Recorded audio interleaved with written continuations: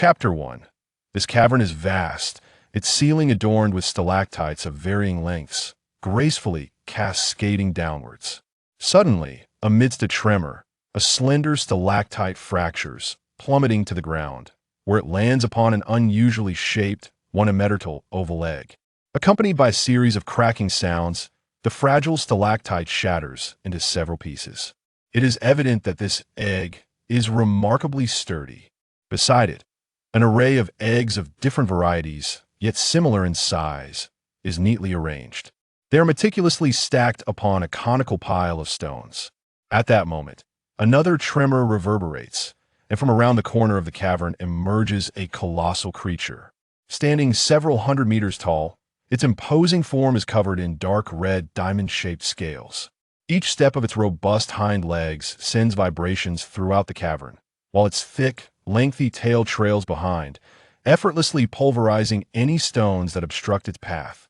The creature's powerful arms sway naturally at its sides, exuding an aura of boundless strength, with sharp claws as keen as blades, and its leathery wings, adorned with a fine layer of red scales, unfold majestically. Atop its stout neck rests a head, similarly clad in red scales, with pronounced cheeks framing a gaping maw lined with razor-sharp teeth, exhaling breath so hot it distorts the very air around it. Curving backward, a pair of twisted horns adorn its head, while its golden eyes gleam with a spark of intelligence. Upon entering the cavern, this behemoth strides purposefully toward the cluster of eggs. Well, I wonder if there are any eager little ones wanting to emerge and explore this world. Muttering softly, the colossal creature comes to a halt beside the stone pile. Though she speaks quietly, her voice resonates powerfully, even causing the stalactites above to tremble slightly. Strangely, her voice contrasts sharply with her fearsome visage, possessing an unexpectedly melodic quality. Gazing down at the eggs, which are but small stones to her, the creature leans closer, her golden eyes filled with curiosity. Despite her face being unable to express anything beyond a fierce demeanor, she emanates a sense of gentleness and earnest anticipation. Wow, by the creator dragon, there are 5 little ones this time. As she speaks, her scorching breath cascades over the eggs stacked upon the stone pile. Even the air, twisted by her heated exhalation, seems to caress the eggs like a gentle breeze, leaving them unscathed. After a thorough examination, she carefully selects 5 eggs from the pile and places them on the ground, then lowers herself, her eyes brimming with eager expectation as she watches them. Ready? Upon opening his eyes, he is greeted by a shroud of darkness, confusion evident in his golden, slit-like pupils. How constricted? As he shifts slightly, the term springs to mind. Therefore, he must be enveloped in something. Suddenly, his pupils constrict sharply, and a flood of memories rushes into his mind. Gazing at these unfamiliar, yet intriguing memories, a multitude of questions arise within him. Were those moving things? They are humans. What about the 4-legged ones? No, those are dogs. And what about those square things that can run? Those are cars. What about the square ones that cannot run? Those are buildings. One question after another floods his mind, as a mysterious voice provides answers. Gradually, a world brimming with novelty and peril materializes in his consciousness. It is a realm governed by beings known as humans, inhabited by a myriad of other creatures, alongside various constructs created by humanity. So, is it the world outside? Will I live in such a world once I emerge? No, that was my world, your world. You must see for yourself. Who are you? I am your father. Where are you? Why can't I see you? I dwell among the stars if you wish to meet me. You must do so on your own. The stars? What is that place? Stand upon the earth, look up, and what you see is the stars. Why are you there? We come from the stars. The stars symbolize our dreams, ambitions, futures, and home. We are the star dragons, and the stars represent freedom. Thus, we are born free. Remember your name, Vite. Remember that I await you among the stars.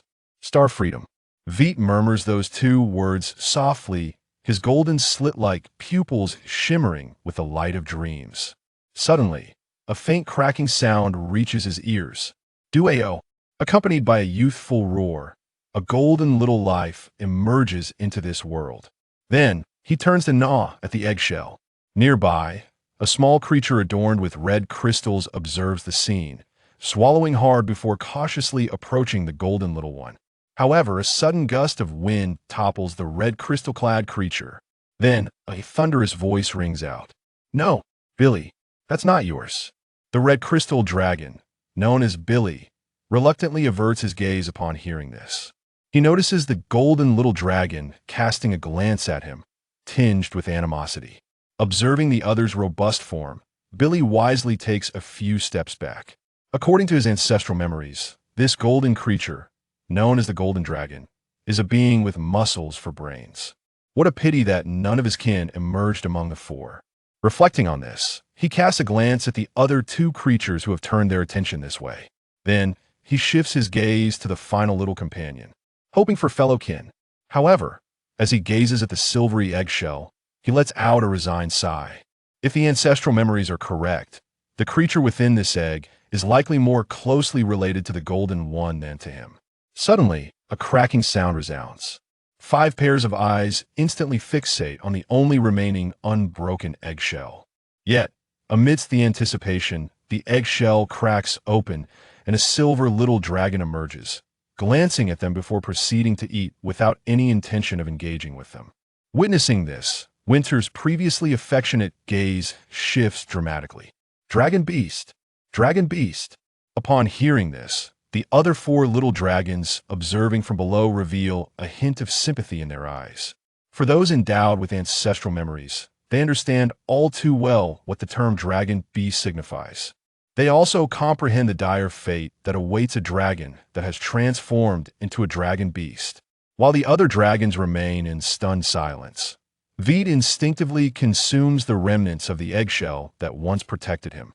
Licking the remnants of egg fluid from his lips, he turns to look at the colossal creature. He certainly knows that the dragon beast referred to by the creature is, without a doubt, him.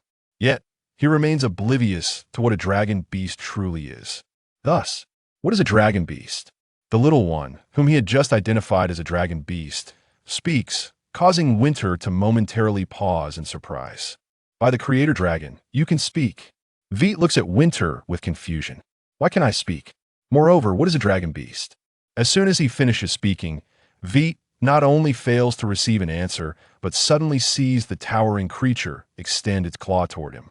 Realizing this, Vite instinctively bolts backward.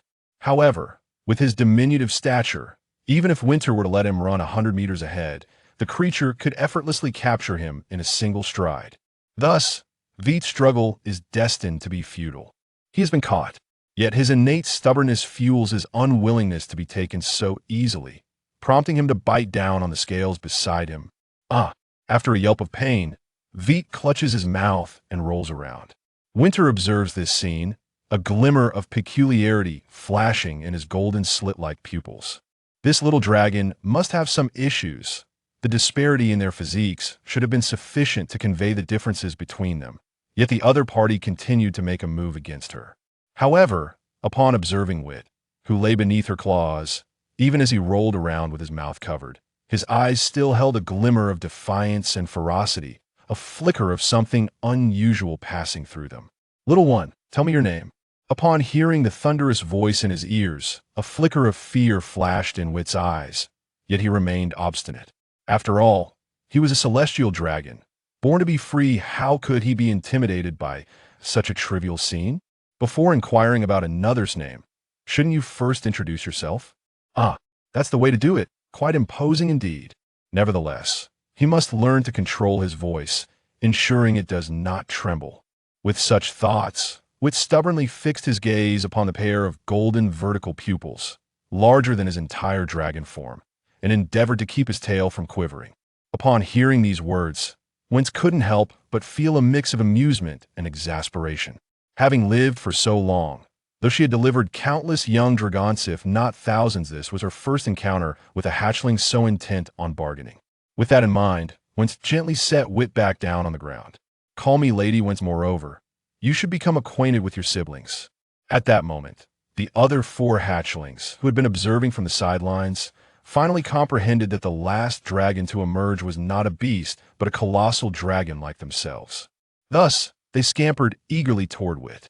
However, what awaited them was a warning dragon's roar, laden with caution. Seeing the four hatchlings frozen in place by his intimidation, Wit turned his attention to Wince. Just call me Wit. Furthermore, I do not consider them my siblings. At this, Wince furrowed her brow slightly. Yet, she refrained from reprimanding the young dragon. Immediately, it seemed this little one had some issues. Could you enlighten me as to why? Wit. Upon hearing this, Wit scoffed. Do you take me for a fool? We don't even share the same appearance. How can you claim they are my siblings? At this remark, noticing the wariness in Wit's eyes, Wince finally came to a realization. You lack bloodline inheritance? Suddenly confronted with this unfamiliar term, Wit instinctively inquired, what is bloodline inheritance? With this question, Wince comprehended fully why this hatchling was so extraordinarily different.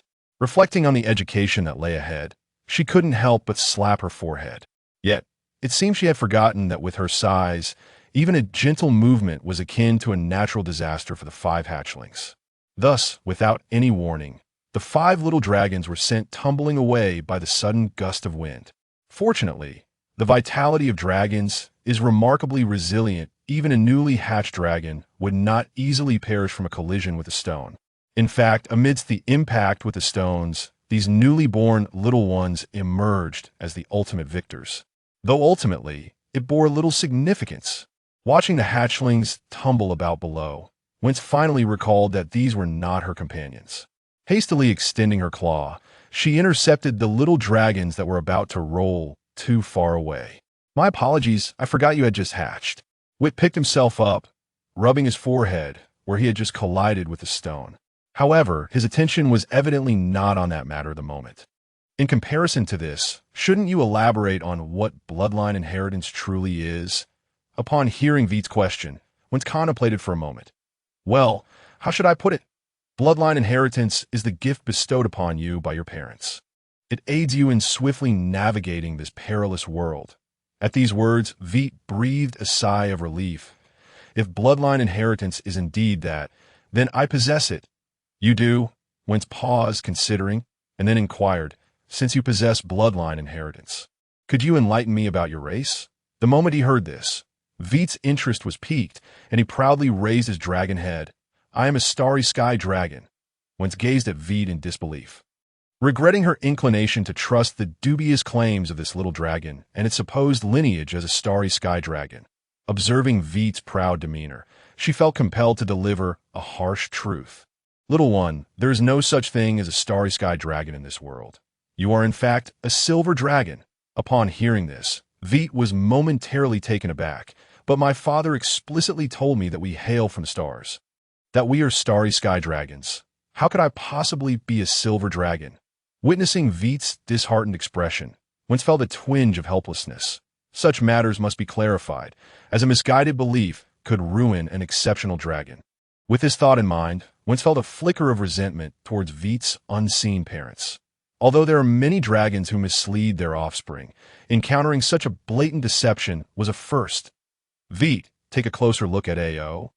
He belongs to the dragon species known as the golden dragon, which is a type of metallic dragon, just like the silver dragon. Hearing this, Vite turned to observe the small golden dragon named AO standing nearby, then glanced back at himself. Vite scrutinized the little golden dragon named AO. With 4 legs on the ground and spiraled horns curving upwards, excluding the tail, AO measured over a meter in length. With a wingspan of around 1 meter and 30 centimeters, his body was adorned with golden scales, which were rhomboid in shape, gleaming with a metallic sheen, and appeared quite sharp at the edges. The dragon's tail was thick and long, resembling a whip that in the inherited memories left by his father, those bipedal beings known as humans use such measurements, which Vite found to be quite convenient. Thus, he instinctively measured the golden dragon in this manner. Now, looking at himself, similarly, he stood on 4 legs, with spiraled horns curving backward. His size was comparable, though his wingspan reached around 1 meter and 60 centimeters, and his body was somewhat more slender. Furthermore, his entire body was silver white, with fan-shaped scales that also emitted a metallic luster, the edges of which appeared quite sharp. Additionally, his tail was even more elongated. At this point, Vite fell silent. Using the terminology from his inherited memories to describe himself and AO, he thought. One couldn't say they were identical, but they were fundamentally the same, although he did not understand what identical meant. He grasped that this expression was used to describe two entities that were quite similar. So, am I truly a silver dragon? Seeing Vite's crestfallen expression, Wentz sought to reassure him. The truth is indeed as such. Upon hearing this, Vite retreated further into his shell. Noticing that her consolation seemed to have the opposite effect, Wentz hurriedly shifted the topic. Therefore, your bloodline inheritance truly has issues. Vite regarded Wentz with exasperation. MS. Wentz, if you have nothing more to say, it would be best to refrain from speaking. Hearing this, Wentz felt a bit awkward, but then she looked at Vite with suspicion. Did you just insult me? Meeting those radiant golden vertical pupils, Vite blinked. How could that be? Why would I insult you? For no reason. Wentz studied Vite, feeling that those words were not particularly kind. However, gazing at Vite's innocent face, she ultimately dismissed that thought. Although your bloodline inheritance has issues, since we were able to communicate, it indicates that your unreliable parents at least did not forget the fundamental language of dragons. Upon hearing this, Vite's curiosity was piqued once more. Why do you say that? Because if we were unable to communicate, you might have been mistaken for a dragon beast. By the way, you lack normal inherited memories. So you probably do not know what a dragon beast is. How should I explain? Our world was born from the clash of the creator dragon Kovi and the annihilator dragon Ixis. The interplay of these two forces formed the dragon realm we inhabit. That war ultimately concluded with the creator dragon's victory, allowing the dragon realm to persist. Before the creator dragon pursued Ixis away, it left behind a drop of its own blood, which became the origin of our dragon lineage. This eventually gave rise to various dragon species. However, do not forget that this world was formed through the collision of these two powers, which naturally contains the essence of the annihilator dragon Ixis. This essence resides deep within the bloodline of every dragon, poised to erupt at the most vulnerable moment in a dragon's life. And the most vulnerable moment occurs just after birth. This power can obliterate a dragon's intellect, reducing it to a mere creature that survives solely by instinct. Beast? Dragon beast? Wentz paused for a moment, then looked at Vite with some confusion. A beast? What is that? Vite explained. Creatures devoid of intelligence, living aimlessly according to instinct, merely surviving in the world. He then added, this is the memory my father left behind. Upon hearing this, Wentz's expression grew serious, though it was difficult to discern seriousness on her fierce visage. Vite, you must forget the memories your father bestowed upon you. They are not the knowledge a true dragon should possess. Riddled with inaccuracies, especially regarding your own identity. Remember firmly, little one, you are a silver dragon, part of the dragon species, metallic dragons, silver dragon lineage. You can accomplish this, right? Vite looked into Wentz's earnest eyes, then glanced at the other four little dragons observing them. He nodded. Seeing this, Wentz smiled with satisfaction, albeit a rather intimidating smile. Excellent, Vite, but rest assured, just as you previously stated, the starry sky dragons are a race born of freedom, though the race itself does not exist. However, one thing is not incorrect. We dragons are also a race that embodies freedom. I misspoke earlier. The inherited memories in your mind are a gift from your father and should not be forgotten. Yet, I hope you can distinguish between memory and reality. As for the correct inherited memories, you need not worry that I enter Disidero Dragon Nest. We possess our own library that can assist you in accurately understanding this world. As she spoke, Wentz glanced at the other four little dragons, then added, and your siblings. Listening to Wentz's reassurance, Vite nodded. Although he felt a slight doubt regarding his bloodline inheritance, witnessing the marvelous and intricate world upon awakening made it hard for him to believe it was all a fabrication. Suddenly, Vite thought of something and hurriedly asked, Ms. Wentz, do you know all the places in this world? Upon hearing this, Wentz hesitated, then smiled wryly and shook her head. Little one, how could that possibly be? Not to mention that this world is vast beyond measure. Just outside our dragon nest lies countless dangers that I once traveled outside, eager to see where the world ends. However, I was defeated by a black dragon. Returning to the dragon nest in utter disarray, vowing to grow stronger and seek vengeance. And what was the outcome? Wentz glanced at Billy, who had spoken, and replied with a smile. The result was that I never stepped outside the dragon nest again. All because of you, because of them. The 5 dragons followed Wentz's gaze, which fell upon a collection of unhatched dragon eggs. Now, let us continue discussing dragon beasts. Dragon beasts lack intelligence, driven solely by the instinct to survive. For them, anything that enables their survival is fair game, including devouring dragon eggs. It is not a matter of morality. It is a matter of instinct. Thus, Wentz turned to Vite, if you truly are a dragon beast.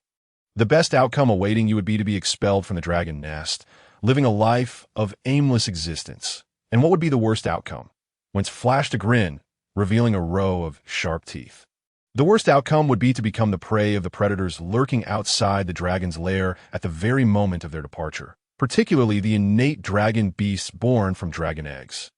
These creatures possess the most potent dragon blood, which serves as the finest supplement for later-born dragon beasts. Upon hearing Wentz's words, the 5 young dragons, including Vite, trembled in unison, with Vite shaking the most vigorously. This world is perilously dangerous, far more so than the one he remembered in that previous realm. The worst fate was merely to be captured and taken to a place called a research institute, bound to an apparatus known as an operating table, and subjected to study, considering that he had never encountered beings like himself in that world. Even if he were to be studied, he would not be sliced apart. Moreover, he would likely be protected as a precious species, provided he did not reveal his own power. Yet here, stepping outside the dragon's lair could lead to being devoured. Indeed, this must be the untamed world frequently mentioned in the novels of his memories.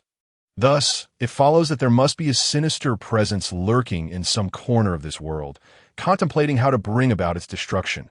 Furthermore, it is possible that this very lair, known as the dragon's nest, has already been infiltrated by the minions of that malevolent entity.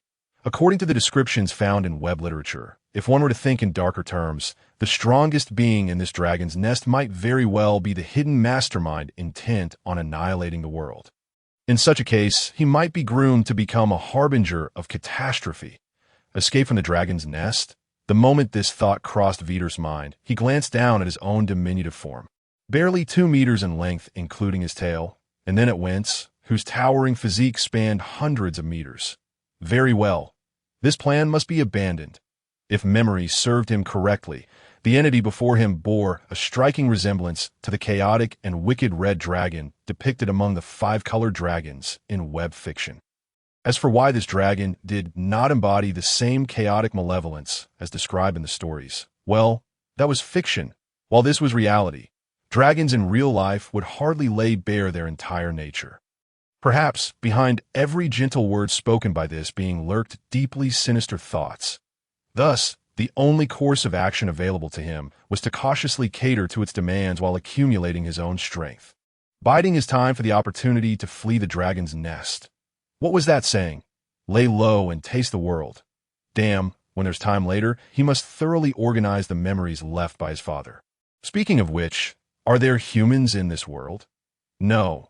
Now is not the time for such thoughts.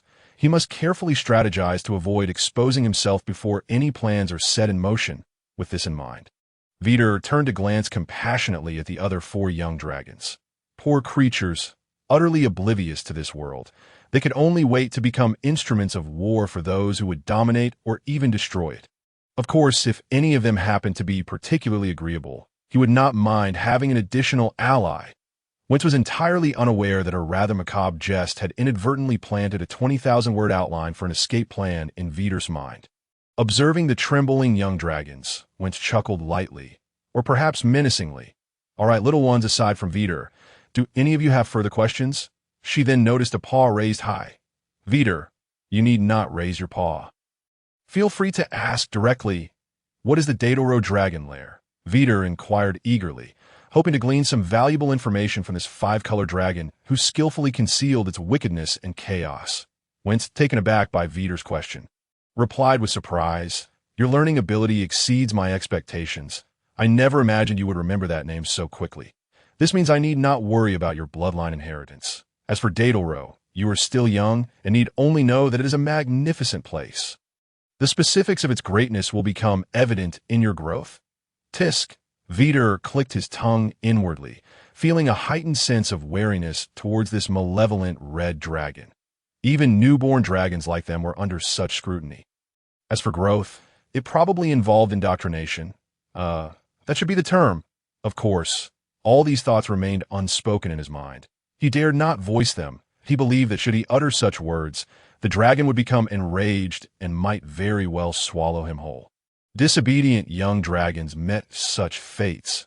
Noticing that the 5 young dragons had settled down, Whence extended her paw, laying it flat on the ground. If you have no further questions, then come climb aboard. As newly hatched beings, what you need most now is a nest of your own. At her words, the other 4 young dragons cheered, flapping their wings in excitement as they took turns flying onto Wince's paw. Witnessing this, Vite, despite his deep reluctance, could only flap his wings and take a leap forward. Then, splat! He landed heavily on the ground, sliding a short distance before colliding with a protruding rock, rubbing his head and gazing at the shattered stones. Confusion marred Vite's face. Wince, witnessing this scene, was momentarily stunned. Flight was an innate instinct of dragons. After all her years of delivering younglings, this was the first time she had seen a young dragon fail to take off. And he had even smashed a stone. What a hard head, what a foolish dragon. As this thought crossed her mind, Wince quickly banished it from her consciousness. Every young dragon represented a future for Datoro. Such thoughts were unacceptable. Vite, do not rush. Take your time and feel your strength. You can do it. Wince endeavored to slow her speech, making it sound more tender. Yet in reality, her kindness was unique to dragons. Naturally, no dragon would concern themselves with such nuances, including Vite. Among the 5 young dragons, for could fly, while one could not. The glances cast upon the one who could not fly were hardly friendly. Noticing the 4 gazing at him with a hint of mockery, Vite gradually rose to his feet, then let out a cold snicker within his heart. Ignorant fools. With this thought, he felt somewhat relieved. Then took a deep breath. Feel your power.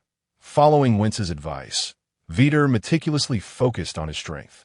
Although her intentions were dubious, it would be prudent to comply with her instructions until he had fully matured as a young dragon. With this in mind, Vite encouraged himself internally, exerting all his effort to flap his wings behind him. At last, he sensed an upward pull. Yet this force seemed insufficient. He could barely lift his claws off the ground. Barely escaping the earth. Not enough. The speed of his flapping wings was too slow, the power too weak. I could become faster and stronger. Ultimately, Vite soared into the air, much to Wince's astonishment, and landed on her paw. After a prolonged silence, Wince regarded Vite with unusual intrigue reflected in her golden-slit pupils. What about your magic? Where is your magic? Hearing this, Vite looked at Wince with a bewildered expression. Magic? What magic? Observing Vite's innocent and perplexed demeanor, Wince was momentarily at a loss for words. Undoubtedly, dragons are magical beings. Even she, a 5-color dragon most adept at close combat, belonged to this category. Among the dragon race, only certain types of earth dragons were not classified as magical beings. Could it be that this little dragon is not a pure silver dragon? With this thought, Wince leaned her head towards her paw, scrutinizing Vite closely while also probing his body with her mental energy. However, after a moment, Wince was left even more baffled. The details of his physique clearly indicated that Vite was a pure silver dragon. Yet, both the strength of his muscles and his feeble elemental response suggested he was a type of earth dragon lacking magical talent. Was it due to the high concentration of silver dragon blood? But that couldn't be right. Silver dragons were renowned for their exceptional magical abilities among the metallic dragons. This can be discerned from its more slender physique compared to other metallic dragons. Moreover, the silver dragon is the only one among the 5 metallic dragons that is inherently attuned to the water element, while also being capable of wielding magic of other attributes. The other 4 metallic dragons can only utilize magic corresponding to their respective elemental affinities. If Vite's silver dragon bloodline were more concentrated, his response to the elements would not be nearly non-existent as it is now, including his affinity for the water element. However, if the concentration of the earth dragon bloodline in Vite is high, then his wings should have regressed or perhaps not developed at all, for earth dragons do not possess wings. What could be the reason behind this? While Winter thought intently, attempting to find a reasonable explanation, Vite's heart began to race uncontrollably as the pondering extended out of course. He was not contemplating his physical issues at that moment. While physical concerns are significant, the paramount issue should indeed revolve around survival. An extraordinary little dragon is akin to a unique experimental specimen. Could it be that such a brutal experiment, known as bioengineering, exists in this world? Additionally, even if he were not to be reduced to mere experimental material, would a dragon devoid of magic truly be accepted by a group of dragons capable of wielding it? Yet Vite had secretly tested several times, and he genuinely could not sense the power known as magic. Is the magic here akin to that described in web literature? If so, does that imply that he could never attain that resplendent and formidable power in the future? Contemplating this left him with an inexplicable sense of regret. No, this is not the time for such thoughts.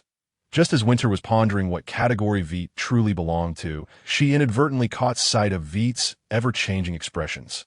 Momentarily taken aback, observing his face shift from gloom to hope to utter despair, among various other emotions, is this truly something a freshly hatched dragon can achieve? Winter suddenly felt that she ought to have a serious conversation with this little dragon named Vite. However, prior to that, Vite, could you grant me a drop of your blood? On the other hand, Vite, whose thoughts had skidded to the consideration of the legendary world of the deceased, finally realized that he was not dead yet upon hearing this request. However, when asked for a drop of blood, Vite glanced at his claws and hesitated to act. Subsequently, his gaze roamed over his body for some time before landing on his tail, which seldom obeyed his commands.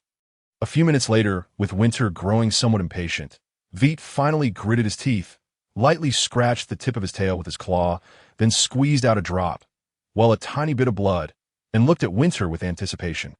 Winter gazed at Vite with a hint of melancholy. Could this creature truly be a dragon? She pondered, using her mental power to manipulate the blood, which was completely invisible to her, and brought it to her mouth. Well, it could be analyzed to some extent. Moments later, Winter's enormous dragon eyes widened in astonishment as she stared at Vite. This timid little dragon is indeed a purebred giant dragon, and moreover, its bloodline is even purer than hers.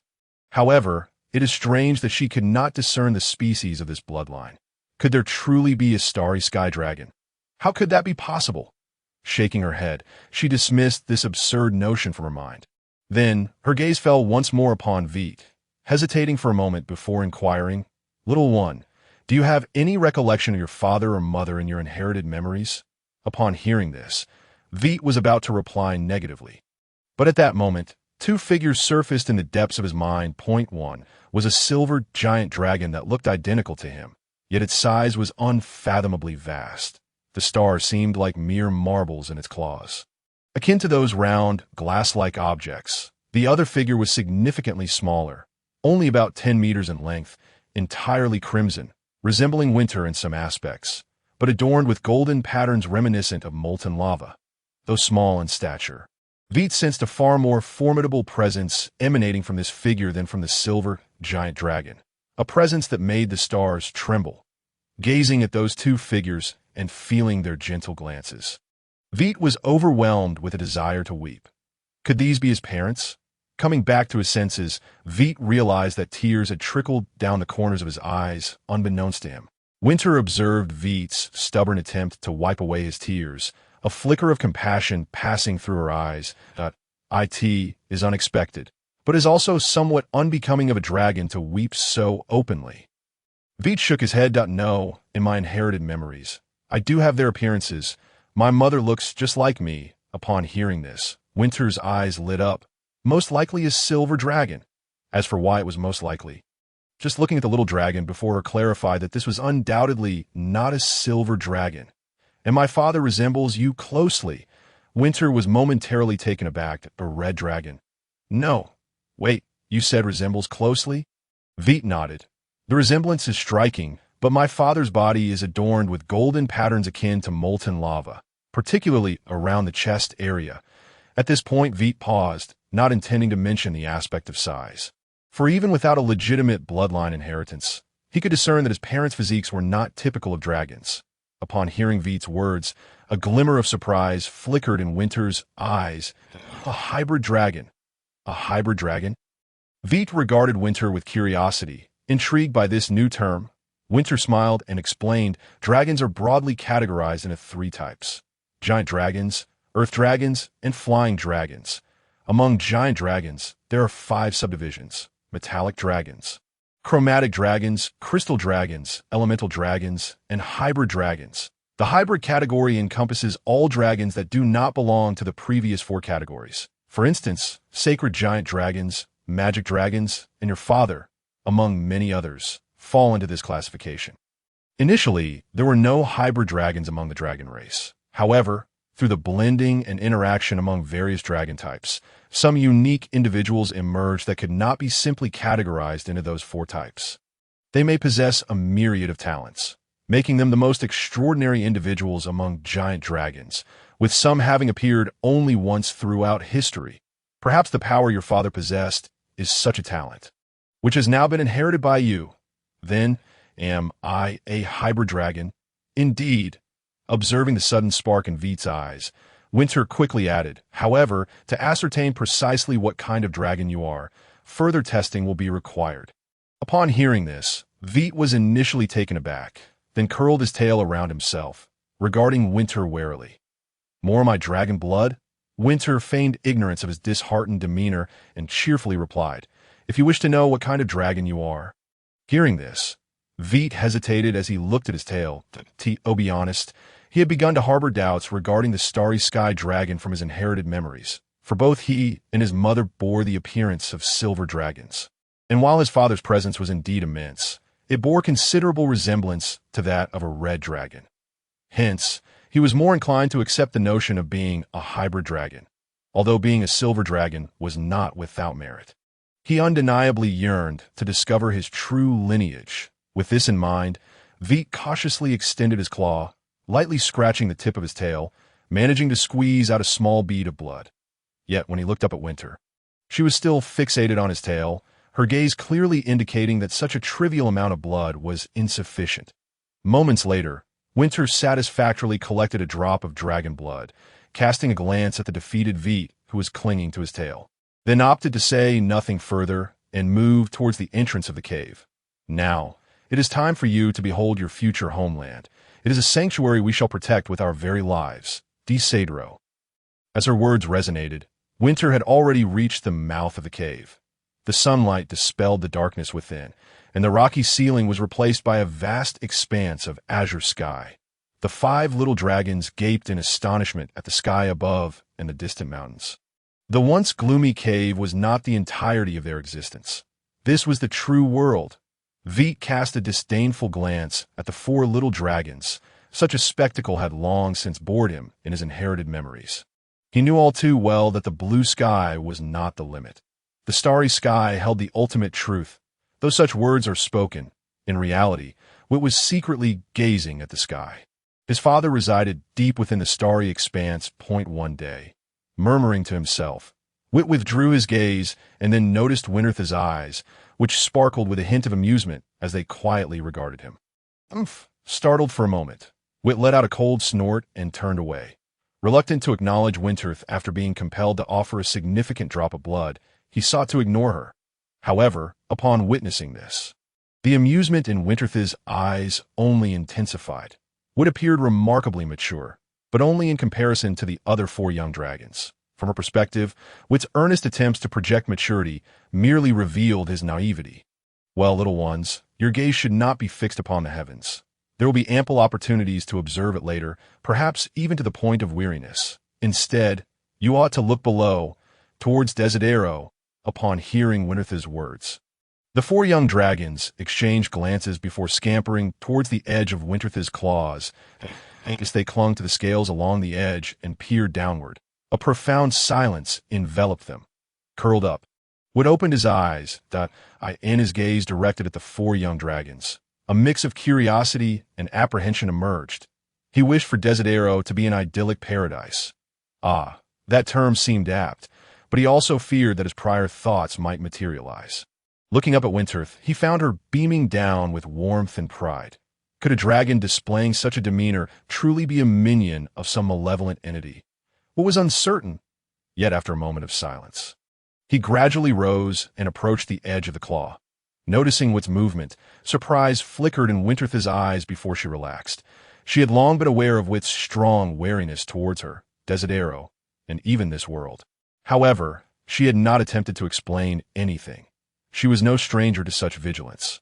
Many young dragons, upon hatching and failing to detect the familiar essence stemming from their bloodline, would exhibit similar behavior. This was unavoidable, given that these dragon eggs hailed from the wilderness. Dragons, by nature, are free beings, and the solitary dragons outside are even more so. The reasons for abandoning dragon eggs are myriad, while those willing to safeguard them are few. She once shared Wit's caution towards everything around her, but ultimately found herself integrated into Desidero. Thus, she believed that Wit, too, could assimilate in the same manner. Now, Wit was beginning to venture into the external world, which was promising news. Meanwhile, Wit remained oblivious to Winterth's thoughts. In truth, he had become entranced by the place known as Desidero below. It was an immense canyon, unimaginably vast. Diverse and vividly colored colossal plants transformed the canyon into a vibrant paradise. Unidentified creatures soared in flocks from within the canyon, completing a grand circle before vanishing into the thick vegetation. Losing all trace that on the opposite cliff, scattered black dots were distributed unevenly, and occasionally, one could observe something emerging from those dots. Soaring toward the valley below, a tranquil and serene atmosphere enveloped the entire canyon. Quite splendid, isn't it? Wit looked up at Winterth, who was gazing back at him. After a moment's hesitation, he nodded. What were those black dots across the way? They are dragon lairs. You will reside in those in the future. Wit nodded thoughtfully, then surveyed his surroundings. He noticed that the cave they had exited was situated on the canyon side, appearing quite elevated. What lay above the canyon? The wilderness, fraught with danger, so do not attempt to fly out. The outside world is perilous for you. At these words, Wit averted his gaze and looked down once more. Perhaps trust could be granted for the time being. The hundreds of meters high dragon strode upon the earth. Like a moving volcano, she revealed her terrifying aspect to the surrounding environment, leaving behind shattered rocks and scorched earth in her wake. It sounded akin to a walking calamity, yet in reality, it was Winterth simply taking the 5 young dragons for a stroll. To call a stroll was perhaps inaccurate. She primarily guided the 5 newly hatched dragons to familiarize them with their future living environment while explaining the survival rules for young dragons. Desidero was indeed safe, but that was only for those young dragons who had developed self-protective abilities. Freshly hatched ones, like you, were clearly not included. The jungles were inhabited by numerous herbivorous dragon beasts, known for their gentle demeanor. However, that did not imply that a frenzied one would be resistible by a newly hatched dragon. Therefore, in the days to come, you will not be granted the privilege of venturing out alone.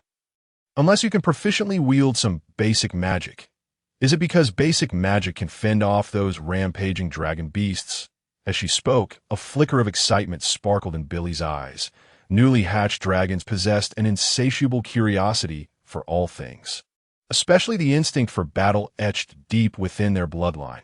In response, Winterth chuckled lightly, with a rather fierce grin. Certainly not. Even basic magic manifests differing levels of power, depending on the dragon wielding it. For you, basic magic would at most enable you to shatter stones. The reason for this assertion is simply that if you can employ basic magic, it signifies that you possess enough magical energy to sustain flight for a period. During this time, the dragons nearby, alerted by any commotion, can promptly rescue you from the clutches of those dragon beasts. Upon hearing this, the 4 young dragons, who had just been holding their heads high, suddenly deflated, relying on other dragons for rescue. What sort of situation was that? Wit, who remained aloof nearby, couldn't help but smirk inwardly. Utterly lacking self-awareness, Winterth's meaning was perfectly clear. Desidero posed a certain danger to young dragons of their kind. At this moment, they should be contemplating how to grow safely, rather than pondering engaging in combat with dragon beasts using magic. Were these few creatures truly out of their minds? Did they not understand that curiosity could lead to peril? Speaking of which, he wondered if there existed any such fluffy creatures in this world. Even if there were, Witt glanced at his left claw, then raised his right claw to scratch it, accompanied by a metallic scraping sound. A tiny spark ignited as his claw grazed against his scales. Yet Witt merely felt a slight itch in his right claw. Could he truly experience the so-called softness and fluffiness in such a state? With this thought, Witt's mood sank further, an inexplicable sense of loss for a certain joy. Just then, the rumbling sound that filled the air ceased abruptly. Witt paused, then curiously looked up at Winterth, eager to understand why she had halted. Winterth clearly had no intention of concealing anything from the young dragons. "We have arrived. For the next century, you will live together here." At these words, the 5 young dragons were momentarily taken aback. Witt then glanced at the distant canyon cliffs and the dragon lairs perched atop them. "Were not the dragon lairs over there?" Upon hearing this, Winterth shook her head with a smile. "No, the dragon lairs are reserved for adult dragons. The place you will inhabit is the Desidero Dragon Academy." As she spoke, Winterth took a step forward, causing the surrounding space to ripple before the astonished gazes of the 5 young dragons. Then, as their vision cleared once more, a vast expanse of ancient stone structures emerged before them. The resounding roars of dragons emanating from within caused them to instinctively retract their necks, sensing a palpable threat. Moreover, this edifice was indeed colossal. The door they beheld far surpassed Winterth in height to Witt. This immense structure resembled a gigantic conical volcano, differing only in the absence of searing lava. Winterth observed the 5 young dragons, who were awestruck and smiled before speaking. "Welcome to the Desidero Dragon Academy. I am the headmistress, Winterth. Of course, you may still call me Miss Winterth. Alternatively, you may refer to me as headmistress." Gazing at the immense structure before them, a flicker of wariness crossed Witt's eyes. "Why must we join the Dragon Academy?" "A splendid question, Witt," Winterth replied, her gaze filled with appreciation for him. Before continuing, "This was something I intended to address in your first lesson. But since you've already inquired, I shall share it now. The bloodline inheritance can impart knowledge and pass down experiences to you. However, those are not your own knowledge and experiences, if left unattended. The knowledge and experiences within your minds will inevitably fade away as time progresses.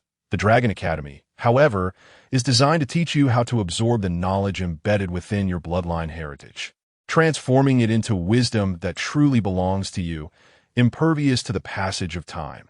Furthermore, the knowledge contained within the bloodline heritage is merely a fraction of the foundational wisdom explored by our ancestral dragons. If you aspire to become a formidable dragon, possessing only the memories of your lineage will not suffice." Upon hearing this, Vite's expression soured, observing his demeanor, whence offered a gentle yet fierce smile. "I have assured you, Vite, there is no need to fret about your bloodline heritage. The Dragon Academy harbors an abundance of knowledge sufficient for a lifetime of learning, all housed within the Grand Dragon Library, awaiting your discovery, including the essential tenets of bloodline heritage. However, without the aid of your lineage, your studies may prove to be somewhat arduous." With that, went soared towards the colossal entrance. As he approached, the immense doors creaked open with a series of ominous mechanical sounds. Simultaneously, the resounding roars of dragons within grew increasingly audible, whence, accompanied by the 5 young dragons, halted before the grand entrance, retracting his wings and stepping inside, revealing the Academy's visage to the young dragons.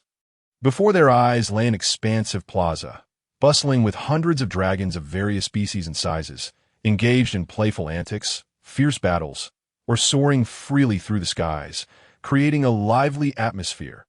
Despite Went's recent return as the Academy's head, the revelry showed no signs of abating. Vite glanced up at Wentz, who merely observed the dragons with eyes filled with warmth and pride. In that moment, Vite's tension eased slightly, his gaze shifting to the surrounding structures. Just as he had seen from the outside, the entire edifice rose in a conical shape, open to the sky, with sunlight streaming in through the aperture above, illuminating the vast academy. The establishment comprised 9 levels, each featuring corridors spacious enough for several dragons of Went's stature to navigate side by side, supported by massive stone pillars. each 100 meters in circumference. There were no stairs, for dragons take to the air. Aside from the corridors and pillars, it was evident that the surroundings were not constructed by dragons. This place was originally a volcano. In summary, it was truly a magnificent sight. Welcome, this will be your new home for at least the next century, Wentz proclaimed, gesturing toward a nearby stone cavern with a smile. Vite beheld the immense dragon lair before him, his expression reflecting realization. The Dragon Academy was indeed built from a repurposed volcano. The lair before him had been excavated from the volcano's inner wall. By the way, they were currently on the 6th level. Suddenly, Vite came to a startling realization, gazing incredulously at Wentz. Yours. So, does this mean that the 5 of us will be living together? Upon hearing this, Wentz regarded Vite with a puzzled expression.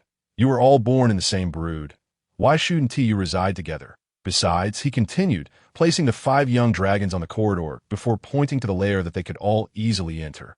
Why would you think a newborn dragon could inhabit such a vast lair alone? Faced with the cavern that loomed before him like the gaping maw of a colossal beast, Vite found it difficult to justify a reason for solitude. No. Suddenly struck by a thought, Vite cast a sly glance at the other 4 young dragons. It appeared there was a reason for solitude, albeit not one to be considered now. Seeing Vite's change in focus, Wentz extended a claw and gently tapped the entrance of the lair. The seemingly empty threshold emitted a resounding thud under his touch. This barrier will shield you from disturbances by other dragons. Now, smear your dragon blood upon the barrier. Thus, this lair shall belong to you. Upon hearing this, Vite's expression soured. Is it permissible to use something else, like saliva, or must it be dragon blood? As he spoke, Vite instinctively clutched his tail. Though it often thrashed about stubbornly, it was still a part of him, and the thought of continuous bleeding seemed rather unreasonable. However, Wentz's words shattered his hopes, and I'm afraid not. Vite, the other 4 young dragons, upon hearing this, eagerly bit into their own claws with their razor-sharp teeth, freshly born and eager to prove themselves. After casting a challenging glance at Vite, they pressed their bleeding claws against the invisible barrier. A flash of light enveloped the barrier as the blood of the 4 young dragons was absorbed. Sensing the barrier dissipate, they cautiously stepped into what would now be their own lair, casting Vite a mocking smile. Witnessing this, Vite smirked inwardly. Continue to revel in your joy.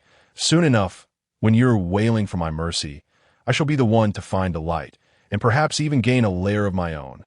Indeed, such were Vite's thoughts. He resolved to deal with each of the 4 young dragons in turn, beating them until they dared not share a lair with him, confident that Wentz would provide him with a solitary lair to avoid granting him another chance to strike. Lost in this contemplation, Vite couldn't help but smirk. Vite, it's just you left. Awakened by Wentz's call, Vite's expression once again soured as he approached the barrier, hesitating for a moment while clutching his tail. Vite, do you require assistance? At this, Vite shot a terrified glance at Wentz, whose claws were sharper than his entire body. You're a demon. How can you utter such cruel words to a poor little dragon with a straight face? After casting one last look at those sharp claws, Vite hurriedly scratched his tail, managing to extract a single drop of blood, which he smeared upon the barrier. Once the barrier absorbed that droplet of dragon blood, Vite successfully entered the lair. Observing this, Wentz addressed the young dragons. All right, little ones, as freshly hatched beings, your stamina and vitality are insufficient to support your learning endeavors. Rest well, and once you are rejuvenated, you shall begin your journey to become true dragons. With that, Wentz prepared to take his leave. Yet he suddenly halted. I nearly forgot. I must remind you, Desiderio is a peaceful and loving dragon enclave, and I trust your older siblings will adore you. However, trust me when I say, you are not yet ready to bear their affection. So, do not entertain thoughts of sneaking out of the lair. You certainly do not want to experience that overwhelming love with those parting words. Accompanied by a tremor that shook the ground, Wentz departed. The young dragons, who had contemplated slipping out while Wentz was gone, ultimately chose not to court danger. They were curious, not foolish, with no option to venture outside. Their gazes turned to their lair. From the outside, the lair appeared dim, but upon entering, they found it considerably brighter than they had anticipated.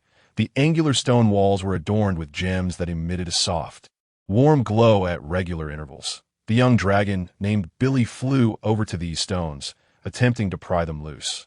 However, he quickly grew disheartened, realizing they were immovable. While Wince had been present, the young dragons had stifled their true natures. But now that he had departed, they began to reveal their authentic selves. Selene, you may call me Selene, the sacred dragon. I'm the first to have hatched, so you should refer to me as the leader. And from now on, you ought to heed my commands. The first to speak was a young white female dragon, with her forelimbs on the ground. She possessed smooth, upward curving horns adorned with golden patterns, wings extending 1.5 times her body length, and scales that were fine, smooth, and fan-shaped, culminating in a thick and lengthy tail. Among the 5 young dragons, she was the largest, measuring approximately 1.5 meters long. Excluding her tail in this moment, she radiated an aura of impatience, her body glowing with a gentle white light, unable to suppress her fiery temperament. Her golden slit-like pupils bore down on the other 4 young dragons with an unmistakable sense of dominance. As Witch struggled to comprehend the sudden upheaval around him, the 3 young dragons gazed upon Selene, who had boldly asserted her dominance. In their golden-hued eyes, astonishment and frustration mingled, yet the expected anger remained conspicuously absent. Wit, oblivious to the underlying significance, was acutely aware that the luminous layer of elemental light enveloping Selene signified something profound, an embodiment of magical power that they were yet incapable of wielding. Observing the repressed frustration of the young dragons, Selene's eyes glimmered with triumph. She then surveyed them as a lord would his subjects. I believe it is time for you to introduce yourselves to me, she declared, her gaze settling on one of the young dragons. You first, Dingnit, who was pointed at by Selene, felt a flicker of embarrassment and annoyance in her eyes. However, upon assessing the disparity in their sizes, she could only harbor her grievances in silence. Dingnit, of the green dragon lineage.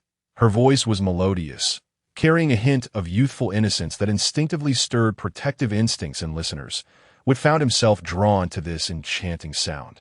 Scrutinizing Dingnit closely, much like Winterous, she stood on her hind legs. Despite being a female dragon, her forelimbs bore pronounced muscle definition, and her forehorns twisted menacingly upwards, more fearsome than those of her larger kin.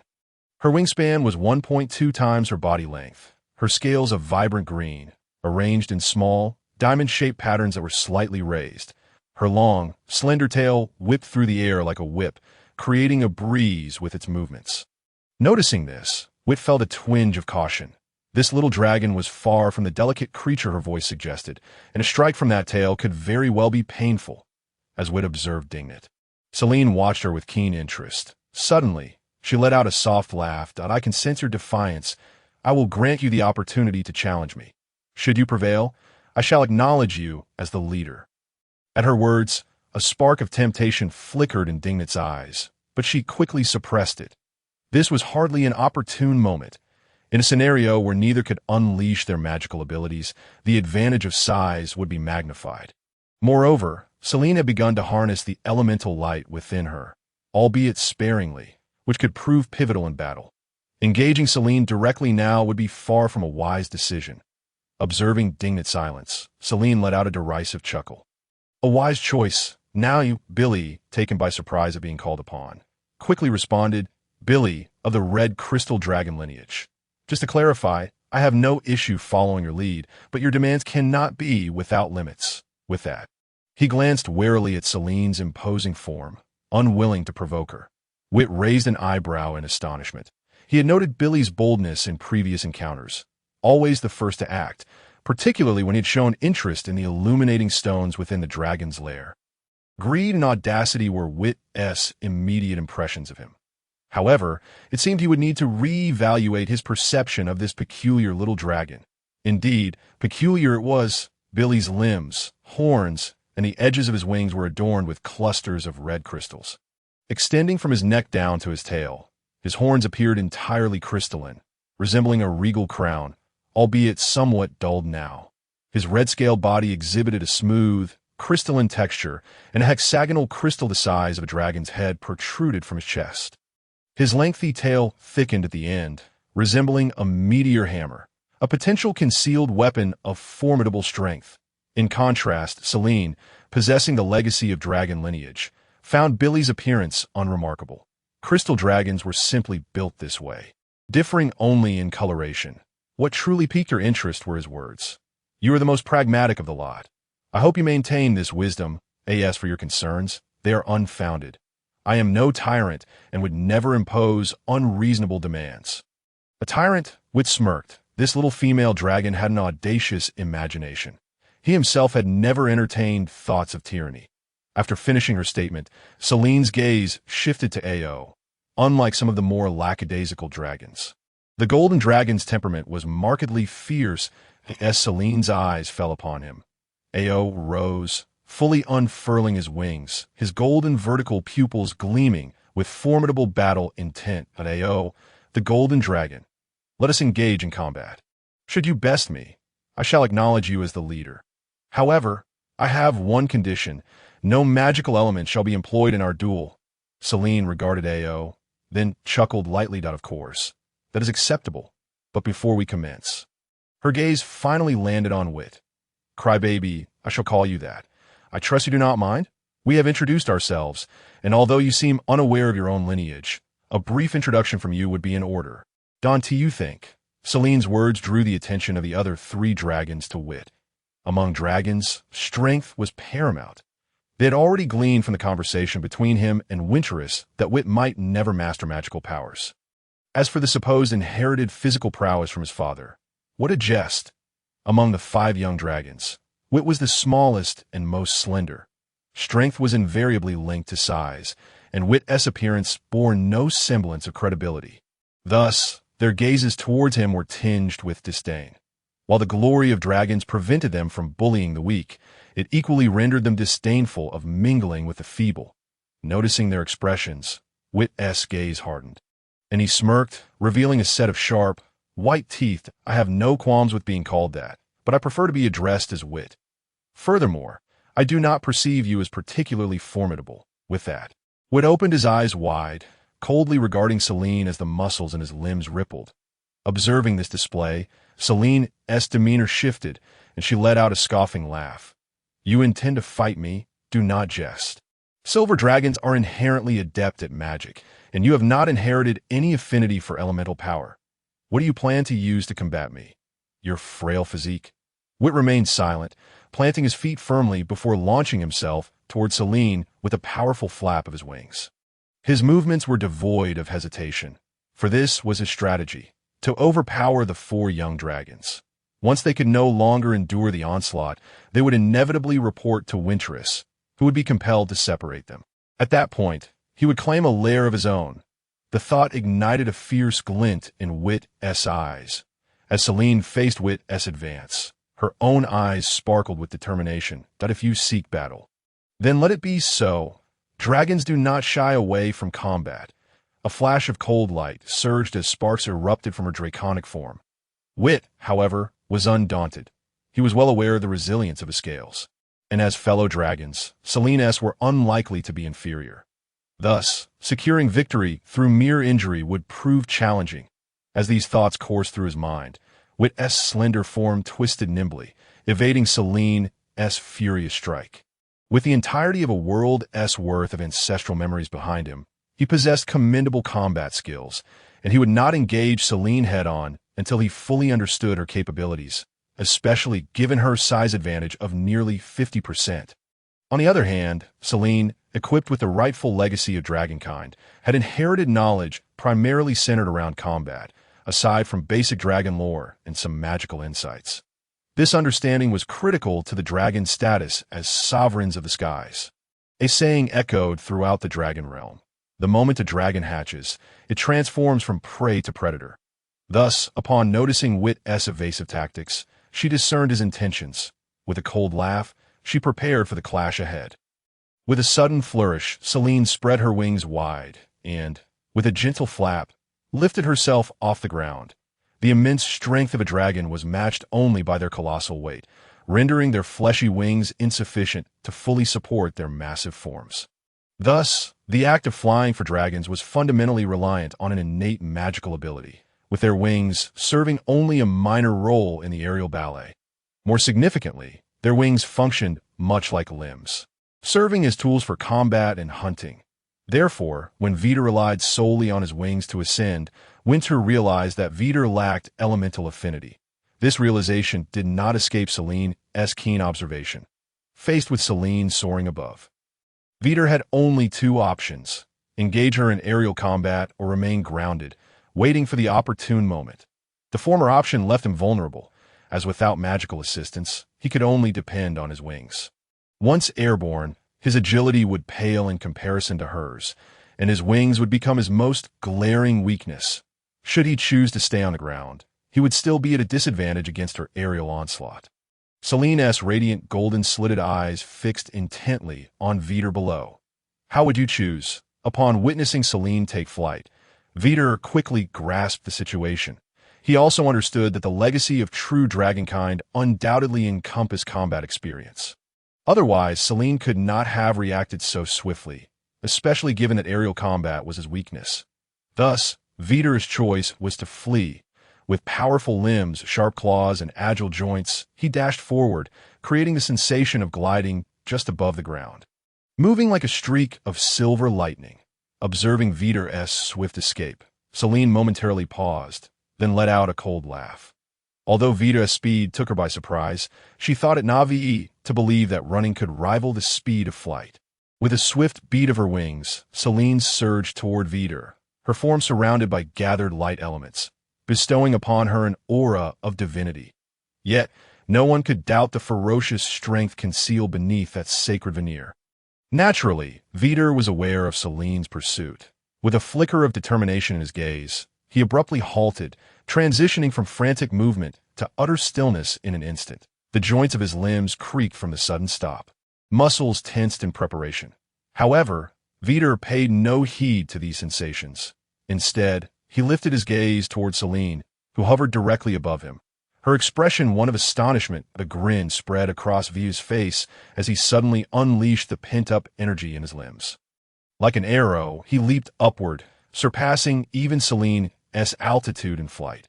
He then spread his limbs wide, securely grasping Celine's form, and together they crashed to the ground in a violent collision, sending shards of stone flying in all directions. The dull thud of their impact made the three observing dragons wince in sympathy. With a muffled grunt, Celine glared at the weight pressing down on her, rage igniting in her eyes as her sharp claws, glinting with icy light, slashed towards Vite's cheek. In the next moment, Vite deftly blocked her attack. Feeling the immense force of her claws, Celine's expression shifted. Her opponent's strength was unexpectedly superior. It was hard to fathom that such a seemingly frail dragon could harbor such formidable power. Realizing this, Celine began to struggle fiercely in a contest where their strengths were closely matched. Such entanglement would prevent her from showcasing her true abilities. She must take to the skies once more. If she could just regain her aerial advantage, she would certainly not fall prey to Vite's tactics again. However, Vite was determined not to grant her that opportunity. As Celine writhed, Vite maintained a tight grip on her, denying her any chance of escape. Meanwhile, his sharp claws continued to strike at her, igniting sparks with each contact. Enraged, Celine retaliated with her own claws and bites. Yet aside from the sparks, neither dragon shed even a single scale. Only clouds of embers erupted from their clash. The three young dragons could only watch in astonishment. They had envisioned Celine triumphing over Vite with overwhelming strength, or alternatively, Vite narrowly overcoming her through cunning. Yet the scene before them defied their expectations.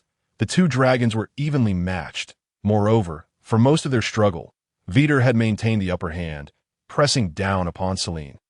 Observing the two entangled dragons, still fiercely clawing at each other, they were uncertain whether to intervene. This was no longer a mere battle.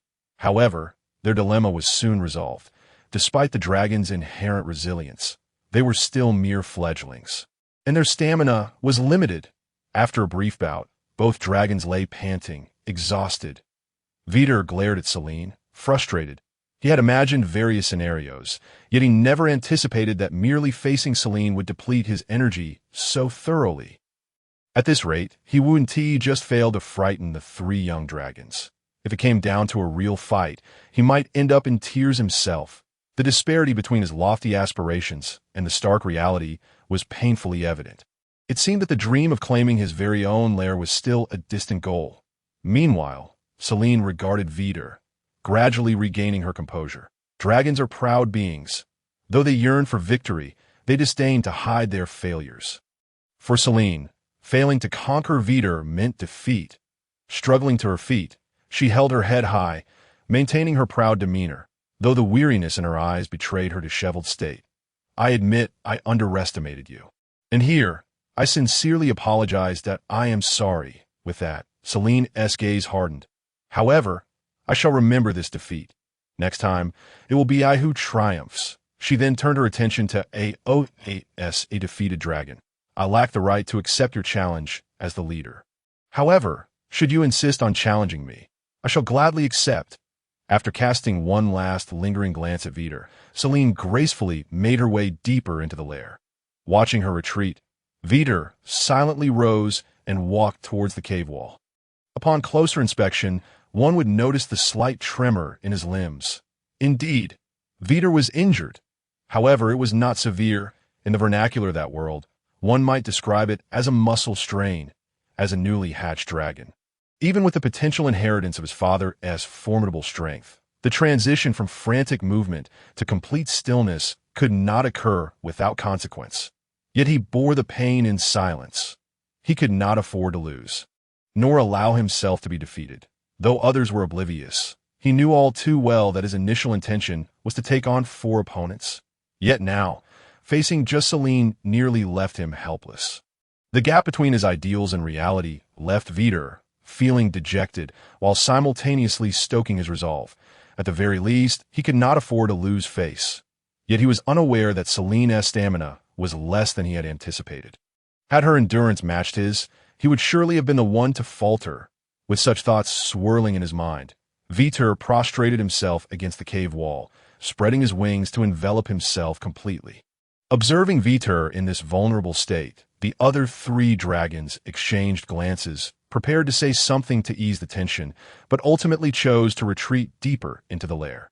Despite their shared bloodline, they remained fledglings, and if others were unwilling to engage with them, they would not humiliate themselves by seeking their attention, even if the initial issue had originated with them. In truth, although Vite concealed himself behind his wings, he could still discern the happenings outside through the gaps. Though reluctant to admit it, he felt a flicker of joy as the 3 young dragons departed. After they left, Vite's golden eyes dimmed slightly. Yet, upholding the pride of his lineage, he remained silent, watching them go before closing his eyes with a sardonic smile. Perhaps this would allow him to feel a little better with his eyes shut. Vite remained oblivious to the fact that, with each breath he took, the fire elements in the surrounding air began to converge towards him, seeping into his being. However, he did feel that the sharp pain in his limbs had dulled somewhat. Time passed slowly, and as Vite lay there, his breathing grew increasingly labored. After he fell asleep, the gathering fire elements surged in number. It was unclear how long it had been when Vite's wings suddenly quivered, slowly unfurling as he blinked awake, rubbing the sleep from his eyes. Suddenly, he paused, then flexed his limbs. No pain, he murmured softly, attempting to jump, astonishment flickering in his eyes. Not only was the pain gone, but he also sensed a slight increase in his strength compared to before he had slept, though it wasn't significant.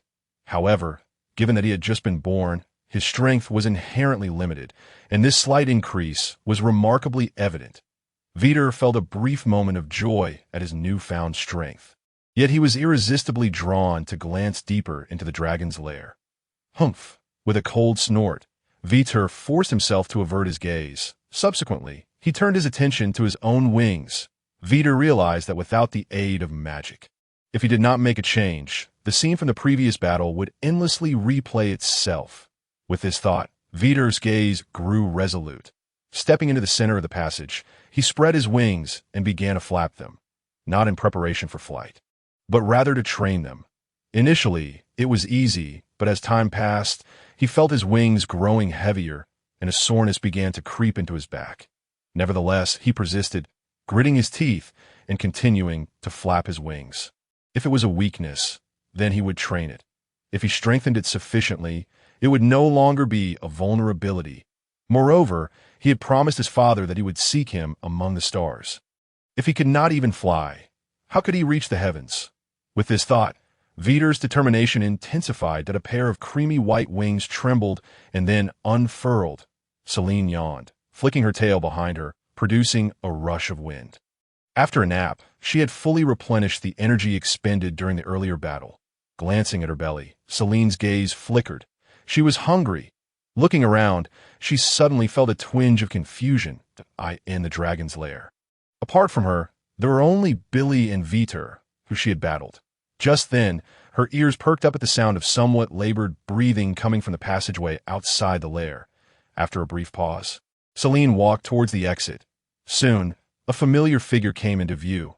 Seeing Vite, who was weakly flapping his wings yet unable to take flight, Selene was momentarily taken aback, then anxiously darted towards him. "Are your wings injured?" Hearing the slightly anxious voice from behind, Vite turned to see Selene swiftly approaching him. She landed beside him and extended her claws to inspect his dragon wings carefully. Realizing the situation, Vite swiftly folded his wings and regarded her with a wary expression. Observing this, Selene quickly exclaimed, "Don't move. For someone without magical aptitude, your wings are crucial. If you injure them irreparably, you will never fly again." Startled, Vite paused, then looked at Selene with a peculiar expression. "Are you concerned for me?" As the words left his mouth, Selene froze, then lifted her dragon head high, gazing at him imperiously. "You are a worthy opponent in my eyes, and if an avoidable injury affects your combat ability, I shall be deeply disappointed." Vite stared at Selene for a long moment before finally averting his gaze and lying down. "Rest assured, I will not make such a foolish mistake." At this, Selene cast a puzzled glance at Vite's trembling wings. "Then what is this?" Vite replied nonchalantly. "It's nothing. I merely noticed that my wings have become a glaring weakness. Therefore, I am training them to overcome this deficiency." "Training?" Selene echoed, a flicker of confusion in her eyes.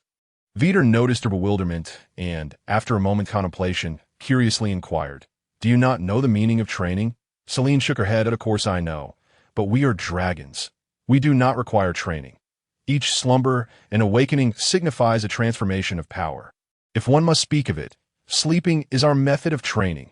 It seems your inherited memories did not touch upon this aspect." Upon hearing this, Vite suddenly recalled that his previous injuries had healed after a good rest, along with a partial increase in strength. Nevertheless, his resolve solidified once more. "Too slow, too slow," Selene echoed, momentarily stunned, before her eyes sparkled with combat fervor. "Indeed, you are the most qualified to be my opponent." Vite glanced at Selene, then lowered his head, silently recovering his strength. Although he agreed with her assertion, it felt somewhat embarrassing, did it not? Just then, an odd sound broke the silence. Vite looked at Selene with confusion, as the noise seemed to originate from her. However, when he saw Selene suddenly crouch low, her belly pressed tightly against the ground, he seemed to understand and quickly averted his gaze. From the knowledge he had gleaned from that world, he realized that if he dared to speak now, he might very well provoke her wrath. Due to practicing flight, his wings were utterly devoid of strength at present. If she harbored any intent to harm him, he would have no chance to retaliate. "Vite, Selene." A sudden voice caught the attention of both dragons. They were not far from the entrance of the lair, and the voice emanated from outside. However, when they turned to look towards the entrance, they were met with the sight of a massive head, eyes wide with terror. This scene truly startled both dragons. Selene instinctively took a step back, then quickly advanced, growling at the enormous creature, her body surrounded by a soft white glow. "Calm down, Selene. It cannot, or rather, must not harm you. Nonetheless, you have surprised me. You have begun to tap into the power of magical elements." Initially, Vite mirrored Selene's reaction, baring his sharp teeth. Yet upon hearing those words, he quickly realized the truth. "Wintiz, it is I." As she spoke, the massive creature was moved aside, and Wintis's figure emerged at the cave's entrance. Upon seeing Wintiz, the two dragons finally relaxed their guard, observing Wintiz enter. Along with the creature she was dragging behind her, a glimmer of curiosity sparked in Vite's eyes. "What is that?" Vite scrutinized the creature closely. The IT resembled a cow from that world, yet it was significantly larger, over 20 meters tall and approximately 30 meters long. Its body was covered in long brown fur, beneath which lay scales instead of skin. Its feet were not hooves, but claws, and its occasionally gaping mouth revealed 2 rows of teeth, except for 4 massive canine teeth. The rest were flat, fitting the description of an omnivore in that world. Additionally, this cow bore a pair of spiral dragon horns on its head, and its tail resembled that of a dragon. This is a buslong beast, known for its gentle temperament and slow movements. There are many varieties, and this particular one is a starborn kind, residing in the Star Source Mountains of the western Desadro. By the way, it is not yet fully grown. An adult buslong beast will be roughly the same size as I am now. Upon hearing this, Vite's eyes lit up. I asked this what a dragon beast looks like. It is a postnatal dragon beast, which, after millions of years of breeding, has diverged fundamentally from the original innate dragon beasts. Wintiz paused for a moment before continuing. Innate dragon beasts and postnatal dragon beasts are actually easy to distinguish. Innate dragon beasts, aside from their intelligence, bear no difference from the dragon race. Wintiz was always thorough in her explanations regarding Vite's inquiries, offering detailed insights into this intricate knowledge. For Vite, who lacked inherited memories, such information was incredibly significant. Of course, the knowledge concerning the buslong beast was equally unfamiliar to Selene. After all, the buslong beast was merely an ordinary omnivorous dragon beast, not a formidable opponent worthy of being included in the bloodline legacy of dragons. Nonetheless, if it had not yet reached adulthood, what purpose did bringing it to the lair serve? Upon hearing this, Wintiz smiled mysteriously. "It is to give you your first lesson. Come inside with me." With that, Wintiz tugged on the buslong beast's tail and walked into the depths of the lair. The first lesson? Upon hearing these words, Vite and Selene exchanged glances, both eyes glimmering with curiosity. They promptly followed suit. Naturally, Selene took to the skies, while Vite resorted to running. Noticing this distinction, Wintiz cast a fleeting glance of pity towards Vite. Regardless of the potential of the powers Vite had inherited, flight would undeniably be his most pronounced weakness. Soon, Vite trailed behind Wintiz, venturing deep into the dragon's lair. As a first-time visitor, he instinctively surveyed his surroundings.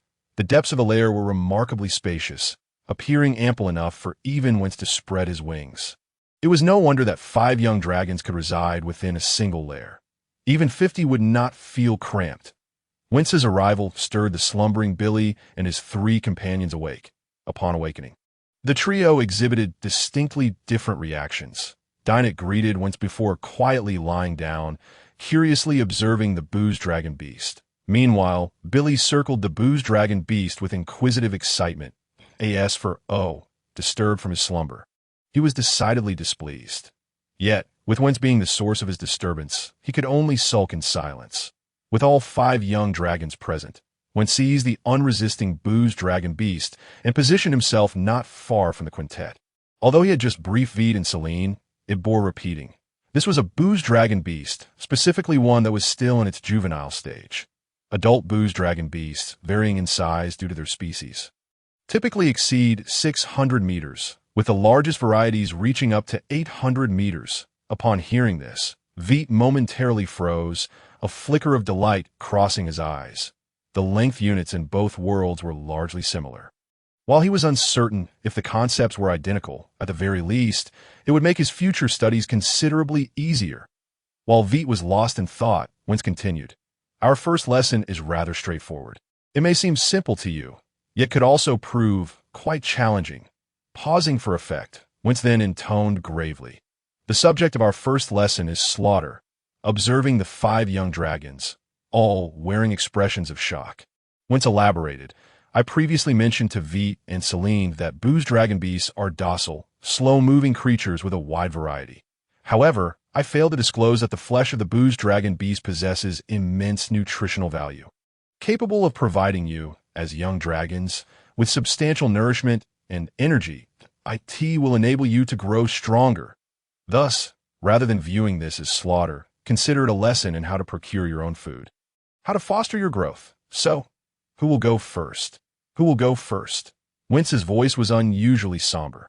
Upon hearing this, a wave of resistance surged within Vite. The world belonging to his inherited memories was predominantly peaceful. Consequently, the notion of slaughter instinctively repulsed him. Yet he understood that this world could merely be regarded as a dream, for what he was currently experiencing was the harsh reality, and reality was ruthless. Thus, Vite found himself at a loss for how to respond. Casting a bewildered glance towards Celine and the others, he noticed that the expressions on the faces of the other 4 young dragons mirrored his own confusion. Observing the silence, Wentz continued, Desidero can provide you with excellent protection, yet this world is perilous. Relying on others for your safety is the mark of the weak. If you wish to embrace weakness, I have no further comments, but if you aspire to seize control of your own destiny, then slaughter is an inevitability you must confront. At this juncture, Wentz's tone softened. Slaughter, after all, was never associated with anything virtuous. If it were possible, I would hope you need not face it on the very second day of your existence. Regrettably, Desidero is not strong enough to allow you to grow without worry. I apologize we have brought you to this world, yet we cannot offer you freedom or security. Those must be earned through your own efforts. As Wentz concluded, the lair fell into a profound silence. Save for the agitated breathing of the still juvenile booze dragon beast that IT longed to flee, yet an invisible force rendered it incapable of movement. That I will go first. The dragons turned towards the source of the voice. Beholding Celine stepping forward with measured strides, that I will go first. It was as if she were declaring it to others and to herself. Upon witnessing this, Wentz dragged the booze dragon beast before him, laying it down, and then turned his gaze to Celine. Whether it be the dragon beast or the dragon, the neck was a vulnerable spot that could deliver a lethal blow. Celine nodded, approaching the booze dragon beast's neck. Taking a deep breath, she hesitantly extended her claw, forcing herself to focus on the creature's neck before plunging down with ferocity. Crimson blood erupted from the wound, drenching Celine, leaving no trace of her formerly pristine white. Yet, at that moment, her attention was far from her own predicament. The warmth of the blood cascading over her body paled in comparison to the fading light in the creature's eyes, providing a stark, visceral reminder of the fragility of life. Celine, life is delicate. If you wish to avoid a future where you face your own demise in such helplessness, then your only choice is to grow stronger. The first step towards strength, however, the texture of the cooked food is not particularly delightful. Are you certain? Vite nodded in response. With the memories of that world, Vite was indifferent to the consumption of raw meat. Even that being who called itself human indulged in cooked food. As a dragon, how could he feast like a mere beast? Noticing Vite's nod, Winters did not hesitate any longer and extended her claw to touch the body of the roasted buslong beast. A surge of searing flames erupted, enveloping the buslong beast entirely. Soon, an enticing aroma of meat began to waft through the dragoness lair. This delectable scent attracted the attention of the other 4 young dragons. While Celine and the others were still devouring their portions, they caught a whiff of the distinctive aroma in the air and turned to locate its source. The buslong beast belonging to Vite. Now engulfed in flames, Billy swallowed hard. Ms. Winters, what is that? Upon hearing this, Winters glanced at Billy. This is cooked food. Would you like some? Billy sniffed the unique scent in the air and nodded vigorously. Winters then turned her gaze to the other 3 young dragons. What about you? Yes, please. Me too. I want to try it. I hope you won't regret it. Muttering softly, Winters tapped each buslong beast, and with each burst of flames, the aroma in the air grew even more intense. Winters is so considerate. This was Vite's true sentiment while consuming the roasted buslong beast. The thoroughly cooked buslong beast was tender and juicy, crisp on the outside and succulent within. Furthermore, apart from the heart, liver, lungs, and kidneys, all of the internal organs have been incinerated by Winters. Vite's appetite was astonishingly robust. Although the buslong beast captured by Winters was not yet an adult, it stood over 20 meters tall and measured more than 30 meters in length. With a remarkably sturdy physique, Selene and the others had only managed to consume nearly 1/10 of the total amount, which already sounded quite impressive. However, Vite not only devoured his own portion entirely, and I mean completely, with not a single bone remaining, but also consumed the leftover meat that he had eyed with longing from Selene. Of course, he didn't finish it all this time. A few bones remained. This spectacle left Selene and the others utterly astounded. The quantity consumed by Vite surpassed that of all four of them combined, which was nothing short of astonishing. Except for Winters. Only she was unfazed by Vite's colossal appetite. Seeing that Vite had stopped, Winters spoke up. "Vite, the results of your examination are in." Upon hearing this, not only Vite but also Selene and the others perked up with curiosity about Vite's lineage. "What is my race?" Winters smiled wryly, exposing her sharp, knife-like teeth. "That is something you should ask yourself." Vite was taken aback. "What do you mean? Your father does not belong to any known dragon subspecies. Therefore, after some discussion, we decided to leave the naming rights to you. You will determine what your race is." Vite stared at Winters in disbelief. "Is that even possible?" "Why not?" Winters shrugged her claws and continued. "Our dragon kind is shrouded in mystery. Among the 3 major dragon species, only our kind produces subspecies. Additionally, every so often, new dragon types are discovered that have never been documented before. Take Desidero, for example. She is the only space dragon in existence." The 5 young dragons gasped in awe. "Isn't Desidero the name of our dragon lair?" Noticing the bewildered expressions of the 5 little ones, Winters smacked her forehead. "Apologies, I seem to have forgotten to mention that the Desidero lair is named after its builder, Desidero. She is our dragon empress, who continues to protect all dragons residing in the Desidero lair, including us." Upon hearing this, Vite and the others exchanged incredulous glances. The dragon can actually safeguard an entire lair. Winters glanced at Vite. Of course, there are many. In fact, every lair has a guardian. However, the strength of the guardian varies, as does the scale of the lair. So, how powerful is Desidero among the various lairs? Her strength is considerable. She ranks among the top 10 lairs. What are the top 10 lairs? Winters looked at Vite with a hint of exasperation. "You can find answers to these questions in a library. Right now, what's most urgent is to discuss your matter." "Sorry," Vite hesitated for a moment. "Can I use the name Starry Sky Dragon?" "Of course, as long as you wish." Vite's spirits soared visibly. "Then I shall be the Starry Sky Dragon. I will truly be a Starry Sky Dragon from now on." "Are you certain? This is a serious matter. If you decide, you will be the only Starry Sky Dragon in the world, and this cannot be changed." "I'm certain." With that, Vite nodded resolutely, for it was his father's revelation that he was indeed a Starry Sky Dragon. "Excellent." Winters smiled and continued. "Now, we should discuss your physical form. Through the drop of dragon blood you provided, we have clarified some matters regarding your innate abilities. To put it simply, you are not devoid of elemental affinity. On the contrary, you possess affinities for 2 elements, fire and water, likely inherited from your parents. However, your body is unique. It devours all elements it resonates with. This talent likely comes from your father. The magical elements consumed are entirely utilized to enhance your physical form, which explains why you possess the extraordinary physique capable of flight using only your wings. A powerful body requires energy to sustain it, which is why you consume more than Selene and the others combined." Upon hearing this, Vite's eyes sparkled with excitement. "Does this mean I can use magic?" However, this time, Winters shook her head. Vite's expression dimmed. "I can't. It's uncertain."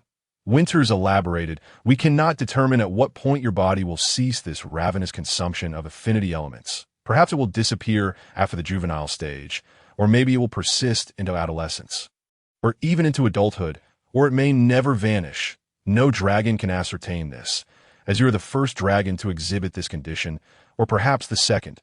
However, we lack any information on your father. So you remain the first." Vite looked at Winters with eager anticipation. "How long is the juvenile stage?" 100 years. Winters noticed Vite falling silent again and awkwardly scratched her head, causing sparks to fly downwards. The 5 young dragons below had to leap to avoid them. To Winters, they were mere sparks, but to the 5 little ones, they were substantial flames. My apologies. I should be more cautious. With that, Winters lowered her claws and turned her attention back to Vite. Don't be disheartened, Vite. We will soon begin our magic studies. Perhaps this consumption ability won't hinder your ability to cast spells. At least, maybe Vite looked at Winters in exasperation. If you can't offer comfort, then please refrain from trying. Such uncertain words only increase a dragon's anxiety. Just then, a faint buzzing sound echoed within the dragon's lair. Although described as faint, it was quite clear within the semi-enclosed space of the lair. Vite and the others followed the sound, only to see dozens of tiny creatures, about the size of their claws, flying in, heading straight for the remnants of the roasted buslong beast. The young dragons suddenly became intrigued. What is that? They look so small. Upon hearing the murmurs of the young dragons, Winthes was momentarily taken aback, her brow furrowing in concern. Be cautious, do not approach them. Those are the Moor's dragon beasts. The little quintet, initially eager to capture and closely examine the small creatures that had flown in, halted in their tracks upon hearing Wenz's warning. It was Vite who posed the inquiry. Moor's dragon beasts? What are they? Are there truly such diminutive dragon beasts in the world? Furthermore, how did they gain entry into the dragon nest? Is it not said that no other dragons may enter without our permission? Rather than responding immediately, Winthes first conjured a translucent red sphere of fire element, encapsulating the several Moor's dragon beasts that had entered so casually. Subsequently, she placed the 5 Moor's dragon beasts before Vite and the others. Ordinarily, our second lesson would pertain to magic. However, since you exhibit an interest in the Moor's dragon beasts, let us first explore the dragon beasts that inhabit our surroundings. Pausing for a moment, Winthes continued. There exists a plethora of dragon beast varieties. In this world, all creatures other than the dragonkin and all flora are referred to as dragon beasts. This nomenclature is not merely for convenience. Rather, our world was forged from the collision of the powers of the creator dragon and the annihilator dragon. Upon departing, the creator dragon left behind a single drop of its blood. Hence, every being in this world, even among plants, harbors a trace of dragon power, and the rest, needless to say, predominantly possesses the bloodline of dragons.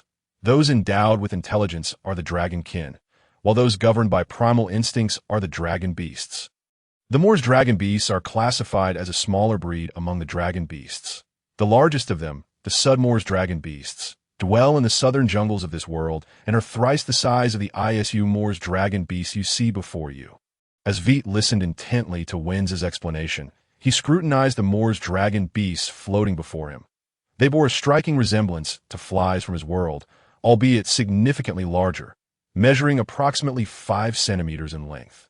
Their bodies were oval-shaped, with tiny heads adorned with golden compound eyes that occupied 2/3 of their size.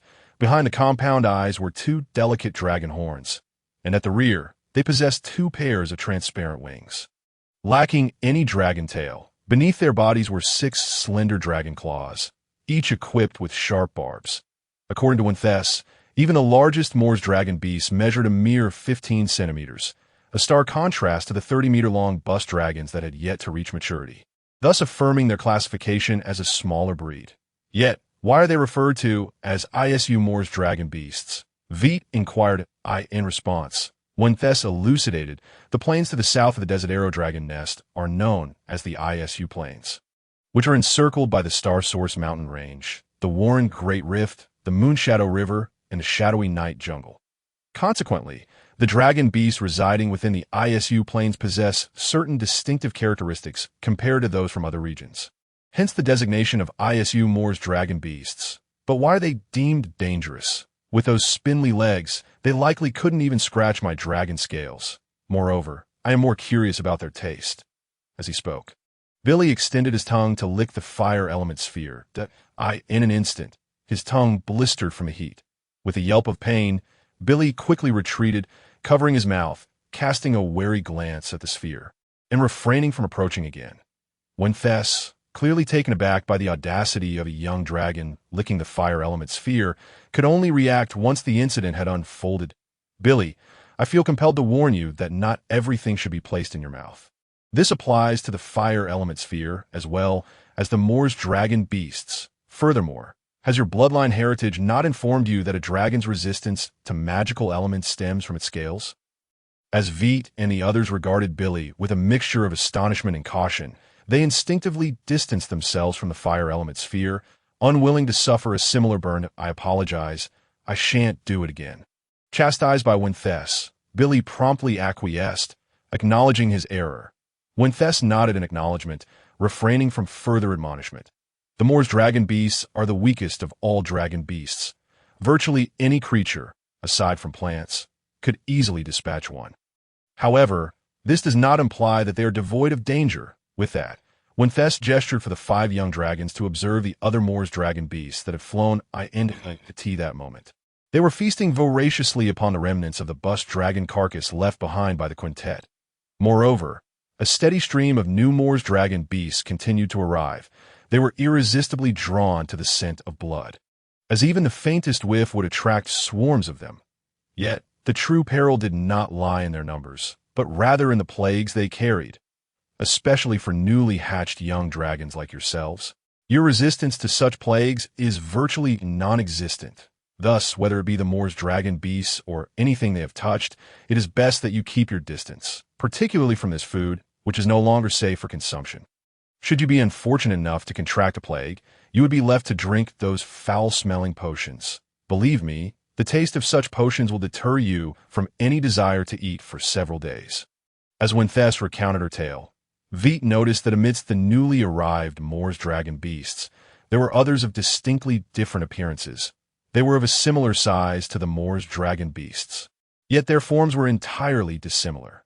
These little creatures resembled miniature dragons, complete with dragon heads, horns, wings, claws, and tails. However, upon entering, they did not lounge upon the remains of the bust dragon, but rather began preying upon the Moor's dragon beasts. Upon Vite's exclamation, the other 4 young dragons turned their gazes toward the newcomers, echoing his astonishment. Yet Winthes appeared unfazed. Considering the time, they were due to arrive. Curious, Vite looked at Winthes. "Are you referring to these little creatures? And while they bear a resemblance to us, are they also of the dragon kin? Although their size seems somewhat off." With a smile that bordered on sinister, Winthes shook her head in denial. "They are decidedly not. They are not of the dragon kin, but rather dragon beasts. This species is known as the Chocho little dragons, and they are often referred to as the friends of dragons. This is solely because they are the natural enemies of the Moor's dragon beasts." As she spoke, Win's smile grew more pronounced, and she extended her claw toward one of the Chocho little dragons. The poked creature silently hissed at Winthes before its body suddenly swelled, transforming in the blink of an eye into a sphere approximately half a meter in diameter. "Aren't they fascinating?" Upon hearing this, the 5 young dragons paused momentarily before curiously approaching the now inflated Chocho little dragon, observing it intently. The bold Billy even reached out to poke it again. What puzzled him was that even after being prodded, the Chocho little dragon showed no intention of inflating further. "Billy, they have already inflated to their maximum size." Upon hearing this, Billy's gaze shifted toward the other Chocho little dragons, which had not inflated but were joyfully hunting. The 3 dragons of Serene, initially somewhat reserved, soon joined in the merriment as they witnessed Billy repeatedly poking 3 Chocho little dragons into inflation. Only Vite remained transfixed, staring eye to eye with the Chocho little dragon that had first been inflated by Winthes. The inflated creature exuded a translucent quality, and remarkably, it had only inflated its belly, causing it to resemble a floating, cartoonish balloon, an apt description in the vernacular of the world from which they hailed. It seemed that the little dragon before him posed no threat, as the swollen little dragon before Vite exhaled a long breath. Its inflated belly swiftly returned to its original form. Overall, it still resembled a miniature version of a colossal dragon. How did they manage this? Upon hearing Vite's soft gasp, Vite smiled and began to explain. "That is because," however, before she could finish, a startled cry erupted from the direction of Celine and the others. Vite and Vite turned to see Billy with his mouth agape, having stuffed a swollen little dragon into his mouth. The creature appeared to be trapped, its eyes filled with panic. Billy, equally alarmed, frantically clawed at the inflated body of the little dragon, but its almost transparent form proved far more resilient than the young dragons had anticipated. Neither biting nor clawing showed any signs of damage. Vinny's let out a resigned sigh. Billy, you still haven't heeded my words. Not everything can be crammed into your mouth. With that, Vinny's cautiously grasped Billy's tail and gave it a gentle shake. Of course, what was gentle for Vinny's was far from it for Billy, who felt as though every joint in his body had been stretched. The result was that after the little dragon was flung away, Billy lay sprawled on the ground like a snake that had been caught and tossed around several times, utterly drained of energy. Although the little dragon was small, its skin was remarkably tough. At the very least, with your meager strength, you wouldn't be able to harm them. When the little dragon sensed external threats, it would absorb a significant amount of wind element, causing its body to inflate. In such a state, even a slight force could send them flying far away. This was their method of dealing with external dangers. Moreover, and most importantly, the little dragons lacked flesh. There was no need to classify them as part of your diet.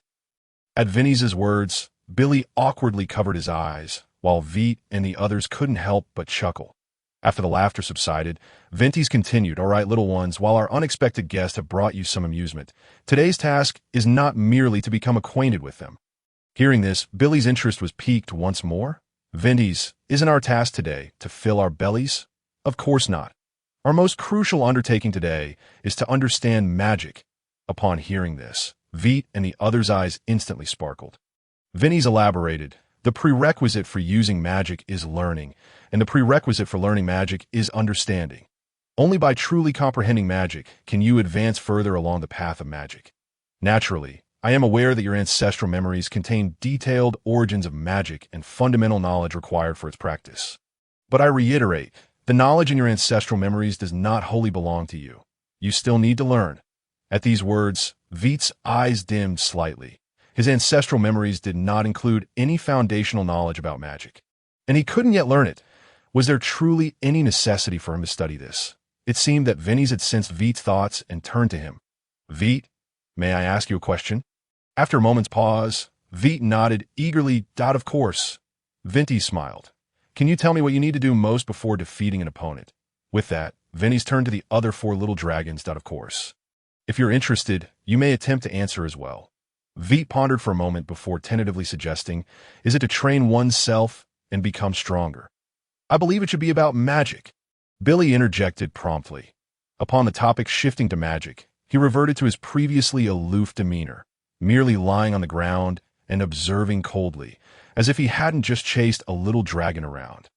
Dinah hesitated for a moment. "I agree with Vite. One should first strengthen oneself. After all, there are many ways to grow stronger beyond just magic." Vite was taken aback and turned to Dinah, only to find him looking back with a friendly nod. Hesitating briefly, Vite returned the gesture, acknowledging him. Now calm, he no longer believed that Vinny's would harbor any ill will towards him, thus abandoning any thoughts of fleeing from Decidro. Moreover, reflecting on the absurd thoughts he had concocted earlier, Vite wished to bury himself in a hole. Fortunately, no one was privy to it. Furthermore, after his encounter with Celine, he understood that having a personal dragon lair was virtually unattainable. With this realization, his best option was to foster good relations with the other four dragons, lest he find himself lonely in the future. However, the proud nature of dragons hindered him from taking the initiative to befriend them. Yet, since Dinah had extended an olive branch, he would not decline. "No, I believe that to defeat an opponent, one must understand the opponent." Celine maintained her regal posture, her creamy white body emanating an air of sanctity. Vinny's praised, a very rational response. She then turned her gaze back to Vite. "Of course, your answers are not incorrect, just somewhat vague. Additionally, the reason I pose this question is to convey to you, Vite, that although you currently cannot cast magic, magic is knowledge you must learn. Magic is the mainstream in this world. Even the most magically inept earth dragons can still wield it. Understanding magic, learning magic, that is how you will conquer it. Understanding magic, learning magic, that is how you will conquer it." Upon hearing Vinny's words, Vite's recently dimmed enthusiasm for magic reignited. He indeed could not perform magic, but if he gained sufficient understanding of it, he would naturally have means to counter it. Even if it was merely one method, it was better than complete ignorance. Observing Vite's newfound enthusiasm for magic, Vinny's couldn't help but reveal a somewhat sinister smile. "Yes, that's the expression. Vite, I look forward to your performance. And even if you cannot learn other forms of magic, there is one spell you will undoubtedly master, for this spell is inscribed deep within the bloodline of dragonkind. No matter how mutated your bloodline may become, as long as you remain a dragon, you will be able to learn this spell. Upon hearing this, Vite's eyes shone brightly. Vinny's, tell me quickly, what is this magic? What must I do to learn it? Dragon's breath, and you don't need to do much. For it is your instinct, dragon's breath. Vite repeated the name of the spell, his eyes growing ever brighter. Of course, it was not solely because Vinny's had told him he could learn it, but the moment he heard the words dragon's breath, a stunning image surfaced in his mind. A familiar figure stood amidst the starry sky.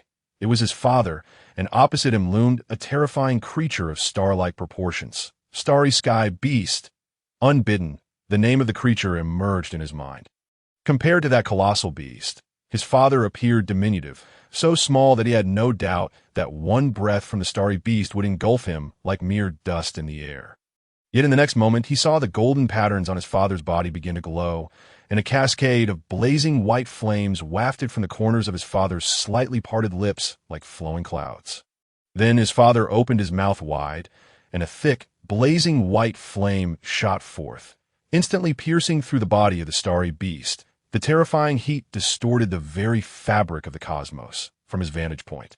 He could even see through the gaping hole into the void behind the starry beast, as well as the charred, carbonized flesh within the cavity. Was this the dragon's breath? Just as Vite pondered this thought, the image in his mind dissipated. Whether it was merely an illusion or not, after the breath concluded, it seemed his father cast a glance in his direction. Vite! Vite! The call of Wentz stirred Vite's thoughts from their reverie. Noticing the concern in Wentz's eyes, Vite felt a warmth blossom in his heart, and he gently replied, I am fine.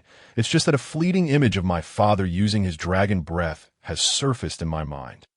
Upon hearing this, not only did Wentz's attention get captured, but the gazes of the other 4 young dragons were also drawn. In truth, Vite's father had become an enigmatic figure in the minds of these young dragons. A distinct and extraordinary breed of dragon. Could you perhaps elaborate? Vite nodded and began to describe in detail that, of course, he could not recount the entire scene, as that would only lead Wentz to think he was indulging in fanciful daydreams. Thus, in Vite's narrative, the battleground transformed from the starry sky to a vast plain, and the opponent morphed from a celestial beast into a fully grown booze dragon. Although he was unsure of the exact size of an adult booze dragon, he knew that even the juvenile was several dozen meters long, so one could only imagine the enormity of the adult. After Vite finished his description, Wentz instinctively raised a claw and gently scratched her chin, indicating that she was deep in thought. However, the 5 little ones had to retreat from Wentz to avoid being struck by the falling flames. Your description of your father's breath aligns with the bloodline. The searing white, viscous flames must be the lava breath of a red dragon. While the typical lava breath is red, it is entirely reasonable for your father, being an extraordinary dragon, to possess flames of a different hue. The ability to instantly penetrate the body of an adult booze dragon and create a transparent cavity with charred edges indicates that your father's lava breath embodies high temperature and penetration. Of course, we cannot dismiss the possibility of it having fiery toxins. Such a formidable breath indeed. Upon hearing Wentz's analysis, Vite silently breathed a sigh of relief, a flicker of joy igniting within him. Will my breath also manifest in such a manner? However, Wentz shook her head. That is not necessarily the case. After all, while you possess half of the extraordinary dragon lineage, your exterior embodies that of a pure silver dragon, which suggests your mother is quite powerful as well. The offspring of 2 equally formidable dragons will randomly inherit the capabilities of one parent. This holds true for breath as well. Although Vite felt a hint of disappointment, curiosity soon overcame him, prompting him to inquire, what is the breath of a silver dragon like? The breath of a silver dragon is referred to as elemental breath, exhibiting various elemental components unique to each silver dragon. However, it invariably encompasses at least 3 elemental effects, with the water element being a certainty, as silver dragons are inherently aligned with water. That doesn't sound as impressive as mine. The breath of the crystal dragon is known as crystal breath. Such a name sounds much more appealing than elemental breath. Upon hearing Billy S. remark, A peculiar glint flickered in Went's eyes. Billy, though I am reluctant to interrupt your imagination, I must regrettably inform you that among all dragon species, crystal breath bears the least potency. This is because crystal breath is not a pure magical breath. Can I pretend I didn't hear that? Billy lamented, clutching his head. Of course. As long as you wish. After a pause, Wentz noticed the eager gazes of the other three dragons. With the existence of bloodline inheritance, they undoubtedly knew what their breath was. However, they were more interested in Wentz's evaluation. Seeing this, Wentz had no choice but to concede. Very well, I had initially planned to take you all out for breath practice. But since you wish to hear more, I shall oblige. Upon hearing this, the five little ones erupted with excitement. They had not anticipated that breath would be the first magic they would learn. I understand your enthusiasm, but please allow me to finish. Wentz continued, the breath of green dragon comes in two forms, toxic breath and natural breath, both of which can be quite troublesome. The breath of a gold dragon is akin to that of a red dragon, also lava breath. However, within the gold dragon's lava breath, there exist both fire and earth magical elements, as for you. Saran, the breath of the holy dragon, known as light atomic breath, is the fastest and possesses the strongest penetration, except for a few unique dragons. At this point, Wentz glanced down at the increasingly lively dragon lair and chuckled softly. All right, it is now time to learn about breath. However, this place is clearly unsuitable. Let us move outside, that we shall leave this area to these little ball dragons, who will handle everything for us. Taking a deep breath, she instructed, then exhale. Billy, you may slow your pace a bit.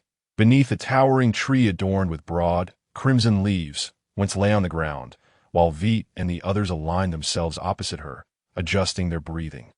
Yet, the vibrant world surrounding them proved irresistibly alluring to the five young dragons. They found themselves unconsciously drawn to the ball dragons and other small draconic creatures that flitted by. That is a pobby dragon. Vite, however, I hope your focus remains on your breathing, rather than on them.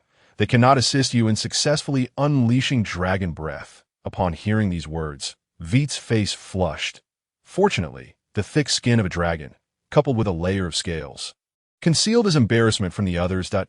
My apologies, Wentz, but they're simply too captivating. They're called pobby dragons, correct? I see them sipping nectar. As he spoke, Vite's gaze once again drifted toward a nearby pobby dragon, gracefully dancing around a large purple flower about a meter in diameter. To him, pobby dragons bore a striking resemblance to butterflies from that world, particularly in terms of their vivid colors and the way they fluttered around flowers. However, pobby dragons appeared far more fearsome than butterflies. Without counting their wings, their bodies were approximately 20 centimeters long, and their wings were considerably larger, resembling dragon wings. Moreover, their surfaces were adorned with tiny scales of various colors, and they possessed antennae on their heads, with their eyes located at the ends of those antennae. Although they too fed on nectar, the sharp teeth that revealed themselves when they voraciously sucked and chewed the nectar left Vite with no doubt that they could bite dragons. Vite, you have once again lost your focus. Hastily, Vite returned his gaze to Wentz. My apologies. Wentz looked at Vite with exasperation, casually dragging back Billy, who had attempted to sneak away by grabbing his tail. I believe that having a classroom outside rather than in the dragon lair is not the best choice for you. Perhaps we should return. Upon hearing this, the five little ones became frantic. They glanced around at the colorful world, then back at the dim dragon lair. Anyone would choose the former. Wentz, I promise to diligently complete the tasks you assigned us, so can we please stay out here? Wentz studied Vite for a moment, hesitating that if you cannot do it, we will return immediately. She then turned her gaze to the other four little ones, including you all. The five little ones hurriedly nodded in agreement. Then let us continue. The most crucial aspect of dragon breath is the breathing technique. You must maintain an exhale for as long as possible. Each time I bring newly hatched dragons like you, there are always some who forget they are attempting to unleash their breath and inadvertently inhale deeply, injuring their mouths with their own breath. You do not have scales in your mouths, so if you injure them, you will only watch as other dragons feast before your eyes. Exhale, Billy. Just because I instructed you to exhale does not mean you cannot inhale. You are about to suffocate yourself. As she spoke, Wentz's eyes were filled with exasperation. This batch of little dragons was indeed challenging to manage, although she felt this way every time. After a while, sensing that the little dragon's patience was wearing thin, Wince called a halt to their practice. All right, this is not a habit that can be formed in a short period. We shall pause here and move on to the next step. Feeling the magical elements. For the first time, I will guide you to experience them. Close your eyes, empty your mind, and do not think of anything. Focus intently. As she spoke, Wince released her spiritual energy. The newly hatched dragons were still unfamiliar with the magical elements, so they required her personal guidance. Vite listened intently to Wince's instructions and followed her commands. Closing his eyes, he relaxed his mind, striving to think of nothing. Suddenly, after a moment of disorientation, Vite found himself enveloped in a pitch-black environment. He attempted to open his eyes, but found it utterly impossible. Suddenly, a flicker of light captured his attention. A fiery crimson point that meandered slowly through the enveloping darkness of the space. Then came a second light. A serene azure point that, as time passed, the number of light points in Vite's sight increased, predominantly red and blue, with green being the third most common, while other colors were scarce from the red and blue light points. Vite sensed a touch of familiarity. Gazing at these luminescent entities, Vite understood they were the magical elements spoken of by whence he attempted to approach them, but found himself unable to do so. The surrounding darkness constricted him like a shackle, rendering him immobile. It seemed that the blue light point representing the water element and the red one representing the fire element sensed Vite's predicament, and they began to drift toward him. Witnessing this, Vite felt a surge of joy and anticipation. However, as the water and fire element light points drew closer, they suddenly surged towards him in a panic. Vite stood dumbfounded, uncertain of what was transpiring, yet he could perceive the fear emanating from the two elemental lights. This unfolding scene resembled iron filings approaching a magnet in that world, a decidedly unfavorable omen. Indeed, after absorbing a portion of the nearby fire and water element light points, the remaining ones fled from Vite like frightened fawns. Observing this, Vite grew anxious. Just then, a bright light enveloped him, banishing the darkness along with the elemental lights. Vite looked up in bewilderment to find Wince staring at him, lost in thought. Recalling the recent events, Vite hastily spoke. Wince, those magical elements are retreating from me. Does this not imply that I am utterly incapable of practicing magic? In response, Wince returned to reality, a flicker of helplessness crossing her eyes. Vite, it appears that the earlier examination of your blood was indeed accurate. Your body is consuming magical elements, and you are powerless to prevent this absorption. This means that the magical elements drawn to you cannot respond to your call. Unless this consumption ceases, you truly cannot wield magic. I am deeply sorry, Vite. Upon hearing this, a shadow of despondency flickered across Vite's eyes. Although he had anticipated such an outcome, the confirmation still filled him with disappointment. But rest assured, Dragon's Breath is unlike other forms of magic. It does not require the manipulation of external magical elements to manifest. So you can still utilize Dragon's Breath. Vite nodded, then turned his gaze to the still enraptured Selene and the others, immersed in contact with the magical elements. This is already wonderful. Wince, what must I do next? Wince replied, Vite, you need to rest. At her words, Vite paused for a moment before making his way towards the large purple flower he had previously seen that moment. The papillon beast continued to feast on the nectar, and upon noticing Vite's approach, it immediately began to flutter its colorful wings. Hiss! Ignoring the beast's display of defiance, Vite walked beneath the purple flower and, instead of resting, he spread his wings and took flight.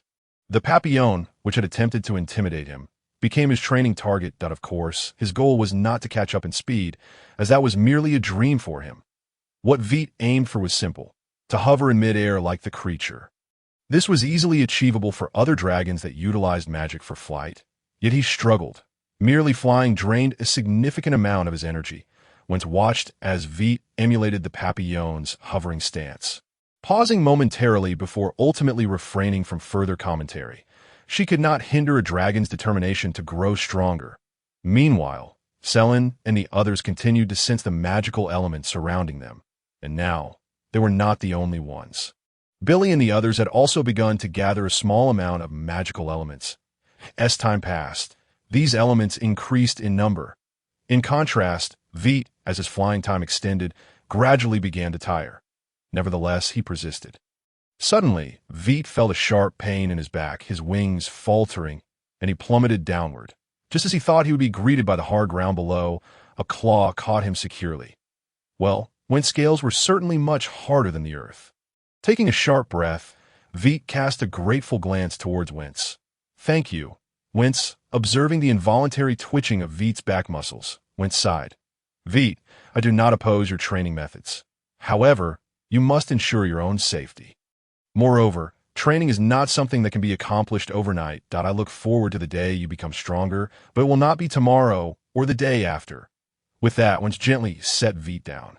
At that moment, Vite noticed that Selin and the others had awakened and were gazing at him intently, their eyes brimming with combat spirit. Of course, Vite understood that this was not hostility. As always, dragons are proud beings. They disdain bullying the weak. Thus, when they regard you with a fighting spirit, it signifies their acknowledgement of you. At that moment, Vite was at a loss for how to respond to such recognition. Fortunately, Wentz spoke up. "All right, little ones, this is not your time for battle. Noon is fast approaching, and I hope that before it arrives, you can unleash your own dragon's breath, even if it may only be as thick as your little claws." "No, Wentz, I believe it will be as thick as my forelimbs," Billy declared, raising his claw with unwavering confidence. "Is that so? I look forward to it," Wentz replied, shifting her focus back to Vite. "How do you feel now? Can you stand?" Vite did not respond verbally, but demonstrated through his actions that he was indeed able to rise. "Excellent.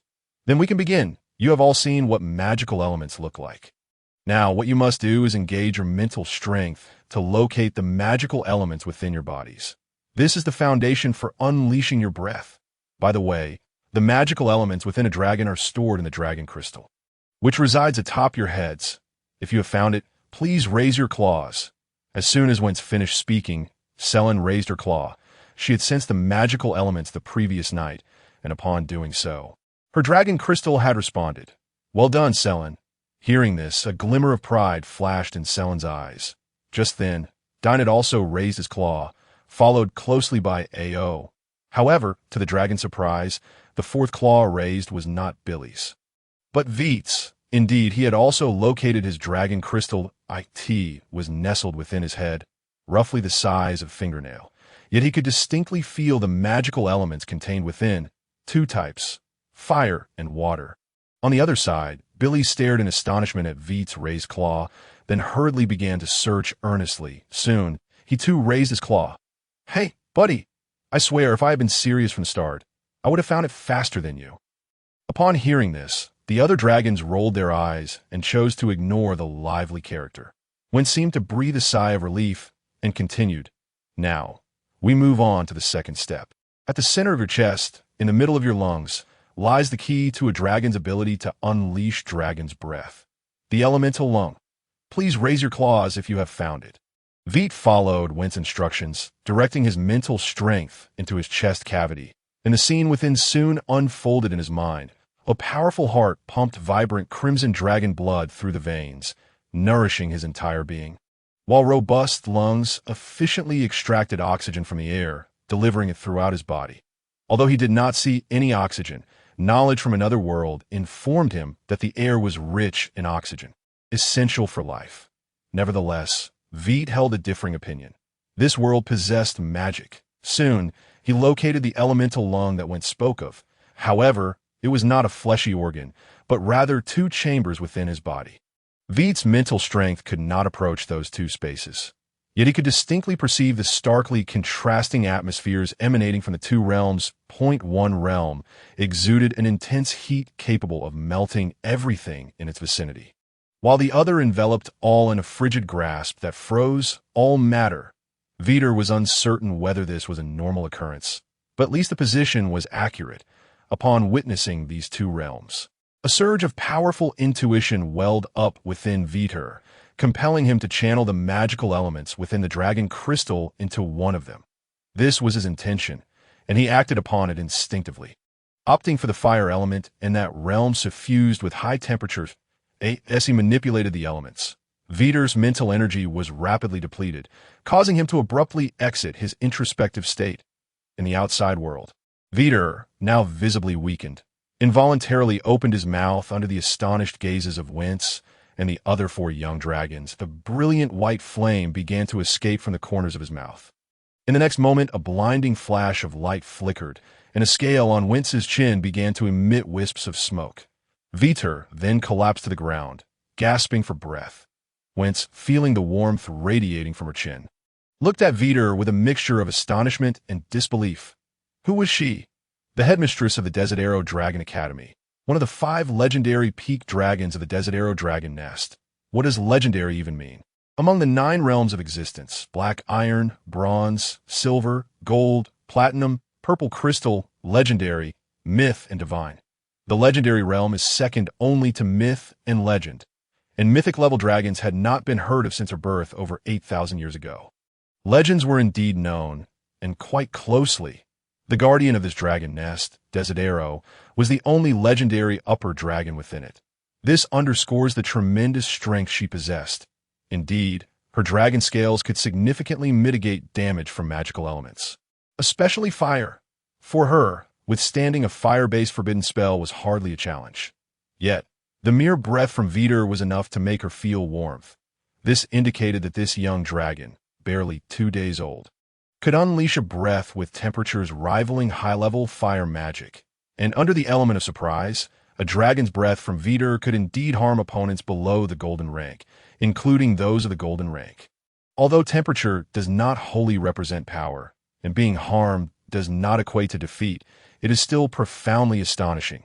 The potency of such a dragon's breath was evidently beyond that which a mere hatchling could possess. Contemplating this, Wince gazed at Vite with a complex expression.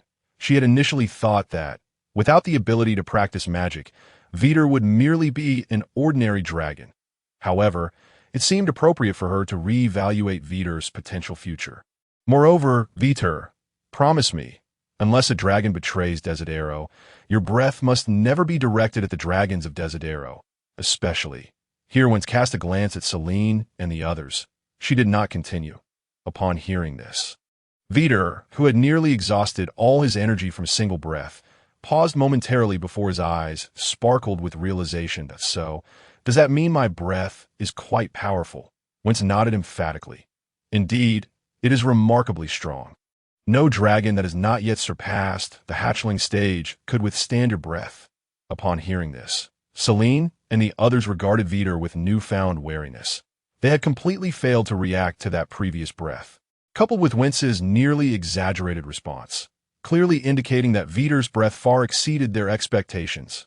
On the other side, Vite met Wince's grave gaze and nodded in response. I understand. Wince, from this day forth, barring dire necessity, I shall refrain from using my breath. At this, Wince's gaze towards Vite softened considerably. Vite, I am delighted to hear you say this. Desidero is a dragon nest that values peace, ordinary play, and skirmishes. Even injuries are of little consequence. However, should harm be inflicted with malicious intent, the perpetrator will be eternally exiled from Desidero, and in the event of a fatality, the best outcome would be expulsion. I witnessed your arrival into this world.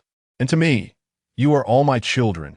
I would never wish for you to tread that path. With that, Wince gazed deeply at Vite before gently inquiring, how do you feel now? Do you need me to escort you back to the dragon nest?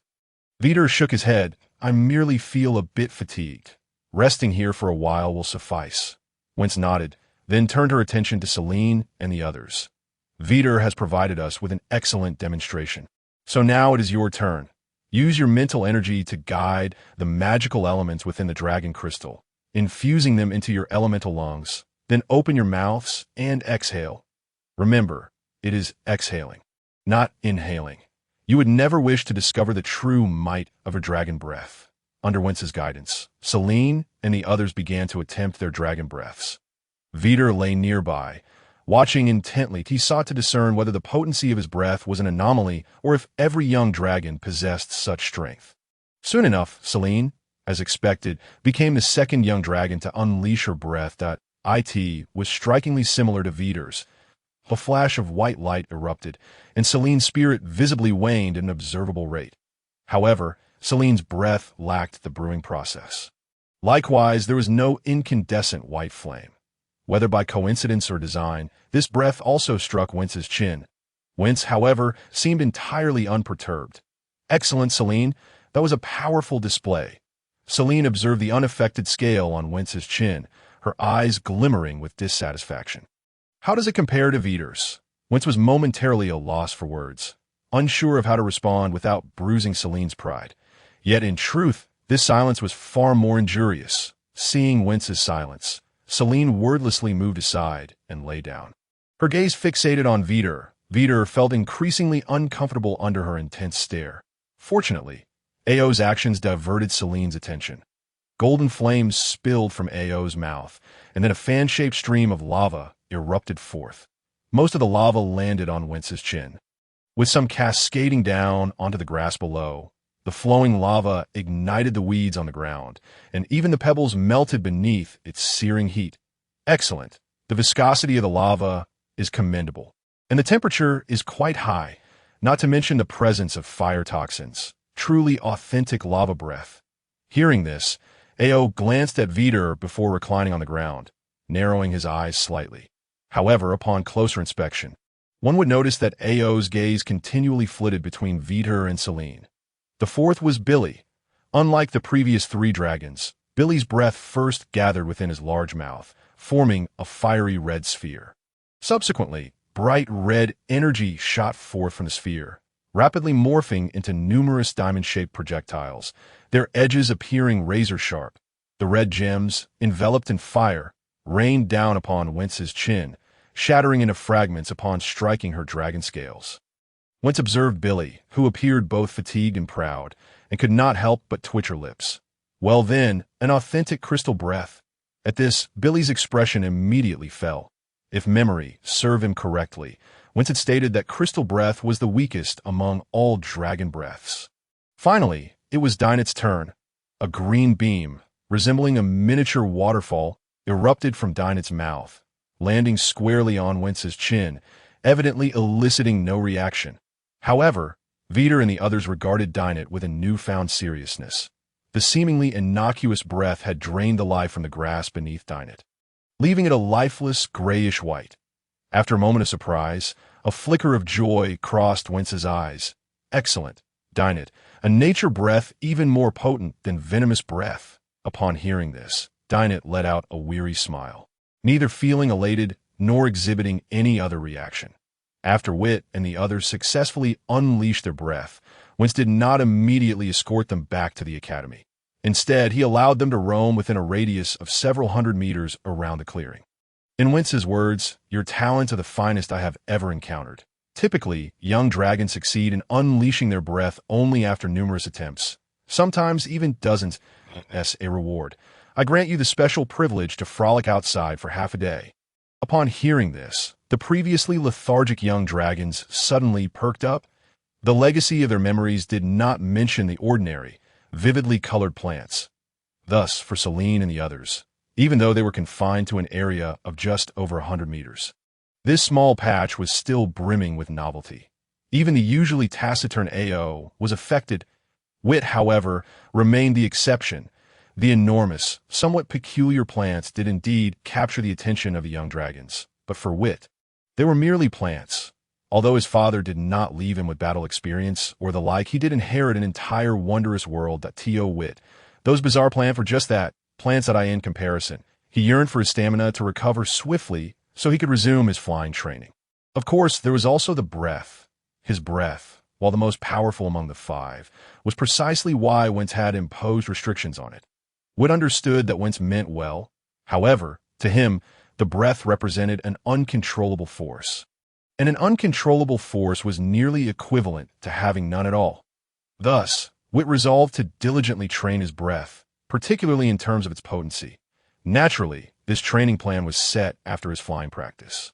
After all, given his current stamina and magical element reserves, even training was a daunting task. Just unleashing a breath left him struggling to remain upright. Moreover, He had not forgotten that he possessed another type of breath. That should be the power bestowed upon him by his mother, in dragonkind. The notion of parental attachment is rather weak. At least, Wit had not observed any such sentiment in Celine and the others.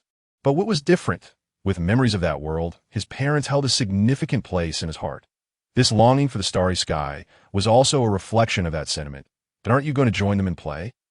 At the sound of the voice, Wit looked up to see Wentz gazing at him with a gentle expression. Meeting Wentz's gaze, Wit shook his head. There's nothing entertaining that I wish to rest and then continue my training. After a pause, Wit suddenly recalled something. Wentz, do you have any methods to quickly enhance my stamina? With my current condition, it's challenging to engage in effective training. Upon hearing this, Wentz let out a resigned sigh. Wit, you should be aware that today is merely your second day in this world, and the juvenile stage of a dragon lasts approximately 100 years. You are not permitted to leave the dragon nest until you mature into your youth, which encompasses nearly 200 years. Regardless of your aspirations, Wit, there is truly no need to rush. Over 300 years is ample time for you to enhance your abilities. Only during the youth stage can one leave the dragon nest. Indeed, the outside world is fraught with peril, and both juvenile and young dragons are ill-equipped to face such dangers. At these words, a flicker of disappointment crossed Wit's eyes, observing Wit's dejection. Wentz could not help but inquire, is there a particular place you wish to visit? Did your parents urge you to go? Wit shook his head, refraining from responding, and instead gazed skyward. Wentz, what is the starry sky like? Wentz paused, a hint of confusion flashing in his eyes. I have never been there, so I cannot say what it is like. However, I have heard from Desiderio that beneath the starry sky's beautiful facade lies deadly peril, an absence of breathable air, relentless winds with no end in sight, and the cold, desolate void. Is that so? Wit murmured softly, then settled down, covering himself with his wings. Seeing this, Wentz shook his head helplessly and then narrowed his eyes. Deep within the vast dragon lair, varied snores of different tones reverberated. Wit lay curled in a corner, devoid of any inclination to sleep. The aroma of morning roasted meat still lingered in the air. Yet the remnants of that feast had vanished upon their return. Along with those, the morses and the small, round dragons had also disappeared. It remained uncertain whether the roasted meat was devoured by the morses or the small dragons. Lifting his head, Wit glanced at Celine and the others, who were sleeping soundly, then cautiously rose and made his way outside. Moments later, Wit crouched at the entrance of the lair, hesitating. Wentz's previous warning still echoed in his mind. Although uncertain of what might occur, he surmised it would not be pleasant. Yet now, there was silence outside. The other dragons appeared to be asleep. Surely, merely stepping out for a look would not lead to any trouble.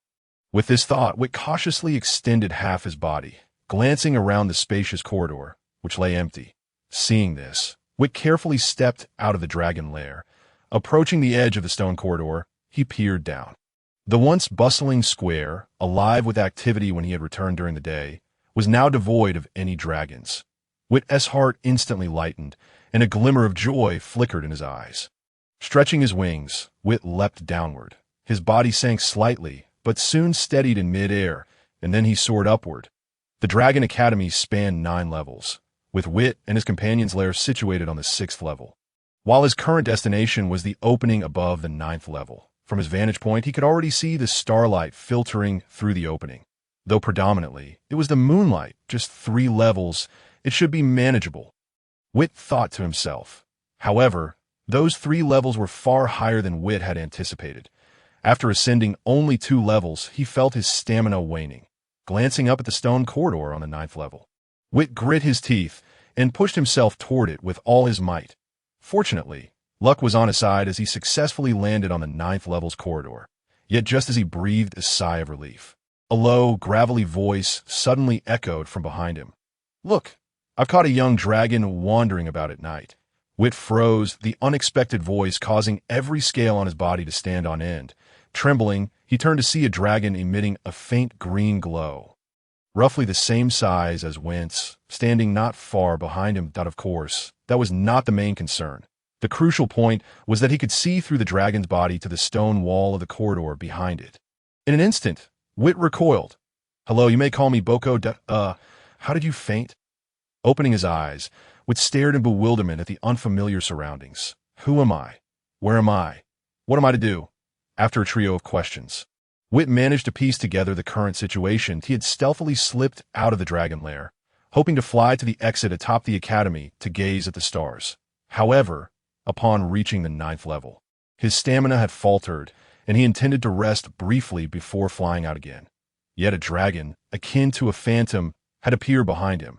And then, he could recall nothing further. Well, I still have not quite grasped the question of his current whereabouts. However, it should be related to that ghostly dragon. With this thought in mind, Vite rose to his feet and began to survey his surroundings. Before him lay an immense, cavernous expanse, illuminated by a gentle light that surpassed the brightness of their own dragon lair. The air was permeated by an indescribable scent that was rather unpleasant. In the distance, he could see several stone platforms whose purpose was unclear, adorned with numerous containers that appeared to be crafted from crystal, each filled with liquids of various hues. Further away, there were stone racks bearing colossal crystal vessels that seemed to contain something, though from his vantage point, he could not discern the details. Hesitating for a moment, Vite stood up and approached the racks. Intrigued by the contents of those enormous crystal containers, it struck him that this place bore a striking resemblance to the laboratory of a mad scientist from that other world. Yet this was not that world, and he could not even be certain of humanity's existence here.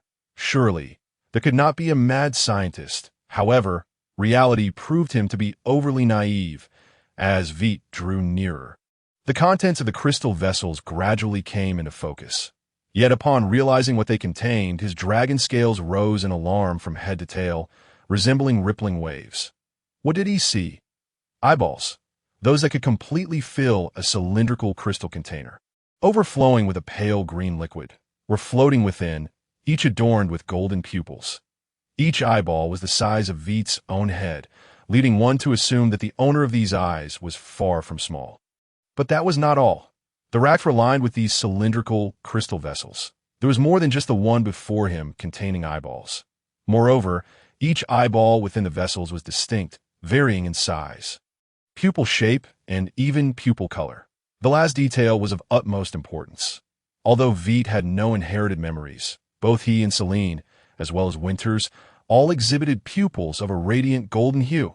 In contrast, the pupils of the draconic beasts were merely golden. It was not difficult to deduce that, at the very least, the dragon species possessed pupils of a radiant golden color. Yet, what Vite beheld in another crystal jar was an eyeball with a radiant golden pupil. It was undoubtedly the eye of a dragon. However, the next moment, his gaze was drawn to another crystal jar not far away. The scales that had just settled once again flared up, for within that crystal jar floated a young dragon, several sizes larger than himself. Moreover, its appearance bore an uncanny resemblance to Vite. Perhaps not identical, but strikingly similar. A silver dragon.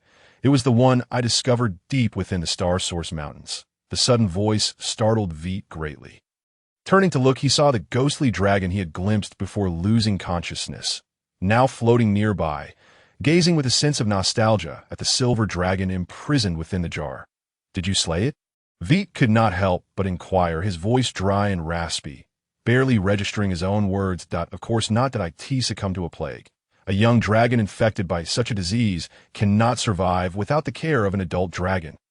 The ghostly dragon replied, By the way, what kind of image do you have of me? As he spoke, Boko regarded Vite with a peculiar glint in his eye. If memory served correctly, he had not done anything to that young dragon. Ghostly dragon? Upon hearing this, Boko paused for a moment before a look of understanding dawned on him. You must be Vite. Vite stared at Boko in astonishment. There's no need to look at me like that. Winters sent your blood to me for examination and mentioned your situation. It seems she was right. Yet another young dragon lacking a proper bloodline inheritance. Furthermore, your dragon blood is quite extraordinary. I have never encountered such a dominant strain before. If possible, roar. Upon hearing this, Vite immediately curled his tail around himself and emitted a low growl toward Boko. Seeing this, Boko merely appeared somewhat disappointed. Well, it seems you are unwilling. However, this is precisely what you need at this moment. As soon as he finished speaking, a deceased bus dragon beast appeared before Vite, its size nearly a third smaller than the one he had consumed earlier that morning. Looking at the bus dragon beast, a sense of confusion washed over Vite. You fainted earlier, so I brought you back. After a brief examination, I found that you had fainted due to exhaustion, prompting me to procure this dragon beast for you. Your body requires a substantial amount of nourishment, likely due to your potent dragon blood. It grants you an exceptionally strong physique, but demands a great deal of energy. Your appetite should be significantly greater than that of other young dragons from the same batch. Correct? That explains it, and you will become hungry quite quickly. Especially after intense activity, it is best to replenish your food promptly to avoid fainting again. You should convey this to Winters, or would you like my assistance? Upon hearing this, Vite shook his head. No, thank you, I will speak to Winters about it, but he glanced at the bus dragon beast. Could you help me cook it? Of course, but are you sure? Cooked food tend to have a poor texture. Vite nodded. I prefer cooked food. In response, Boko nodded and unleashed a surge of green elemental energy from his body, lifting the bus dragon beast before gliding towards the stone platform. Intrigued, Vite followed closely behind. He watched as Boko retrieved a colossal crystal container, placing it upon the stone platform, before commencing the process of skinning, gutting, and cleaning, ultimately placing the prepared meat into the crystal container. All the discarded remains were placed in a hollow recess at the corner of the stone platform. Vite blinked in surprise as a flash of light caused all the discarded parts to vanish without a trace. Boko, Vite exclaimed, momentarily taken aback. What? You may call me Boko, or simply refer to me as your teacher. In due time, once your magical studies are underway, I will instruct you in potion making. By the way, I am not a ghostly dragon, but a wind elemental dragon. Upon hearing this, Vite was momentarily stunned. There truly exists a ghostly dragon? Boko nodded, adding with a smile, however, it is somewhat different from what you might envision. Ghostly dragons possess physical forms. Only elemental dragons lack corporeal bodies in terms of appearance. Ghostly dragons are actually more akin to the dark magical dragons, which are also a type of aberrant dragon. While in terms of bloodline, they are closer to the black dragons among the chromatic dragons. I understand that you lack normal inherited memories, no matter how much I explain. It pales in comparison to your personal experience. You should have learned about breath attacks today, right? Seeing Vite nod, Boko continued, tomorrow, you should have a day of rest, allowing Winters to take you to the library on the 8th floor for a visit. You should not be out at night. Young dragons, especially those newly hatched like you, require ample sleep to grow quickly. Under normal circumstances, if you eat well during the day and sleep soundly at night, your body length will grow from its current 1 meter to 5 meters within 2 years. This way, you will at least be closer in size to those young dragons that hatched before you, as the maximum size for young dragons is around 10 meters. Only then will you gain the privilege of free movement within the Dragon Academy. If your size is too small, you may be inadvertently harmed by other young dragons at any moment. If you miss this 2-year window, your size will forever remain smaller than that of your contemporaries. Additionally, Winter should have mentioned to you not to leave the dragon lair alone. Vite fidgeted nervously with his tail. It's currently nighttime, and there are no other young dragons outside. I just wanted to gaze at the stars. I do not intend to stay out overnight, I just can't seem to sleep. Upon hearing this, Boko was momentarily taken aback. Then he scrutinized Vite from head to toe. Your mental acuity is indeed far more vibrant than that of a typical newly hatched dragon. This may be attributed to your lineage, he remarked, observing Vite once more as he curled up with his tail, baring his teeth in a low growl. Boko hesitated, then continued, well, take it easy. It was merely a suggestion that if you are unwilling, we shall leave it at that. By the way, here is something for you. With that, Boko placed a small jar of milky liquid before Vite. This is the juice extracted from crushed domia flowers, which can effectively promote sleep, although your sleeplessness may be related to your bloodline. It is crucial that you obtain sufficient rest. In fact, a sleeping potion would yield even better results. However, given your recent hatching, it is advisable to use the pure essence of the domia flower. Yet, to Boko, that small jar was merely a trifle. For Vite, however, this so-called small jar was considerably larger than the crystal container holding the silver dragon on the nearby stone shelf. Noticing Vite's peculiar gaze, Boko realized, I see that it is indeed somewhat oversized for you. It seems I shall have to visit you daily. With that, he retrieved the jar containing the domia flower juice. There no smaller container? You just mentioned that we will be attending your potion class in the future. Must all our equipment be of such a size? Certainly not. Boko shook his head. However, even the smallest container may still be somewhat large for you. As I previously stated, the first 2 years following your hatching represent the period of most rapid growth for your kind. Therefore, your potion classes will commence only once your growth stabilizes, which will be approximately 2 years from now. Vite gazed at the bubbling pot containing the meat of the booth dragon beast, unable to suppress a swallow. 2 years. That seems like an eternity. Boko manipulated the wind element to stir the contents of the pot. Is 2 years truly so long? Speaking of which, I have not had a proper night's sleep in ages. Once Chiron returns, I intend to indulge in a solid slumber for several decades. Pausing for a moment, Boko continued, do not be anxious. Your draconic life has only just begun. Time holds little value for dragons. Vite remained non-committal, his gaze shifting to the peculiar patterns emanating a red glow from the bottom of the pot. Who is Chiron? And what is this? Chiron is another instructor well-versed in potions. She has ventured out in search of materials necessary for potion crafting and may not return for several decades. If she were here, my tasks would be significantly easier. As for this, it is a constant temperature array, essential for potion making. Vite's attention then turned to the hollow where Boko had discarded the remnants. Is that also a magic array? That is the annihilation array. It would be prudent for you to avoid it. Should you inadvertently inject an element into it, your draconic life would meet an untimely end, leaving not even a single scale behind. Vite inhaled sharply. Is it truly that perilous? No sooner had he spoken than he noticed a glimmer of amusement in Boko's eyes. You jest. Did that frighten you? In truth, if this magic array were as dangerous as it appears, I would not permit you to stand atop a shattering array. By the way, I have shattered countless magical materials with it. Vite hastily retreated, despite Boko's assurances that the magic array posed no risk. The mere thought of standing on something so treacherous filled him with trepidation. And what about now? That is also a constant temperature array. Having toiled for a while, Vite finally located a spot devoid of any arrays. Observing Boko's squinting smile, he turned his gaze back to the pot. It not ready yet. It requires a little more time. However, if you do not mind it being slightly undercooked, you may partake now. In fact, I would recommend consuming it raw. The flavor is exceptional. Vite quickly shook his head and scrutinized Boko from top to bottom. Composed entirely of azure wind elements, Boko stood firmly on his 2 feet, yet his overall form seemed to float. His forelimbs were diminutive, and his wingspan exceeded his body length by more than double, while his tail was slender and elongated. You have continually emphasized flavor. Does that imply that you also require sustenance? Upon hearing this, Boko grinned widely, revealing 2 rows of pearly white teeth.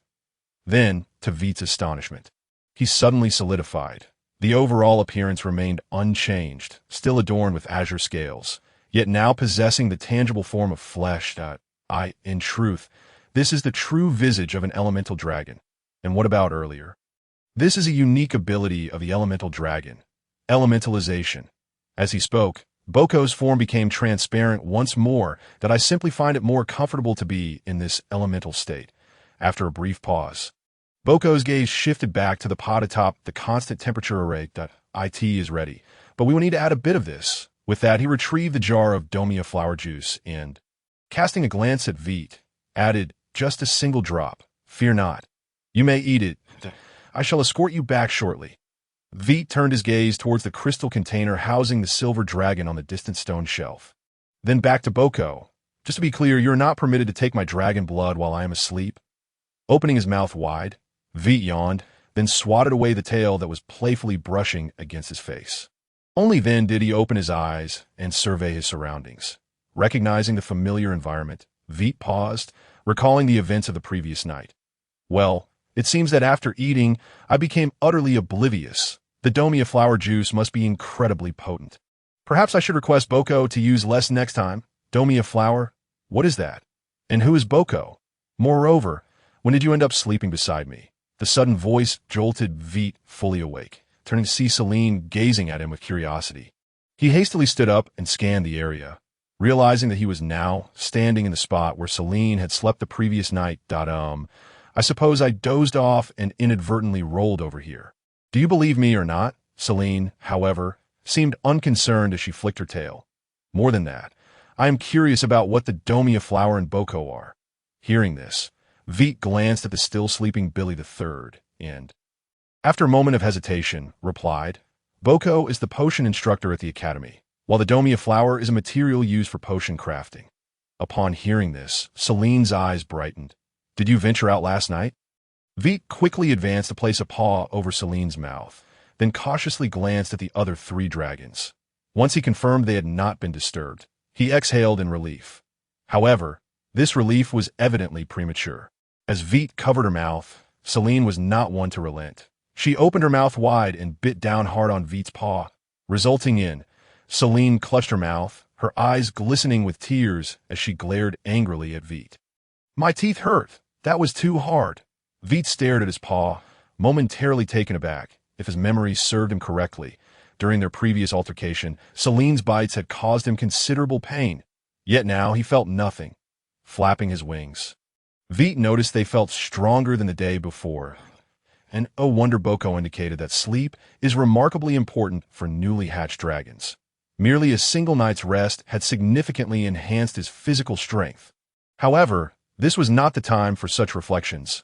Observing the fire of wrath igniting in Celine's eyes, Vite quickly retreated a few steps. You bit me, so this is not my fault. Hearing this, Celine paused, then retracted her outstretched wings. Come here. I won't hurt you. What for? Vite inquired, though he complied and took a few steps forward. Seeing this, Celine approached, extending her claw towards Vite. Noticing his wary expression, she began, How is it that your scales have suddenly become so hard? While I too feel a slight improvement from yesterday, it pales in comparison to your transformation. What did you do last night? Vite, you actually disobeyed Wentz and left the dragon's lair. A loud voice startled both Vite and Celine. Vite turned to the direction from which the sound emanated, only to find Billy staring at him intently, along with Ao and Dinah. With a hint of resentment, Vite cast a sidelong glance at Celine before reluctantly admitting, I couldn't sleep and thought that the other dragons would be resting at this hour, so I decided to take a look around. More than that, I am curious about what you have been up to, as you seem to be growing at a faster rate than us. A somewhat stern voice interjected, prompting the group of dragons to pause in realization that it was Ao who had spoken. Subsequently, Billy and Dinah exchanged bewildered glances with Ao. What do you mean by growing faster? Have you not noticed? Ao fixed his gaze on Vite and continued, his size has increased significantly compared to yesterday. Although we have all grown a little, none of us have seen such a pronounced change. At this revelation, Celine was the first to respond. Now that you mention it, your size has indeed increased substantially. Upon hearing this, Billy dashed to Vite's side and gently touched his wing. Brother, it's not fair to keep all the good stuff to yourself. Please share with us what you saw last night. Celine and the others exchanged exasperated looks at Billy. Your priorities seem misplaced. However, they soon realized that their behavior might have been somewhat inappropriate. Though hesitated before speaking, I apologize. I did not intend to pry into your secrets. If it is inconvenient to discuss, please disregard my question. Vite, taken aback, glanced at Ao. He had always appeared taciturn, leading Vite to believe that he would be difficult to engage with. Yet now, it seemed that Ao, like himself, simply struggled to communicate with other dragons. Shaking his head, Vite replied, Honestly, I'm not quite sure what is happening if there is any distinction between us. It may simply be that I consumed a boost dragon beast last night. Boko helped me procure it, that I was restless and wanted to stargaze. While resting on the 9th level, I encountered Boko, who is our future potion instructor, that I fainted from exhaustion, and he mentioned that my constitution differs from yours, requiring more energy. Besides that, all I had was the juice from a Domia flower, which is meant to alleviate my overly active mental energy, essentially to help me get a good night's sleep. And that is precisely what happened. The other dragons realized the implications of Vite's words, recalling his extraordinary appetite. It appeared that Vite's hunger was even greater than he had displayed the previous evening. They were not particularly hungry at that moment, let alone after last night. As for talent, that is beyond our control.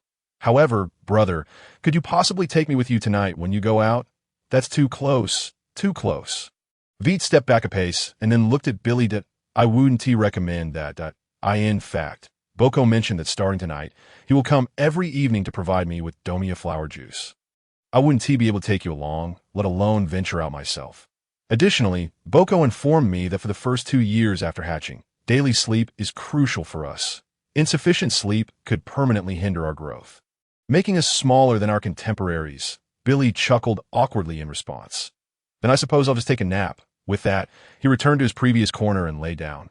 Suddenly, he raised his head and asked Vite, "Brother, do you think that if I sleep longer, I'll grow bigger?" Vite's expression stiffened, momentarily at a loss for words. This fellow's logic was always so peculiar. Of course not. Vite turned toward the source of the voice and saw Wintiz standing at the entrance, gazing at him kindly. Feeling somewhat embarrassed, Vite lowered his head. "Apologies, Wintiz. I truly could not sleep last night." Wintiz stepped inside, chuckling softly. "No need for apologies, Vite. In fact, I should be the one apologizing. I should have noticed your difference sooner. When you used your breath without me explaining the specific method, I should have realized that your mental energy was more active than Celine's and the others. Moreover, I regret not being aware of your physical condition until Boko approached me this morning to inform me that you had fainted." Observing the sincere expression on Wintis's face, and don't ask me how I discern the expressions of a dragon. I'm as puzzled as you are. Vite stammered, "Wintiz, you need not apologize. You have taken care of me quite well." Hearing this, Wintiz shook his head with a smile. "Enough of that. Now, for today's meal, you will be feasting on a fully grown boost dragon beast." With a sweep of her claw, a carcass of a boost dragon beast, roughly comparable in size to her, appeared within the den. Vite swore that its length must have reached 500 to 600 meters. However, rather than the sheer size of the boost dragon beast, Vite was far more intrigued by how Wintiz had conjured it so effortlessly. "Wintiz, how did you do that? It's amazing." Before Vite could voice his curiosity, Billy had already bounded over to the boost dragon beast, examining it thoroughly. "This question is rather simple. You will naturally understand it once you outgrow your juvenile stage." Wintiz observed the 5 little ones looking dejected. She flashed a smile. "But since you asked, I shall enlighten you. In truth, your development is not yet complete. Once you surpass your juvenile phase, take a good look at my neck. You will find a unique scale there. Known as the reverse scale, it only emerges after one has passed through the juvenile phase. Within the reverse scale lies a space for storing items, which will expand as you grow." Vite gazed curiously at the reverse scale on Wintis's neck. "Does every dragon possess one?" "Indeed. However, when I say every dragon, I mean the draconic species. Moreover, you must remember that innate dragon beasts do not have reverse scales, and once they mature, they possess an inherent aversion to dragonkind. Therefore, if you venture outside the dragon lair in the future and encounter an unfamiliar giant dragon, be sure to closely observe whether it has a reverse scale, as for other dragon species. Typically, innate dragon beasts only survive long enough to exit their eggs, as they do not have a habit of abandoning their eggs."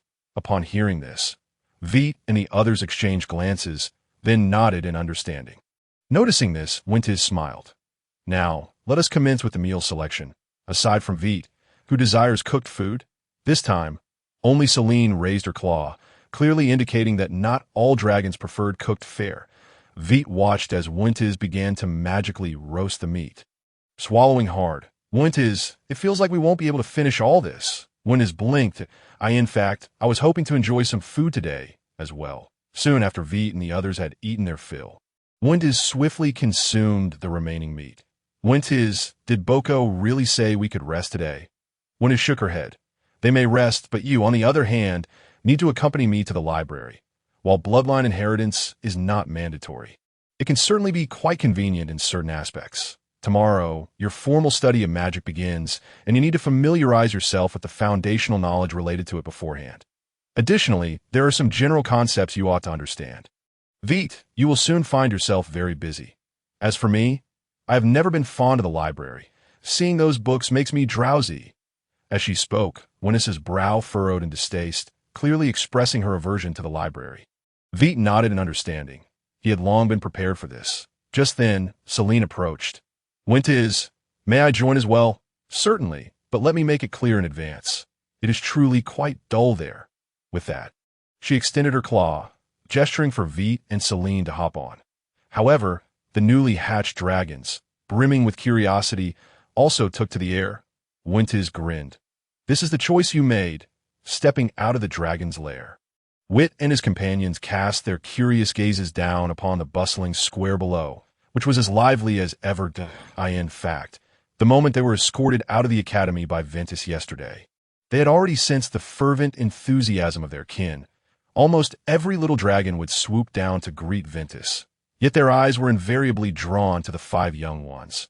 Wit had no doubt that, were it not for Ventus's presence, these little dragons would have seized them in their claws for a closer inspection. Today was not as frenzied as yesterday, yet curious little dragons still directed their inquisitive glances toward them, thankfully refraining from approaching. Ventus led them out of the stone corridor and ascended to the upper level, ultimately landing on the 8th floor. Upon touching the ground, Ventus's arrival stirred a cloud of dust, clearly indicating that dragons did not frequent this place often. Wit glanced around. The circular stone corridor on the 8th floor had but a single entrance. Noticing Wit's movements, Ventus elucidated, the entire 8th floor is interconnected, housing all the tomes of Desidero.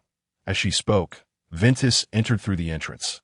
Unlike the dragon's lair, the moment they stepped inside, the 5 young ones could not help but gasp in awe. Gentle light emanated from the gems embedded in the cave's ceiling, illuminating the entire space. What greeted them were immense stone shelves, each laden with voluminous tomes that appeared grand in scale. How grand, you ask? These books, cradled in the claws of the towering Ventus, were perfectly sized. In other words, a single book stood several dozen meters tall, even nearing 100. Moreover, they were not fashioned from paper as Wit had seen in another world. The majority were composed of metal, with a few crafted from crystal. Wit stood transfixed before these books, finally comprehending the meaning behind Ventus's earlier statement that the knowledge within the library could consume a lifetime to fully grasp. Ventus, are you certain I can turn the pages? Ventus, well aware of Wit's thoughts, chuckled as she retrieved one of the books, saying, Worry not, Wit, I shall assist you. Wit stared at the book resting in Ventus's other claw, his expression blank and his gaze somewhat dazed. Is this what I am to read today? Certainly not. Just as Wit was about to breathe a sigh of relief, Ventus continued, This is merely one among many. Wit fell silent, acutely aware of the sympathetic glances cast by Celine and the others. Ventus, you're not jesting, are you? Wit fixed his gaze on Ventus's eyes, seeking any hint of jest. Alas, Ventus was earnest, and she swiftly set her plan into motion. Standing on the ground, Wit gazed at the several-meter-thick tome before him, questioning the very essence of dragonhood. Then, another metallic tome was stacked upon the first. In addition to the tome on dragon magic, there was also one on the fundamentals of draconic magic, one on the origins of magic, and a foolproof guide to draconic magic teaching, though that one merely required a cursory glance. Beyond these magic-related texts, there are also a compendium on dragonkind, a bestiary of dragon beasts, an herbal guide, a comprehensive treatise on potions, matters concerning magical circles, and my field observations. As for these books, I highly recommend my field observations, as it also delves into knowledge about dragon beasts. While maybe somewhat less comprehensive than the Dragon Beast Compendium, its narrative quality is quite commendable. It is one of the few books that can keep me from dozing off. With that, Ventus extended her claw and pointed at the towering stack of tomes. Let us see 1-2, precisely 10.com. Let's find a spacious corner. Just then, Ventus, while lifting the 10 hefty tomes, glanced down at the 5 young ones. Although your inherited memories encompass this knowledge, each dragon's understanding varies. Thus, the bloodline inheritance often carries a strong individualistic flavor, sometimes even containing errors. If you manage to peruse all these volumes, it would certainly benefit you. So, shall we proceed together? The result was that, apart from Wit, who could not refuse, Celine and the others fervently shook their heads. Seeing this, Ventus chuckled helplessly. Very well, Wit and I shall read over there, while you may explore at your leisure. However, do keep your voices down. There are quite a number of adult dragons in the library. They do not appreciate being disturbed while engrossed in their reading. Upon hearing this, Celine and the others dashed away with glee. The imposing stone shelves and the vast array of tomes within the library exuding an aura of mystery for them. Had it not been for Venice's intervention, they would have eagerly sought to uncover its secrets long ago. Wit cast an envious glance at Celine and the others before grimacing and hastily following Ventus. Am I expected to finish all of this today? Certainly not. To say 10 tomes is ambitious. Even a single book might take you a year to complete. This is a century's worth of material. From today onward, we shall visit here every other day to study. Of course, if you wish to rest. That is permissible as well. After all, one cannot allow their existence to be solely consumed by learning that we are dragons, endowed with ample time to acquire knowledge. With a rumble, Wit flapped his wings, dispersing the dust cloud that had risen around them. He then observed Ventus, who had already settled down, selecting one of the 10 tomes and opening it before her. Wit, curious, soared closer. Ventus, what shall we study first? The origins of magic, though it does not detail specific methods of magical learning. It thoroughly explains the sources of magical elements, allowing you to grasp magic more swiftly, understand yourself better, and glimpse into your future. As she spoke, Ventus flipped open the cover of the book. The pages, composed entirely of an unknown metal, were several centimeters thick, adorned with rows of embossed golden symbols, exuding an air of antiquity and majesty. Wit, however, could effortlessly decipher them. This is the ancient Draconic script, imbued with mysterious power. Some symbols in ancient Draconic are incantations for Draconic magic, although for us, these incantations are merely the language used by dragons of yore, such as fireball. As she spoke, Ventus uttered 2 intricate syllables. In an instant, a massive, searing fireball materialized in her claw. Wit's eyes sparkled with excitement, and he focused intently on his right claw. Fireball, with the same 2 intricate syllables, save for the youthful timbre of his voice. There was no discernible difference from Venus's incantation. After uttering the incantation, Wit felt a surge of mental energy coalesce in his right claw, drawing in the fire elements from the surrounding air. However, in the next moment, the fire elements that had just begun to gather dissipated as they were abruptly absorbed into Wit's body. The magical elements that had accumulated due to the ancient Draconic script fled in an instant. Wit watched this scene unfold, a hint of disappointment flickering in his eyes. Indeed, he was incapable of wielding magic. Sensing his dismay, Ventus comforted him, saying, "Do not be disheartened, Wit. Magic does not encompass everything that earth-dwelling dragons, much like the mighty dragons, are formidable beings within the dragon race, and most do not practice magic. Furthermore, even if those fire elements had not been absorbed by your body, your attempt at casting that spell would still have faltered. Magic is more than simply uttering an incantation. We shall delve into this matter in detail tomorrow. Do not lose heart. The inability to wield magic does not mean the secrets of magic are forever barred to you. Moreover, your affinity for elements indicates that your body is instinctively capturing the nearby magical elements. However, this phenomenon will not persist indefinitely. If it were to continue indefinitely, you ought to rejoice, for it would signify that your physical form harbors boundless potential." Wit nodded, adjusting his mood, and began to read the text inscribed on the pages. The creation dragon Covey and the destruction dragon Ixies engaged in a fierce battle amidst the starry skies, representing the clashing forces of creation and annihilation, causing the spilled blood of the twin dragons to undergo a wondrous transformation. Ultimately, a brand new world was born. Time slipped away, or rather, for the twin dragons. Time held no significance in any case. The final outcome was that the destruction dragon Ixies was vanquished in flight, while the creation dragon Covey pursued relentlessly. However, as Covey departed, he noticed the world birth from their combined powers. To commemorate the dawn of this new realm, he left behind a drop of his blood, merging it into this world. Eons hence, this world, nurtured by a single droplet of blood left by the creator dragon, began to give birth to its own unique life. Concurrently, the powers possessed by the creator dragon manifested within this realm. Earth, water, fire, wind, nature, thunder, light, and darkness.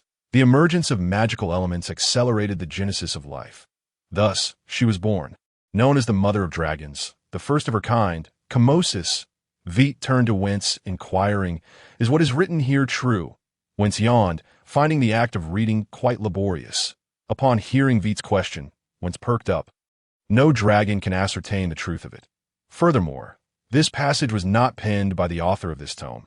It was discovered inscribed on a stone wall dating back to ancient times. The passage of countless millennia has not eroded its integrity, lending it considerable credibility among certain circles of dragons. Yet if you ask me whether it's true or false, I can only say I do not know. Taken aback by this response, Vite pondered aloud. "You don't know?" Wentz nodded with a smile. Chemosis is merely one interpretation of the origin of dragons. There are numerous such conjectures.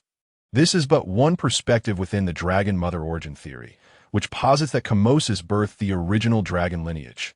Thus, those who subscribe to this belief consider the mother of dragons to be the source of all dragons. Besides the dragon mother origin theory, there exists the divine creation theory. Dragons are an exceedingly perfect race, long-lived, imbued with wisdom, and possessing immense power. Yet such perfection can seem somewhat unnatural. Hence, they believe that the blood of the creator dragon fell into the dragon realm and split into 8, transforming into 8 dragon eggs, which in turn birthed the original 8 elemental dragon gods.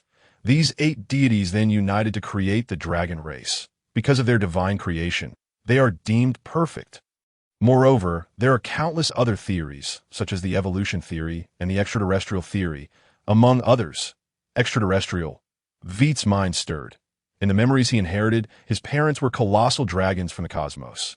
Yet, as once stated, the lineage is chronicled by the preceding generation of dragons for the hatchlings. While the immense dragon forms in the starry sky appeared authentic, he found himself unable to prove their reality, to ascertain the truth. One must grow stronger and seek the cosmos for answers.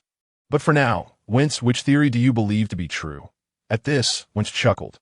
Vite, time is the most ruthless force in this world. The truths obscured by the passage of time are arduous to pursue. No dragon can definitively articulate the origin of their kind, unless, of course, you can transcend the river of time and return to witness it firsthand. Vite gazed at Wentz in bewilderment. Can one truly transcend time? Wentz merely rolled his eyes. Who knows? In dragon history, there was once a time dragon. Not receiving a continuation, Vite anxiously pressed, and then he believed he could manipulate time. Yet in the end, it was time that toyed with him, leaving him battered and scarred. Ultimately, he vanished, and no dragon knows where he went. Was it to the past, the future, or did he perish in some unknown corner? So, Vite, do not rush. You have ample time. By taking the right actions at the right moments, you will find that your worries diminish considerably. Vite paused, then smiled softly. Thank you, Wentz. Perhaps I truly should not be so hasty. Wentz laughed. There is no need to rush to become stronger, but you must hasten to absorb this knowledge into your mind. Vite, knowledge is power. Upon hearing this, Vite's expression turned sour. The origin of dragons was merely the prologue to the tome on the origins of magic. Naturally, as Wentz had mentioned, this book only covered the fundamentals of magic, excluding the intricacies of learning and training. Soon, Vite gained a general understanding of magic. For instance, casting magic requires more than just incantations, mental strength, and elemental affinity. One must also heed numerous other factors. Most crucially, one must establish a concept known as the magical node, which is intrinsically linked to the magical elements within dragon crystals. Without constructing a magical node, even if elements coalesce under the influence of an incantation, they will swiftly dissipate. Beyond this, Vite also learned about the delineation of power tiers: black iron, bronze, silver, gold, platinum, purple crystal, legendary, mythical, and divine. 9 tiers in total. Each major tier is further subdivided into 3 minor tiers: upper, middle, and lower. Typically, a newly hatched dragon begins at the middle tier of black iron, growing rapidly to the upper tier after consuming its eggshell, and within 2 years, automatically advancing to the lower tier of bronze. Subsequent power levels depend on the dragon's innate talent. However, As previously mentioned by Vite in the divine creation theory, dragons are deemed perfect beings. For example, even the most talentless and lackadaisical dragon, upon transitioning from infancy to adolescence, will naturally break through to the silver tier. Surpassing the young adult phase leads to platinum, and maturing into adulthood results in the purple crystal tier. Upon entering old age, with the passage of time, they inevitably ascend to the legendary tier. Moreover, the old age of a dragon does not equate to a decline in physical strength or power. On the contrary, the elder years represent the pinnacle of a dragon's might. It is only in the final years of their life that their strength begins to wane, and this period spans a staggering 24,000 years. In other words, a dragon could languish in idleness, yet still survive for over 24 millennia. If endowed with greater talent, they may surpass the legendary tier during this time, living even longer. Dragons who exceed 24,000 years are referred to as ancients. Of course, Vite's learning did not end there. Time passed slowly, and Vite immersed himself in the world of the tome on the origins of magic, greedily absorbing its knowledge. During this period, Wentz inadvertently fell asleep, and Vite exerted considerable effort to rouse her. Given his current state, he could hardly manage the physical task of turning pages alone. As for Celine and the others, once the initial novelty wore off, they returned to observe Vite reading. Naturally, they attempted to glance at the pages. But aside from Celine, who persisted a bit longer, Billy and the others merely skimmed the text before collapsing beside, went to sleep. It was only as dusk approached that Vite and his companions, under Wentz's guidance, returned to the dragon lair. Furthermore, the library's tomes are not permitted to be removed. Vite could only read if Wentz accompanied him each day. By the way, Vite, Boko feared he would forget. So he had me bring this for you, Wentz said, producing a jar of milky liquid and placing it at the center of the dragon lair. It was indeed the juice of the domia flower. Boko had inscribed a teleportation magic array on the jar's lid. Standing atop the jar would activate the array, transporting the juice into the recess above the lid. That I believe you should express your gratitude to him when you next encounter him. Additionally, this is your dinner. With that, Wentz unveiled a piece of cooked meat, roughly the size of the underage boost dragon beast they had consumed the previous morning. It was impractical to constantly prey upon juvenile boost dragon beasts, as this would adversely affect their population. After all, they are among the few dragon beasts suitable for hatchlings in the vicinity. Until tomorrow, then. For the time being, this will serve as your classroom. As she spoke, Wentz gently set Vite and the others down, then began to survey the cavern before them. Situated on the 4th level, the cavern was spacious, comparable in size to the depths of the dragon lair. However, at its center stood a row of various dragon beast targets. Gazing at these targets, a glimmer of nostalgia flickered in Wentz's eyes. It could be said that every young dragon in the academy had spent time in this very classroom, including herself, and now, every young dragon in the academy, under her guidance, had practiced magic within this classroom. The Dragon Academy is specifically established for young dragons. Upon reaching the stage of juvenile dragons, they are destined to depart from the academy and embark on their journey of independent living. Of course, independent living refers to their existence within the dragon's lair. It is only during their youth that they are granted permission to leave the sanctuary, by which time they have acquired a certain level of self-preservation skills. Moreover, she does not constantly tend to these younglings. If that were the case, she would be overwhelmed with work. Once the young dragons reach around 20 years of age and have nearly completed their magical studies, her responsibilities come to an end. Thereafter follows a prolonged waiting period, anticipating the arrival of a new batch of hatchlings, much like the current cohort of Vite and his companions.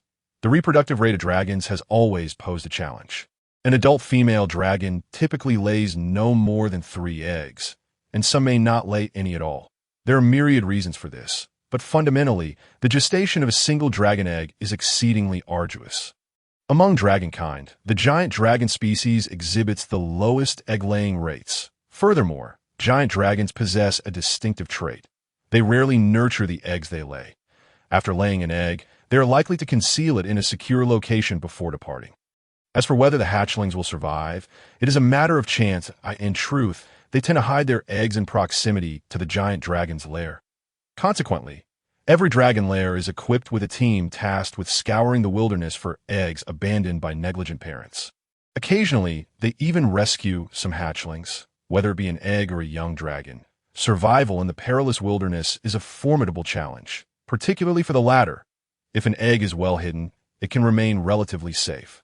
Moreover, if the environment is unsuitable, the incubation process could be exceedingly slow or even come to a halt. Should this process extend beyond a century, the egg will no longer yield a hatchling. Not every egg is guaranteed to successfully hatch a dragonling. The number of hatchlings in Vite's cohort is considered substantial.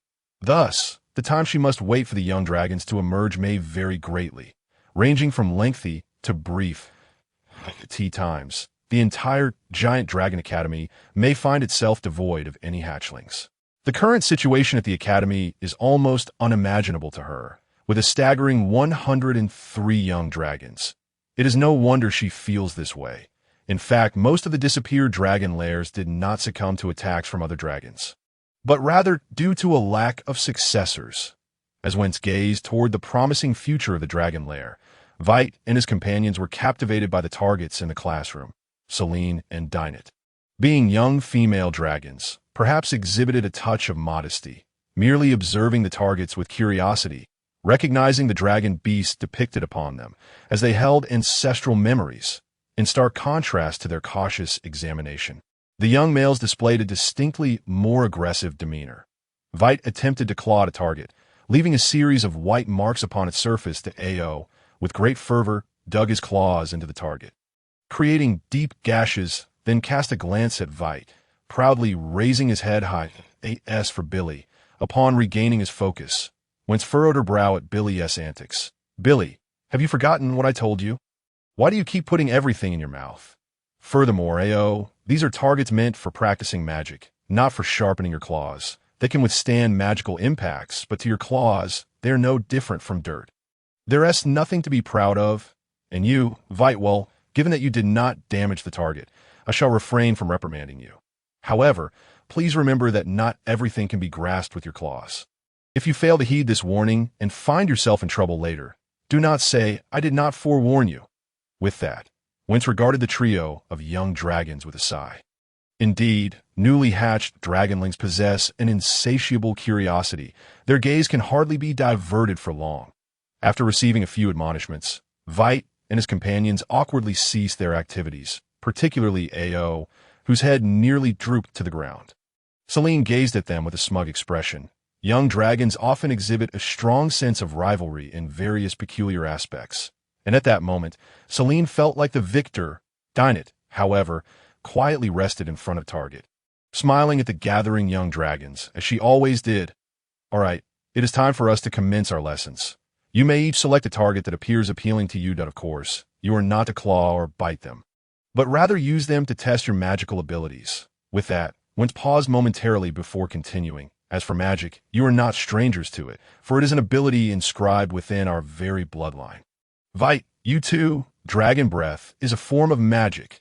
Do you recall how you utilize your breath? By channeling the magical elements within the dragon crystal through mental focus, injecting them into the elemental lung, and then unleashing it, Celine exclaimed, taking over Wentz's words. Wentz nodded approvingly. Excellent. However, do you understand why infusing elements into the elemental lung allows for the use of breath? The 5 young dragons exchanged perplexed glances, their eyes filled with confusion. Wentz chuckled. This pertains to the principles of magical usage. What are the principles of magic? It involves utilizing the magical elements within oneself to construct elemental nodes, connecting them with mental focus to establish elemental circuits, attracting the surrounding free elements to converge. This encapsulates the process of casting magic. Now, returning to the previous question, why does infusing elements into the elemental lung enable the use of breath? Vite's eyes sparkled with realization.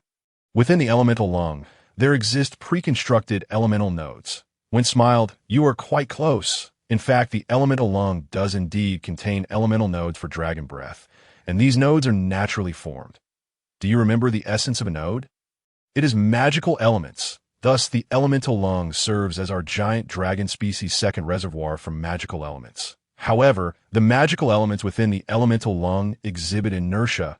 Therefore, when we channel elements into the elemental lung, we are not constructing elemental nodes, but rather activating the magical elements within it.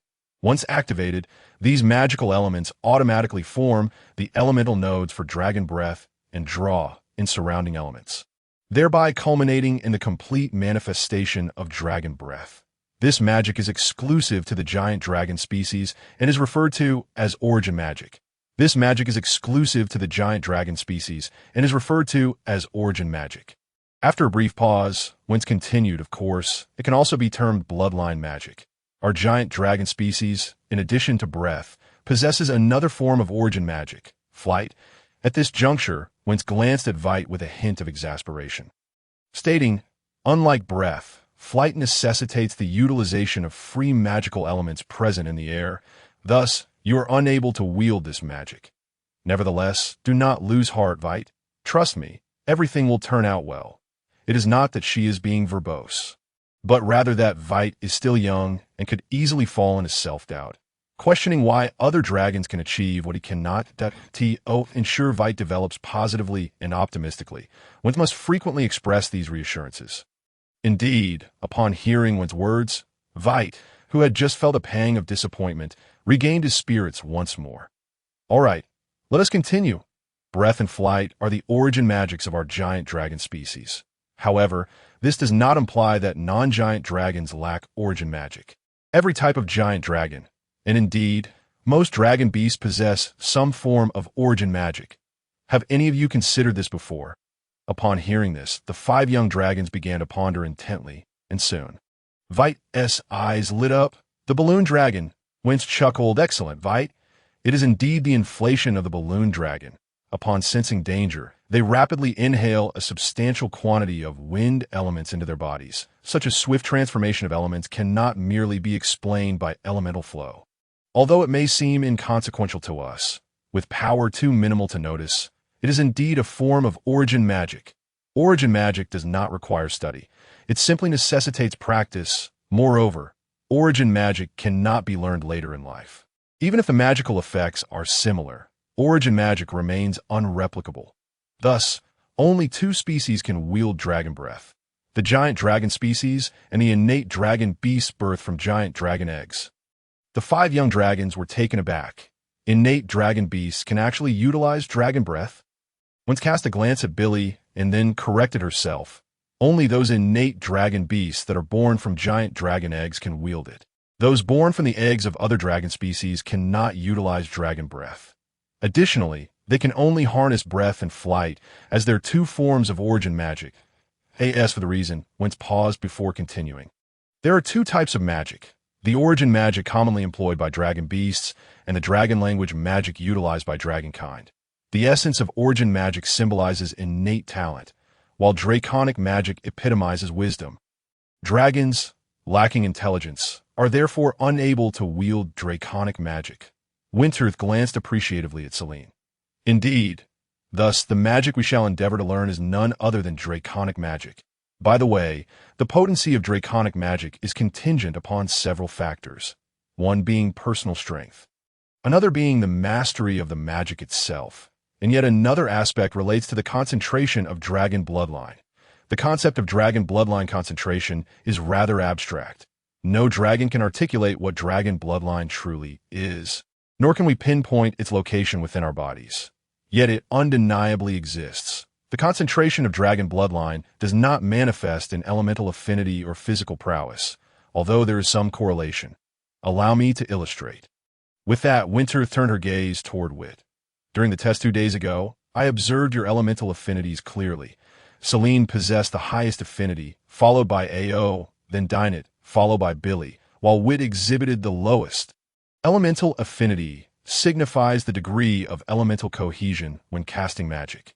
Thus, under normal circumstances, the order of potency when utilizing a dragon's breath should align accordingly.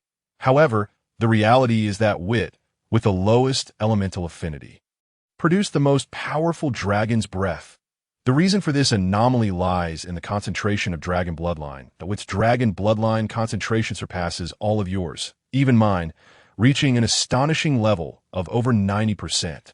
Conversely, your bloodline concentrations hover around 80%, with only Celine exceeding that threshold.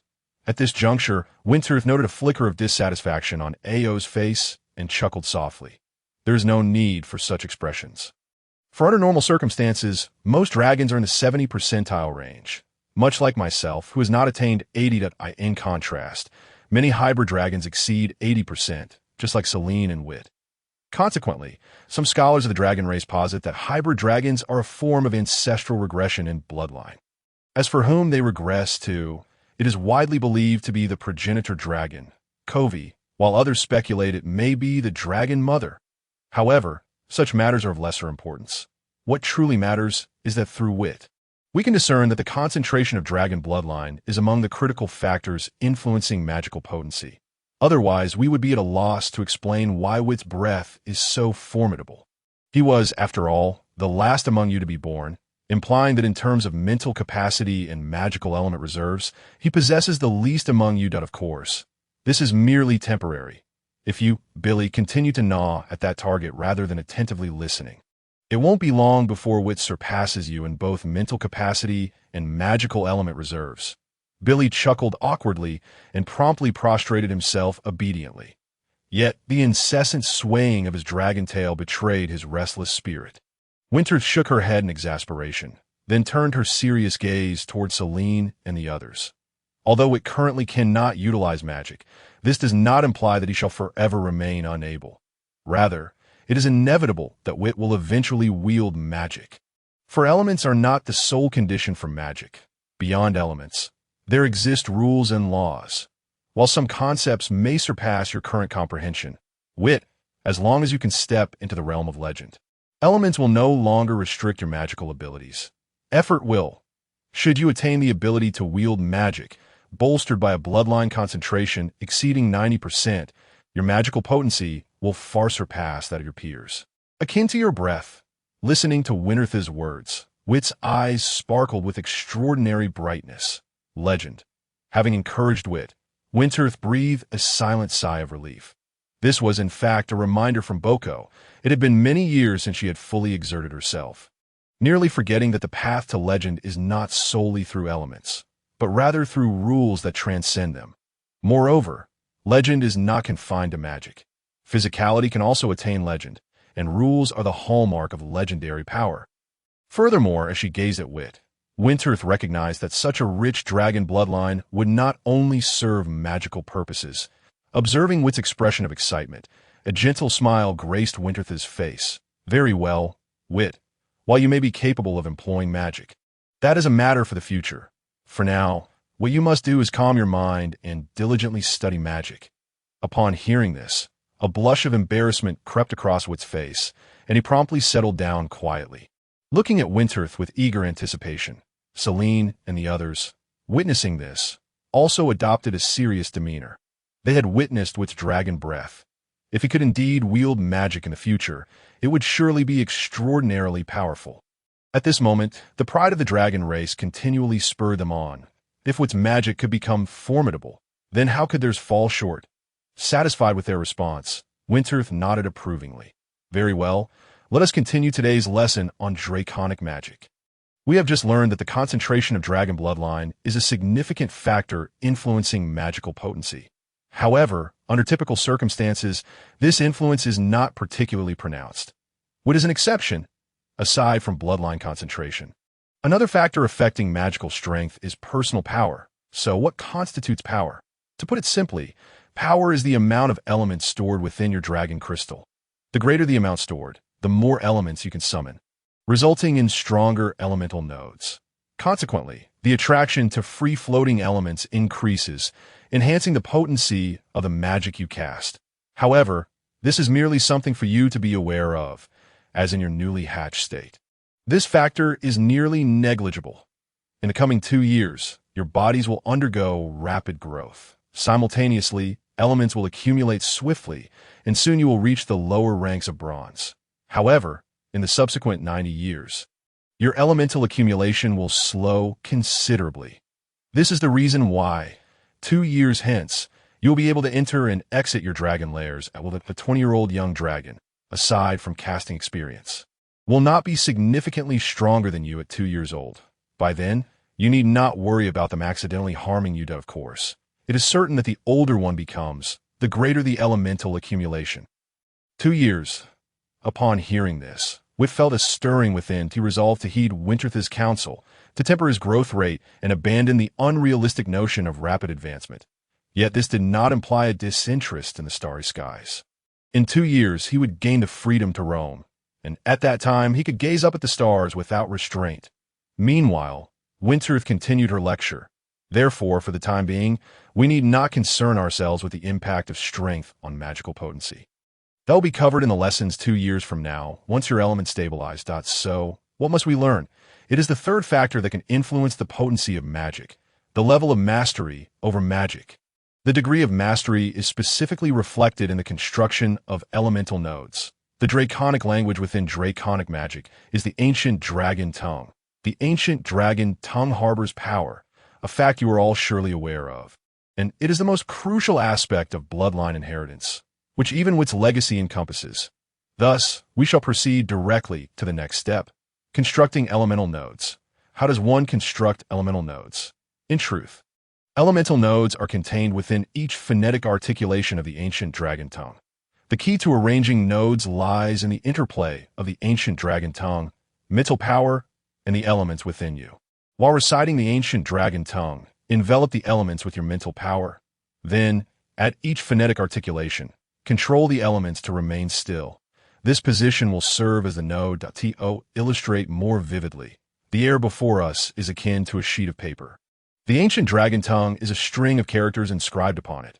Mental power is the pen, and magical elements are the ink. Our task is to leave a mark on each node of this string of characters using the ink from our pen. Once all marks are completed, it will automatically absorb free-floating elements, thereby forming a complete magic. Winterth paused, gazing at the 5 younglings. I believe I've expressed myself clearly enough.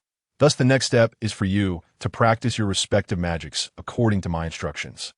Of course, you will be practicing the simplest magic corresponding to your elemental affinities. Let me think. Selene, your elemental affinity is light, so the magic you shall practice is the light arrow. With that, an intricate syllable escaped Winterth's lips. Next, she turned her attention to Ao. Your elemental affinities are fire and earth, so you may choose between fireball and earth spike. Naturally, practicing both simultaneously is also permissible. Billy, you shall practice fireball. Dynit, your elemental affinity is nature, and your breath leans toward the life aspects of nature, so you will practice fine. As for Vite, upon hearing Wint's brief pause, he chuckled and said, "No worries, Wint, you can just watch from here."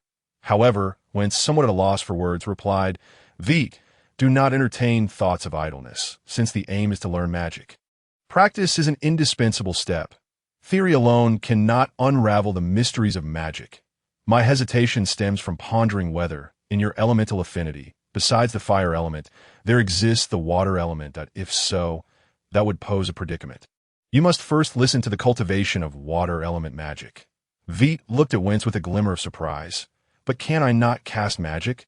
Wintz responded, "The inability to cast magic does not preclude you from practicing it. It seems my previous words did not resonate with you. The 3 essential components of magic are mental power, the magical elements within you, collectively referred to as magical energy, and the external free elements. Among these, the only one you lack is the free element. As they approach you, they are absorbed by your body. However, the use of free elements is only necessary in the final act of casting magic. Thus, although you cannot release magic, you can still progress to constructing elemental nodes." Upon hearing this, Vite's eyes lit up, but soon, anticipation was replaced by doubt. "But if that is the case, how can I determine whether I have successfully constructed my elemental nodes? Because whether I succeed or fail, I cannot cast magic." Winch chuckled lightly at this. "You cannot cast magic, but you can obstruct my magic. You need to first construct the magical node for fireball and then, corresponding to the node you have created, use your mental power to influence the fireball node I constructed. If my magic is affected, it indicates that the position of your constructed node is correct. If I can still cast fireball, then it signifies that your fireball node is incorrect. Care to take on the challenge?" Fireball. The somewhat awkward incantation rolled off Went's tongue, yet to Vite's ears, it sounded remarkably clear as Wentz deliberately slowed the pace of the incantation. Vite fixated on Wind's claw, where a fireball, no larger than a grain of rice, was slowly gathering as he exerted his meager mental power to attempt to shake the elemental node Wentz had constructed. In truth, he had successfully interfered twice. According to Wentz, lower-tier magic typically comprises 3 to 10 magical nodes, and for the lower-tier magic selected for the 5 little ones, it generally consists of fewer than 5 nodes. The fireball, for instance, has only 4 elemental nodes. Vite's successful interference with Wind's magic release indicated that he had located 2 positions of the elemental nodes. Of course, success was not guaranteed in just 1 or 2 attempts. In fact, it was already evening. Besides taking a 15-minute break after every magical session, Vite was quite relieved that the time measurement in this world was similar to that of the world from which he hailed. They had been wholly absorbed in practicing the construction of elemental nodes. Up until now, none of Selene's little dragons had managed to cast magic. The construction of elemental nodes is remarkably meticulous. Even the slightest error can lead to a failure in magic release. Throughout the day, Vite managed to detach Selene and the others from their previous ease in using dragon breath, which was precisely what Wentz wished to see. Humility fosters progress, a principle that equally applies to the study of magic. At the very least, Billy's focus had shifted away from stuffing magical targets into his mouth and was now dedicated to diligently constructing his elemental nodes. Suddenly, an intense heat erupted as a fireball, now fully formed in Went's claw, materialized before Vite's disappointed gaze. Observing this, Wentz gently remarked, "Vite, you have performed admirably. Interfering with the formation of magic is far more challenging than casting magic yourself. When casting your magic, you only need to locate the elemental node within your incantation. However, to interfere with another dragon's magic formation, you must find the positions of the elemental nodes within their incantation and accurately exert your mental power. Frankly, I expected it would take at least 3 lessons for you to successfully interfere once. Vite, you have truly surprised me." Upon hearing this, Vite's earlier disappointment evaporated in an instant. "Really? Indeed, but have you not yet realized? The foundation of dragon language magic lies in constructing elemental nodes. However, the nodes constructed are embedded within the incantation itself. In other words, if you can discern the node's position as soon as you hear the incantation, then magic will no longer pose a threat to you. After all, did you employ the power of elements while interrupting the casting?" Vite was momentarily taken aback. Then his face broke into a joyful expression. If he could indeed achieve what Wentz described, then not only fire element magic, but any elemental magic would become ineffective before him. However, this should be something every dragon can accomplish, right? After all, as you mentioned, during the interruption of casting, I merely utilized mental power. Upon hearing Vite's words, Selene and the others paused their incantation practice and turned to look at him. Wentz, of course, noticed this and smiled while nodding. Indeed, every dragon can achieve this, but not every dragon is willing to do so. Vite, interrupting magic is not as simple as you might think. For instance, now you're using the method of interfering with the first node to disrupt my fireball. As she spoke, Wentz began to chant the incantation, and Vite hurriedly directed his mental power to interfere with the construction of the first node. However, this time, Vite did not succeed. Despite his interference, the first node was steadfastly constructed. Staring at the fireball atop Went's claw, Vite was momentarily stunned before quickly asking, "Why is that?" "Because of the disparity in strength. My mental power far surpasses yours. Hence your mental power cannot shake mine. And the elemental node is still constructed. Consequently, when your mental power is inferior to that of your opponent, it becomes exceedingly difficult to interfere with their elemental node construction. Furthermore, there are various other circumstances. Fireball is merely a lower-tier magic with only 4 nodes. Thus, by interfering with one node, you can influence the overall structure of the magic. However, if the number of nodes is sufficiently high, merely interfering with one node will have little impact on the magic's construction, at most slightly diminishing its power. Therefore, if the elemental nodes of the magic are numerous, you must simultaneously influence at least 1/3 of the elemental nodes to affect the casting of the magic." As she spoke, Wentz turned her gaze to Selene. "Selene, if you and AO were to engage in a magical battle, when AO begins to chant the incantation, would you choose to disrupt the magic or respond with an even more powerful magic?" Of course, the latter, Celine replied without hesitation. Wince turned her attention to Vite. This is why few dragons choose to learn how to disrupt their opponent's magic. Magic is an exceedingly profound discipline. When studying magic, one already requires a significant investment of time, and to then learn how to interrupt an opponent's casting is entirely counterproductive. It is only in your unique circumstance that I would choose to teach you this technique. In your inability to cast magic, you'll have ample time on your hands. This technique is one I stumbled upon in my earlier, haphazard research. They jokingly refer to it as mental magic.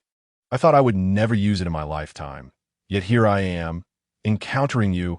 Vite understood and looked at Wince with gratitude. Wince, however, merely smiled dismissively and continued, I am delighted to assist you. While I hope you will carry forth this so-called mental magic, I wish even more for you to be able to use magic normally. Additionally, while practicing magic is important, your growth is of even greater significance. It is getting late. You should return to the lair to rest. With that, Wince gestured for the 5 little ones to fly onto her claw. Vite did not hesitate and flew up immediately. But Celine and the others were somewhat reluctant. Magic is something every young dragon yearns for. Yet after a day of study, they had not succeeded in casting even once, which left them quite discontented.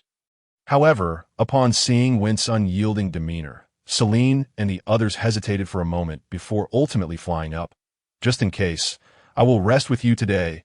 Upon hearing these words, the originally eager 4 dragons, who had planned to continue practicing magic that evening, instantly lost their spirit. It was evident that Wince was not jesting. She truly remained overnight in the lair of the 5 little dragons. This was something that Celine and the others could only accept. A night without incident. When dawn broke the next day, Wince had already prepared food for Vite and the others. After they had eaten, when Wince inquired about who else was willing to visit the library. This time, not a single young dragon expressed a desire to join. Wince was not surprised by this, just as her reason for staying overnight in the lair was the irresistible allure of successfully casting a spell. Even if it was the most rudimentary one, the little dragons simply could not resist that temptation. Yet this time, Wince showed no intent to dissuade them. After a few gentle reminders, she took Vite to the 8th floor of the library. Upon re-entering the library, the page of the origin of magic remained open to the same spot Vite had seen previously.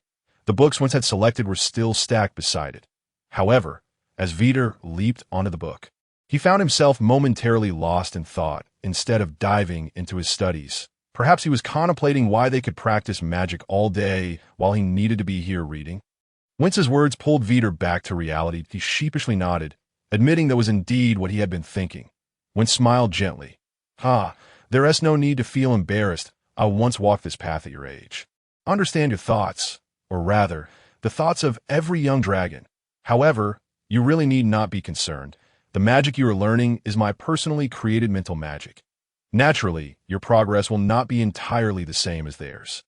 Hearing Wince mention this name again, Vite could not help but chuckle. He certainly remembered what this mental magic entailed. Sensing Vite's relaxation, Wince continued, in truth, whether it is you or them, you will remain at this stage for quite some time in the future. Although the ancient dragon language is a part of our heritage, deeply engraved in our blood, it does not mean that learning dragon magic will be effortless. Intrigued, Vite gazed at Wince. In your opinion, how long will it take Celine and the others to truly cast their first spell? If they practice diligently, they might succeed in about 5 days, with Celine possibly being a bit quicker. However, casting the first spell does not equate to having mastered it. Mastery of magic does not merely refer to successful casting. That is merely the beginning of learning a spell. Vite nodded, somewhat understanding. His gaze shifted back to the origin of magic. Just as he was about to continue reading, Wince grasped his tail and lifted him up. Seeing the bewildered expression on Vite's face, Wince explained, if you're only studying lower-tier magic, you can stop here with this book. I will place it back for you. Next time you need it, you should be able to peruse it yourself. This time, you will be looking at this book. With that, Wince pulled out another volume from the stack of books beside her and, under Vite's curious gaze, opened it up.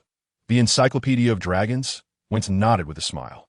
Indeed, it is the Encyclopedia of Dragons. Last time, Boko mentioned your dinner issue while also referring to your recognition of him as a ghost dragon. At this, a hint of embarrassment flickered in Vite's eyes. In truth, he had merely made up the notion of a ghost dragon without realizing that such a creature truly existed. Unaware of Vite's thoughts, Wentz continued, "Magic is fascinating, but it can also be tedious. Especially for you. Therefore, to lighten your mood, we will not always read books related to magic. Perhaps the literature on magic is even more monotonous than you might imagine. The Encyclopedia of Dragons, the Encyclopedia of Dragon Beasts. And my field observations are excellent alternatives to refresh your spirits. And the knowledge within is something you will need, such as how to interact with Celine and the others." As she spoke, Wentz had already turned to the table of contents and then released Vite. The Dragonkin is an extensive group with 567 known dragon types, and this number continues to grow. Listening to Wentz's explanation, Vite meticulously read through the table of contents. He spotted many familiar terms. For instance, the category of the giant dragons, as well as the names of Celine's race. Currently, there are 3 dragon types: giant dragons, earth dragons, and flying dragons. Each type possesses its own distinct characteristics. The giant dragons are the longest lived among the 3 types, the most powerful in magic, possess the highest concentration of dragon blood, average the largest size, have the greatest variety, yet are the least numerous. Earth dragons are the only dragons that cannot fly, are the weakest in magic, yet possess the strongest physical bodies. Furthermore, among the earth dragons, the Titan dragon is the largest of all dragons. The flying dragons are the smallest, have the shortest lifespan, are the most agile in flight, are the most versatile in magic, have the lowest concentration of dragon blood, yet are the most numerous. Listening to Wentz's introduction, Vite eagerly inquired, "Can they all be found in our dragon lair?" Wentz shook her head, "That of course not. Disadro is the lair of the giant dragons, so only giant dragons reside there. If you wish to encounter more dragons, you will have to wait until you grow up and venture beyond Disadro. Moreover, there is a place where you can see nearly all dragon species." Upon hearing this, Vite, who had just felt a twinge of disappointment, suddenly became excited. "Where is this place?" "Every 4,000 years, a grand dragon celebration is held on the Genesis Plains. The Grand Feast of Dragons. The last grand feast took place 200 years ago." Vite extended his claw to calculate, then stared blankly at Wentz. 3,800 years. "That is an eternity." Wentz chuckled. "Vite, you should consider from a different perspective.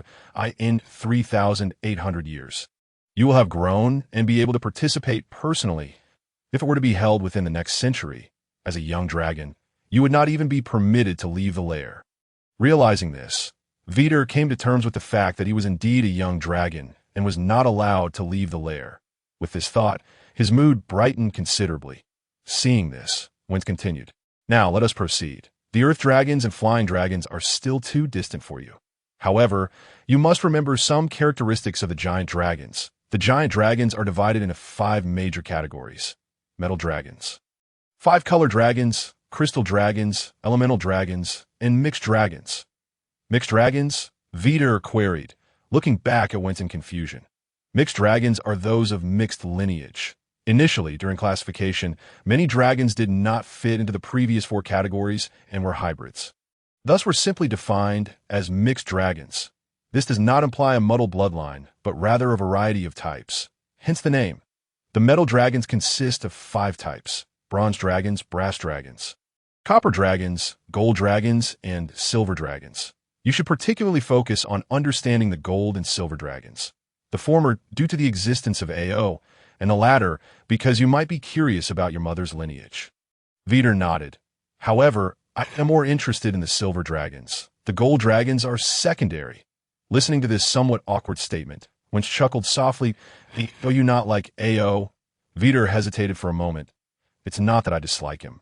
It's just that he rarely speaks, and there's no need for me to seek him out. This is quite typical for a young dragon." Wentz thought to herself, yet she said, "This is one of the reasons I want you to understand their racial characteristics. Dragons generally possess a proud nature, especially giant dragons. Even among giant dragons, the gold dragons are the most haughty. However, arrogance does not mean they do not need friends. Giant dragons are solitary beings, being the longest-lived dragon type, yet the least numerous, with each dragon harboring different thoughts. Thus, giant dragons often find themselves in isolation, except for those residing within the lair.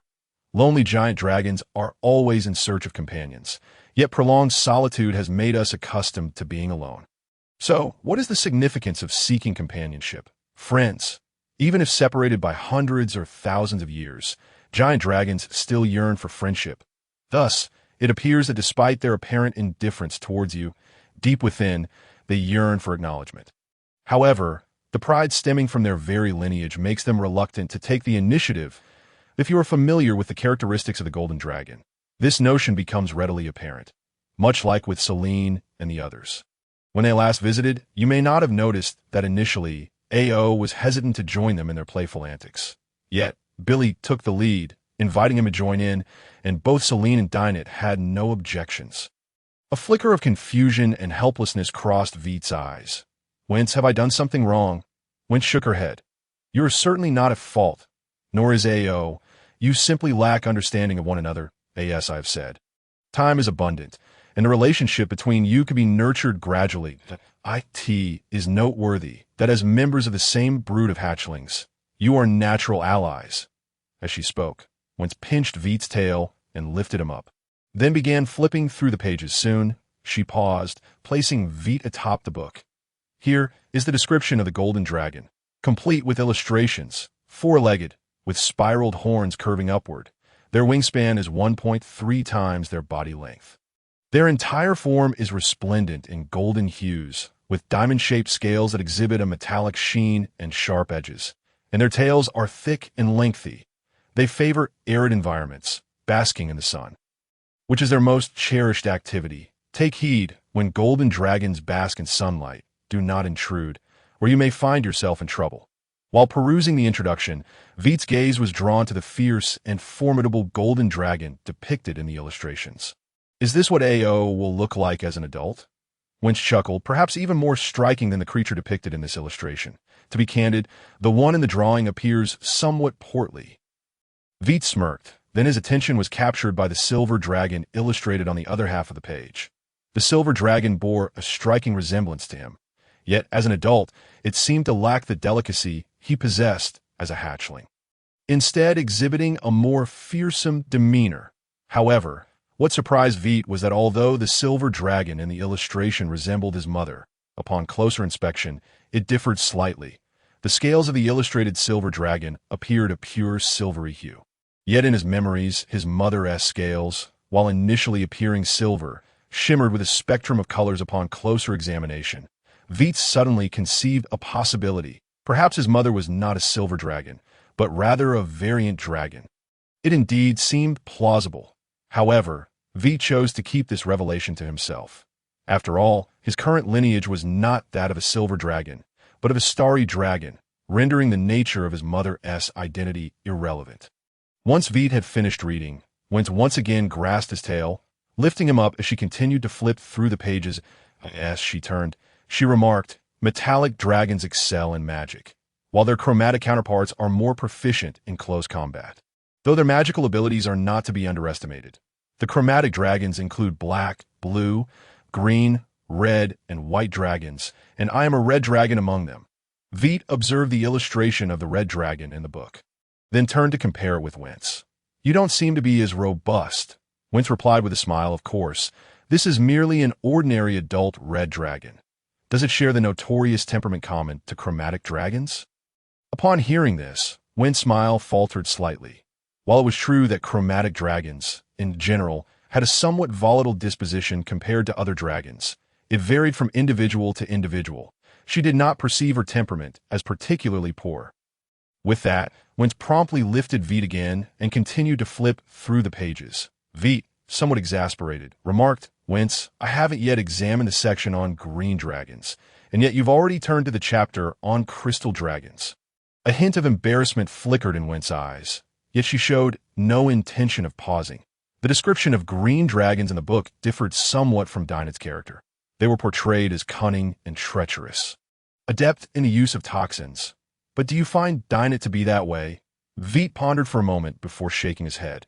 She appears quite gentle, much like you, and you have her practicing not with poisons, but with nature magic. By the way, Whence, is poison also considered a type of magic? Certainly not. Poison is merely a state of natural magic akin to a curse, which is a state of dark elements. As Went spoke, she had already flipped to the page about the red crystal dragon.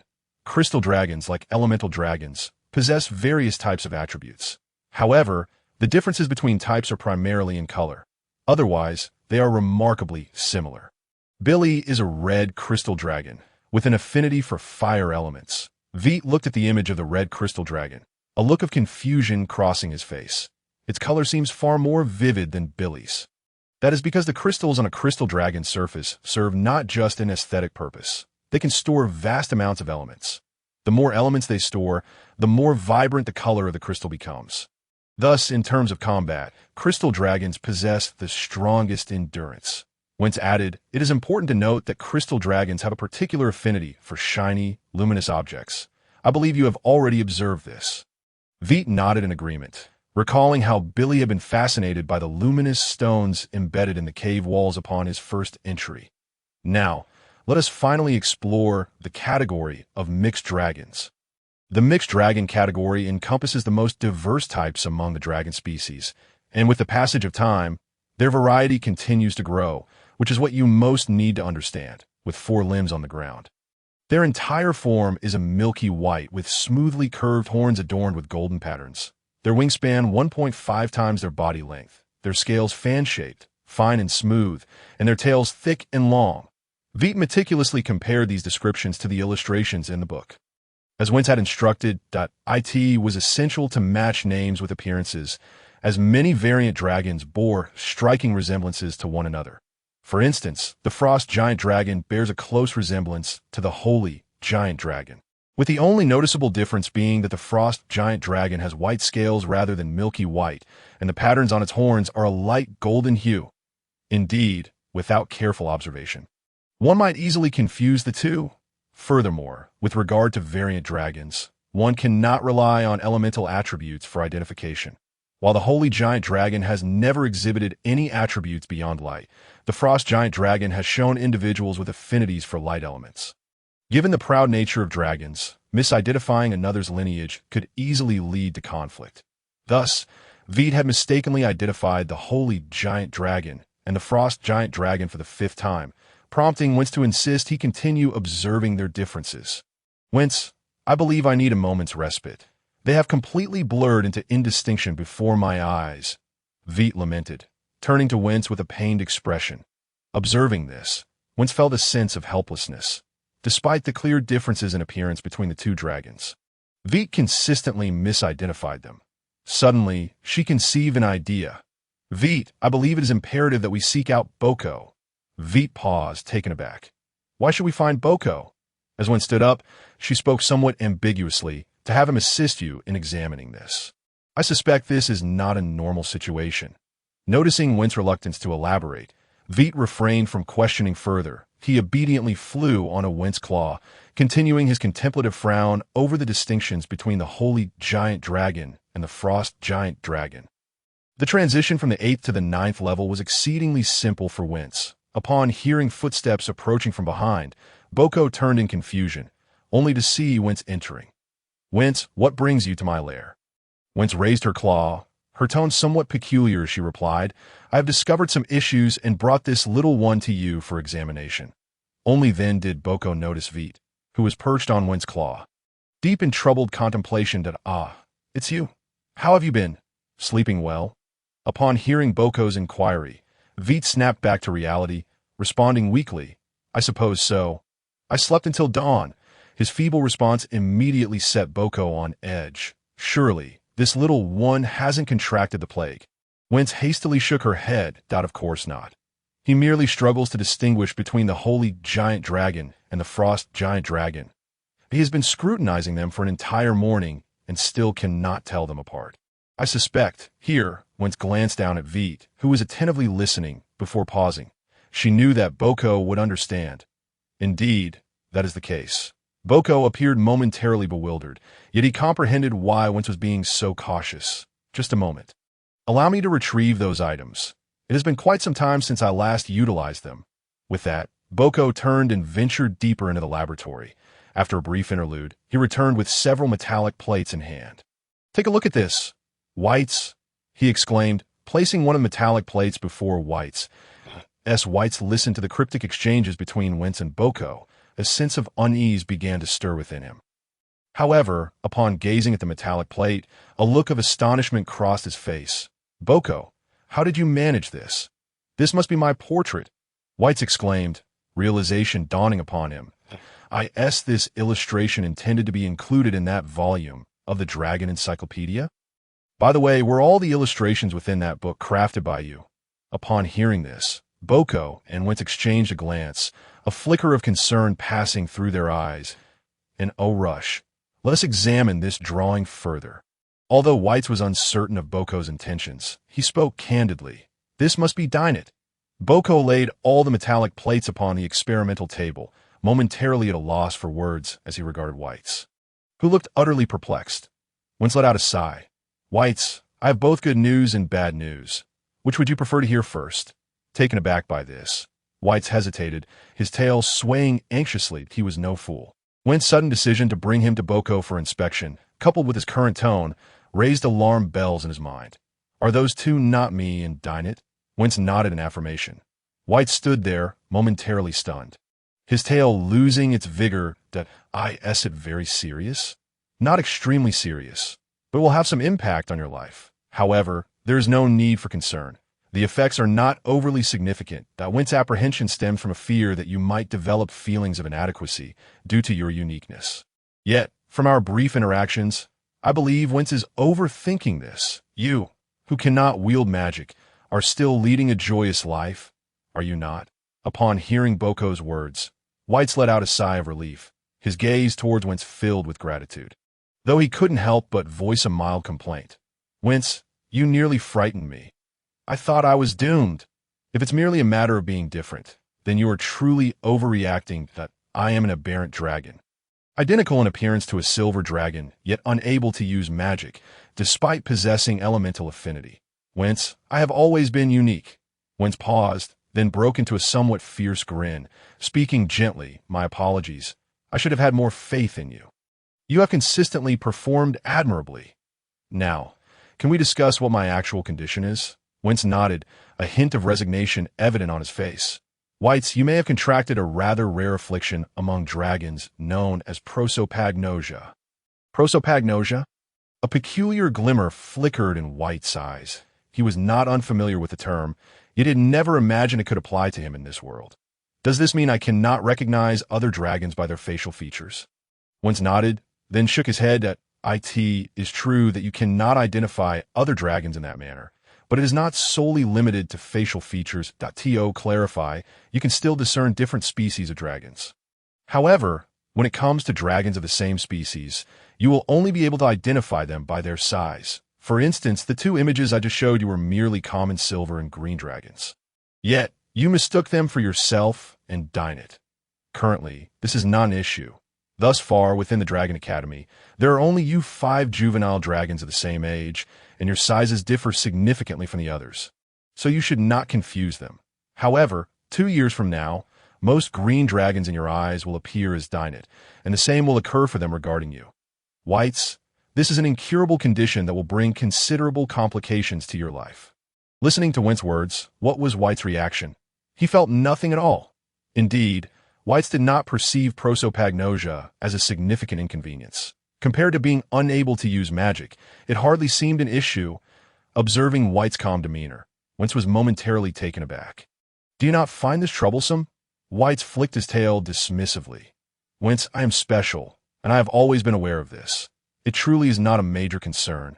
Besides, I may not recognize them, but as long as they can recognize me, that suffices. Upon hearing this, Wentz instinctively looked towards Boko, who merely shrugged. I have said it before. Vite is far more mature than you realize. There is no need for you to be so anxious. He is truly remarkable. Vite couldn't help but smile bashfully at Boko's praise, though the restlessness of his tail betrayed his delight. Seeing this, Wentz breathed a sigh of relief and remarked with a smile. While that may be the case, let us conclude today's studies here. After a morning of deliberation, you must be weary from the distinctions between frost giants and holy giants. Just then, a thought struck Wentz. Ah, Whites, speaking of holy giants, I just remembered that there is only one holy giant in the Academy so far, namely Selene. Even if you cannot recognize Dinah and the others, Selene will undoubtedly recognize you. With that, Wentz gestured towards Boko that I will escort Whites back, then return to find you in 2 years. Whites and the others will begin their potion-making studies. However, the materials in the Academy's warehouse have not been inventoried in many years. Just to be safe, we should conduct a preliminary inventory. Upon hearing this, a hint of resignation crept onto Boko's face. Very well. It seems I must postpone my potion-making endeavors that I hope the materials in the warehouse will suffice. Otherwise, we will have to venture out in search of supplies that I could truly wish Karen would return soon. As Wentz complaints trailed off behind him, he quickened his pace. Watching Wentz depart, Whites headed deeper into the dragon's lair. Selene and the others should be practicing magic now. Yet as he pondered this, he suddenly heard a peculiar sound emanating from the depths of the lair, faintly resembling a low growl. Were they not practicing magic? He murmured softly, before leaping into the air, his wings flapping vigorously behind him. Whites had grown rapidly, almost visibly so, and as a result, his physical strength had also increased significantly. Thus, with only a slight descent, he soared effortlessly into the sky. It was far easier than when he had just hatched. Before long, Whites reached the depths of the lair, where he beheld Selene and Ao engaged in combat. The aerial maneuvers of the two dragons were quite impressive, their aerial duel exceptionally fierce. However, Selene's physique was far more robust than Ao's, and as they pursued one another, Ao found himself at a disadvantage. "Hey, Whites, over here!" Just as Whites marveled at the battle between the two dragons, Billy's voice suddenly rang out. Following the sound, he spotted Billy and Dinah lounging nearby, captivated by the duel. Whites hesitated momentarily before flying over. What is going on here? As he descended, the vigorous flapping of his wings stirred up a cloud of dust. Billy quickly turned his head to avoid it. However, he did not seem to mind. Responding directly, "Did you forget? On the day we first arrived at the lair, Selene and Ao had agreed to have a match." Feeling slightly embarrassed for dusting Billy and Dinah, Whites offered a sheepish smile. "My apologies. I will be more mindful next time." He then turned his attention back to the still engaged Selene and Ao. "I thought you were practicing magic." Upon hearing this, Billy began to lament. "Whites, it's been incredibly difficult. I practiced for an entire morning, yet still no results. I'm starting to doubt my elemental affinity. The other dragons are in a similar boat. Selene is progressing somewhat faster, as she can now summon some light elements. But she still cannot cast that spell."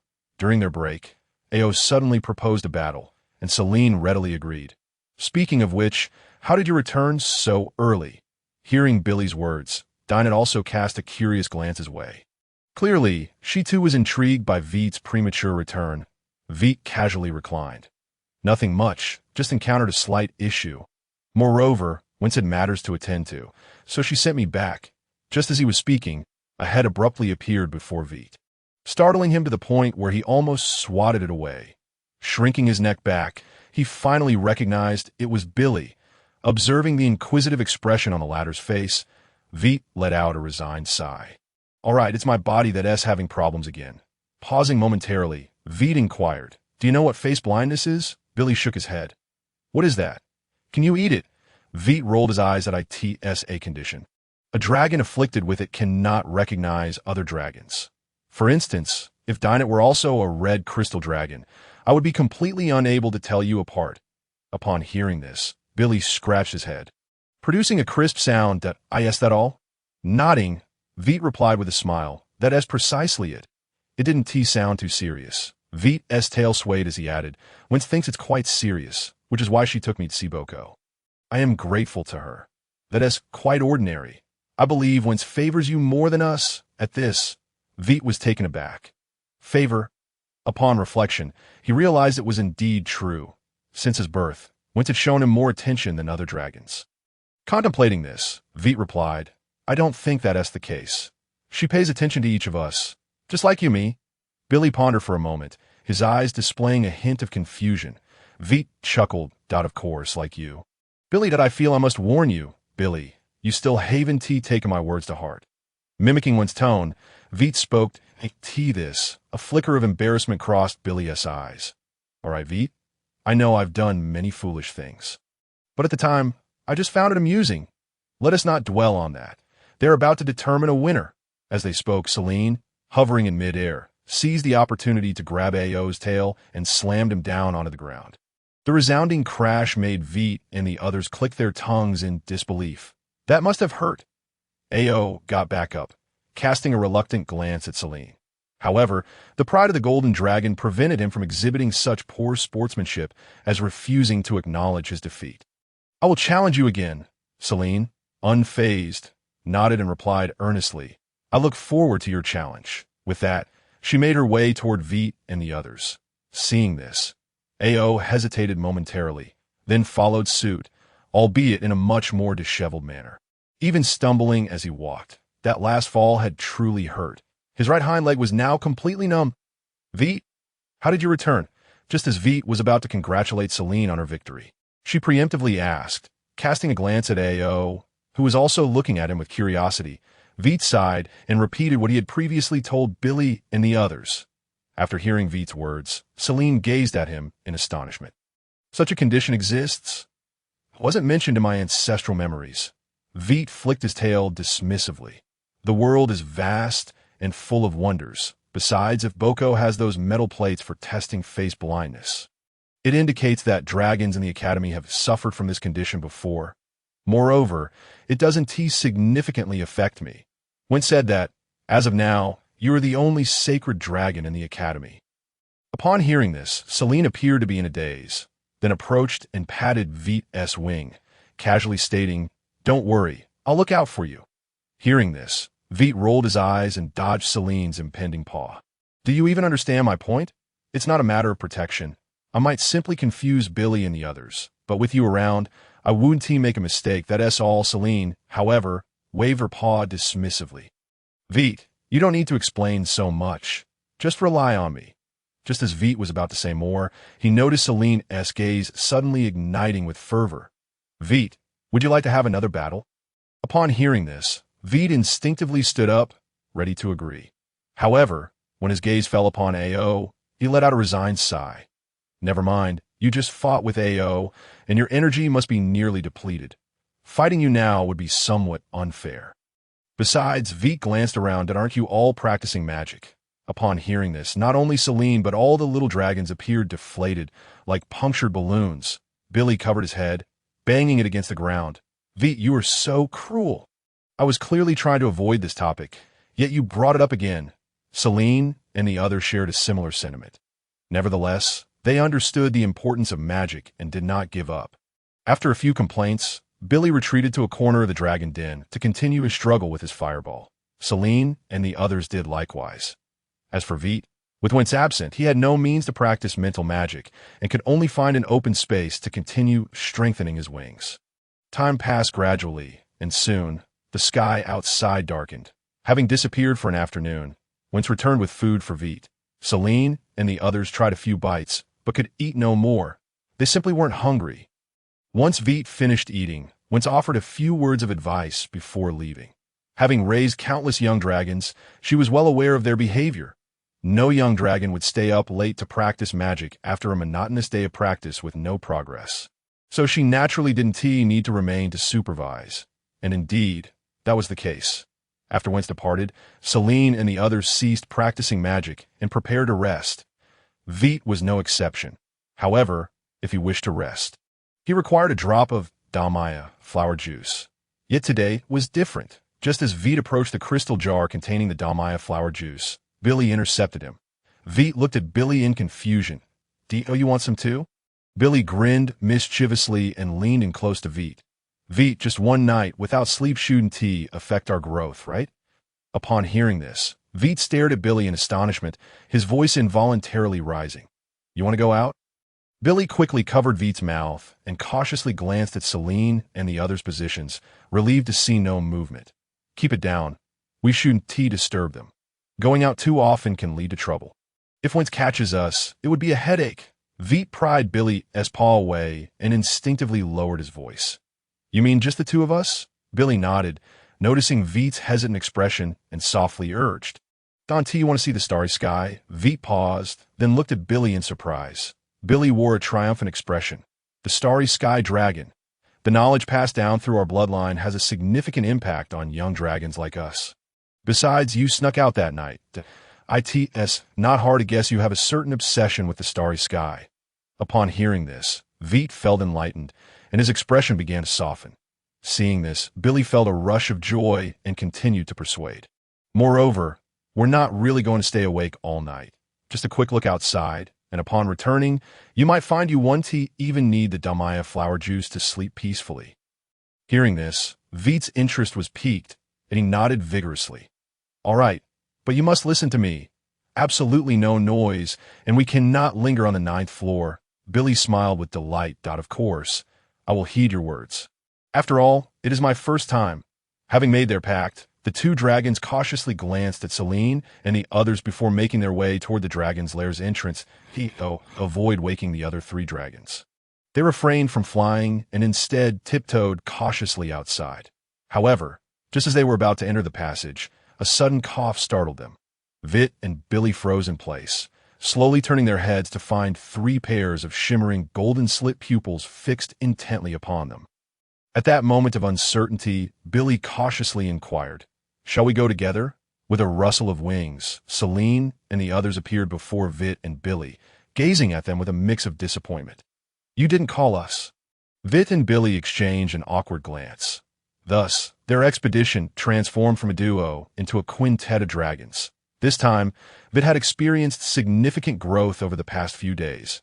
While his stamina had not doubled, it had certainly improved considerably. He effortlessly soared through the opening above the academy alongside Celine and the others. They emerged into a volcanic crater, where the edge appeared no different from the ground below. Yet, Vite paid little attention to his surroundings, as all his focus was captivated by the twinkling stars of the night sky above. It was his second encounter with such a celestial panorama.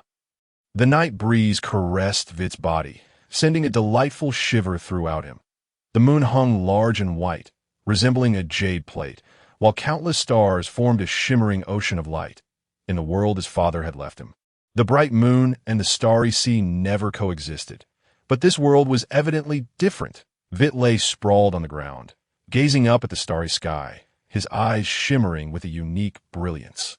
Celine noticed this and gently patted the wings of Ao and the others, then pointed at the entranced Vite, gesturing toward the distance. The 3 dragons understood Celine's intention, nodding in agreement as they quietly moved away. Although they did not comprehend the allure that a mere sprinkling of stars held over Vite, they respected each dragon's inclinations. After all, the night sky was indeed beautiful.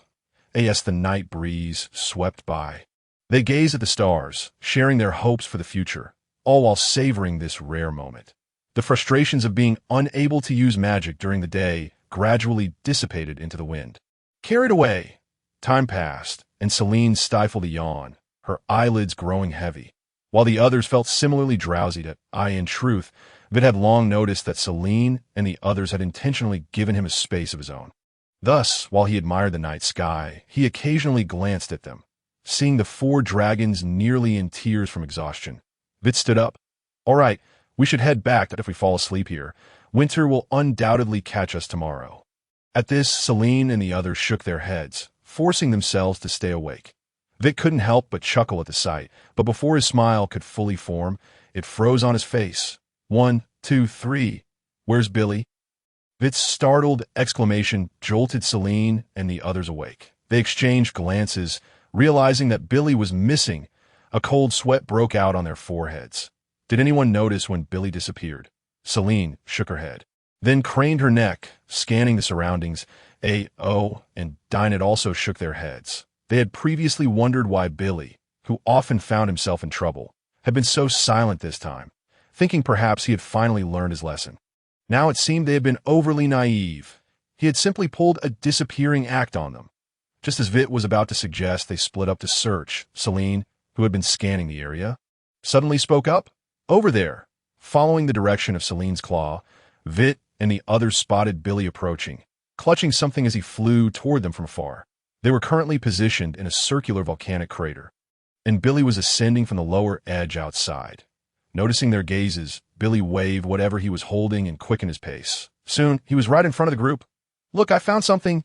Celine had intended to scold him, but the words caught at her throat as her attention shifted to what Billy was clutching. "I asked at a dragon beast." Billy cast a disdainful glance at Celine, as if it's not a dragon. Then it must surely be a dragon beast. But what kind of dragon beast is this? Upon hearing this, Celine seized Billy's horn. "Do you believe I won't break it?" Billy certainly didn't believe so. Even if it resembled crystal, the horns of crystal dragons were not actually crystal. Their hardness was akin to that of normal dragon horns, which are the toughest part of a dragon's body. However, he wisely refrained from voicing this thought. Thus, Billy hurriedly offered a few words of contrition, prompting Celine to release him. The other dragons found the exchange amusing, but only Vite's gaze remained fixed on the lifeless dragon beast in Billy's claws. Indeed, the creature was dead. However, it did not appear to have been slain by Billy. This dragon beast was significantly larger than the Morris dragon beast, measuring nearly half a meter in length, with a more elongated body. Altogether, it resembled a wasp from another world, albeit with a dragon's head, its sharp teeth looking far more menacing than those of the Morris dragon beast. 3 pairs of symmetrically arranged legs ended in sharp tips, resembling daggers, while the tail featured a series of round holes, creating a discordant appearance as if something were missing. Reflecting on the wasps of that world, Vite surmised that the missing element was likely a stinger. "Vite, do you recognize this dragon beast?" It seemed that Vite's engrossed expression had drawn the attention of Billy and the others, prompting their curious inquiry. Vite glanced at Billy, then shook his head. "That I don't recognize it. The book I read today was about giant dragons, not dragon beasts. It's a pity. Had I read the latter, perhaps I would have been able to identify it. Never mind. Let's just hurry back to sleep. We certainly don't want to be caught by winter tomorrow. All of us sound asleep. In such a case, anyone could tell we rested properly at night." "What about it?" Billy asked. Lifting the dragon beast's corpse, Vite scratched his head. "If you're genuinely curious, you can take it back for now. When winter comes looking for us tomorrow, we can inquire about it, then ask for how he found it. Just say you woke up and it was in the lair. After all, both the Morris dragon beast and the little Chio dragon managed to bypass the magical array set at the lair's entrance. Although this dragon beast is slightly larger than both the Morris dragon beast and the little Chio dragon, it still qualifies as a minor dragon beast, so that excuse should suffice." At Vite's words, Celine and the others had yet to respond, but Billy nodded in agreement. After all, he had discovered it and was naturally curious about what kind of dragon beast it was. Seeing this, Celine and the others said nothing further. After all, Vite's reasoning was quite sound. Thus, with the dragon beast in tow, Vite and his companions returned to the lair without incident. After such a long night of excitement, they barely settled down before the sound of snoring filled the air. The night passed without further event. The following morning, Vite awoke to find that winter had yet to arrive, and he exhaled a sigh of relief. He had feared that the moment he opened his eyes, he would be met with winter's furious glare, but fortunately, that did not happen. As Vite stirred, Celine and the others began to yawn and open their eyes as well. At that moment, heavy footsteps echoed from the passageway. Vite and the others froze for a moment before hurriedly scrambling to their feet, exchanging nervous glances. For a brief instant, they were unsure of what to do. Thus, when winter entered, he found 5 little dragons staring at each other in silence. "Ahem, you have all awakened, and I trust you are feeling famished." "Yes," she spoke. Ventus suddenly noticed the lifeless body of an unknown draconic beast positioned at the center of the dragon's lair. Her pupils constricted sharply, and a formidable and terrifying pressure erupted from her being, feeling the suffocating aura emanating from Ventus. Vite and the others dared not even breathe. "We are in deep trouble." This was the only thought echoing in the minds of the 5 small ones at that moment. "Where did you find it?" Ventus inquired, pointing at the dragon beast's corpse on the ground. Instantly, Vite and the others shifted their gaze towards Billy. Billy cursed them silently for their lack of loyalty, and as he saw Ventus turning her attention in his direction, he prepared to convey the prearranged excuse from the previous night. However, upon meeting Ventus's gaze, he found himself involuntarily disclosing everything that had transpired the night before. After listening, Ventus cast a glance at the 5 small ones. "This is your food for this morning." Remain obediently within the dragon's lair and do not venture outside. With that, Ventus tossed several chunks of meat, both raw and cooked, before turning to leave. Vitter and the others, taken aback, dared not voice any inquiries nor even exhale. It was only after Ventus's footsteps faded into silence that they instinctively released a breath of relief. After exchanging glances, Vitter could not help but speak. Have we landed ourselves in a grave predicament? I have never seen Ventus so enraged. Just then, a prolonged and resonant dragon roar echoed from outside. Following that, a chorus of dragon roars rose and fell, as if in response to the previous sound. They exchanged worried glances once more, and Billy was on the verge of tears. Surely, this cannot be related to us. No dragon responded, yet Vitter and the others understood that Billy was likely correct. After a moment of hesitation, Vitter took the lead and soared towards the entrance of the lair. Seeing this, Celine's expression changed. Wait, Vitter. You all eat first. I will go outside to ascertain what is happening. As Vitter disappeared into the passageway, Celine exchanged glances with the others, and they followed suit. How could one possibly eat at a time like this? Ventus hastily departed from the dragon's lair, leaping from the edge of the stone corridor. Then, unfurling her wings, which spanned nearly 1,000 meters, she created a gust of wind and soared out from the opening above. After leaving the academy, Ventus did not pause for a moment. Heading directly upwards, her voice erupting in a roar. Simultaneously, her body began to swell dramatically, expanding from a height of 700 or 800 meters to a colossal 1,000 meters in mere seconds. Her wings casting a shadow over the land. The meaning of Venus's earlier roar was quite simple. War has come. Hearing Venus's warning, every dragon within the Drasside dragon's lair sprang into action. Massive dragons shot up from the lair, and a glance revealed that there were undoubtedly hundreds of them. Their sizes were at least 500 meters, without a doubt, all in their prime, amidst the dark throng of dragons.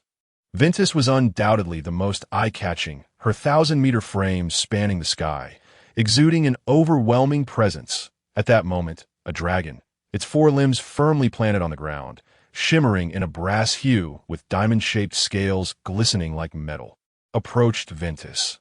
This dragon's horns were prominent and straight, its wingspan exceeding its body length by 1.3 times. With large, protruding scales and a thick tail, it was none other than the brass dragon among metallic dragons. Ventus, what has transpired that you would issue a call to arms? Elbert inquired at It is the embody dragon beast. Upon hearing this, Elbert's pupils constricted sharply, and he raised his neck, bellowing, "Everyone scatter! The embody dragon beast is about to strike. If anyone dares to let a single embody dragon beast into the Warren Great Rift, believe me, I will show you what devilish training truly means." Hearing Elbert's words, the dragons, recently awakened by the call to arms, and still somewhat dazed, hurriedly began to find suitable positions. They wanted no part of Elbert's devilish training. It was no mere training. It was hell. Moreover, they all understood what the embody dragon beast represented, observing the bustling dragons. Elbert turned his gaze back to Ventus. Left or right? Right. With that, Ventus glanced at the Dragon Academy below before flying towards the right side of the Warren Great Rift. Vitter and the others finally reached the rim of the circular volcanic crater, only to be astonished by the sight above. Black, yellow, white, green, and various other dragons soared through the sky. Judging by their sizes, they were all mature dragons. Billy swallowed hard, his expression blank as he gazed at the sky. Did we truly cause this? Vitter hesitated, a look of confusion on his face. It seems unlikely. What are you all doing here? Quickly return. Hearing a voice from behind, Vitter and the others turned to see a completely azure dragon, with a translucent quality, floating up from the crater. Boko, what has happened? Vitter asked, feeling a surge of relief upon seeing the dragon. After a moment's hesitation, Boko replied with resignation, "It is a call to arms. I do not know the full details, but it is safe to say that war is upon us.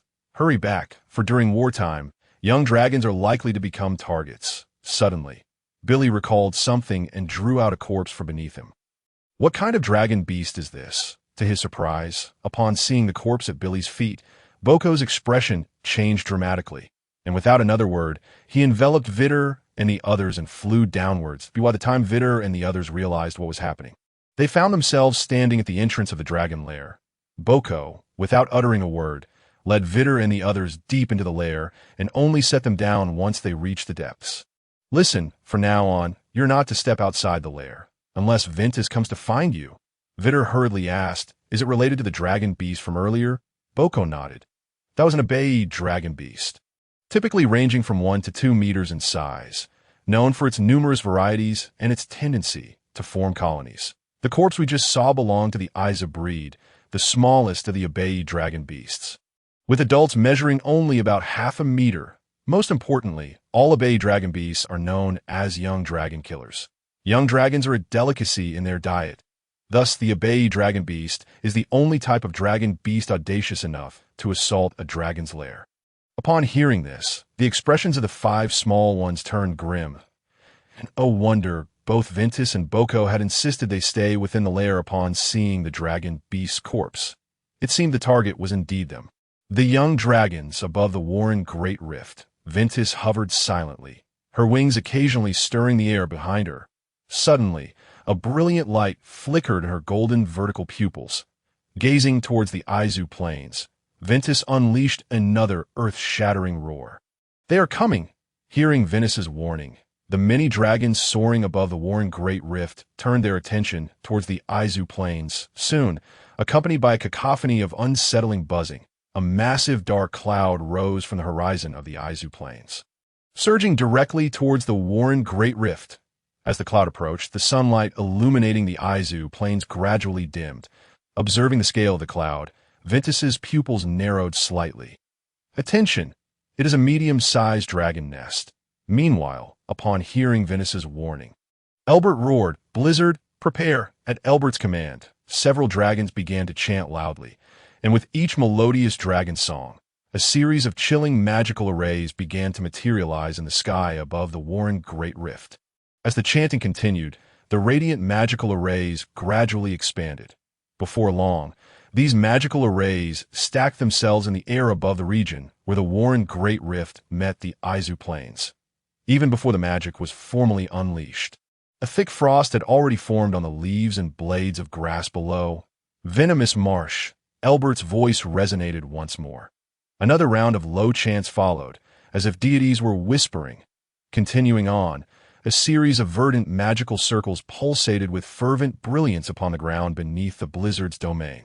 With each fleeting flicker of these arcane sigils, a patch of dark green swamp was left in its wake. The swamp bubbled as if it were boiling water, incessantly releasing bubbles that, upon bursting, exuded a faint green in a mere moment. The entirety of that region was enveloped in a shroud of emerald mist. As Winterth and the others prepared, the ominous, dense clouds loomed incessantly, having already reached the juncture of the Warren Rift and the Isu plain. Upon approaching, the dragons discerned that these were not mere clouds, but rather a multitude of diminutive dragon beasts. Abbey dragon beasts. Upon sighting these creatures, the dragons finally comprehended the rationale behind the war mobilization order. Abbey dragon beasts, the sworn nemesis of the dragon kin. Their presence was particularly dire due to the inclusion of young dragons among their hunting targets, which were regarded as the most prestigious prey. Once the Abbey dragon beast detected a young dragon, all hunting strategies would pivot to target the youngling, with only one side emerging victorious to halt the hunt. Blizzard! Release! As the swarm of dragon beasts descended upon them. Hindered by the swamp's toxic fumes, Elbert shouted once more. In response, the magical sigils high above erupted with a brilliant radiance. Subsequently, a flurry of snowballs, each the size of a head, cascaded downwards. Those Abbey dragon beasts affected by the swamp's noxious vapors found themselves unable to evade, plummeting into the toxic mire and being dissolved in an instant. However, the horde of Abbey dragon beasts showed no signs of retreat. Under such circumstances, it was not long before some dragon beasts breached the blockade.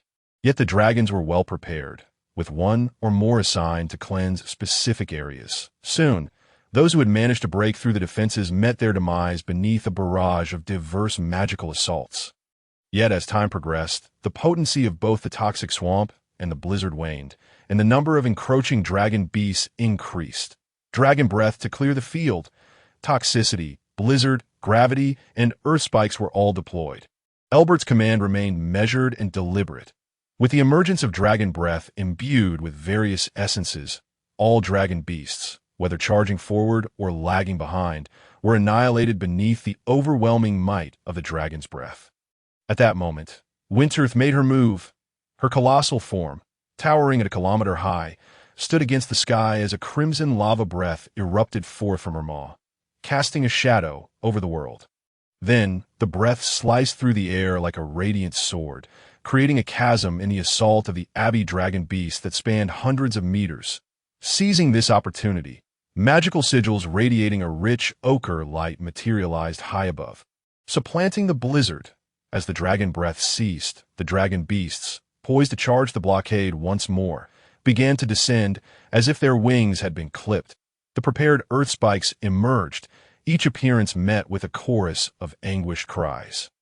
"Aha, Winterth, you have finally deigned to take action. As I suspected, you have grown considerably stronger. Once you clear away these nuisances, we must engage in battle."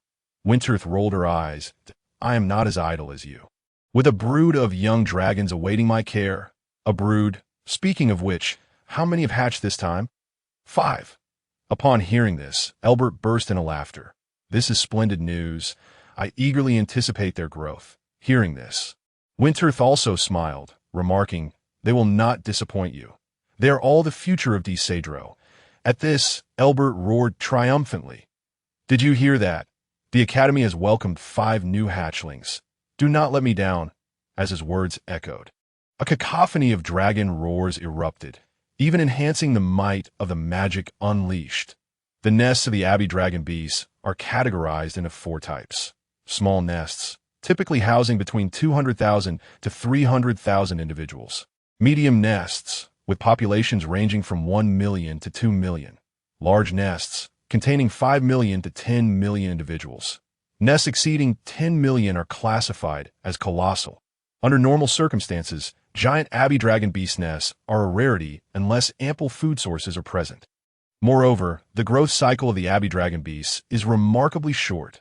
From egg to maturity, it takes no more than 3 days. Hence, even a small Abbey dragon nest poses a significant challenge, as Boko recounted the characteristics of the Abbey dragon beasts to Vite and the others. He examined the corpse of an Abbey dragon beast that had been brought back to the lair. This was their scout. Upon detecting the presence of a young dragon, it would secrete a pheromone that we cannot perceive. However, it can transmit this signal swiftly across hundreds of miles. Do you see the hole on its rear? There should have been a stinger capable of piercing the scales of a young dragon with ease. Vite looked at the corpse with curiosity. More than that, I am curious about how it met its end. Boko glanced at Vite. The Abbey dragon beasts do indeed have natural enemies, and as for theirs, natural enemies? The 5 youngsters looked at Boko with intrigue. Boko, not one to keep them in suspense, continued. Indeed, their natural enemies are the Tsu dragonlings, the Abbey dragon beast's most formidable weapon. Their tail stinger proves utterly ineffective against the resilient skin of the Tsu dragonlings. Furthermore, the tail stinger of the Abbey dragon beast is also one of the favorite delicacies of the Tsu dragonlings. The pheromones emitted by the Abbey dragon beasts, imperceptible to us, are akin to the alluring scent of food to the Tsu dragonlings. As he spoke, Boko pointed to the corpse on the ground. This Abbey dragon beast was likely slain by the Tsu dragonlings after it released its pheromones. Unfortunately, while the Tsu dragonlings are also social creatures, their numbers are significantly lower, generally ranging from a mere dozen to several dozen. Otherwise, the Tsu dragonlings would become the Abbey dragon beast nightmare. At this moment, a series of dragon roars resonated from outside. Boko looked up at the sky, his smile fading. "It appears the Abbey dragon beasts have arrived. Let us hope they are not from a large nest." Hearing this, Vite's gaze sharpened. "Can Cedro not withstand a large nest?" Boko shook his head. "Of course, we can. However, the sheer number of individuals in a large nest is overwhelming, making it exceedingly difficult to keep them at bay outside the Warren Rift. Should the Abbey dragon beasts infiltrate the depths of the Warren Rift, this conflict would devolve into a war of attrition. Unless we can eradicate every single Abbey dragon beast that breaches the rift while simultaneously dismantling their nest, we are at a severe disadvantage. For if the dragon matriarch perishes, any dragon within the horde could potentially transform into a new matriarch. As long as the matriarch lives, their assaults on Disadro will persist. If a matriarch were to hide within the Warren Rift, we would be faced with an enormous crisis, as the ecosystem of the rift would suffer a catastrophic blow. Even if we were to emerge victorious from this battle, we would have no choice but to vacate this place. Upon hearing this, the 5 youngsters fell silent. Though they had only recently hatched, they felt an innate connection to this place, for it was here that they had come into the world.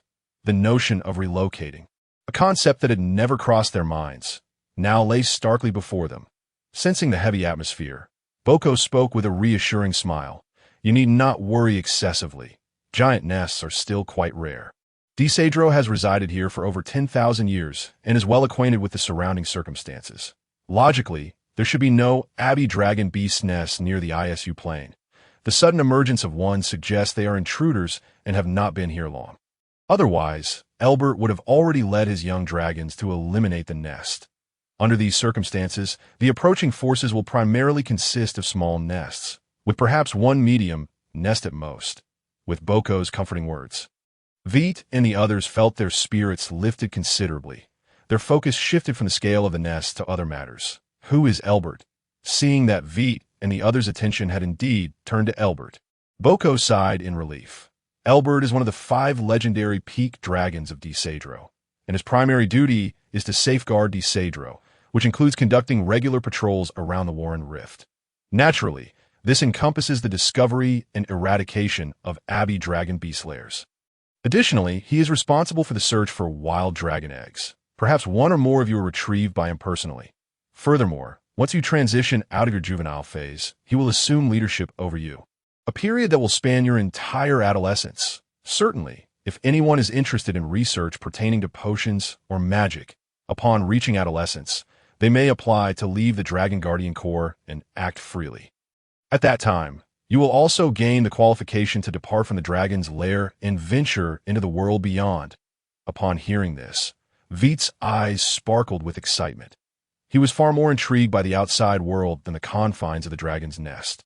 He wondered if, in this vast world, there truly existed only dragon beasts and dragons. Perhaps, in some secluded corner of the world, wondrous beings such as humans, elves, and dwarves thrived, albeit regarded merely as unique dragon beasts. The world is so expansive. Who could say such things would not occur? Other dragons harbored their own thoughts as well. However, before they could indulge in their fantasies about the future, the commotion outside grew louder once more. Vite glanced at Boko, whose gaze was always directed upwards, hesitating for a moment before speaking. Boko, if you wish to go out and assist, we shall remain here obediently.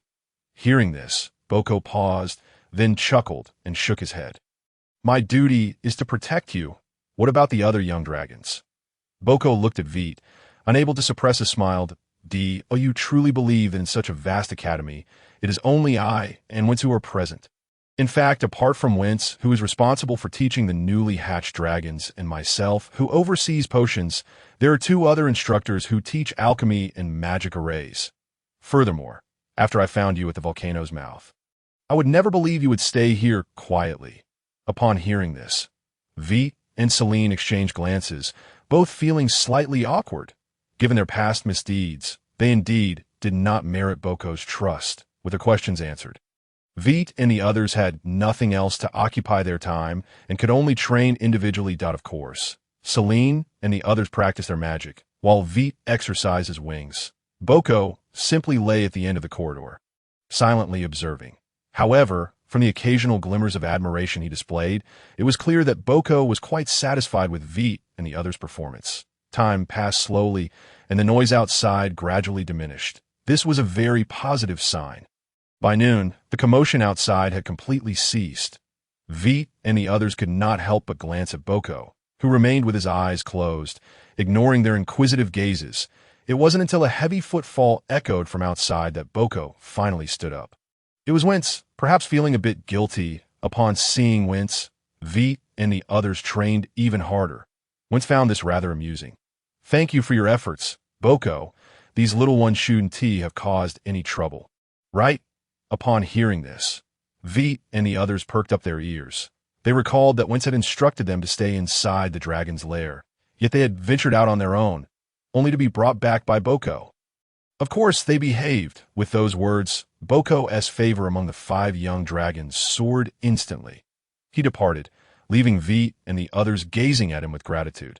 However, before they could revel in their joy for too long, they noticed Wince observing them with a bemused smile. Feeling guilty, Vite and the others instinctively averted their gazes. Seeing this, Wince chuckled in resignation. After all, her prowess was undeniable. How could she not have noticed that these 5 little ones had boldly ventured to the volcano's mouth after her departure? Moreover, they stood there unabashedly, as if daring any other dragon to overlook them. Yet this was merely a trivial matter. What truly alarmed her was another issue. Wince's gaze shifted to the repeatedly examined corpse of the Abbey dragon beast. Crouching down, Wince poked the corpse with her claw. Now, let us hear it. Who initiated this? Under Wince's serious gaze, Vite and the others fell silent. After a moment of hesitation, just as Vite was about to confess, Billy trembled and stepped forward. It was me. I just felt too bored, so I wanted to see what was outside. Vite was persuaded by me, and Celine and the others were the same. Additionally, I discovered the corpse of the Abbey dragon beast while wandering around. Vite and the others stared at Billy in astonishment. They had not anticipated that Billy would shoulder all the blame. As Wince's gaze shifted to Billy, Vite and the others could no longer sit idly by and hurriedly began recounting the events of the previous night. However, as all the dragons awaited Wince's verdict, she merely smiled. I do not intend to blame you. On the contrary, I feel relieved. Thankfully, you discovered this corpse in advance. Otherwise, by the time we reacted to the Abbey dragon beast attack, it would have been too late. The Abbey dragon beast targets not only young dragons but also dragon eggs. Upon hearing this, Vite and the others exhaled in relief, exchanging glances filled with a newfound joy.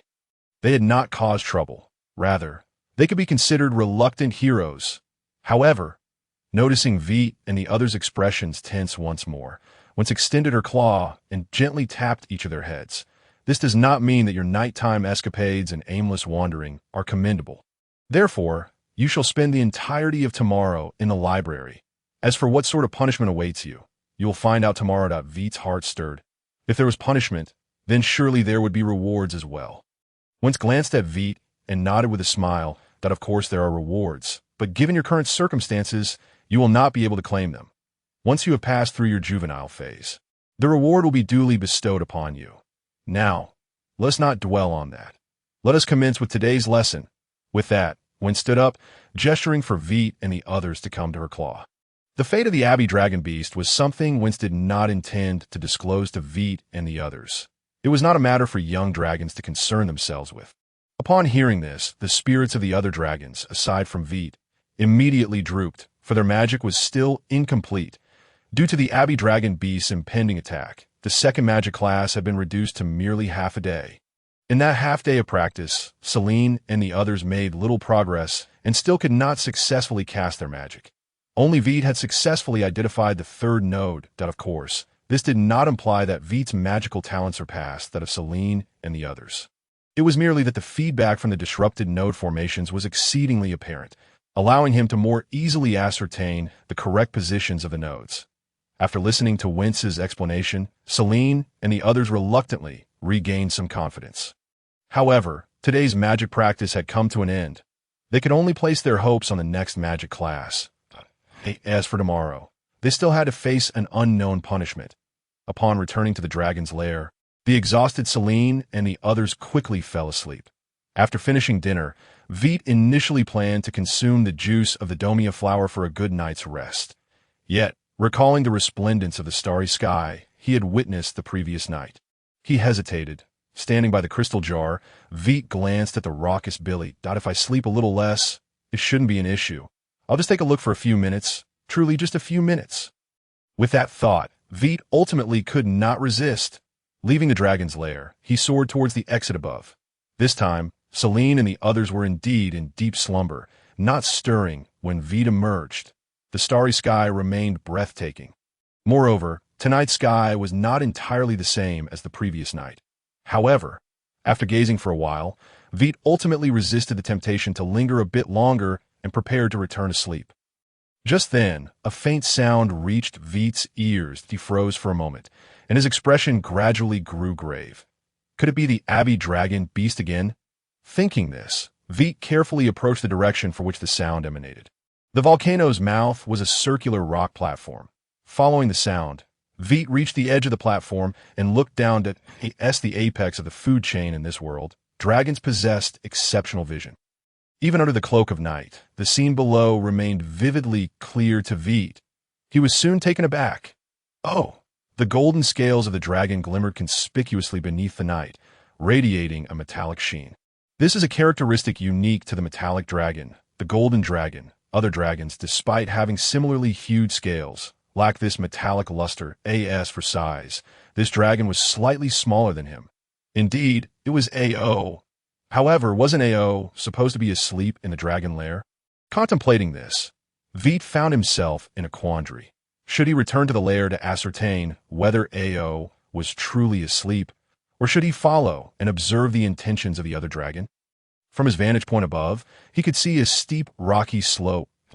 That moment, AO had already reached the base of the slope and was about to slip into the woods beside the volcano. Without a second thought, Vite launched himself downward. Descending from above was relatively effortless for him. However, this volcano, repurposed as an academy, was vast beyond measure. By the time Vite reached the foot of the volcano, AO had vanished from sight. He pondered. A searing breath shot forth from the forest, aimed directly at him. Clearly, the assailant had only recently mastered this skill. Vite remained motionless as the molten breath struck a rock mere meters away from him.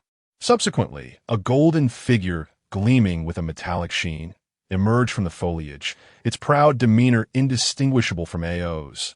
However, Vite was not blind, merely face-blind. He could discern the wariness and curiosity in the creature's eyes upon encountering an unfamiliar dragon. This was undoubtedly not AO. "Who are you?" Vite inquired cautiously, his wings unfurled, limbs tense, and tail restlessly thrashing, producing a genuine rush of wind. "And who might you be? Why are you following me?"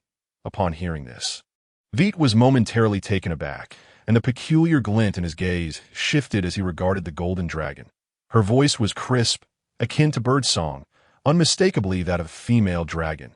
Yet, speaking in such a voice while resembling AO left Vite with an exceedingly strange sensation.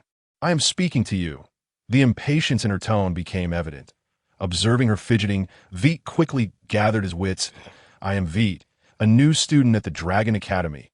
"Vite, is it? I've taken note of you," she replied, but instead of lunging at him as Vite anticipated, she dove into the nearby thicket. By the time Vite reacted and rushed over to investigate, she had already disappeared. Scratching his head, Vite's claws scraped against his scales, igniting a few sparks. Realizing the dry grass nearby, he hastily halted, aware that his nighttime escapade had already been excessive. If he ignited the area and drew Wentz out, it would surely incite Wentz's wrath. Recalling the suffocating pressure he had felt from Wentz that morning, Vite's expression darkened, and he quickly dashed toward the slope of the volcano. Gazing up at the seemingly endless ascent, Vite's face contorted in dismay. Descending had been a breeze, but climbing back up was bound to exhaust him. However, even if it meant exhausting himself, he resolved to perish within the dragon lair rather than risk spending the night outside. With that thought, Vite gritted his teeth and ascended.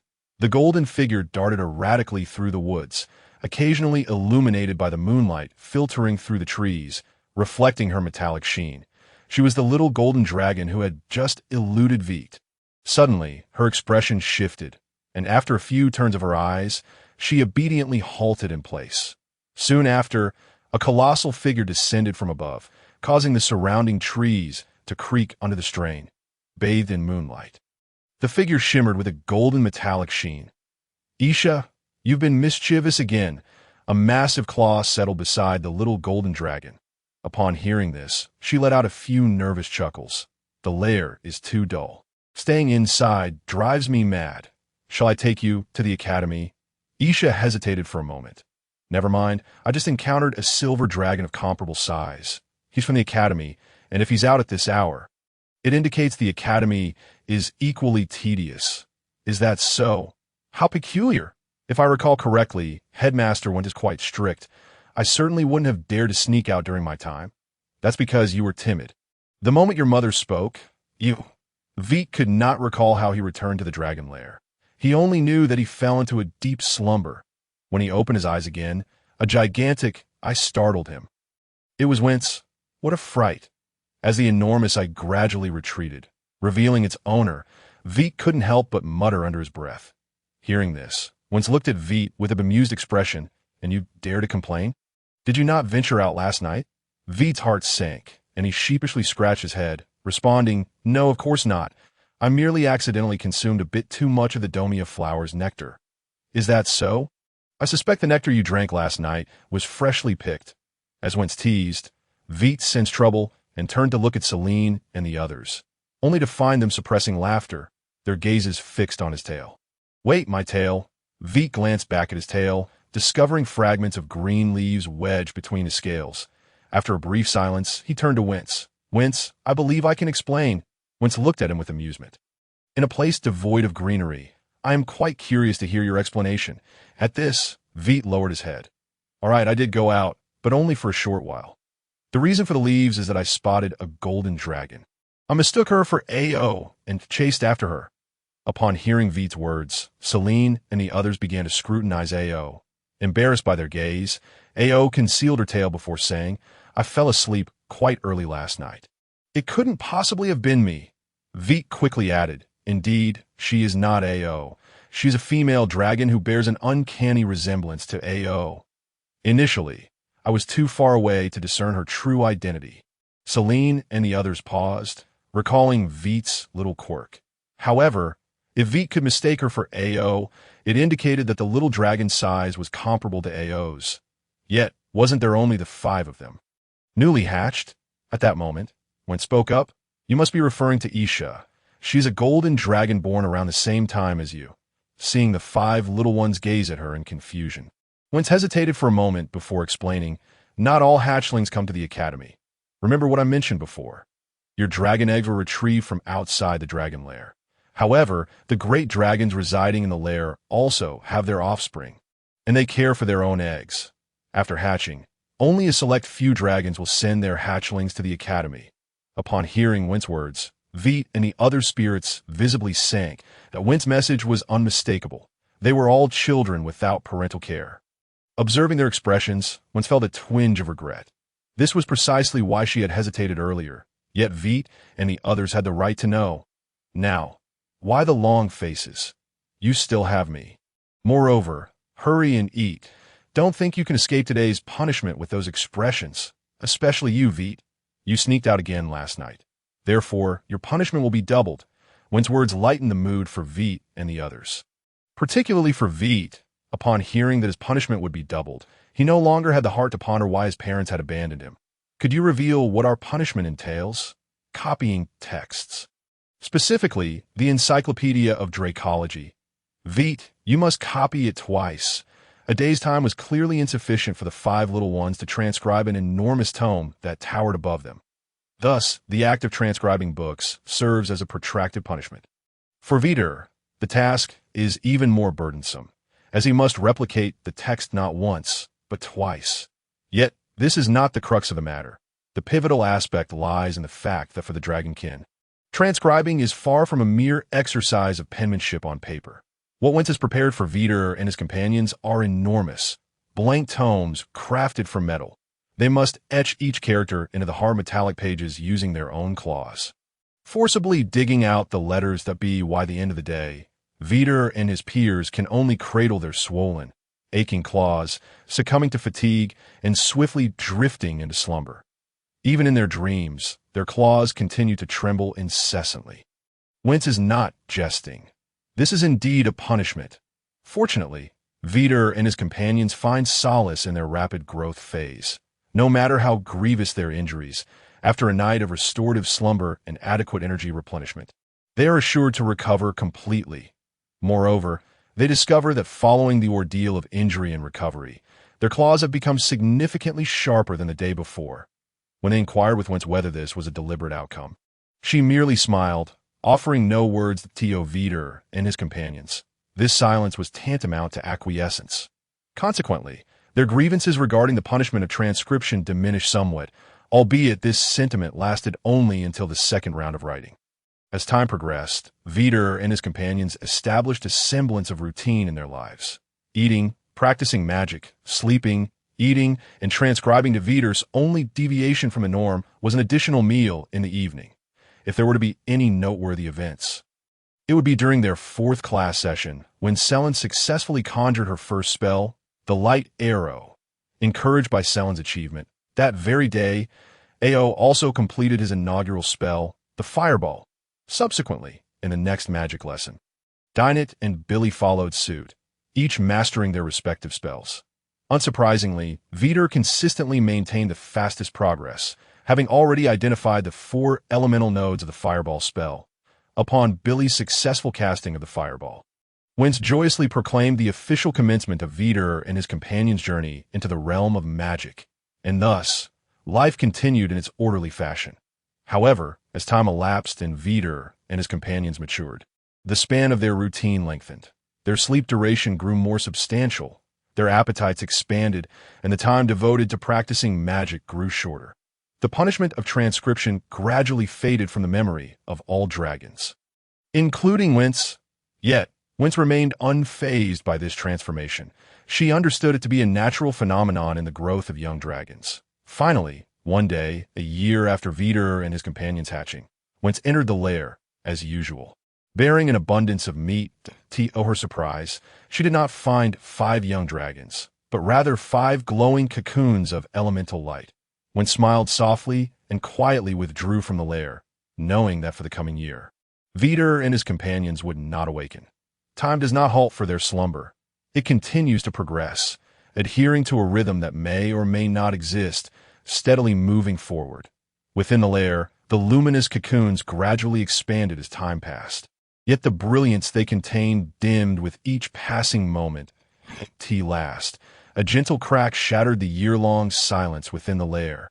A fissure appeared in one of the cocoons, growing wider and wider until it suddenly shattered, revealing 2 milky white dragon wings that unfurled and flexed gently. Selene opened her eyes, gazing about in bewilderment. She had no notion of how long she had been asleep, but it felt as though she had rested extraordinarily well. Moments later, Selene fully awakened and noticed the other 4 radiant cocoons within the lair.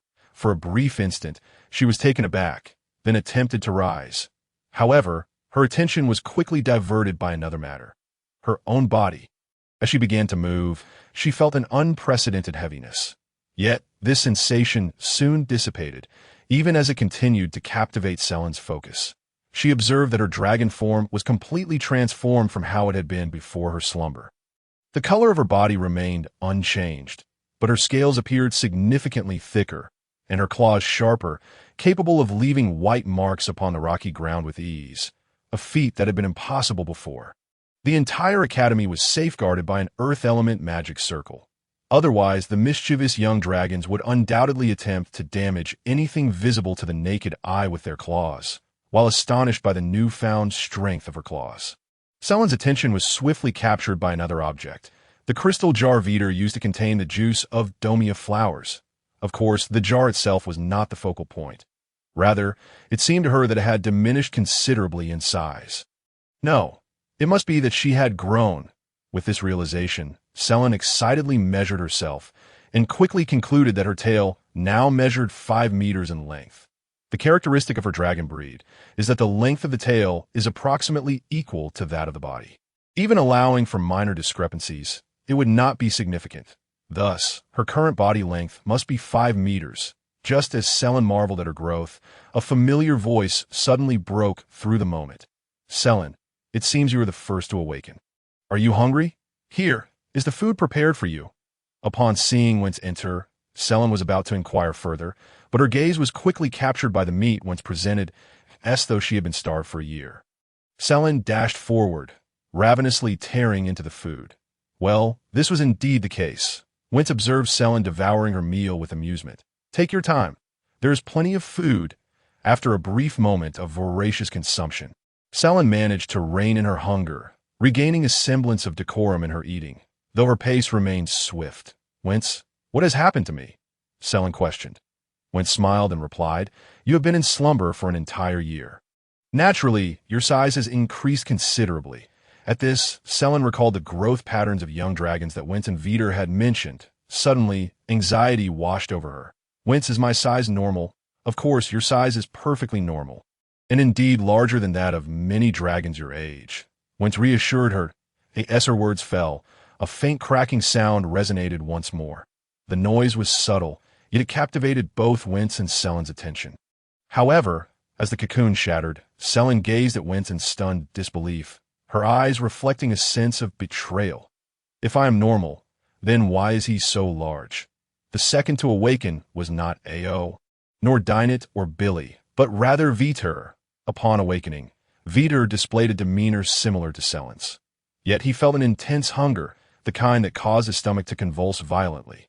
Thus, when he caught the scent of roasted meat wafting through the air, even before opening his eyes, his limbs began to stir with urgency. Like a fish gliding through water, Vite swiftly maneuvered to Selin's side. His significantly larger form easily pushed her aside as he began to devour the meat with unrestrained fervor. Selin attempted to resist, but Vite swiftly pressed a claw upon her head, pinning her to the ground, rendering her immobile. Wince, equally astonished by Vite's growth, marveled at the extent of his transformation, which far exceeded her expectations. Selin's form measured around 5 meters, excluding the tail, and to be precise, it should be 6 meters, which is indeed larger than what is typical for young dragons of the same age. However, Vite's body had reached an astonishing 8 meters in length. This was far beyond what one would expect from a 2-year-old young dragon. The growth of dragonkind follows a distinct pattern. During the first 2 years of infancy, they experience rapid development, after which their growth rate slows, entering a phase of accumulation. For the next 90 years, the physical changes in young dragons will be minimal, peaking at around 10 meters in length. Selin's size was already quite remarkable. Typically, a young dragon of her stature would be around 20 years old. However, Vite's size was even more extraordinary, as a young dragon measuring 8 meters is usually over 60 years old. Yet he had achieved this at just 2 years. Vite. Just as when stood in awe of Vite's size, Selin finally lost her temper as a series of convoluted dragon words spilled forth, mumbled and unclear. Yet, it was evident that Selin had begun to grasp the intricacies of this magic. Even with her incantation somewhat muddled, a thin, razor-sharp layer of light blades enveloped her claws as the isothermal tethys reaction unfolded. Selene's claws had already descended upon Vite. However, after enduring Selene's furious strike, Vite's form merely swayed slightly, his frenzied feeding unabated. In fact, Selene could not even leave a few white marks upon him. Fortunately, seizing the moment of Vite's unsteadiness, she managed to extricate her head from beneath his claws, just as the enraged Selene prepared to launch another assault on Vite, when swiftly intervened. All right, he didn't mean to steal your food. Look, his eyes are still closed." Hearing Wince's words, Selene finally noticed that Vite's eyes remained shut. After a moment's hesitation, out of pride befitting a dragon, she refrained from attacking the still, slumbering Vite. Yet, the flames of her anger did not extinguish easily. After all, she had just been humiliated by having her head pressed against the ground by Vite. Observing this, Wince sighed in resignation, he retrieved some meat and placed it before Selene, hoping to soothe her temper. To him, it was evident that Selene would hardly stand a chance against Vite at present. In her youthful draconic state, with her magical prowess not particularly high, the quality of her physical form directly determined her strength. Just as Selene's blade of light magic had struck Vite without leaving so much as a mark, it was a clear indication of the overwhelming superiority of physical prowess. Upon seeing the meat in front of her, Selene hesitated for a moment, but ultimately, her hunger triumphed over her indignation. However, she evidently treated the meat as if it were Vite, biting down with exceptional force. Soon enough, Selene realized that her anger had been premature. Vite, eating at an astonishing pace, finished his meal before Wince could place new food before him, and once again he pushed Selene aside. Seizing her food, Selene stood frozen for a while, and finally, upon regaining her senses, She erupted. She dashed to Vite's rear, grasped his tail, and delivered a fierce slam. However, when she attempted to strike again, she found she could not move him, and suddenly, she felt herself lifted into the air. As she regained her composure, Celine found herself staring into Vite's bewildered golden-slit pupils. "Celine, what are you doing holding my tail?" "What? What?" This phrase echoed incessantly in Celine's mind. Subsequently, her pupils constricted sharply, and she opened her jaws wide. Sinking her teeth into Vite's tail, what followed was a cacophony of howls. No, it was not Vite. It was Celine. Covering her mouth, Celine glared resentfully at Vite, who remained utterly perplexed, unable to grasp what had transpired. How infuriating!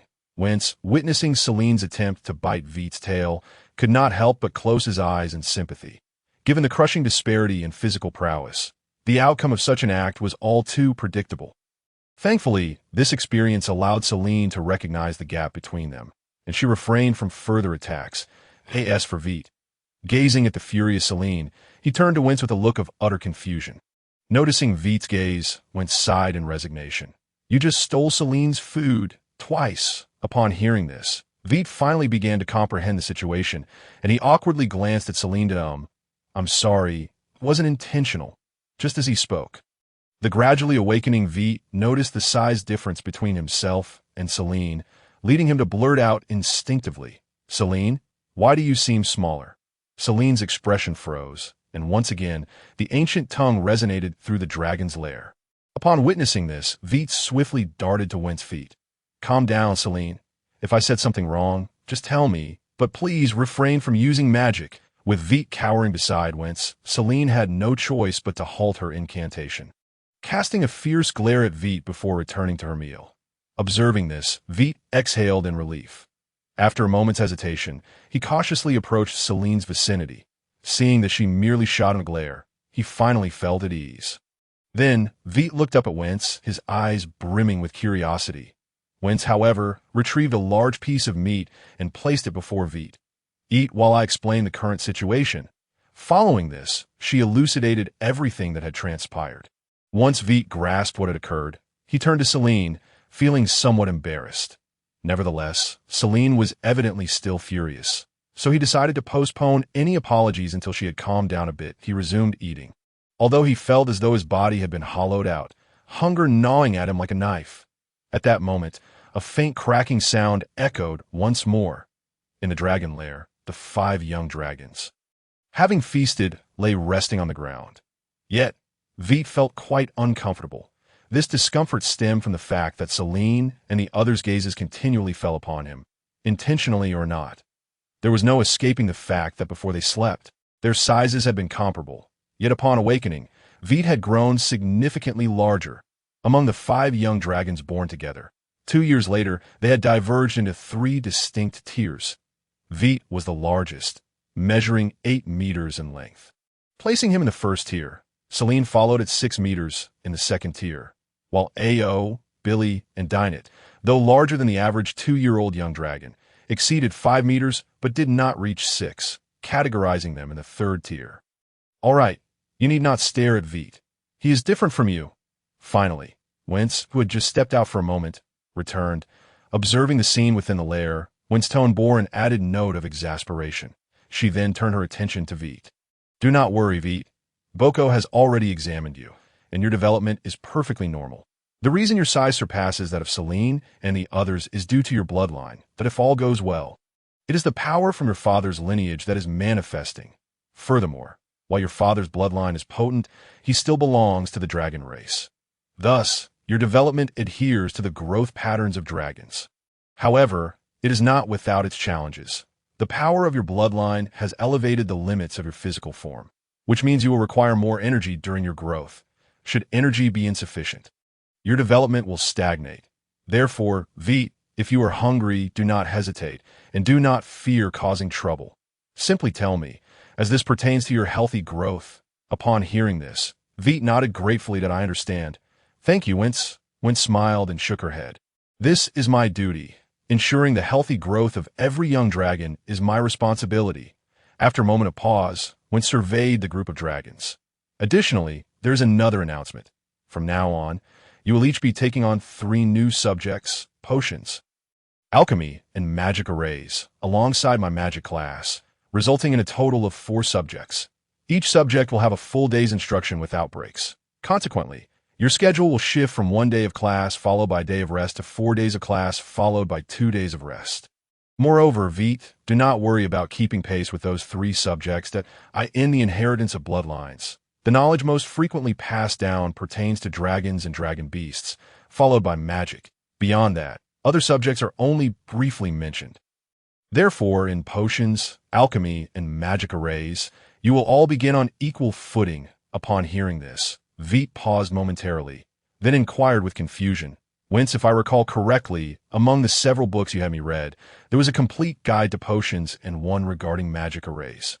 Were these 2 books not chosen to compensate for my lack of bloodline inheritance? Whence chuckled, certainly not.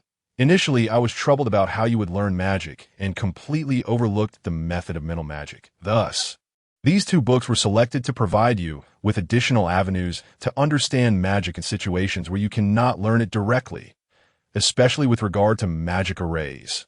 Magic arrays and magic are intricately linked. The principles of most high-level magic arrays replace the magical nodes formed during the casting of high-level spells with magic crystals. Therefore, learning magic through magic arrays is indeed a commendable approach. As for potions, Vite, they are a double-edged sword. If used wisely, they can significantly enhance your power, but if mishandled, they could jeopardize your future. However, it seems that your future is far broader than I had anticipated, and you hardly require the aid of potions. Listening to Wence's words, Vite's heart brimmed with gratitude. The endeavors Wence undertook for him far surpassed what he had perceived. Now, let us address the second matter at hand. Having navigated through the most fragile period of the past 2 years, you are now equipped to formally integrate into the Dragon Academy. From this day forth, you may pursue any endeavor you desire, including leaving the academy. However, do not allow yourselves to be so swept away that you forget your studies. Additionally, today and tomorrow, you may take the time to rest, with your formal academic journey commencing the day after tomorrow. With that, Wence smiled and gestured towards the outside before departing. Once Wence left, the dragon's den erupted with excitement. Billy flapped his wings, his 4 legs moving with remarkable speed, and in the blink of an eye, he stood before Vite. "Did you hear that, Vite? We can go out." Observing Billy's exuberance, Vite felt a hint of helplessness. Unbeknownst to them, the 5 had grown quite familiar with each other, and Billy was always eager to drag Vite along for adventures. Indeed, to them, venturing to the volcano's mouth at night to gaze at the stars was adventure enough. After all, they had often been lectured by Wence for such escapades. As for Celine and the others, they joined in only occasionally. All right, I heard you. But while we can go out, there is one thing I must clarify. If you encounter anything unfamiliar, do not put it in your mouth." Vite's words elicited nods of agreement from A.O. and the others. Billy was quite timid. Even the slightest rustle could send him scurrying behind the other dragons. Yet, in certain respects, he was quite bold, always willing to attempt tasting anything unfamiliar. This habit had caused him no small amount of trouble. Upon hearing Vite's admonition, Billy's face flushed with embarrassment. He was aware of the impropriety of his actions. However, habits are not easily changed. Let us go out and take a look. This is our first time leaving the dragon's den during the day, without Wence. At Billy's words, the other dragons showed signs of excitement. After a moment of hesitation, they all agreed. As they entered the passage, Billy rambled on about which direction to explore outside the academy, while A.O. and Dinah chimed in occasionally. Vite lingered at the back. Casting a glance at Celine, not far away, he hesitated for a moment before approaching her. "I'm sorry about what happened earlier. It was not my intention." Upon hearing this, Celine turned to look at Vite, somewhat surprised. After calming down, she recognized that the incident was not entirely Vite's fault, so she brushed it off. Now that Vite had come to apologize, she felt a bit embarrassed. "It's all right. I was at fault too." At those words, the tension in Vite's heart finally eased. He realized that he had begun to care for these 4 companions and the bond they shared. Wence was right. Dragons are solitary warriors, but they do not relish solitude. Reconciled with Celine, Vite's spirits lifted significantly. Listening to Billy's speculations about the world outside, he joined in the conversation. Remarkably, since their birth, they had only ventured out once, the day after their birth, to practice their breath, and even then, they had been restricted to within 100 meters of Wentz. Now, having finally gained the freedom to enter and exit the academy, they were filled with anticipation for what lay beyond. As they approached the increasingly bright exit of the dragon's den, their conversation faltered. They had certainly ventured out during the day before, yet this was their first time stepping outside, without Wentz accompanying them. However, as they neared the exit, their steps slowed. Outside, pairs of gleaming golden vertical pupils, brimming with excitement, were fixed upon them. Some dragons soared in the air, others leaned against stone columns or stood at the edges of stone corridors. Their positions varied, yet their gazes were unified. A multitude of dragons of all kinds gathered, observing them. When Vite and the others were momentarily daunted by the spectacle, faint voices of conversation drifted toward them. "Look, they've stopped. Such cowards. Hey, did you not notice that big one? He is even larger than I am. And that pale little fellow isn't small either. Hey, don't scare them. What is a giant dragon? 100 pounds of dragon, 50 pounds of pride, 49 pounds of glory, with the remaining 1 pound left over." How could Vite and the others endure such comment from those outside? What does it mean to stop? What does it mean to be cowardly? What does it mean to lack courage? The 5 dragons exchanged glances before stepping out of the dragon's den in unison. They have emerged. The dragons outside erupted in a collective cheer, startling Vite and the others, who swiftly retreated. "They've gone back in." It was unclear who murmured that phrase. However, with dragons, one could never expect their whispers to be truly quiet. Thus, Vite and the others exchanged glances, embarrassment evident in their eyes, their tails behind them fidgeting restlessly. What a disgrace to dragons! Yet, when they gathered their resolve to venture out again, they discovered that the other dragons had already departed. "I want to challenge them," Ao exclaimed, gazing at the dragons descending toward the plaza below. The golden dragon was prouder than the others. He could not tolerate the insults from those outside. He had not been frightened, merely taken by surprise. Yes, just surprised. As Ao prepared to charge down, Vite hurriedly grasped his tail, and with a loud thud, Ao tumbled to the ground. An eerie silence enveloped the scene. Vite, as if jolted by electricity, quickly released Ao's tail. Ao slowly turned his head, looking at Vite with a mix of shame and anger. And then, smack, Celine slapped Ao on the head. "Are you foolish? Though their size may not be vastly greater than ours, they possess far more battle experience due to the passage of time. Let us go. Our goal today is not to engage in conflict with them." With that, Celine flew toward the volcanic cave above. Ao rubbed his head, shooting a glare at Vite. "Next time, don't grab my tail." With that, he chased after Celine. Vite scratched his head and waved to Billy and Dinette, who followed suit. Of course, they also noticed that the young dragons in the plaza below had their attention fixed on them, though they were unsure why none had pursued them. Speaking of which, why did they scatter just now? Vite glanced down, puzzled. Celine also looked down. Who knows? Unbeknownst to them, on the stone corridor below, Wentz watched them depart, an expression of amusement dancing in her eyes. "Woo! We're finally out." A figure shot out from the volcanic mouth, exclaiming joyfully while flapping the wings behind him. A faint rosy glow enveloped his body, enabling him to execute various aerial maneuvers with ease. Following him, 4 little dragons emerged from the volcanic mouth, chasing after the initial figure. Vite had never ceased his practice of flying at this moment. Aside from the absence of elemental power supporting his body while flying, his flying skills were nearly on par with Celine and the others. Of course, even though his physical strength far exceeded theirs, he still could not match them in terms of endurance during prolonged flights. There was no helping it. After all, his flying relied solely on the strength of his wings after a bout of aerial playfulness.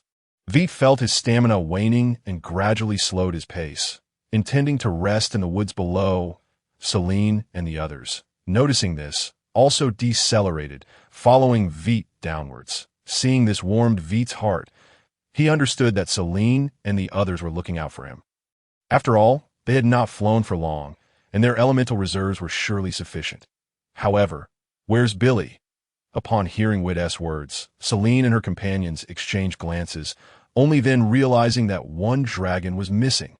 At that moment, a strange cry echoed from afar, leaving the dragons with expressions of helplessness. "You all rest down below. I shall retrieve him." With that, Selim turned and soared back into the sky, vanishing from Wit and the other's sight in the blink of an eye. The three dragons exchanged looks and then descended. As they passed through the dense foliage, a picturesque scene unfolded before them. The clear river flowed serenely, adorned with a vibrant array of peculiar flowers and grasses lining its banks. A few playful little dragons frolicked by the bushes, their curiosity piqued by the commotion. Glancing over at Wit and the others, upon recognizing them, they resumed their playful antics, seemingly unfazed. Upon seeing the river, Wit's eyes sparkled with excitement, and he hastened his flight, diving headfirst into the water.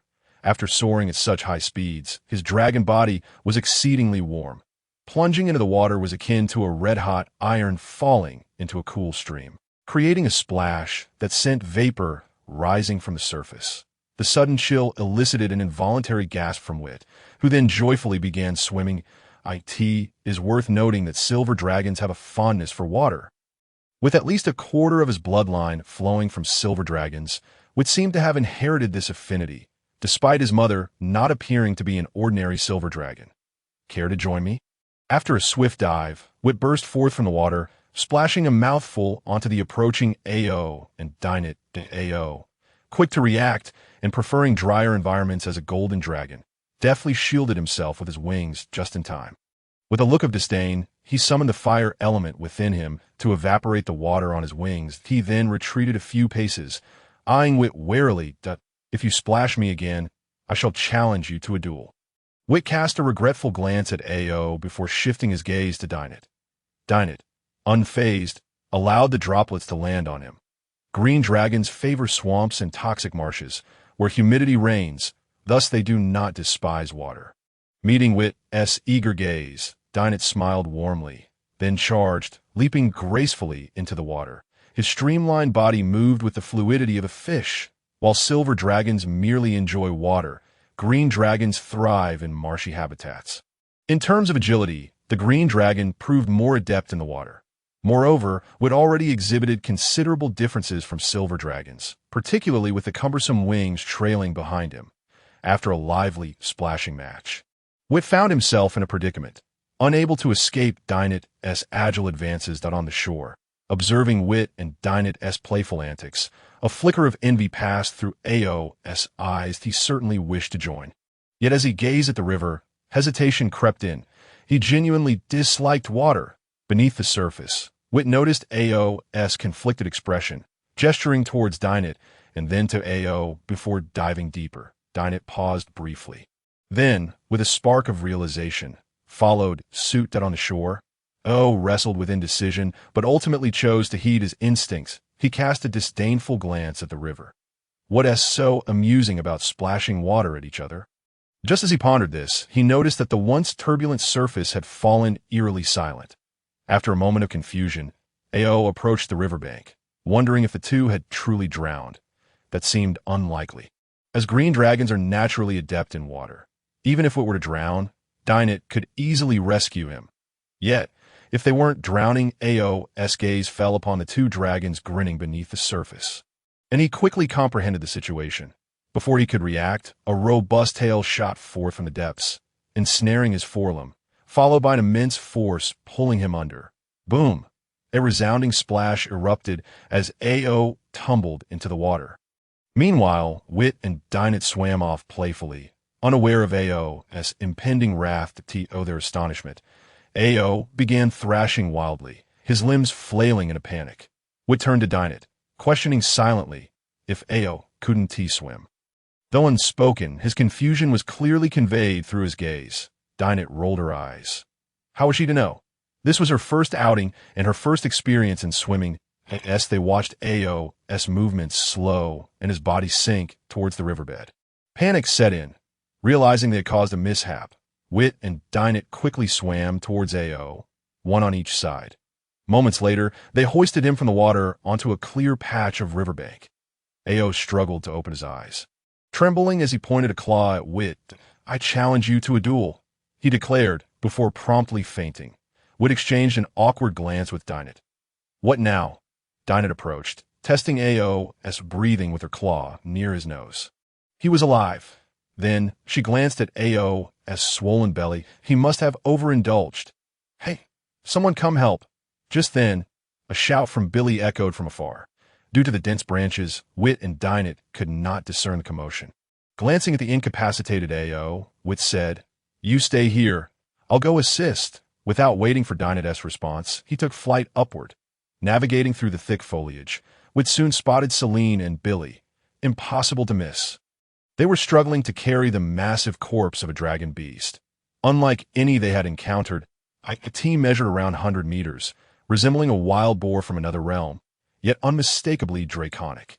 Its head, covered in thick scales, lacked horns but bore 2 prominent bumps, and its long, dragon-like mouth housed 2 elongated fangs, golden pupils devoid of life. Its sturdy limbs ended in sharp claws, and its long, slender tail was adorned with blade-like scales. Signaling a formidable creature, Celine and Billy each grasped a long thong, akin to branches supporting a wild fruit. Despite their slow, unsteady flight, they were managing to carry the immense beast. However, it soon became clear why. The creature's innards had been entirely hollowed out. "You all, hurry and come help."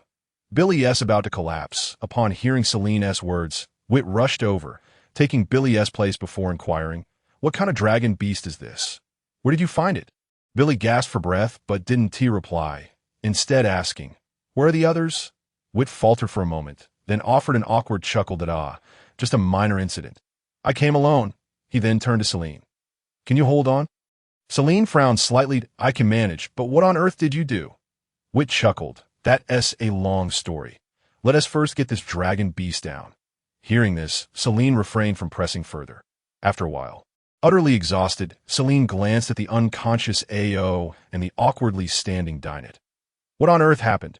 Billy flew over, poking AO's swollen belly with his tail tip, then glared at Dinah in indignation. "We went through so much trouble to bring back food, and you two have already gorged yourselves." Wit nearly exhaled a breath of dragon fire upon hearing Billy's outraged shout. "Which of your eyes saw us hoarding food?" AO's state is clearly not due to gluttony. Celine, her expression darkened, approached Billy and delivered a sharp slap to the back of his head. "Be quiet. If you speak again, I'll strike you." At her words, Billy, well aware of Celine's strength, promptly fell silent. However, his mournful gaze remained fixed on Vite and Dinah. Clearly, he was unwavering in his conviction regarding his judgment. Celine, on the other hand, paid no heed to Billy and instead inspected the condition of AO, subsequently casting a peculiar look at Vite. Drowning, Vite offered an awkward smile before nodding. Upon witnessing this, Celine turned her gaze toward Dinah, who instinctively averted his eyes. Celine was well aware that AO's predicament in the water was the doing of these 2 dragons. "Have you no sense of propriety? What would happen if something befell AO? It is common knowledge that gold dragons cannot swim. It is one thing for Vite to be ignorant, but Dinah, you too?" In response, Dinah, with a somewhat innocent expression, remarked, "While I do know that gold dragons cannot swim, I never anticipated that he could drown in a mere stream. He could have easily floated by simply spreading his wings. Moreover, had he closed his mouth at the right moment, we would have had time to pull him ashore. Yet he kept his mouth wide open in the water, gulping down as if we were reacting swiftly." Hearing this, Celine cast a speechless glance at AO. Undoubtedly, both Vite and Dinah were at fault, but AO was rather foolish himself, knowing he could not swim, yet still daring to keep his mouth agape.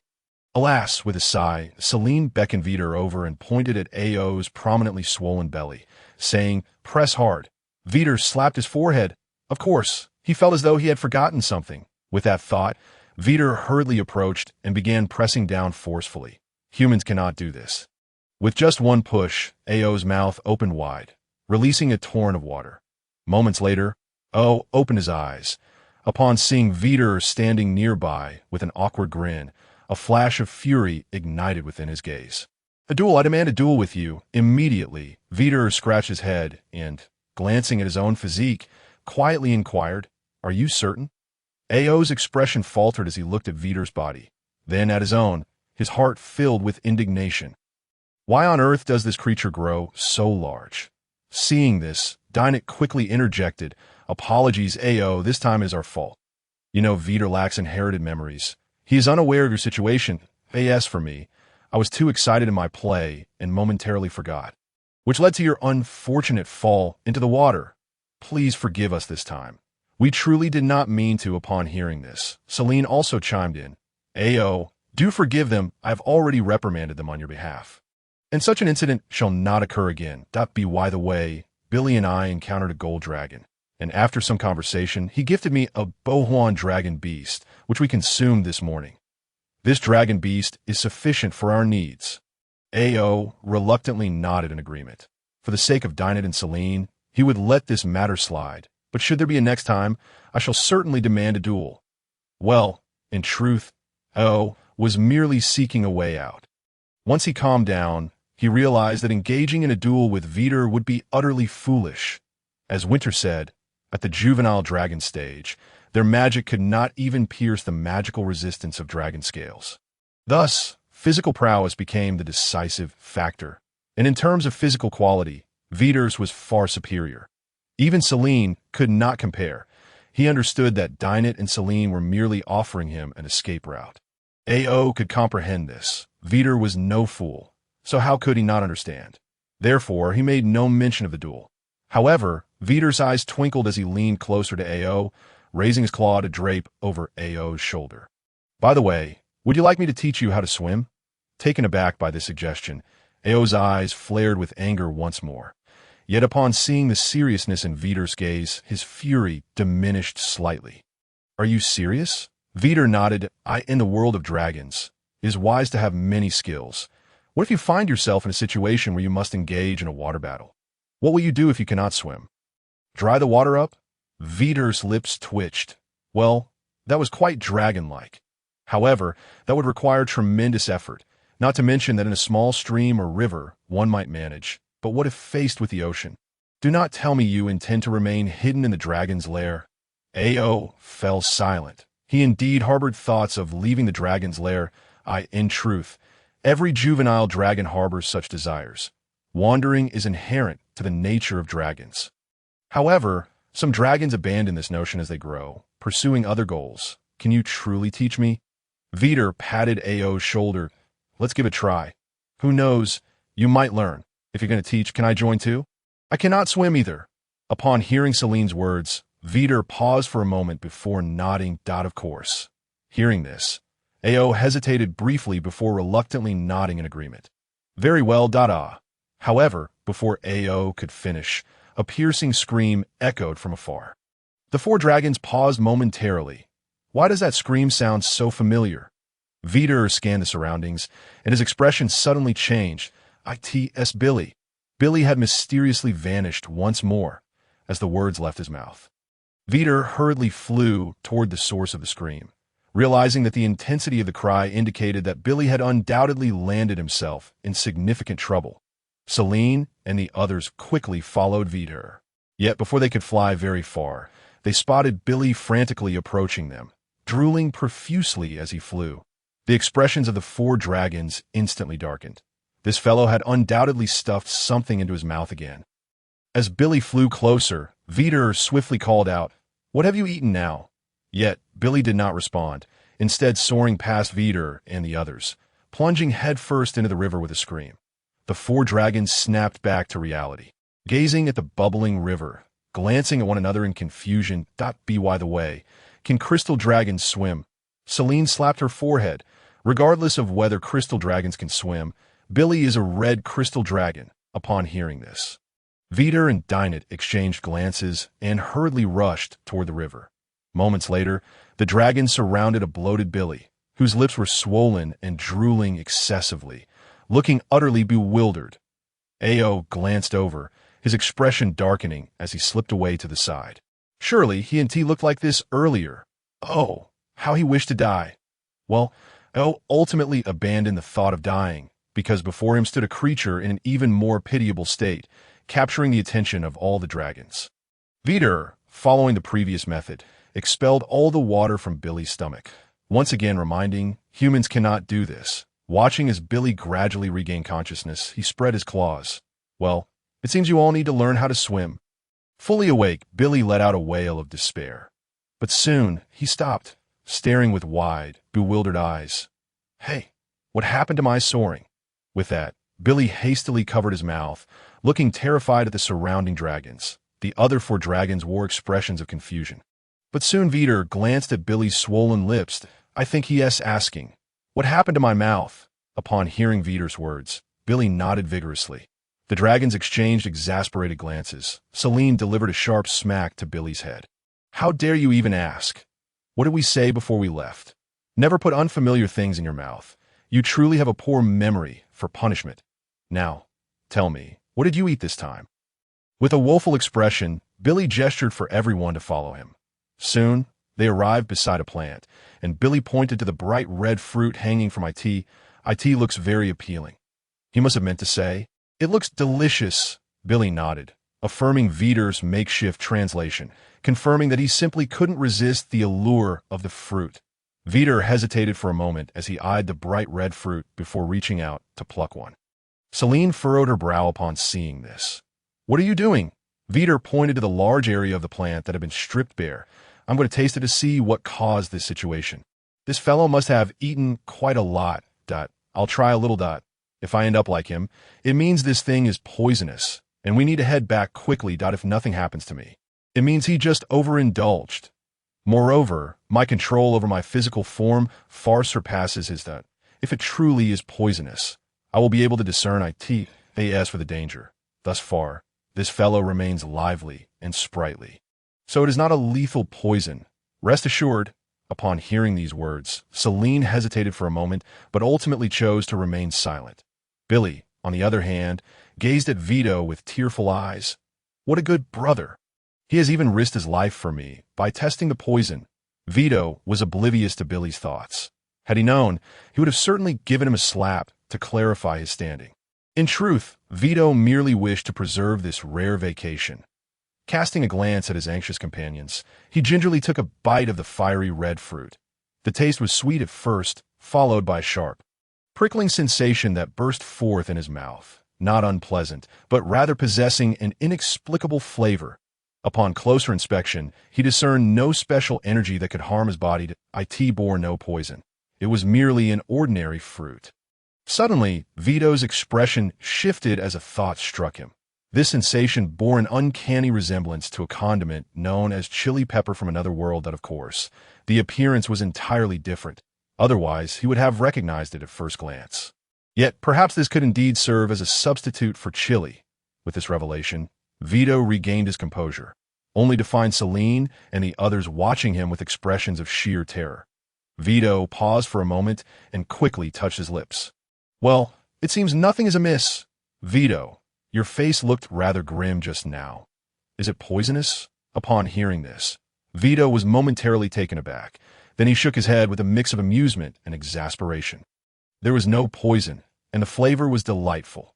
No wonder Billy had consumed so much. However, it was likely unwise to indulge excessively. If one were to eat too much, the overwhelming spiciness could lead to a reaction like Billy's. With that said, Vite tossed the remaining fruit into his mouth. The initial sweetness turned into a slight sting, yet it was quite pleasurable. Seeing that Vito's mouth did not swell like Billy's, Celine exchanged glances with the others. Each then plucked a fruit, curiously placing it in their mouths. Moments later, the dragons collectively turned their gaze toward the fiery red fruits. Although they could not consume them in abundance, the taste was indeed exquisite. Observing this, Vite pondered briefly, and then his eyes sparkled with inspiration. Wait a moment. Consuming them directly seems wasteful. I just thought of a novel way to prepare them. Would you like me to create something quite extraordinary? Noting the skepticism in the eyes of the dragons, Vite smiled confidently. Have you forgotten? I do possess ancestral memories, albeit different from yours. In my ancestral memories, this fruit serves as an excellent seasoning.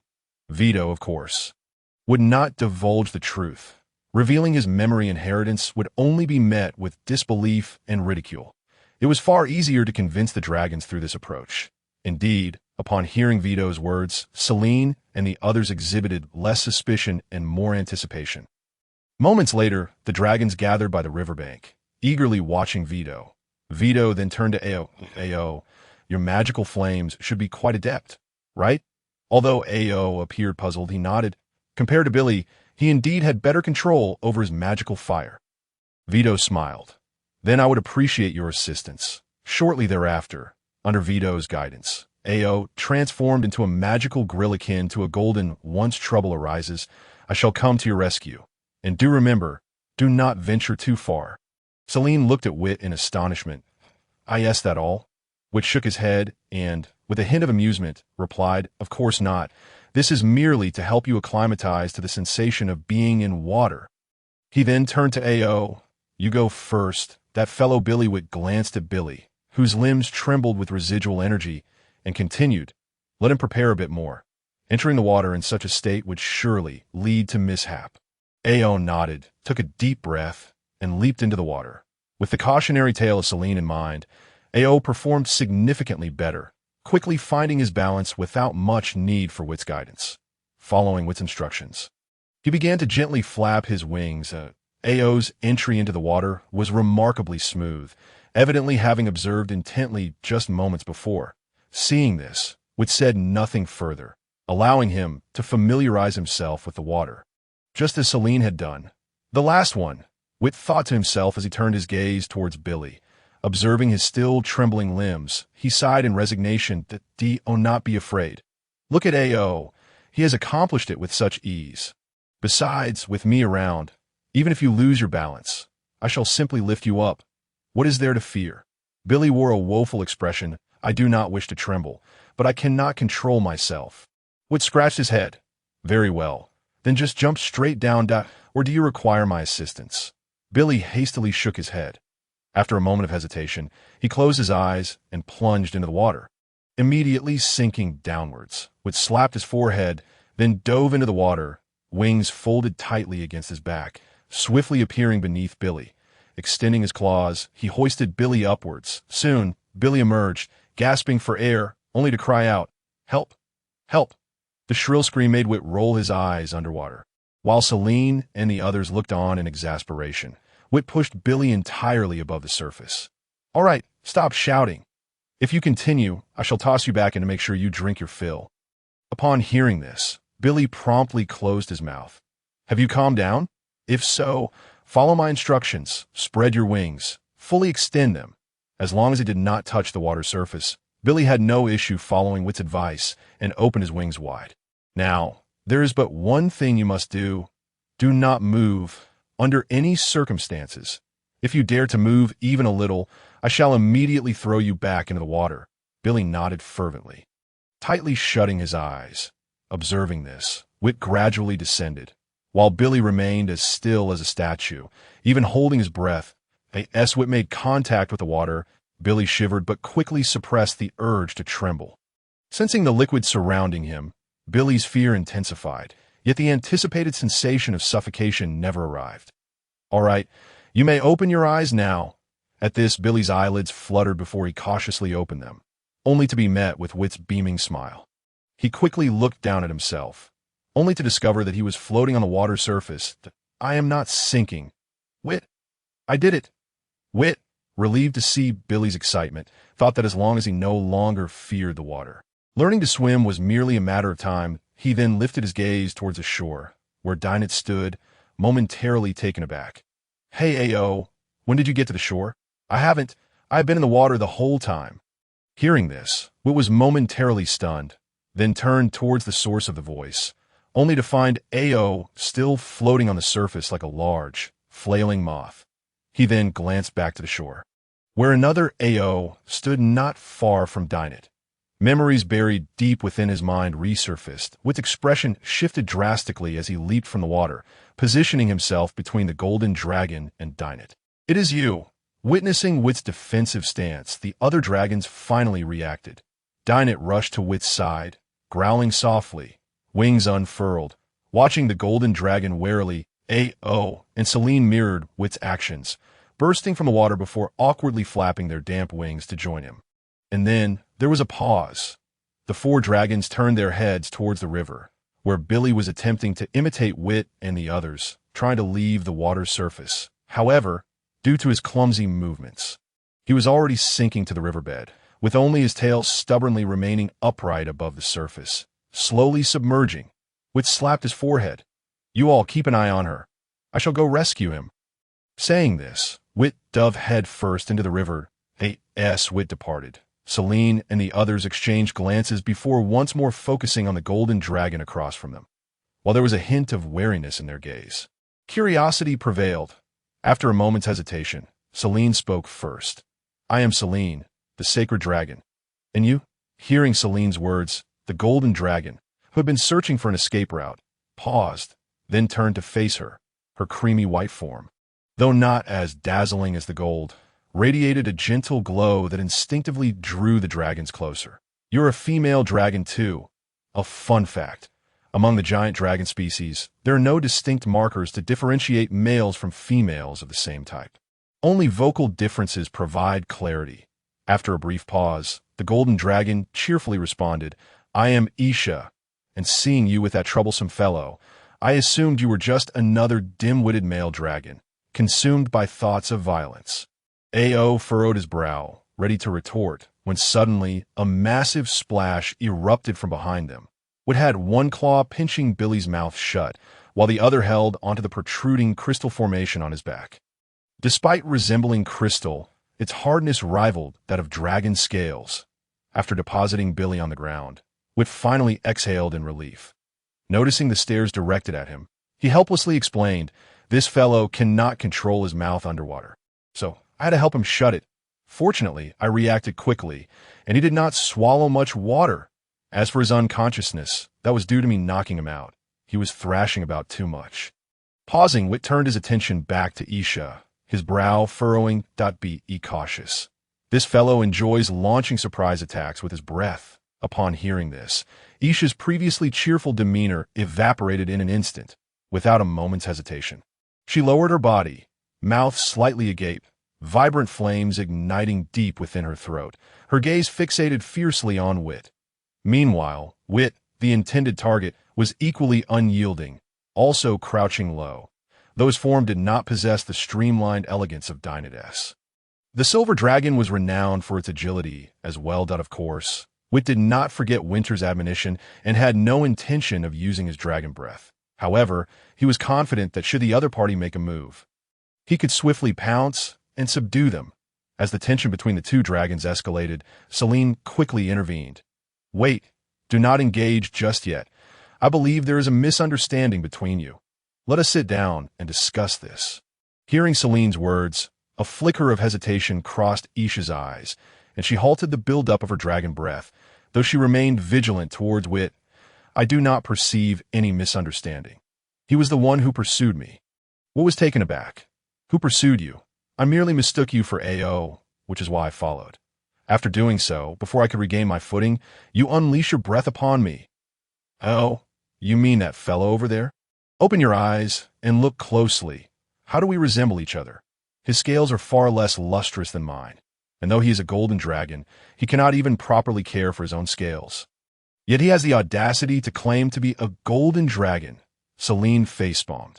"Goodness, you truly have no filter." Glancing over at Ao, it was evident that a hint of hostility had crept into his gaze as he regarded Isha. "Enough. There is no need for further discussion. I can assure you that you have misunderstood.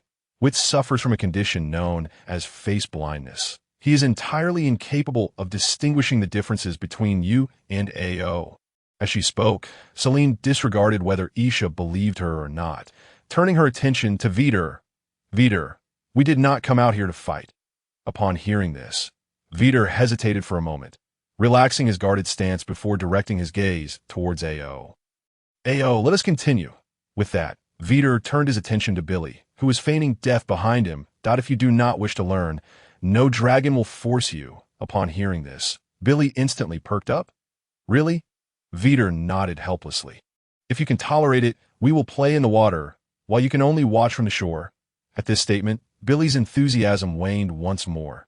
Gradually, he began to crawl towards the riverbank, moving solely with his front paws. Nevertheless, he managed to enter the water.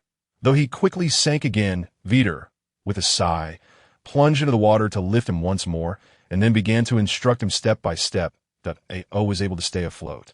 But his agility was somewhat lacking, leaving him to practice silently like a solitary dragon.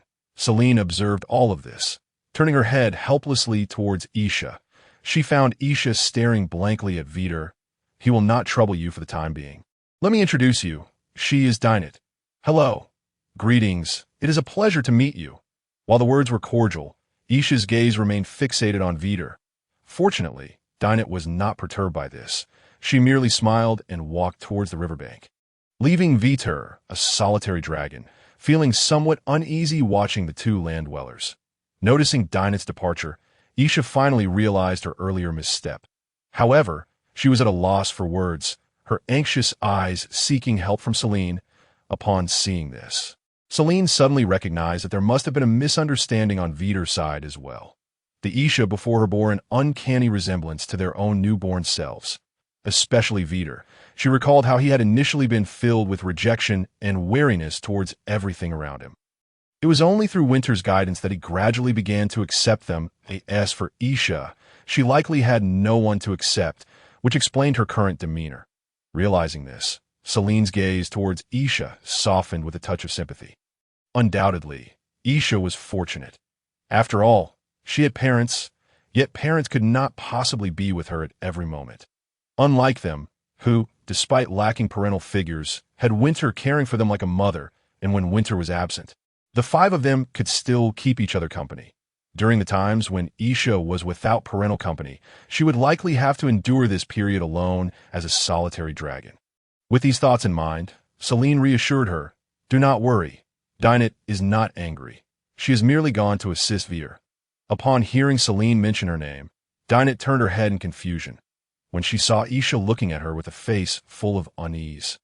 She smiled and nodded, despite not knowing what had transpired. However, this nod was perceived by Isha as an exceedingly friendly gesture, lightening her mood somewhat. Subsequently, she turned her attention to the three dragons in the river. "What are they doing?" "Swimming," Vite remarked. "Learning to swim will provide us with an additional means to respond to unforeseen circumstances. Moreover, it is quite enjoyable, is it not?" At this, Isha glanced at Celine. You want to learn as well?" Celine initially intended to nod, but upon meeting Isha's slightly anxious gaze, she shook her head instead. "I have already learned quite enough of this. Additionally, staying submerged in water is not particularly comfortable for someone like me who cannot swim. By the way, could you tell me about your life before this?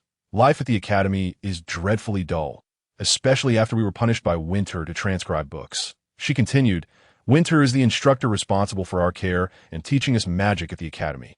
She is also the headmaster. Apart from Winter, there is Boko, who will be teaching us potions in a few days." As she spoke, Celine began to recount her experiences at the academy. In her view, the somewhat monotonous and repetitive life at the academy, however, captivated Isha's attention. Every now and then, Isha would interject with questions and share snippets of her own life. In summary, the two dragons were engrossed in conversation, even drawing the attention of Vite, who had initially been standing on the shore to monitor the situation. Compared to Celine and her companions, who were confined to the academy, Isha's life outside was undoubtedly vibrant and colorful. Just listening to her tale sparked a yearning in both Celine and Vite. On the riverbank, Vite, Billy, and A.O. watched the three dragons onshore with puzzled expressions. "What do you think they were talking about?" Billy clumsily turned his head towards Vite and A.O. A flicker of confusion crossed A.O.'s eyes. Billy's question ventured into the realm of his ignorance. Vite pondered for a moment before tentatively suggesting, "Perhaps they are discussing physique, scales, horns, or even claws. I have heard that girls enjoy such topics." He reasoned that these corresponded to the human race, relating to body shape, skin, headgear, and manicures, and in that world, such subjects were never-ending conversations among human females. Therefore, it was possible that Celine and her companions also shared an affinity for such topics. Not to mention, he himself took great pride in his claws and scales. His sharp claws could rend anything, while his sturdy scales could shield him from external harm. If he cherished these aspects of himself, then surely Celine and the others, reinforced by their gender, would appreciate them even more. Upon hearing Vite's words, Billy and A.O. gazed at him in astonishment. How do you know that girls like these things? And what is there to discuss? Vite pointed his own head that my heritage is unique. As for what was worth discussing, he could hardly say, but seeing the expectant expressions on Ao and Billy's faces, he cleared his throat that, of course, there are many engaging topics. For instance, one could discuss dragon horns, their hardness, shape, and sharpness, then seamlessly transition to the horns of the dragons nearby, and delve deeper into the horns of the entire dragon race. Such a conversation could easily last several magical epochs. He offered his insights, observing the approving expressions on Ao and Billy's faces, which filled him with a sense of accomplishment. Shall we have a chat as well? Vite looked at Billy, who had leaned in closely, and swatted him away. What is there to discuss? Ao is practically fine now, but you cannot even manage to enter the water, and yet you still wish to chat idly. At these words, Billy's face stiffened, and he silently floated away, only to return once more. He truly did not dare to stray too far from Vite. Joyous moments are fleeting. When the sound of splashing water resonated, Celine and the others finally came to their senses. Isha glanced at the three dragons emerging from the water, then looked up at the darkening sky, a hint of reluctance flashing in her eyes. Yet, she proactively smiled and said, "Oh dear, I didn't realize we had talked for so long. I apologize for interrupting you all this time. That be by the way. You should be heading back to the academy, right? I should be returning as well." Celine quickly interjected, do you really have to go back? Hearing this, Isha paused for a moment, then realized something and hurriedly replied, "Not necessarily. Once I have passed the most vulnerable stage, I can stay out for extended periods. As long as it does not exceed 2 days, my father will not come looking for me." Upon hearing this, Celine chuckled lightly. "We have one more day of holiday tomorrow. We do not plan to return to the academy tonight. That is truly wonderful. By the way, have you ever been to the Moonshadow River? It is truly magnificent, and it is home to many aquatic dragon beasts. They're not only bizarre in appearance, but also quite delectable. Would you like to join me for a visit?" Moonshadow River. Upon hearing Isha's words, Celine's eyes instantly brightened. Isha had mentioned the Moonshadow River multiple times during their conversation, and she was quite intrigued. "But will we have enough time to get there?" Isabella nodded. "Indeed. The area we currently occupy is not the epicenter of the Warren Rift, but rather situated towards the eastern region, not far from the Moonshadow River." Upon hearing this, Celine and Dinah glanced at each other, resolutely turning to call out to Vite, "Vite, we shall not linger here tonight. Shall we head to the Moonshadow River?" Taken aback, Vite turned to his companions, Ao and Billy, who were not proficient in swimming. Merely maintaining their position above the water would exhaust a considerable amount of their strength. How long will it take? Ao and Billy may not have sufficient stamina. Upon hearing this, Celine looked towards Isabella. Hastily, Isabella responded, "It will only take about 2 magical hours." With that, Vite breathed a sigh of relief. That should be manageable. Under the starlit sky, 6 figures swiftly ascended towards the east. Isabella was not mistaken. Their location was indeed quite close to the Moonshadow River. In fact, the Desert Arrow Dragon Nest was established precisely at the confluence of the Warren Rift and the Moonshadow River. The Warren Rift is a vast fissure running east to west, originating deep within the Star Source Mountains, crossing the Moonshadow River, and stretching further eastward. The convergence of the Warren Rift and the Moonshadow River has formed a deep valley alluvial plain due to the river's erosion. This plain is where the Desert Arrow Dragon Nest is located.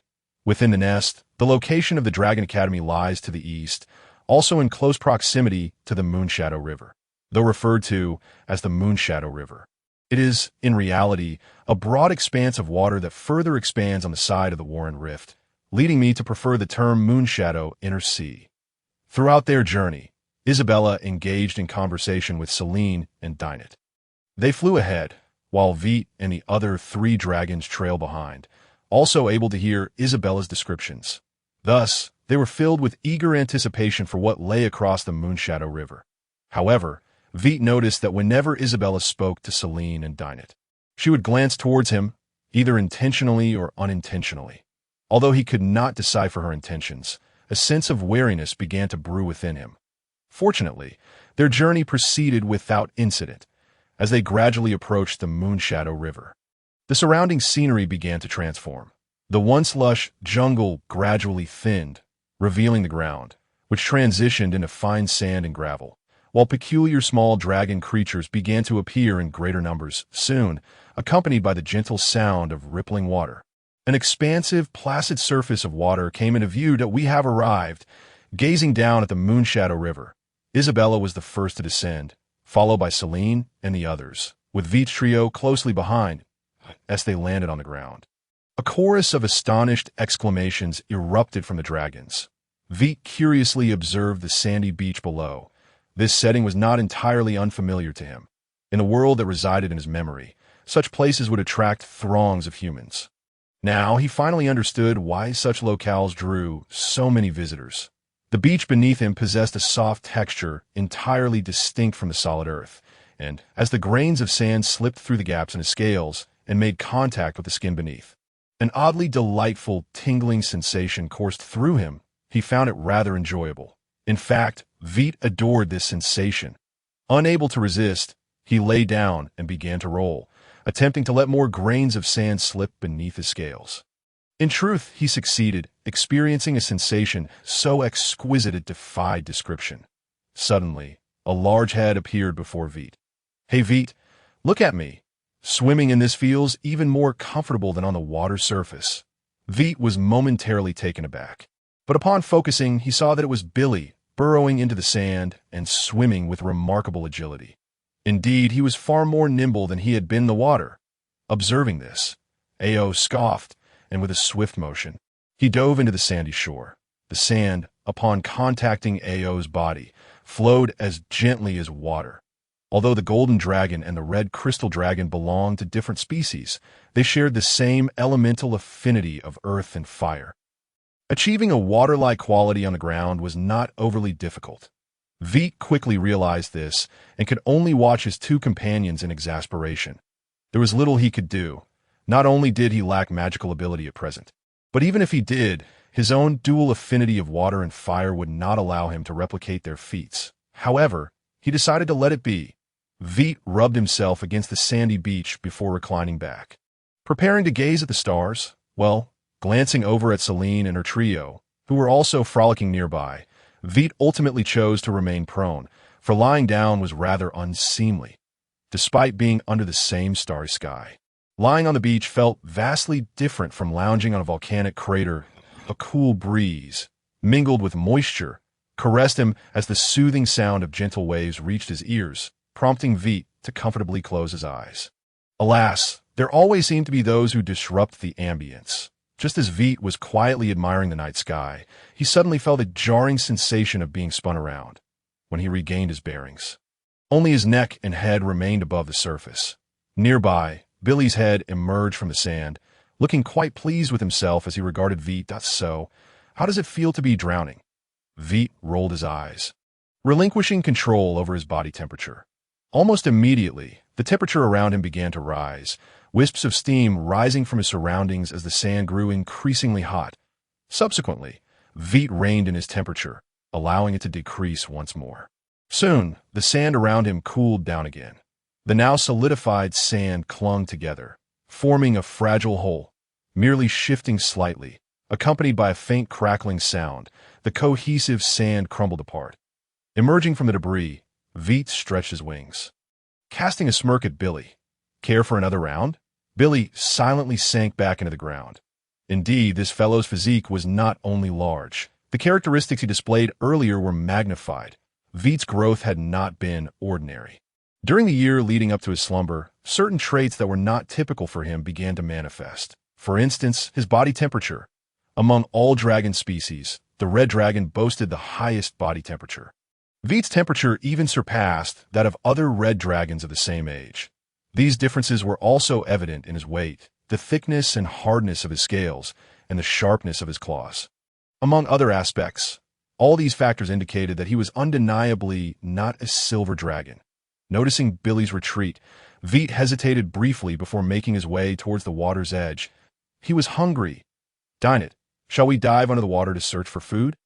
Upon hearing Vite's suggestion, Dine it, who had been playfully engaging with Celine and the others, paused, touched his stomach, and turned to Isabella. "I recall you mentioning that there are many delectable aquatic dragon beasts living below. Should we go together? Isabella was momentarily taken aback, then turned to Vite. Seeing Dinah glance at him as well, Vite hesitated but ultimately nodded. All right then, the more dragons, the greater the strength. With that, Vite glanced at Celine. What we bring back might not suffice. You all should search the ground for any edible dragon beasts. Numerous dragon beasts dwelled within the Desidero dragon nest during the year leading up to his slumber. Vite had not forgotten to study while being punished to transcribe, gaining considerable knowledge about dragon beasts. After explaining to Celine the physical characteristics of some edible small dragon beasts, Vite led Dinah and Isabella towards the Moonshadow River. Upon entering the water, Vite's eyes widened in astonishment. No wonder Isabella referred to it as the Moonshadow Inner Sea. Not only was the water surface vast and limitless, but its depth also surpassed that of ordinary rivers. Such a place indeed deserved the title of Inner S. Vite pondered this. Isabella swam to his front, pointed to the lower right, and then dove deep into the depths, although both were gold dragons. Isabella, who frequently visited the Moonshadow River, possessed commendable swimming skills. While she may not have been as agile as Vite and Dinah, who were natural swimmers, she was more than capable of navigating the underwater realm. Upon receiving the signal from the other party, Vite did not hesitate and followed suit. Although unspoken, the relationship between both parties, smoothed by Celine and Dinah, was no longer as fraught with tension as it had been at the outset. Meanwhile, Dinah also seemed to have picked up on Isha's cue, following her as she dove deeper. Soon, the three dragons arrived at the riverbed. Once there, Isha gestured for Dinah and Vite to come closer. When the two dragons approached, she pointed towards the riverbed below, then brushed aside the top layer of sand to reveal a dark, stone-like object. Subsequently, Isha picked up the object and pointed upward with her claws before swimming towards the surface. Vite and Dinah mimicked Isha's actions, quickly finding similar objects of their own before ascending. Clutching the stone, Vite was filled with curiosity. It felt heavy in his grasp, with a rough texture, yet the patterns on its surface were remarkably orderly. Reminiscent of, well, his own scales. Indeed, the sensation was akin to that of dragon scales. Vite realized that this might be a type of aquatic dragon creature. Before long, the three dragons surfaced, Isha, holding the object that was half her body size, introduced it. This is a modulong beast, which comes in many varieties. The one we have is a smaller type, with the largest individuals only growing to our size. The exterior, resembling stone, is their shell, as hard as the scales of a young dragon, and inedible. The edible part lies within the shell. They are quite timid and will retreat into their shells at the slightest disturbance. She spoke. Isha extended a claw and began to gently scrape along the edge of the shell. Soon, the modulong beast in her grasp began to tremble slightly. Suddenly, its two shell plates opened wide, and Isha deftly inserted her claw inside. Moments later, she emerged with a sizable piece of tender white flesh, showcasing it to Vite and Dinah. This is the edible part of the modulong beast, quite delectable, with a delightful chewiness and a hint of sweetness. The riverbed of Moonshadow is teeming with these creatures, more than enough to satiate our hunger. With that, Isha promptly devoured the large piece of tender meat, finishing it in no time. Vite and Dinah exchanged glances before imitating Isha, quickly extracting the meat from their shells. After tasting it, both dragons' eyes lit up with delight. This fare was markedly superior to that of the Buse dragon beast, and of course, the Buse dragon beast had earned its reputation as the prime food for young dragons. And for good reason. Soon, Vite noticed that the energy contained in the modulong flesh was considerably less than that of the Buse, though it was still sufficient to fill their bellies after swiftly consuming the meat. Vite bid farewell to his companions and plunged back into the water in search of more modulong beasts. The efficiency of the three dragons was remarkable. Within about a magical hour, they had discovered over 100 modulong beasts. Just as Isha had mentioned, their numbers were indeed substantial. Vite mused that these creatures were far more peculiar than the likes of the Chocho dragon. Aside from their shells, they were merely masses of soft flesh. Vite found no teeth or eyes. Were it not for the layer of fine dragon scales on their shells, he would never have classified them as dragon beasts. Setting aside these thoughts, aside from the modulong beasts that Vite and his companions had gathered, Selene and the others had also managed to hunt some small terrestrial dragon beasts, more than enough to satisfy their appetites. There was no doubt that the existence of the modulong beast had left Selene and her group quite astonished. However, following their first meal, the modulong beasts were primarily remembered by the dragons for their delectable taste. After dining, the dragons reclined on the sandy beach, but of course, they were not asleep. Instead of resting in their lair, they were experiencing a novel sensation, with the sky as their blanket and the earth as their bed, which left Vite and his companions unable to sleep. The restless young dragons began to discuss their imaginings of the future. At some point, they drifted off to sleep. The damp mist mingled with the night breeze, brushing against Vite and his companions, causing them to instinctively huddle closer together. The night passed in silence. The following morning, upon waking, Vite and his companions commenced their second swimming lesson. This time, however, it was not Vite who proposed it, but Ao. After witnessing Isha dive into the water with Vite to search for food, while he could only hunt small dragon beasts on land. Ao's pride as a fellow golden dragon was deeply wounded. He could not allow himself to be outdone by others. Ao was determined to learn, and Vite had no choice but to teach him. Teaching one dragon was one thing, but teaching three was another. Vite reluctantly enlisted the not-so-willing Billy and the somewhat hesitant Selene to join in. As for Selene, her reluctance stemmed from not wanting to spend her 2-day break entirely submerged in water. However, with Ao resolutely set on learning, Selene had no choice but to acquiesce. Nonetheless, the lesson lasted only half a day. As the sun reached its zenith, Ao's patience began to wane at tea that moment. Billy suddenly spoke up. "What do you think lies across the Moonshadow River?" This question landed in the hearts of the young dragons like a wild seed, quickly taking root and sprouting. Young dragons are filled with curiosity about everything around them. They are also daring and blissfully unaware of danger. Thus, after a brief exchange of glances, Vite and his companions reached a unanimous decision to venture across the Moonshadow River. However, before they could soar very far, a massive dragon, its body adorned with crimson scales, blocked their path. The young dragons stared in awe at the colossal creature before them. Then each swallowed hard. "Whence, what are you doing here?" Indeed, standing before them was Whence. He regarded Vite and his companions with a mix of exasperation and amusement. "You always manage to surprise me." In the dragon lair, Vite and the others exchanged awkward glances with Whence. Isha had already been sent back by Whence, and now they were about to face his scrutiny, though that felt a bit too severe. Perhaps critique would be more fitting. Whence looked at the anxious young dragons, his amusement evident. "Knowing you shouldn't do something, why do you still go ahead and do it? If I hadn't been following you, you would have ventured out of the dragon nest. The outside world is entirely different from Desidero, especially for young dragons like you. The outside world is fraught with peril. It's not just dragon beasts that pose a threat. Even certain plants could take your lives. This is especially true for you, Billy, if you can't control your mouth. You'll find yourself dead outside within moments, and I would be utterly unsurprised. I'm sorry, Whence I realize my mistake," Billy said, retracting his neck, his tail, adorned with crystalline spikes, swishing behind him with a whoosh, due to their positioning. His tail lashed back and forth, striking Vite and Selene. Vite, being tough-skinned, hardly minded. The impact felt somewhat pleasant. However, Selene couldn't help but shoot Billy an annoyed glare before shifting away. "And you, Selene? I had thought you would be the most mature among them."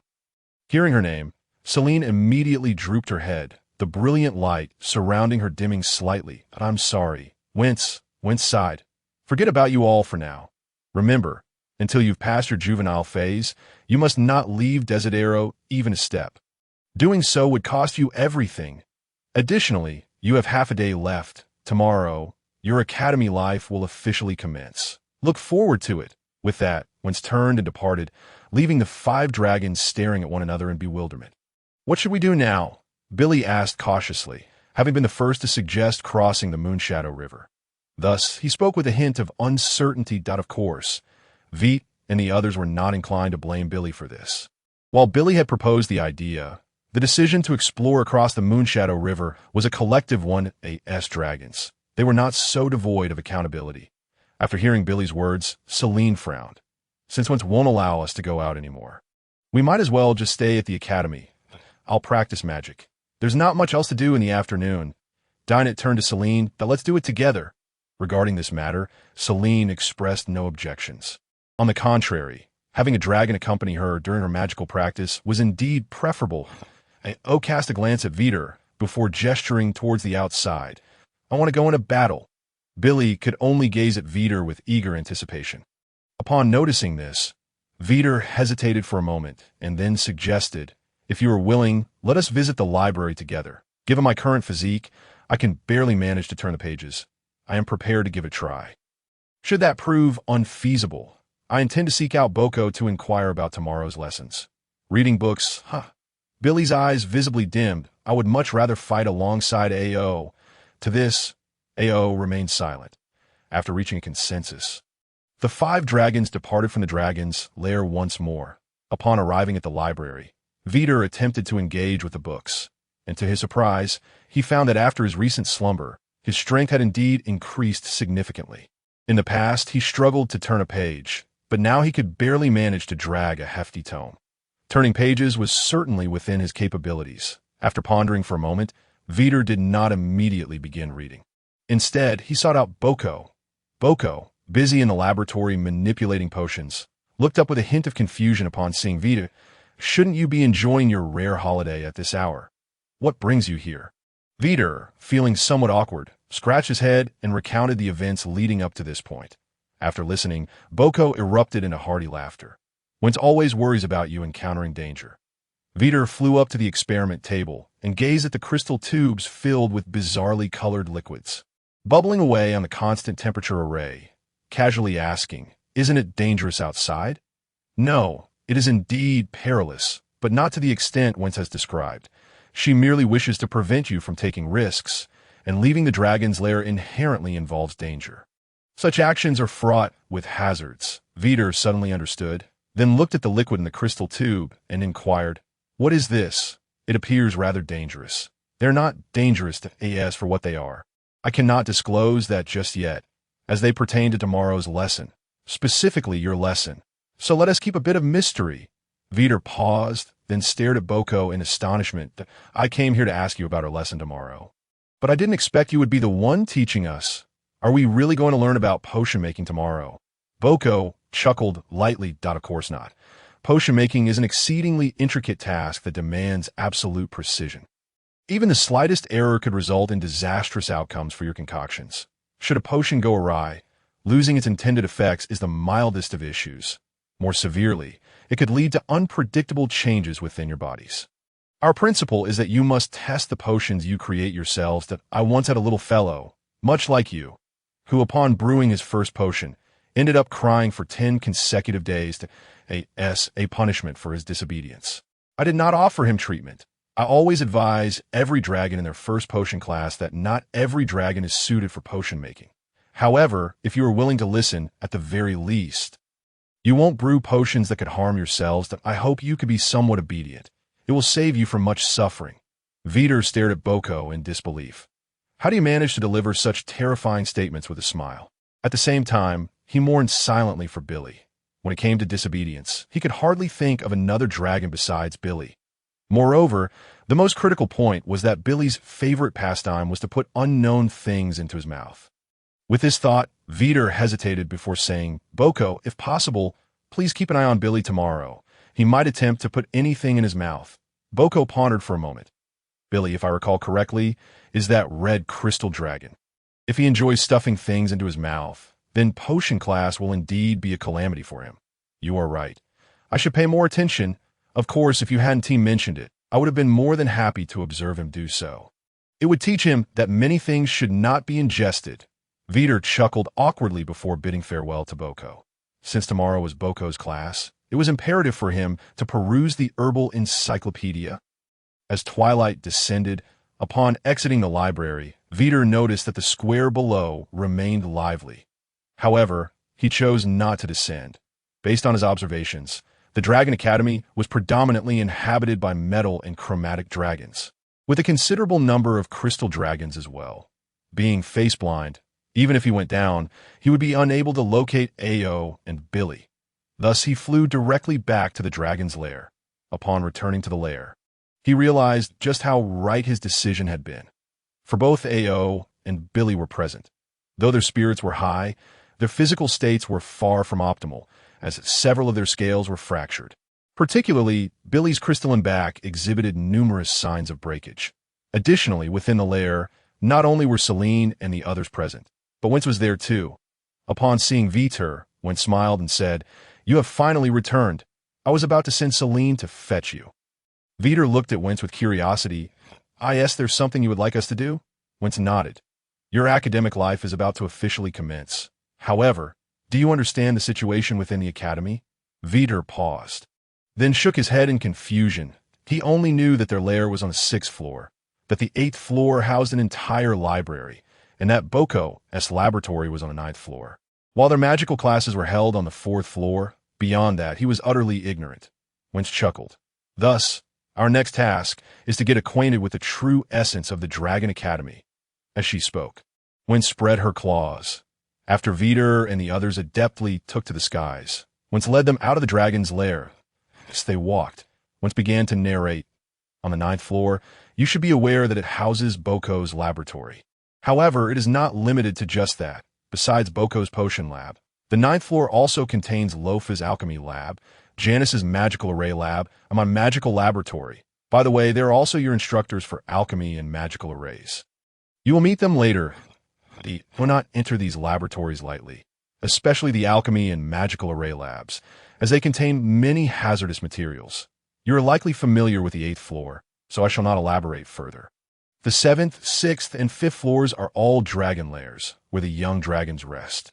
You are also well acquainted with the 4th floor, which contains the classroom for magic lessons. However, in reality, the classrooms for alchemy, magical arrays, and potions are also located on that floor. The 3rd floor is similarly a place for classes, but those classrooms are designated for practical experiments, whether for alchemy, magical arrays, or potions, all require hands-on practice. Although magic also necessitates such, one classroom suffices for that." As when spoke, she had already brought Vite and the others to the 2nd floor. The young dragons in the square below cast curious glances at them. However, when they saw that Wentz was flying towards the 2nd floor, they lost interest. They had experienced this scene before and understood perfectly what Wentz was doing. Moreover, they had already witnessed the arrival of new young dragons. On the other hand, upon reaching the 2nd floor, Wentz continued, "I trust you have caught a whiff of the aroma. Indeed, the 2nd floor is where you will be dining in the future. The Dragon Academy is a complete system, and naturally, there are dragons responsible for managing logistics. While it would be feasible for just a few teachers to provide ample sustenance for the young dragons, it would consume an inordinate amount of time. Previously, due to your small size, you were not suited to dine here, which is why I brought food to you. Henceforth, you will need to come here to eat to your current stage of gradual growth. It is a critical time for accumulation, and food must not be in short supply. Therefore, every morning and evening, food will be provided here. Additionally, Vite, I mentioned yesterday that your growth requirements exceed those of Celine and the others.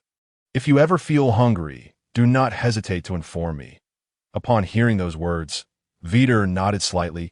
He had noticed just yesterday that his appetite was still greater than the combined total of Celine and the others. And even more so, this included the newly acquainted Isa as well.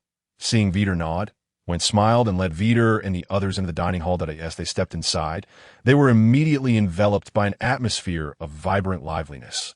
From their vantage point, they could behold the entire dining hall in its entirety. Previously, Vite had found it peculiar that there seemed to be fewer young dragons in the plaza outside. Now he discovered that all those young dragons were gathered here. Feasting together, familiar dragons clustered around one another, and before each dragon lay a tray piled high with meat. The structure of the dining hall bore some resemblance to that of the library, but was more spacious. At the farthest wall, there was an unsettlingly large, skeletal structure shaped like a dragon. Wait. Vite suddenly paused. He was unsure if it was merely his imagination, but it seemed that a flicker of black flame had ignited within the eye sockets of that dragon skeleton. Surely, it must be an illusion. Carlos! At that moment, Vite heard Wentz call a name. He curiously glanced around, but saw no dragon responding to the name Wentz had uttered. Could it be that this individual was behind Wentz? With this thought, Vite looked up. only to find Went's gaze fixed straight ahead, not turning to the back. Ahead, Vite lowered his head and similarly saw no dragon there. Suddenly, he froze once more. The direction he was gazing was directly towards the dragon skeleton. And at that moment, two black flames danced within its eye sockets. Apologies, Wentz. I seem to have dozed off inadvertently. I believe I might have startled the little creature in your hands. The voice was deep and hoarse, reminiscent of bones grinding against one another. Well, judging by the appearance of the individual, it indeed seemed like bones were wildly grinding. Wentz looked down and saw Vite staring blankly at Carlos, unable to suppress a chuckle. This child's inherited memories appear to have some issues. He did not seem to possess much knowledge about the various dragon species. Vite, it is quite impolite to stare at other dragons for an extended period. This is Carlos, responsible for all the food for the young dragons. By the way, he belongs to the undead dragon species, which has some relation to the ghost dragon. As for the specifics of this relationship, you will need to explore that in your books. Undead dragon? Why not call it a bone dragon? That seems to be a more fitting name. That is because bone dragons predate undead dragons, having already claimed that name. Thus, we can only refer to ourselves as undead dragons. Additionally, although we undead dragons may resemble bone dragons, we do possess some differences. For instance, we actually have dragon scales, albeit situated on the surface of our bones. Listening to Carlos' explanation, Vite felt a bit speechless. It was quite amusing that a race name had been claimed by another. Nevertheless, Vite could not help but feel a sense of relief. Fortunately, the name Starry Sky Dragon had not been taken. Furthermore, he genuinely could not discern where Carlos had mentioned the dragon scales to be, that he merely perceived that the bones appeared rough and uneven, lacking any smoothness. Could those be what they referred to as dragon scales? With this thought, Vite resolved that when time permitted, he must thoroughly read through the dragon encyclopedia. Constantly mistaking dragons would not do, especially considering that among the dragon species, there were now peculiar varieties like Carlos. With such thoughts swirling in his mind, Vite inquired, since undead dragons are composed entirely of bones, do you still need to eat? What about drinking water? Upon hearing Vite's question, Carlos was not offended. Instead, he replied with a smile, they entrusted me with managing the academy dining hall precisely because I do not steal food, so naturally, I do not drink water either. Carlos' laughter echoed low and resonant, reminiscent of the laughter of villains from another realm. However, Vite had long surpassed the phase of judging dragons by their appearances. After all, according to the narratives of that other world, metal dragons represented justice, while chromatic dragons embodied evil. Yet in reality, where was the true essence of justice and evil?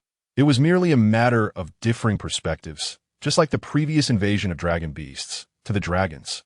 Those abbey dragon beasts were intruders, while to the abbey dragon beasts, they were merely foraging for sustenance. Moreover, after being cared for by Wentz for 2 years, he had seen no evidence of any malevolent traits in her. Conversely, he found Carlos' laughter genuinely captivating. All right, enough chit-chat. We will have plenty of time for that later. Now, you should decide what you wish to eat next. With Wentz's reminder, Vite and the others finally recalled the purpose of their visit to the dining hall. Bust Dragon Beast, Cap Dragon Beast, and Wavering Dragon Beast. Do you have a preference? Vite was not unfamiliar with these 3 names, or rather, aside from Bust Dragon Beast, he had only learned of the other 2 today. Vite was quite the eager learner. The dragon beast that Celine and Billy had brought back yesterday was unfamiliar to him.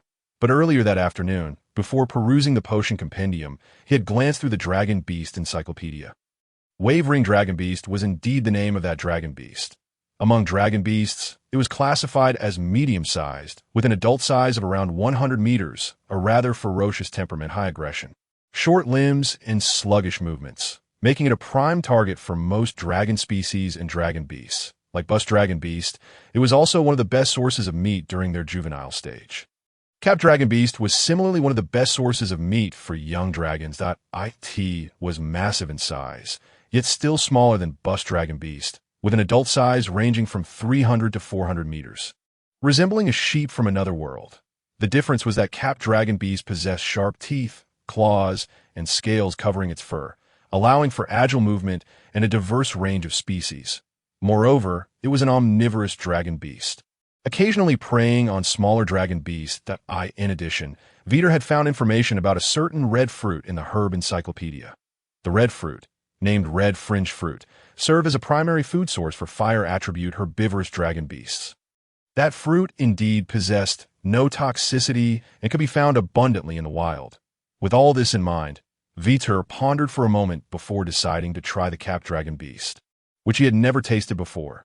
The meat of bust dragon beast was rather tough, packed with energy, while the meat of wavering dragon beast was softer, lacking the energy of bust dragon beast. However, in terms of flavor, wavering dragon beast was superior. What, he wondered, would the cap dragon beast taste like? Upon hearing Vite's words, Celine and the others exchanged glances before making the same choice. They realized that Vite seemed to possess an unusual talent when it came to food. However, they were evidently mistaken. At least, all the dragons except Celine were mistaken. The cooked cap dragon beast and the raw version were two extremes. And only Vite and Celine chose to eat the cooked one that ultimately, they were compelled to select a different food option. Whence, after leading Vite and the others to the dining hall, left them to their own devices. As for the first floor of the academy, it did not feature any special facilities. If one had to mention anything, the plaza served as an important facility on the first floor, designed for young dragons to expend their excess energy. Notably, although whence had departed, the young dragons, who occasionally cast curious glances in their direction, did not rush over to meddle with them. Of course, in reality, most of their attention was directed towards Celine, as previously mentioned. The academy was predominantly home to chromatic and metal dragons, followed by crystal dragons, and then elemental dragons, with hybrid dragons being the rarest that up to this point. Among the hybrids Vite was aware of, there were only two, himself and Celine. Today he had encountered a third, namely Carlos. Furthermore, among the young dragons, Vite had not noticed any other hybrid dragons. Although Vite was a hybrid dragon, he bore a striking resemblance to silver dragons. Thus, Celine stood out as the only one who attracted such attention. Consequently, while they were eating, Celine continuously frowned and quietly urged Vite and the others to hurry. She truly could not tolerate those inquisitive gazes. Vite had nothing to say in response. It was impossible to stop others from looking. Besides, they would likely be dining here frequently in the future, so Celine would have to grow accustomed to it eventually. After finishing their dinner, Vite and the others returned to the Dragon Cave, filled with anticipation for the potion class scheduled for the next day, and each drifted off into slumber. The night passed without incident. The following morning, Vite and the others ventured to the second-floor dining hall for breakfast for the first time without any guidance, then hurried to the potion classroom on the fourth floor. Upon their arrival at the classroom, they were met with an unexpected dragon. Allow me to introduce to you. She is the young dragon, Isha, born in the same era as you. From this day forth, you shall embark on your studies together. As Boko observed the 5 dragons that rushed in, they all turned their attention towards Isha, who was already seated in her designated spot, and he began the introduction. Before Vite and the others could utter a word, Isha waved her claw at Celine. Celine, Dinah, please come over here. Noticing the astonished expressions on Celine and Dinah's faces, Isha shyly added, Actually, I only learned about this morning. Although I do not reside at the academy like you, I must still complete the courses as she spoke. A frown crossed her face. That it is worth noting that the academy's curriculum extends throughout their juvenile dragon years. Boko watched this scene, a glimmer of realization flickering in his eyes. You are acquainted. That makes things even better. To be honest, I was rather troubled about how to foster harmonious interactions among you. All right, Vite, Billy, and Ao, please find a seat as well. I'm going to guide you through the new curriculum. Upon hearing Boko's words, Vite and the others finally diverted their attention from Isha. Subsequently, Vite's focus shifted to the podium before Isha, where lay a square metallic object. However, upon closer inspection, Vite realized it was not merely a piece of metal, but rather a significantly reduced-sized metal book. All right, Vite, quickly find a seat. Hearing Boko's command, Vite snapped back to reality, only to discover he was the last one without a place. That he scanned the room. Celine and Dinah had flanked Isha. Billy was seated closest to Boko, while Ao was isolated in a seat 2 rows behind Isha. This indeed suited Ao's character. After a moment's contemplation, Vite decided to take a seat beside Billy. There was no other choice. Billy always had a penchant for exploring new and intriguing things through conversation. Although Boko had assured him he would keep an eye on Billy, Vite still felt a twinge of concern. Once Vite settled down, Boko produced a small stack of metal books and distributed them among Vite and the others. This book has been specially crafted for young dragons like you. Its contents encompass all the herbs that may be utilized in potion making, along with their various properties. Vite curiously examined the metal book on the podium. Is this an encyclopedia of herbs? Boko shook his head. No, it is merely a fragment of the herbal encyclopedia, and one might even say a very small portion. Potion making is an intricate art. Even to this day, new herbs continue to be discovered and used in the creation of new potions. Even the encyclopedia has not managed to catalog every herb in this world. What you are to learn is merely the foundation of potion making. Completing all the courses will not qualify you as a competent potion master. At best, you will be considered an apprentice. Only through further in-depth study can one become a true potion master. Upon hearing this, Vite looked at Boko with confusion. Then why must we learn potion making? Boko, much like Wentz, exhibited considerable patience. Upon hearing Vite's inquiry, he explained, there are 3 primary reasons for your exposure to potions. First, it provides you with a potential future path, just like magic arrays and alchemy. Second, it serves to identify young dragons who have a genuine interest in potions and wish to pursue that direction. For a dragon lair, a potion master is essential. Many ailments that can be fatal to young dragons can be treated with potions, and potions significantly aid in recovery after injury. Some exceptionally skilled potion masters can concoct potions that directly enhance one's abilities. Those who have earned legendary titles can even create potions that enable a dragon to regrow lost limbs. To this point, Vite felt a stirring in his heart, a wonder Wentz had previously sought to guide him towards potion making. The prospect of potions that could enhance one's abilities, especially in situations where magic could not be employed, was indeed appealing. Boko continued, the third reason is that the potions learned during your juvenile years can be immensely beneficial to you. Should the day arise when you need these potions, you will be able to craft them yourself. So, are we going to learn how to brew potions now? Billy, with his usual fervent curiosity for novel concepts, eagerly posed a question after listening to Boko. However, Boko shook his head once more. Potion making is not as simple as tossing a bunch of ingredients into a container and boiling them. If it were that easy, it wouldn't be referred to as an art.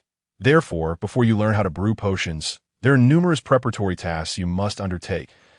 At the very least, you need to memorize every detail in the book before you without exception.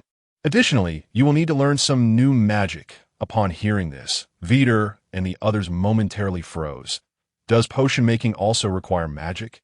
Of course, Boko replied, extending his claw and pointing a finger, then uttering a somewhat convoluted incantation, the meaning of which was quite clear to Vite and the others. Sharp?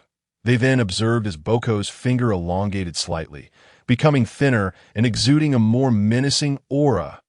Dragon language magic has 2 branches. One is the elemental magic taught by Wentz, while the other is the form-shaping magic I am currently employing. Form-shaping magic, by its very definition, is about reshaping form. Thus far, there are only 3 types of form-shaping magic: sharp, solid, and accelerate. Do not underestimate these 3 spells. While their numbers pale in comparison to elemental magic, they do not differentiate between magical ranks. Their potency is solely dependent on your mastery of magic and your inherent strength. The more proficient you become with magic, the stronger you become. Thus, the greater the power of these 3 form-shaping spells. Of course, in our potion class, you need not master all 3. Simply mastering sharp will suffice. We will employ this magic to handle materials. As Boko spoke, he noticed Vite gazing up with a hint of worry and a barely perceptible glimmer of anticipation in his eyes, prompting a light chuckle from him. Vite, do not fret. Although form-shaping magic requires the internal elements to construct elemental nodes, it does not necessitate the invocation of external elements. Theoretically, you should be able to utilize this magic. Moreover, Wentz firmly believes that elemental magic encompasses all dragon language magic. Thus, she is often reluctant to classify form-shaping magic as dragon language magic, even dismissing it as heretical and unworthy of study. Furthermore, the mental magic she whimsically created has, in fact, gained recognition from some elder dragons. Yet, she regards it as an incomplete version of elemental magic rather than a new category of magic. It must be said that at times, one can be quite stubborn. However, the world is ever evolving, and new concepts are bound to emerge, be it form-shaping magic or mental magic. In the future, there may even be new types of magic. During the last Grand Dragon Feast, a dragon proposed the idea of expanding the 8 elements to 9, arguing that space should also be considered an element. This notion sparked a slew of debates regarding elemental classifications. For instance, some dragons believe that death should be separated from dark elements and classified as a distinct element. Similarly, others argue that life should be distinguished from nature. Furthermore, there are those who contend that if space is an element, why should time not be one? Thankfully, Wince did not attend the last Grand Dragon Feast. Otherwise, given her obstinate nature, she might have clashed with those younger dragons, as Boko began to ramble on about the events of the last Grand Dragon Feast. Vite could no longer contain himself. Boko, what is it, Vite? Shouldn't we be discussing form-shaping magic? Realizing that he was indeed supposed to be lecturing Vite and the others rather than lamenting Wince's rigidity in his laboratory. Boko offered an apologetic smile before continuing, "My apologies, I momentarily forgot this was not my laboratory. Let us return to the topic of form-shaping magic. In fact, form-shaping magic is more powerful than you might imagine. Just now, I merely sharpened a single claw, but what if I were to cast a spell on an entire claw, or perhaps casting spells on my dragon horns? Naturally, when concocting potions, such considerations need not weigh heavily on one's mind. My sole responsibility lies in imparting the knowledge of potion making. The extent to which you all can wield shaping magic is, after all, a matter for your own endeavors." While listening to Boko's words, Vite found himself pondering another matter. Was Winter's guidance towards the study of potions also influenced by considerations of shaping magic? It seemed that Winter harbored significant biases against shaping magic, which might explain why she had not directly conveyed this to him. Upon reflection, such a notion was not entirely implausible. To think that Winter possessed such a childlike side.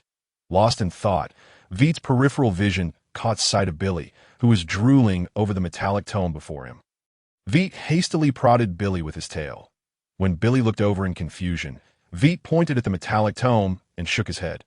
Realizing that Vite had discerned his thoughts, Billy's cheeks flushed crimson, and he quickly nodded to indicate that he would not attempt to stuff the book into his mouth. With a resigned shake of his head, Vite felt a sense of relief at his decision to sit beside Billy. This fellow was indeed difficult to reform. At that moment, Boko had already commenced explaining the key points of casting the spell sharpness, and Vite promptly focused intently on his words. The casting method of shaping magic is akin to that of elemental magic. However, the results are vastly different. Shaping magic ultimately affects our bodies. Hence, not a single error can be tolerated. Should a mistake occur, while it may not result in the breaking of your claws, the pain inflicted would be comparable. Fortunately, this very aspect allows one to easily discern where the error lies during the casting process. Thus, in comparison to elemental magic, shaping magic is relatively easier to learn. I believe that within the span of a morning, you shall succeed in casting it. Now, let us begin. After hearing Boko's words, Vite and the others gazed at their claws, lost in contemplation. The agony of fracturing a finger sounded excruciating, yet there are always brave souls. Just as Vite and the others hesitated, Billy, with fervor in his eyes, began to chant the spell while staring at his claws. And no sooner had he uttered the first syllable than Billy screamed in agony. Clutching his claws, "It's broken! It's broken!" Billy cried out, tears streaming down his face. Vite rushed to examine Billy's claws and noticed that one of his fingers had twisted into an unnatural arc. Thankfully, it had not broken. Boko approached with a chuckle, reassuring him, "Fear not, it won't break. Even if it does, I can mend it." However, with this level of discomfort, Vite can simply help him straighten it out, observing the terror-stricken faces of Vite and the others. Boko couldn't help but chuckle lightly. "What? Has a little pain frightened you?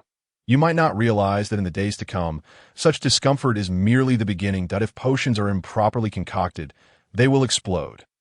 Alchemical mishaps can also lead to explosions. If the magic circle's patterns are not inscribed smoothly, explosions will ensue. Furthermore, do not assume that only failures in shaping magic can inflict harm upon oneself. In fact, the consequences of failing to cast elemental magic can be even more severe. However, you are currently learning only low-tier magic and have yet to experience this aspect. You will come to understand it when you begin studying mid-tier magic. At this juncture, Boko's smile faded. Winter has consistently warned you of the world's dangers, yet she has never specified what those dangers entail. Winter once ventured into the outside world. Upon her return, one of her wings remained intact, while her right arm had been violently torn off at the elbow by another dragon. She understands the perils that lie beyond, which is precisely why she has emphasized this matter so fervently. If you cannot even endure the pain of practicing magic, remaining in Desadro is your best option. The outside world is reserved for the strong. Upon hearing Boko's words, Billy casually wiped his eyes. Then, trembling, he extended his left claw and painstakingly straightened the twisted finger on his right claw. Vite could feel Billy's agony. Every scale on his body trembled. Yet this time, he held back his tears, gritting his teeth and silently enduring. The same could be said for the other dragons, including Vite, who began attempting to cast the spell. Dragons fear not to undertake any endeavor. They merely require a reason. Now, Boko had provided them with that reason. Enduring pain is an essential path for the strong. The pride that runs deep within the veins of dragons forbids them from uttering the words of willing weakness. Thus, they accepted this rationale that, of course, pain is still pain. Yet no dragon cried out in distress any longer. Not even Billy. Boko nodded in satisfaction. He had no desire to be the villain, but someone had to convey to Vite and the others that this is a world where strength reigns supreme. And strength is forged through adversity. But on another note, when Vite made his first error in constructing an elemental node, he finally understood Billy's feelings. The pain was akin to someone attempting to break your finger. Compared to this immediate suffering, the aches he had endured while training his wings paled in comparison. Nevertheless, as Boko had stated, pain is the greatest teacher. The agony brought forth by a single failure is enough to be etched into one's memory, leaving a profound impression that a dragon cannot easily forget. In light of such circumstances, Vite and the others progressed rapidly in their studies of the spell. The morning's duration was merely Boko's estimation. In reality, they succeeded in casting the spell after only 2 magical hours, with the swiftest among them, Celine, even achieving it half an hour ahead of the rest. Of course, it was not that her magical talent surpassed Vite and the others by such a margin. Rather, the light element possessed certain healing properties. Thus, after each practice session, Celine required little time to rest before embarking on her next attempt. This was innate, and others could only envy it. Unsurprisingly, Vite was the most exhilarated. Observing that his finger, though only slightly altered, was undeniably sharper, Vite felt an overwhelming surge of excitement. Nearly leaping into the air, he had finally cast his first true spell, even if this spell merely rendered one of his claws sharper. Gazing at his slender claw, Vite could not help but yearn to test its newfound prowess. Yet with nothing suitable at hand, his gaze landed upon the crystalline cluster adorning Billy's back. "Billy, I apologize." Upon hearing Vite's sudden apology, Billy turned his head in bewilderment. Then, with a crisp crack, while the crystalline cluster remained unharmed, Vite's finger contorted into an odd position. Vite stared in shock at his finger. The intense pain could not dispel his feelings of confusion and uncertainty. Billy scratched the area where Vite had attacked him with his tail, his previously perplexed expression now replaced with innocence. This was not his fault. Boko had not anticipated that Vite would cause such a scene. He shook his head, a mixture of amusement and exasperation. "That I told you. The power of this spell correlates with your level of proficiency. Your first successful attempt aside, that finger had already been quite fragile from practicing the magic. At this moment, you chose to strike the hardest part of a crystal dragon's body. Vite, I am curious about your thought process." T. Boko's words. Vite snapped back to reality, lowering his head in embarrassment, his tail nearly whipping out a blur. I too am curious about your thought process." Compared to the other dragons, Isha was evidently more unrestrained, not only laughing aloud, but even mocking him. Vite turned to glare at her in frustration before raising his head to Boko, asking sheepishly, "It seems this time it really is broken. What should we do?" Boko shook his head helplessly, then produced a crystalline tube from his claw. Naturally, this was for Boko. For Vite, it resembled an enormous crystal jar, large enough to encompass him entirely. "First, let us straighten out your claw." Upon hearing this, Vite hurriedly complied. Once Vite had straightened his claw, Boko opened the crystal tube and extracted a small drop of liquid. Manipulating it with his mental energy to envelop Vite's broken claw, "It might feel a bit itchy. You must endure it. If you move around too much, it might not align properly, and that would be on you." At Boko's words, Vite nodded vigorously, then curiously gazed at the claw enveloped in the liquid. The liquid appeared a pale green, viscous in texture, emanating a faint, pleasant aroma. Moreover, Vite could sense a unique vitality emanating from within. This life force could sometimes be felt radiating from Vite. Just as Vite pondered this, a peculiar itch manifested on his claw, urging the dragon to scratch. Fortunately, thanks to Boko's prior warning, Vite managed to suppress the urge. To divert his attention, Vite inquired, "Boko, is this the potion you referred to for treating injuries?" Boko nodded, then turned to the other dragons. "Extend your claws that you practice magic with. This potion will facilitate your swift recovery, preventing you from ending up like Vite, who has broken his claw." Having said that, Boko manipulated the potion, enveloping the outstretched claws of the dragons. Then continued, "Potions are categorized into three main types: restorative, enhancing, and healing. Restorative potions are meant to replenish stamina and magical energy. Enhancing potions are designed to permanently augment one's abilities, while healing potions, like the one I am currently employing, are capable of rapidly mending injuries. Of course, potions that can regenerate severed limbs also fall under this category. The potion in my claw is classified as a mid-level healing potion. Naturally, if there is a mid-level, there are also beginner, advanced, and elite levels. When you are able to independently concoct a beginner healing potion, it signifies that you have qualified to be called an apprentice potion maker. By the same token, mid-level healing potions correspond to beginner potion makers, advanced healing potions to intermediate potion makers, and so forth. Isn't it curious why the rank of potion makers is one tier lower than the potions they need to concoct? Upon seeing Vite and the others nod, Boko chuckled. "That is because healing potions are the easiest to brew among potions of the same rank." "Well, that should suffice. How do you feel?" Vite glanced down at his claw, moved it slightly, and was astonished to find it has healed already. With Vite's claw restored, the others were even less in doubt. The miraculous effect of the mid-level healing potion piqued the interest of Vite and his companions in potion making. Boko was not surprised by this, as it was indeed part of the lesson. "Since you have all recovered, we should commence further learning. Successfully casting the sharp spell is merely the beginning. I have stated from the outset that potion making is an intricate endeavor that allows no room for error. This includes the precise manipulation of magic." As he spoke, Boko produced several items upon his claw, distributing them evenly before Vite and the others. Vite stared quizzically at the stone and wooden boards before him, uncertain of their purpose. However, he understood that these items were certainly not meant for consumption. Thus, Vite snatched the wooden board that Billy was about to put into his mouth. The other dragons regarded this with indifference, merely casting Vite a look that conveyed, "It's all on you now."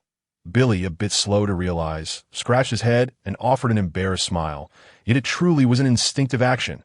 "All right, your task today is to place the stone board beneath the wooden one. Then, without damaging the stone board beneath, use your claw, enhanced with the sharp spell, to evenly divide the wooden board into two pieces of identical size and shape. Now, let us begin." With that, Boko closed his eyes to meditate. Seeing this, the dragons busied themselves. Vite focused on his finger, reciting the incantation, and his finger elongated at a visible speed. Step 1. Magic enhancement, complete. Following Boko's instructions, Vite placed the wooden board atop the stone board, then cautiously extended his claw. However, when it came to actual execution, Vite realized just how challenging Boko's requirement was. The moment his claw touched the wooden board, it sliced through as effortlessly as a hot knife through butter, an apt description for the current situation.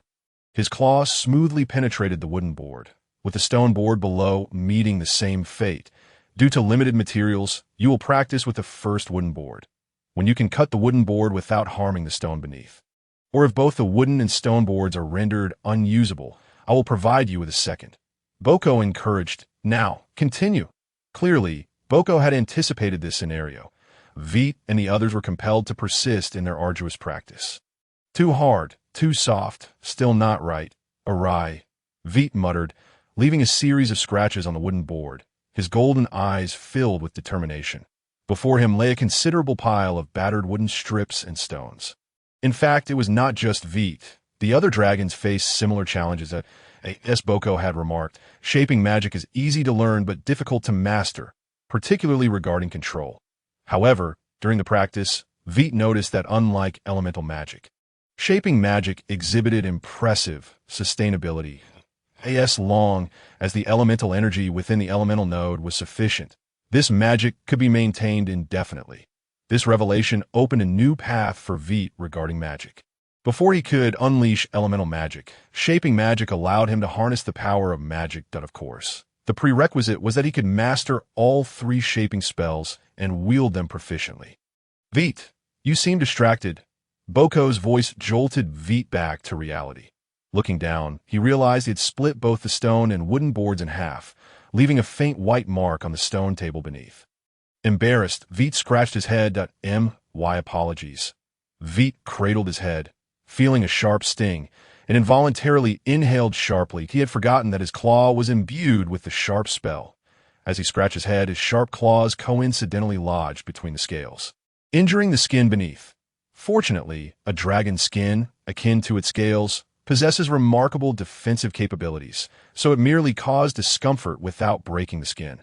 Observing Vite rubbing his head with an awkward expression, Boko chuckled in exasperation. "Be cautious, don't be careless, or you may injure yourself." Just then, Vite heard a soft chuckle behind him. Turning to glare at the exceptionally radiant Isa, Vite was about to resume his practice when Boko interjected. "All right, let's conclude today's lesson here." Vite paused, then noticed that the sky outside had darkened. Sighing as he looked at the wooden board before him, he lamented, "No progress whatsoever." Hearing Vite's words, the other dragons wore similar expressions of frustration. They too felt the same. Boko, observing this, chuckled softly. Suddenly heightened power is naturally challenging to control. Without going into details, let's consider the time you have spent learning elemental magic. It has been a year, hasn't it? I have no doubt you can cast a spell. However, how long do you think you can maintain it? Aside from Vite, confusion clouded the eyes of Selin and the others.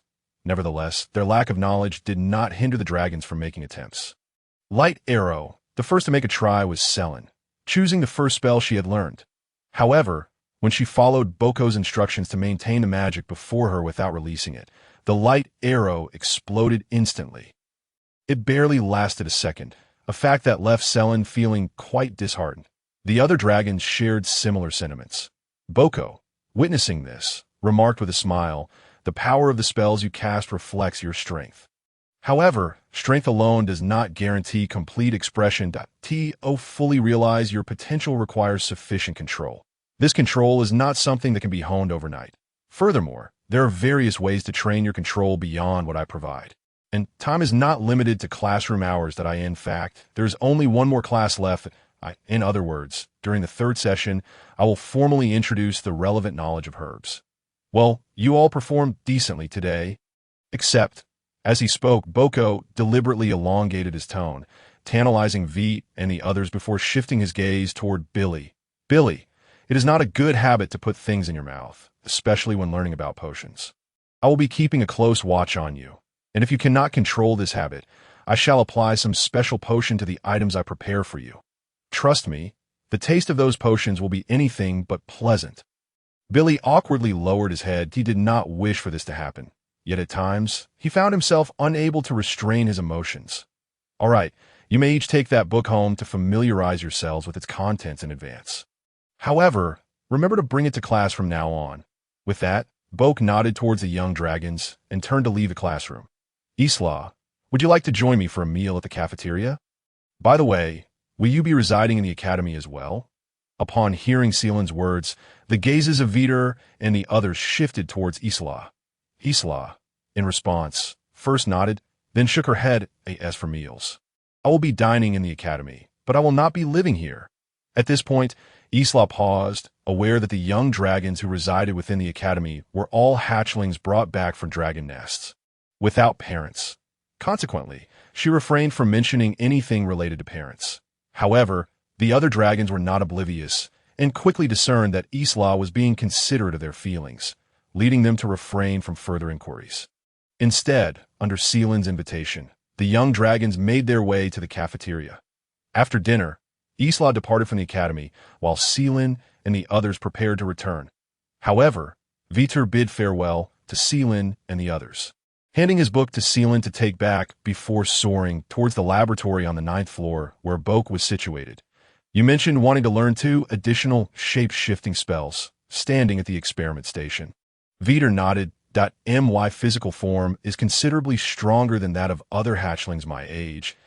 If I can master all 3 shape-shifting spells completely, then even if I cannot wield elemental magic, my combat prowess will not be diminished.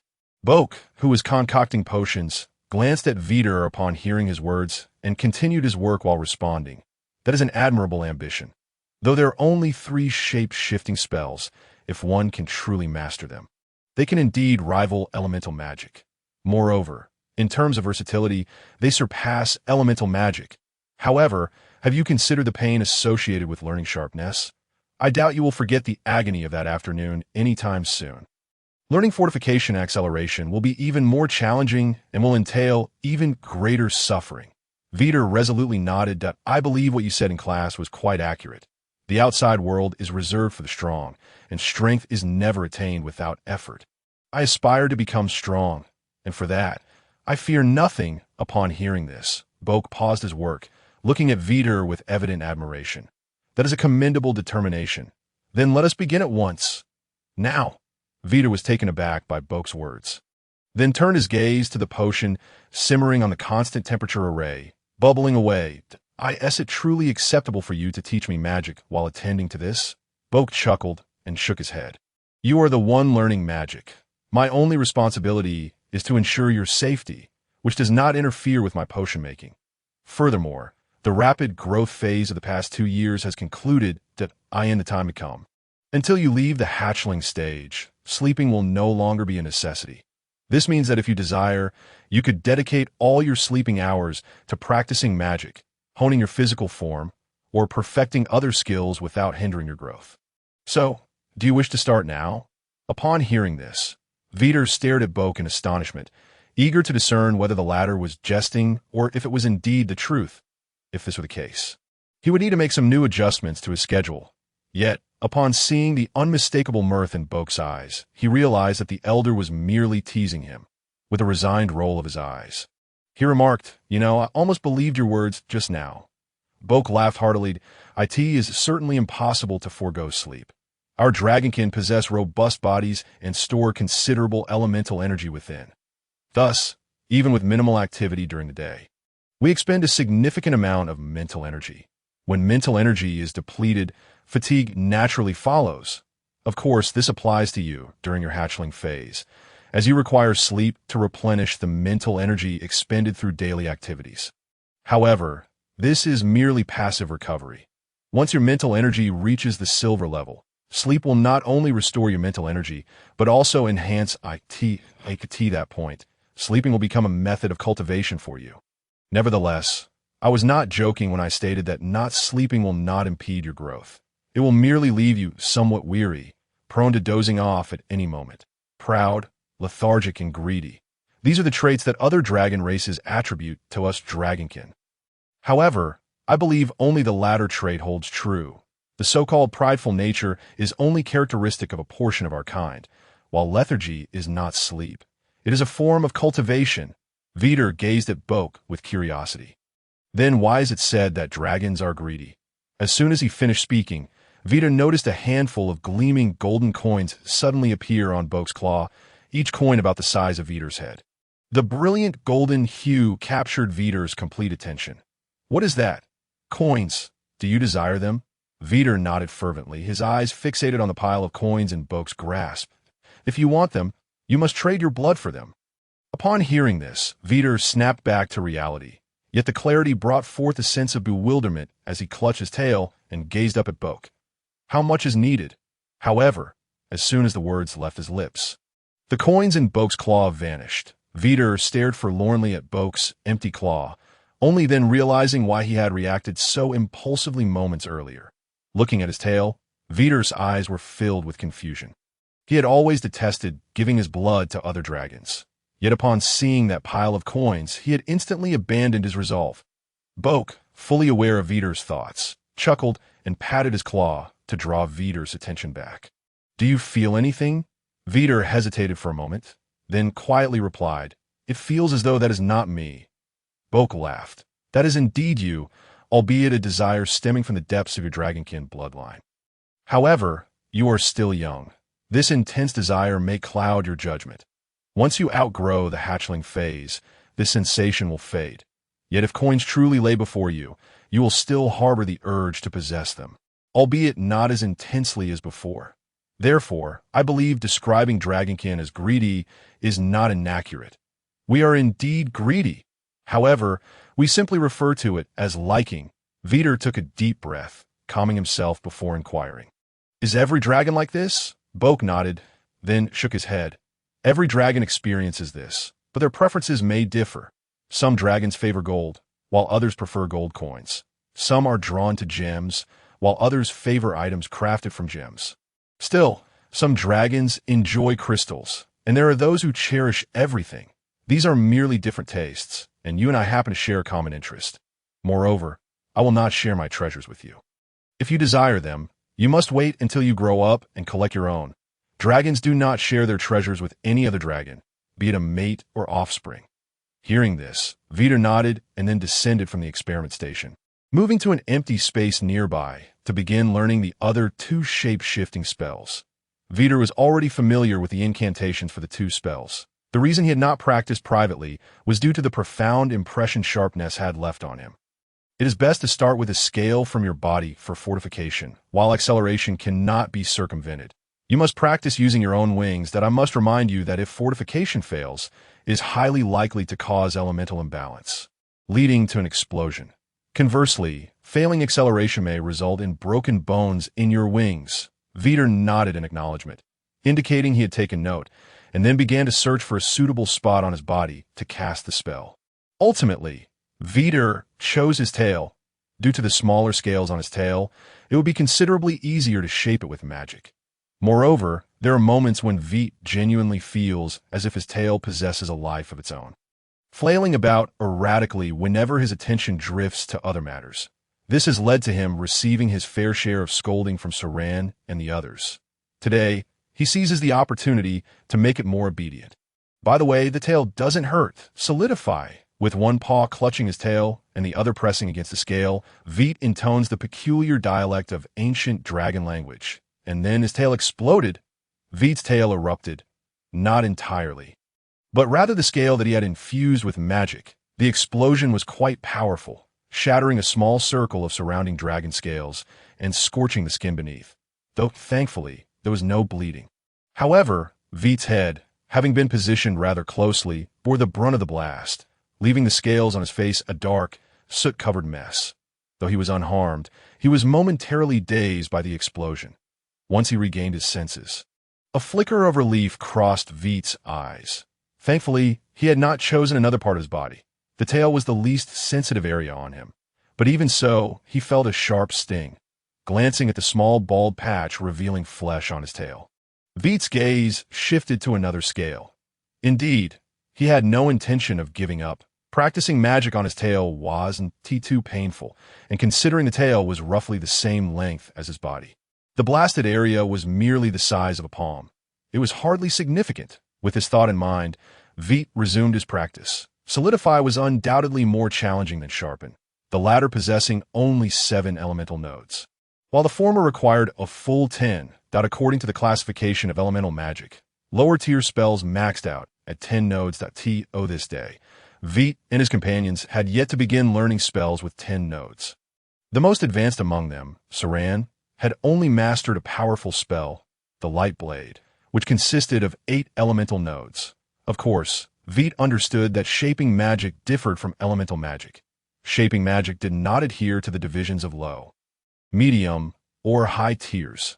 However, the greater the number of constructed elemental nodes, the higher the difficulty, a principle that transcended the types of magic. Vite recited incantations repeatedly, each time resulting in an explosion, yet he showed no signs of yielding. Unfortunately, it wasn't until Bach intervened that Vite succeeded in casting the spell. All right, Vite, don't push yourself too hard. You have plenty of time, so there's no need to rush. With that, Bach applied a mid-level healing potion to Vite's tail. Among all dragonkind, the silver dragon was renowned for its striking beauty. Its shimmering silver scales exuded an air of mystery, coupled with an aura of nobility and elegance, far more radiant than any other dragon's hue, yet devoid of the ostentatiousness associated with gold dragons. While Vite was not a silver dragon, he shared a similar appearance at this moment. However, his tail was marred with pits and exposed flesh, rendering it quite unsightly. As he felt the soothing coolness emanating from the tail, Vite finally regained his composure. The golden hue of his pupils had dimmed considerably, a clear indication of substantial mental fatigue. Thank you, Bach, for your patience with me. With that, Vite's gaze shifted to his tail. The effects of the mid-level healing potion were remarkably evident. As soon as it was applied, the exposed flesh on Vite's tail was replaced with a layer of silver, the newly sprouted dragon scales. However, these fresh scales were quite small, measuring only a tenth of those surrounding them, which had not been targeted by Vite or affected by the explosion. The uneven scales appeared rather peculiar, but at least they concealed the flesh beneath. Your physical recovery ability is quite commendable at this rate. In about a day, these scales should fully regenerate. And no need to thank me. This is part of my duty as an academy instructor. The role of a teacher encompasses more than merely imparting knowledge. It is fundamentally about nurturing your healthy growth. Now, it's late. You ought to return to rest. Otherwise, you might find yourself dozing off in Janice's magic circle class tomorrow. Although she has a pleasant demeanor, she will not permit any dragon to slumber in her class. Additionally, she, like you, was mentored by Winters, so her methods of punishment are akin to his. She will have you transcribing texts. Bach's words reminded Vite of those arduous days from years past. Shuddering at the memory, he hastily bid farewell to Bach and exited the laboratory. He had no desire to engage in transcription. Most importantly, he had yet to complete the assignment from the last time Winters had imposed such a punishment. Upon returning to the dragon lair, as he entered the passage, he slowed his pace. He had spent nearly 4 magical hours with Bach, and it was now deep into the night. Saran and the others must have long since fallen asleep. However, as he ventured deeper into the lair, the dim light revealed 4 pairs of golden eyes suddenly shining brightly, fixated intently on him. Vite froze, then tentatively moved side to side, only to find that the 4 pairs of eyes followed his movements. You all aren't asleep? No sooner had he spoken than the 4 dragons rushed to his side, circling him while scrutinizing him closely. Look at his tail. It's Billy. Upon hearing Billy's remark, Saran and the others directed their gazes to Vite's tail, where the uneven scales were glaringly apparent, clearly showcasing the evidence of training. In response, Saran positioned herself opposite Vite, spreading her wings wide and lifting her head high, trying to appear larger. Alas, no matter how she tried, her size could not surpass Vite's. You better lie down. Though Vite was unsure of the intentions of Saran and the others, he complied and lay down, looking at the 4 dragons with a bewildered expression. Now, it is interrogation time. Billy. Ayo. Understood. Billy and Ayo chorused in unison, proceeding to pin Vite's wings to the ground, one on each side. Vite, caught between amusement and exasperation, looked at Saran. If you want to ask something, just go ahead. Why make it so complicated? I haven't done anything to be ashamed of. Hearing Vite's words, Saran awkwardly averted her gaze, yet she showed no signs of halting her actions. Silence. You can only answer after I finish asking all my questions. As punishment for your unsolicited responses, Dinah, kick him in the rear. Understood, Dinah cheerfully replied, then scampered behind Vite and delivered a swift kick to his backside. He quickly cradled his foot, casting a mournful look at Saran. Saran, that was too hard. It hurt. Why don't we switch roles? Saran pretended not to hear Dinah's words, gazing down at Vite with a cold huff. Tell me, have you been secretly training without US? Vite scratched his head. Well, does studying magic count? Upon hearing this, the four dragons perked up their ears. Amused, Vite continued, I merely went to Bach to learn about 2 other shaping spells. If you're interested, you can join me tomorrow night. Upon hearing Vite's words, Billy and the others exchanged glances before turning their attention to Saran, who stared at Vite in astonishment. Can we really go together to learn magic? Vite, somewhat bemused, replied, What is so impossible about that? Bach isn't giving me any special treatment. I only sought him out for safety. As it turns out, my decision was quite prudent. With that, Vite flicked his tail, although he had not encountered danger this time. It was merely because the solidify spell was practiced using dragon scales. The subsequent accelerate, however, could only be practiced with his wings, and one misstep could leave him disabled. Yet upon hearing Vite's words, Saran appeared utterly confused. What does special treatment mean? With a momentary pause, Vite soon realized that he had inadvertently brought the language of that world with him. How could he explain it? It was akin to taking a shortcut. Celine appeared even more perplexed. What does taking a shortcut mean? Vite slapped his forehead. Why don't you let them release me first, and then I can think of a better way to explain. Of course, he said this merely to save face in front of Celine and the others. The disparity in their sizes meant that Vite's strength far surpassed theirs in a confrontation. How could Billy and Ao possibly restrain him? Upon hearing Vite's words, Celine suddenly remembered that Vite's wings were still being held down by Ao and Billy. Her face flushed, but thankfully her thick dragon scales concealed any signs of embarrassment. Noticing Ao and Billy watching her, Celine waved her claw, signaling for them to let go. Once the 2 dragons stepped back, Vite slightly flexed his wings before folding them away. How should I put it? Taking shortcuts and finding back doors both refer to leveraging special connections to gain unique privileges. So, you should understand now, right? Celine's eyes lit up with understanding, and she quickly shook her head, though we don't care whether you sought out Boke for. Taking shortcuts, we merely thought. At this point, Celine abruptly halted and turned away, unable to meet Vite's gaze. Dinah sighed. Let me explain. We thought you believed our abilities had fallen behind yours, so you abandoned us to train on your own. Vite was taken aback, then looked at the assembled dragons with a mix of amusement and exasperation. Was that really the case? Celine still faced away from him. Ao lay on the ground with his eyes closed. And Dinah wore an expression that mingled embarrassment with resignation. As for Billy, he looked anxiously at Vite, clearly still trying to grasp the situation. Sigh. What was I worried about? I was tense for no reason. We all eat, live, and study together. How could I just leave you behind? Now, off to bed with you all. When I return, Boke will inform me that tomorrow's lesson is with teacher Janice, and she will assign attention to any little dragons caught dozing off.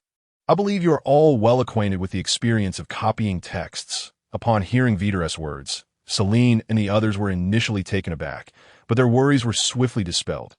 However, once they processed what Vite had said afterward, they hurriedly dashed back to their respective spots. The punishment of copying texts is the most terrifying in this world, without exception. Seeing this, Vite shook his head in resignation and made his way to his sleeping area. Even with inherited memories, they were still just a bunch of children, constantly fretting over improbable scenarios. It dawned on him that he was the most mature among the 5 dragons. With that thought, Vite closed his eyes, and an overwhelming sense of fatigue washed over him. Soon, he fell into a deep slumber. Vite, a familiar yet strange voice suddenly echoed in Vite's mind. Instinctively, Vite opened his eyes. However, the sight before him caused his pupils to constrict sharply. Darkness enveloped his vision, but it was not true darkness. Rather, it was a multitude of small dragon beasts obscuring the sky and surrounding him. These small dragon beasts were familiar to Vite. They were the abbey dragon beasts that had attacked the dragon nest 2 years prior. Yet, these dragon beasts appeared unexpectedly small, vastly different from the ones he remembered. After assessing his surroundings, Vite instinctively opened his mouth, and a scorching white flame spilled from the corners of his lips, followed by a powerful dragon breath that shattered the surrounding darkness. Countless abbey dragon beasts were reduced to ashes in the wake of his searing breath. Yet, before long, more abbey dragon beasts surged forward, filling the void created by his dragon breath. It seemed futile, Vite thought to himself, preparing to turn his head to survey the situation. However, to his astonishment, he found that he seemed unable to control his own body. His head did not move as he willed it to. Instead, he opened his mouth once more, releasing another torrent of scorching breath towards his surroundings. Vite panicked. What was happening? It was at that moment he suddenly recalled that he should be sleeping in the dragon nest, not battling a horde of abbey dragon beasts in an unfamiliar place. Vite. Just then, that familiar yet strange voice rang out again. Filled with confusion, Vite thought, what an eerily familiar voice, yet I can't quite place it. Who are you? Vite, come back quickly. The magic circle has been activated. You must return. Who are you? Who are you really? What does it mean that the magic circle has been activated? What will happen once it is activated? Vite longed to open his mouth and inquire about the situation, but when he did, he emitted not words but breath. Speak, speak, speak. Who are you? Vite, startled awake, Vite instinctively yelled. Who are you? It's me, Celine. Celine? Vite was momentarily taken aback. Then noticed Celine's south head, close to his, her face filled with concern. Beyond Celine's head lay the familiar dragon nest. Turning to look around, he saw that there were no abbey dragon beasts. Only Billy and the others surrounding him, their faces etched with worry. Vite, are you all right? How am I? Vite assessed his body and felt exceedingly fatigued. Is it still nighttime? Celine shook her head. It's already morning. Did you have a nightmare? You look quite exhausted. Plus, you were just shouting things like, who are you? Vite was taken aback, then let out a wry smile. Perhaps so. I dreamed I was surrounded by a vast number of abbey dragon beasts, and my breath was ineffective. While a voice kept calling my name from behind, it felt familiar, yet I couldn't recall who it was. Upon hearing this, Celine breathed a slight sigh of relief. It seems it was indeed a nightmare. Perhaps you trained too long yesterday, by the way. Would you like to rest a bit longer? Vite stood up and shook his slightly dazed head. That I'm fine. I'll recover after I eat something in a bit. Celine nodded, not pressing further. After all, today was the first day of Magic Circle class, and it would be rather inappropriate to miss it. Billy and the others, relieved that Vite was merely fatigued and that there were no other issues, sighed in relief. They had all been roused by Vite's shouting. Upon waking, they had seen Vite in apparent distress, which prompted their worried approach. Billy exhaled in relief, then rushed to Vite's side, his tail expertly draping over Vite's shoulder. You scared me. I thought something had happened to you. Turns out you were just having a nightmare. Speaking of which, I've never had a nightmare. Can you tell me what it feels like? Upon hearing Billy's words, the other three dragons perked up their ears, gazing curiously at Vite. Vite, feeling somewhat helpless, pointed outside that we still need to eat and attend class. So let us talk while we walk. With that, Vite headed down the corridor, and the other dragons hurriedly followed. After organizing his thoughts, Vite began, how should I put it? I called it a nightmare, but I can't quite articulate what was so terrifying about it. The swarm of abbey dragon beasts was overwhelming and intimidating. Yet in the dream, I could obliterate a large number with a single breath. You used your breath in the dream? Billy exclaimed, surprised. Vite nodded, looking at Billy with curiosity. Yes, what is the matter? Billy patted his chest, looking somewhat apprehensive. Thank goodness it was just a nightmare and not sleepwalking. If it were sleepwalking, I don't know what would happen to you, but we probably wouldn't be able to attend class like we are now. Hearing Billy's words, Celine and the others cast wary glances at Vite. Noticing this, Vite couldn't help but flick Billy's backside with his tail. What are you talking about? Breathing fire isn't so easily done. Even when awake, it requires complete concentration to unleash.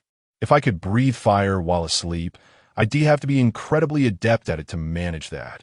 Upon hearing this, Celine and the others exhibited expressions of bewilderment, subsequently averting their gazes with a hint of embarrassment. However, Billy remained unfazed that I merely mentioned it as a possibility. Yet after your explanation, it seems the likelihood is indeed pathetically low. After a brief pause, Billy continued to inquire, if the Abelion beast is not the most terrifying, then what exactly is it that you fear? At this, a flicker of confusion passed through Vite's eyes. I do not even know what I am afraid of, yet I feel an overwhelming dread, an intense fear that IT is as if the impending event is something I cannot bear to accept. What exactly transpired? Celine leaned in once more, recalling how Vite had persistently questioned her identity when she called him. She was deeply curious about the nature of Vite's dream and why the Abelion beast appeared within it. Yet, Vite merely shook his head in continued confusion that I am uncertain. There are no other dragons around me. I only heard a voice calling my name, a voice so familiar. Yet I cannot recall who it belongs to. That IT is right behind me, but I cannot turn around, and no matter how hard I try.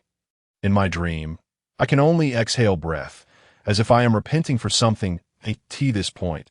Vite furrowed his brow in contemplation, yet soon felt a sharp pain in his head, shaking his head slightly. The pain eased somewhat, but Vite was at a loss for how to continue. Observing this, Celine offered comfort. It's all right. Vite, do not dwell on it. It was merely a nightmare. You have awakened now, and you should indulge in a hearty meal to restore your energy before facing today's lessons. To be honest, Boko's words yesterday left me somewhat concerned. The study of magic circles does not seem to be a simple task. Hearing this, Vite nodded in agreement. Images from his dream flooded his mind, the searing breath, the acrid scent of charred flesh, vivid memories that lingered even now. Was it truly just a dream? Upon reaching the cafeteria, Vite and his companions reunited with Ayase, who had been waiting at the entrance. During this breakfast, Vite became the talk of the cafeteria. For reasons unknown, he felt particularly famished this time, consuming a quantity of meat equivalent to twice that of the combined appetites of 5 dragons. His astonishing appetite attracted the attention of those who had previously been focused on Celine. Fortunately, with Carlos maintaining order, the cafeteria did not descend into chaos. However, he too was quite taken aback by Vite's voraciousness. This was the most gluttonous young dragon he had ever encountered. After devouring a substantial amount of food, the foggy sensation in Vite's mind finally dissipated. Of course, he still felt drowsy. In fact, having eaten his fill made him even sleepier. Thankfully, he managed to maintain his alertness. Otherwise, he would have had to skip class. Upon entering the magic circle classroom, Vite was immediately captivated by a figure within. The silver scales gleamed with a metallic luster, and the spiral-shaped horns, far from appearing menacing, imparted an unusual sense of nobility. The slender dragon form embodied both strength and grace. Ah, you have arrived. Please find a seat. We shall commence today's lesson. The dragon's mouth opened slightly, and a cool voice resonated, imbued with an inexplicable air of mystery. The silver dragon, Janus, who was to teach them about magic circles, was indeed a noble creature that belied her name. Celine and the others instinctively glanced at Vite. To be honest, they had always regarded Vite as a silver dragon rather than a starry, giant dragon. Yet when comparing Vite to a true silver dragon, the differences became starkly apparent at first glance. The two dragons appeared remarkably similar, differing only in size. However, upon closer inspection, it was evident that apart from their coloration, they were entirely distinct. Both dragons bore round, metallic-hued scales, yet Vite's scales were proportionately larger than Janus's. Furthermore, Vite's scales protruded more prominently, lending him a somewhat less elegant appearance and a touch of ferocity. Additionally, while their forms were similar, both slender, Vite exuded an impression of sheer power rather than a harmonious blend of strength and grace. His wings were notably broader and longer, amplifying his sense of might. In simpler terms, Vite resembled a golden dragon cloaked in silver scales or a red dragon on all fours, overflowing with strength but lacking in elegance. Naturally, Celine and the others' gazes caught Janus's attention, as she regarded Vite with a soft chuckle. I have heard of you from Winter. Indeed, you and the silver dragons possess quite a distinction. Your species name, Starry Giant Dragon, has a lovely ring to it. A lovely name indeed. Upon hearing Janus's words, Vite paused momentarily, then bashfully expressed his gratitude. Janus smiled gently in response. Now, please find a seat that you prefer. Let me think. Our first step should be to get to know one another. My name is Janus of the Silver Dragon Clan, and for the foreseeable future, I shall be your instructor for magic circles. I specialize in water element magic. My favorite pastime is sleeping, or perhaps one could say, cultivating. What about you? Janus's voice which had initially carried hint of coolness, now held a touch of warmth. This caused Vite and his peers to relax considerably. Vite couldn't help but think that, as Boko had said, Janice had a rather pleasant disposition. With this thought, Vite, like the other dragons, chose a seat, opting to remain beside Billy. The study of magic circles would require certain materials, and he needed to keep a watchful eye on Billy to prevent him from stealthily stuffing things into his mouth. Celine and the others settled together, while A.O. continued to sit alone at the back. Notably, the classroom for magic circles bore a striking resemblance to that of potion studies, with a stone platform available for their use. Once seated, Vite and his companions emulated Janice, introducing themselves in a simple manner. After a brief round of introductions, Janice officially commenced the lesson. Before we begin, I would like to know, what do you perceive magic circles to be? Upon hearing this, Vite and his peers fell into contemplation. After a moment, Celine, who possessed the most profound understanding of magic, quietly remarked, "Magic circles are derivatives of magic." Janice nodded in acknowledgement. In the past, your statement would have been correct. Nearly all dragons believe this. However, I must now inform you that this notion is erroneous. The sole reason for this conclusion is that lower-tier magic lacks corresponding magic circles. However, mid-tier and higher magic does have corresponding magic circles. This indicates that magic circles are formed as a more stable structure due to the increase in elemental nodes, and this structure can be preserved over time. The act of inscribing this structure with certain materials results in a magic circle. Yet, as I stated at the outset, this is a misconception that in fact, lower-tier magic also has corresponding magic circles. However, the elemental nodes of lower-tier magic cannot form a stable structure. As she spoke, Janice extended her finger, tracing movements in the air. With her gestures, a water-blue magic circle gradually took shape. The circle was predominantly round, its edges adorned with exquisite patterns, which upon closer inspection revealed themselves to be repetitive, 4 times, occupying 4 distinct segments. Moreover, Vite and his companions recognized these patterns as ancient dragon language, translating to water sphere. Inside, another ring encircled a droplet-shaped design, crafted from water elements. Upon meticulous examination, one could discern 4 locations rich in elemental energy within this design. Vite was no stranger to these positions, being attuned to both fire and water elements. He had diligently practiced mental magic. Thus, he was quite familiar with the 4-node magic of the 8 attributes. Connecting these 4 points of elemental essence formed the water element 4-node magic, water sphere. This implied that the magic circle Janice had casually inscribed was undeniably a lower-tier magic circle. Of course, this was contingent on its actual functionality. Just as Vite was pondering this, the magic circle began to gather the surrounding water elements. Soon, a massive water sphere materialized above the magic circle. This is a culmination of extensive research, wherein I have harnessed the language of the ancient dragons as an integral component of a magical array. This endeavor has enabled the stabilization of elemental nodes, which were previously too sparse to achieve equilibrium, thus allowing for the creation of a lower-tier magical array. The corresponding lower-tier magic is none other than the water sphere. This sufficiently demonstrates that the notion of a lack of a corresponding magical array for lower-tier magic is fundamentally flawed.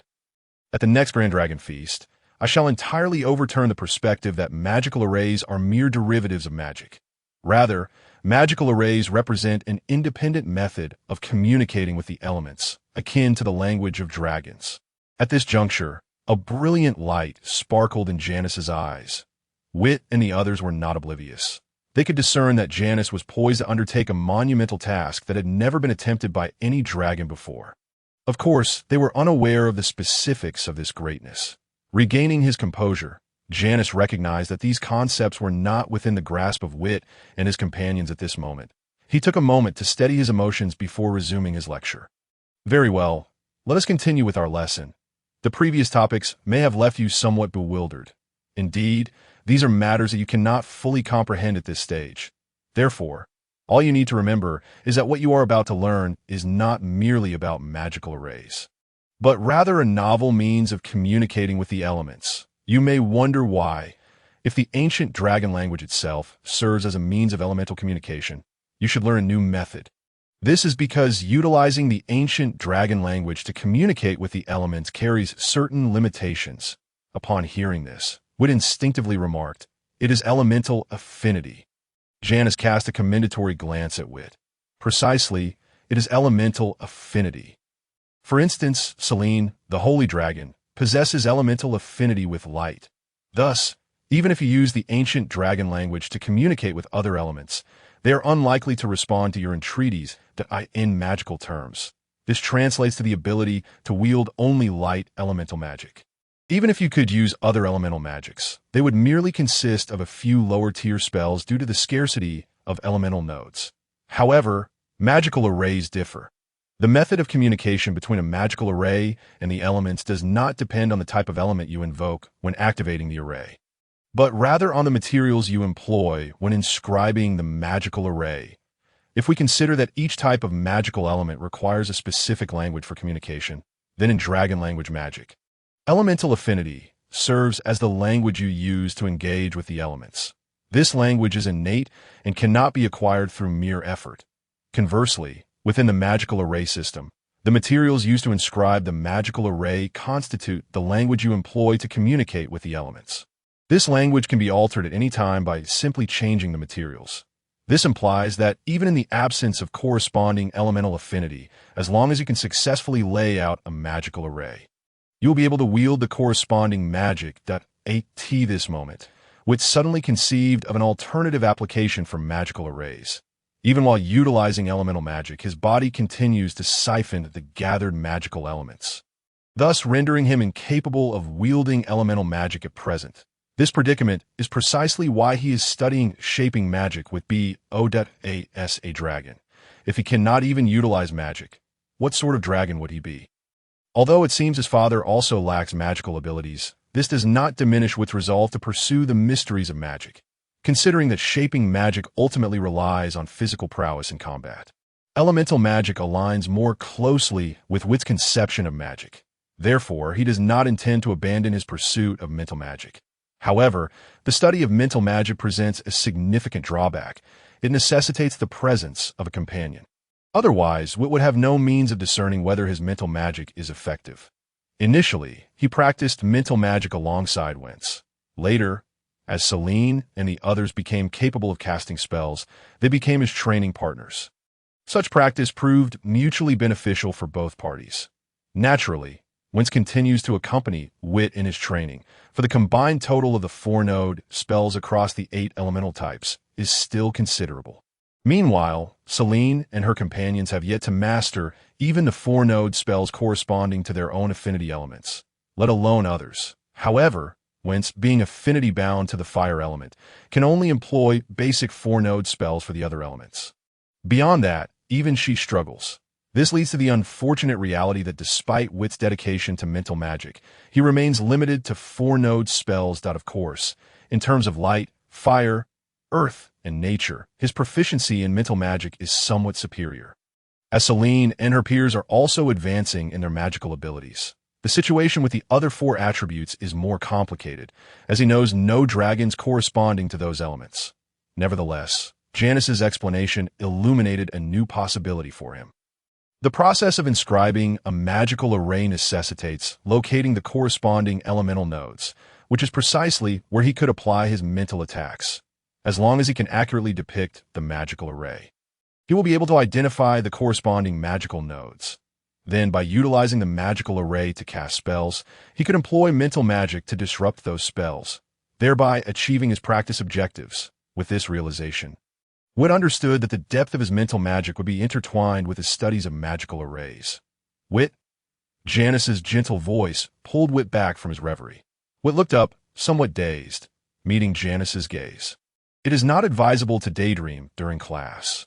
Upon hearing this, Wit finally grasped the situation and awkwardly scratched his head. I apologize, Janice. I was just contemplating what it would take for me to learn the inscribing of all magical arrays. After all, the magical arrays corresponding to lower-tier magic are your research achievements, and they serve as a vital means to overturn past misconceptions.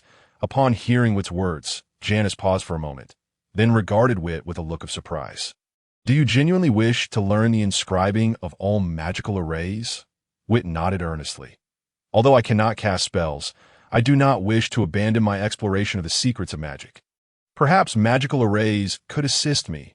Janice, observing Wit, became serious in turn. If this is truly your desire, then after dinner, come to my laboratory on the 9th floor. Hearing this, a look of excitement spread across Wit's face. An opportunity, witnessing the uncontainable joy on Wit's countenance. Janice smiled slightly, revealing a row of gleaming white teeth. Ah, indeed, even the most aesthetically pleasing silver dragon can appear somewhat intimidating when smiling. Very well, let us continue. Magical arrays enable you to employ various elemental magics. However, there is a prerequisite: the materials. As the language for communicating with the elements, you must articulate your intentions clearly for the elements to respond. Thus, our study of magical arrays begins with the materials. Now, what materials are required to inscribe a magical array? This leads us to the classification of magical arrays. Magical arrays can be broadly divided into two categories: one-time use magical arrays and semi-permanent magical arrays. At this point, Celine could not resist interjecting. Why semi-permanent magical arrays? I would have expected permanent magical arrays. The other dragons nodded in agreement, indicating they shared her sentiments. Janice smiled as he replied, "In this world, aside from time, nothing is eternal. I wonder if you have any interest in the starry sky." The dragons paused momentarily, then turned their gazes toward Wit. Observing this, Janice shifted his attention to Wit. It seems you have a fondness for the starry sky. Wit nodded. I hope to gaze upon the starry sky in the future. Upon hearing this, a flicker of astonishment crossed Janice's eyes, followed by a smile. Then I wish you success in your endeavors. Like you, I also adore the starry sky.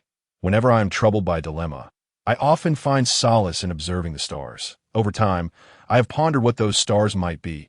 Once, a dragon ventured into the starry sky, and upon returning, wrote a book entitled The World Through My Eyes. If you're interested, you may seek it out in the library. In that book, the moon is described as a large stone ball, the sun as a massive fireball, and our world as a colossal sphere. These three spheres embrace each other, adrift in the frigid void. Beyond them lies an endless darkness, an eerie silence devoid of sound, punctuated only by the twinkling stars that emanate from a distant realm. The author endeavored to chase after those starlights.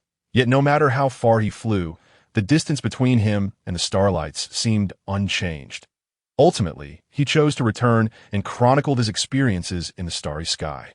After reading his book, I found myself wondering if those starlights were not akin to spheres, much like the world we inhabit. Might there exist other forms of life in those realms? However, one fateful day, I discovered that a cherished star's light had vanished, never to reappear. It dawned on me that even starlight can succumb to death. This is how I perceived it. From that moment forth, I became acutely aware of everything in my surroundings. I realized, as I previously stated, that apart from time itself, nothing is eternal. A mere little magical circle cannot be expected to endure indefinitely. The other dragons nodded in a semblance of understanding. Yet only Vite. Within his heart, tumultuous waves were stirred. Did the world within his mind truly exist? If it did not, then the memories left by his parents would warrant scrutiny regarding their authenticity. Vite had pondered this question countless times. But now he had found an answer. It was indeed a tangible world. This realization lent more credence to the authenticity of the memories of his parents, implying that they might genuinely be waiting for him among the stars. A semi-permanent magical circle is essentially crafted using relatively advanced materials that significantly extend its lifespan, thus earning the designation of semi-permanent. Nonetheless, the complexity of inscribing a semi-permanent magical circle is exceedingly high. For those merely learning the fundamentals of magical circles, inscribing a disposable magical circle suffices. Janice's words once again pulled Vite's thoughts back to the present. Regaining his composure, Vite listened intently once more. For him, magical circles held greater significance than shaping magic. They were his pathway into the mysteries of sorcery. As for the authenticity of the world within his mind or the whereabouts of his parents, those were matters requiring a certain level of strength before he could pursue them. Currently, he was clearly lacking in that regard. The distinction between disposable and semi-permanent magical circles primarily lies in the materials used. The materials for inscribing magical circles consist mainly of three types: the carrier, the magical solution, and the magical core. Using the magical core as a node, the magical solution connects them, inscribing it upon the carrier, thereby gathering the elements from the air. This is the operational principle of the magical circle. Does it not sound remarkably akin to elemental magic? In fact, this resemblance is a significant reason why magical circles are often regarded as derivatives of magic. Upon reaching this point, Janice paused, allowing Vite and the others a moment to digest the information. Sensing they were ready, Janice continued. Among the three materials, the magical core is of paramount importance. If the magical core does not contain a sufficient quantity of magical elements, even if the magical circle is successfully inscribed, it will struggle to gather enough magical elements for casting spells. The second most important component is the carrier. During the operation of the magical circle, immense elemental fluctuations occur. Should the carrier fail to withstand these fluctuations, the magical circle will detonate. The magical solution serves as a connector between the various magical cores, also playing a role in stabilizing elemental fluctuations. At this juncture, you might wonder why I did not utilize these three components when inscribing the magical circle earlier. In truth, what I employed was not a magical circle in the conventional sense, but rather an alternative method of casting elemental magic. Compared to incanting in the dragon tongue, this method of spell casting is more complex, yet offers the advantages of concealment, formidable power, and prolonged duration. The specifics of its execution fall to Winter's expertise. Let us return to the topic of magical circles. These three materials share a common characteristic. Each contains a certain quantity of magical elements. However, the magical elements within these three materials possess different natures. The elemental power within the magical core is the most vibrant. Thus, when inscribing a magical circle, it is also the most susceptible to explosion. Moreover, it holds the highest reserve of elements among the three materials. Consequently, should an explosion occur, its destructive force is considerable. Fortunately, both dragon scales and skin exhibit considerable resistance to magic, even in the event of an explosion. The most one might suffer are broken bones and physical injuries, rather than the more challenging to recover magical harm. Upon hearing this, the assembled dragons exhibited expressions of terror. It turns out that broken bones and fractures are merely considered minor injuries in the context of magical circle lessons. No wonder Borko remarked yesterday that other subjects are equally fraught with peril. Perhaps sensing Vite and the others' apprehension, Janice smiled reassuringly. Fear not. I have ensured that Borko has prepared ample healing potions. Even if bones were to break, recovery would be swift. The dragons were rendered speechless.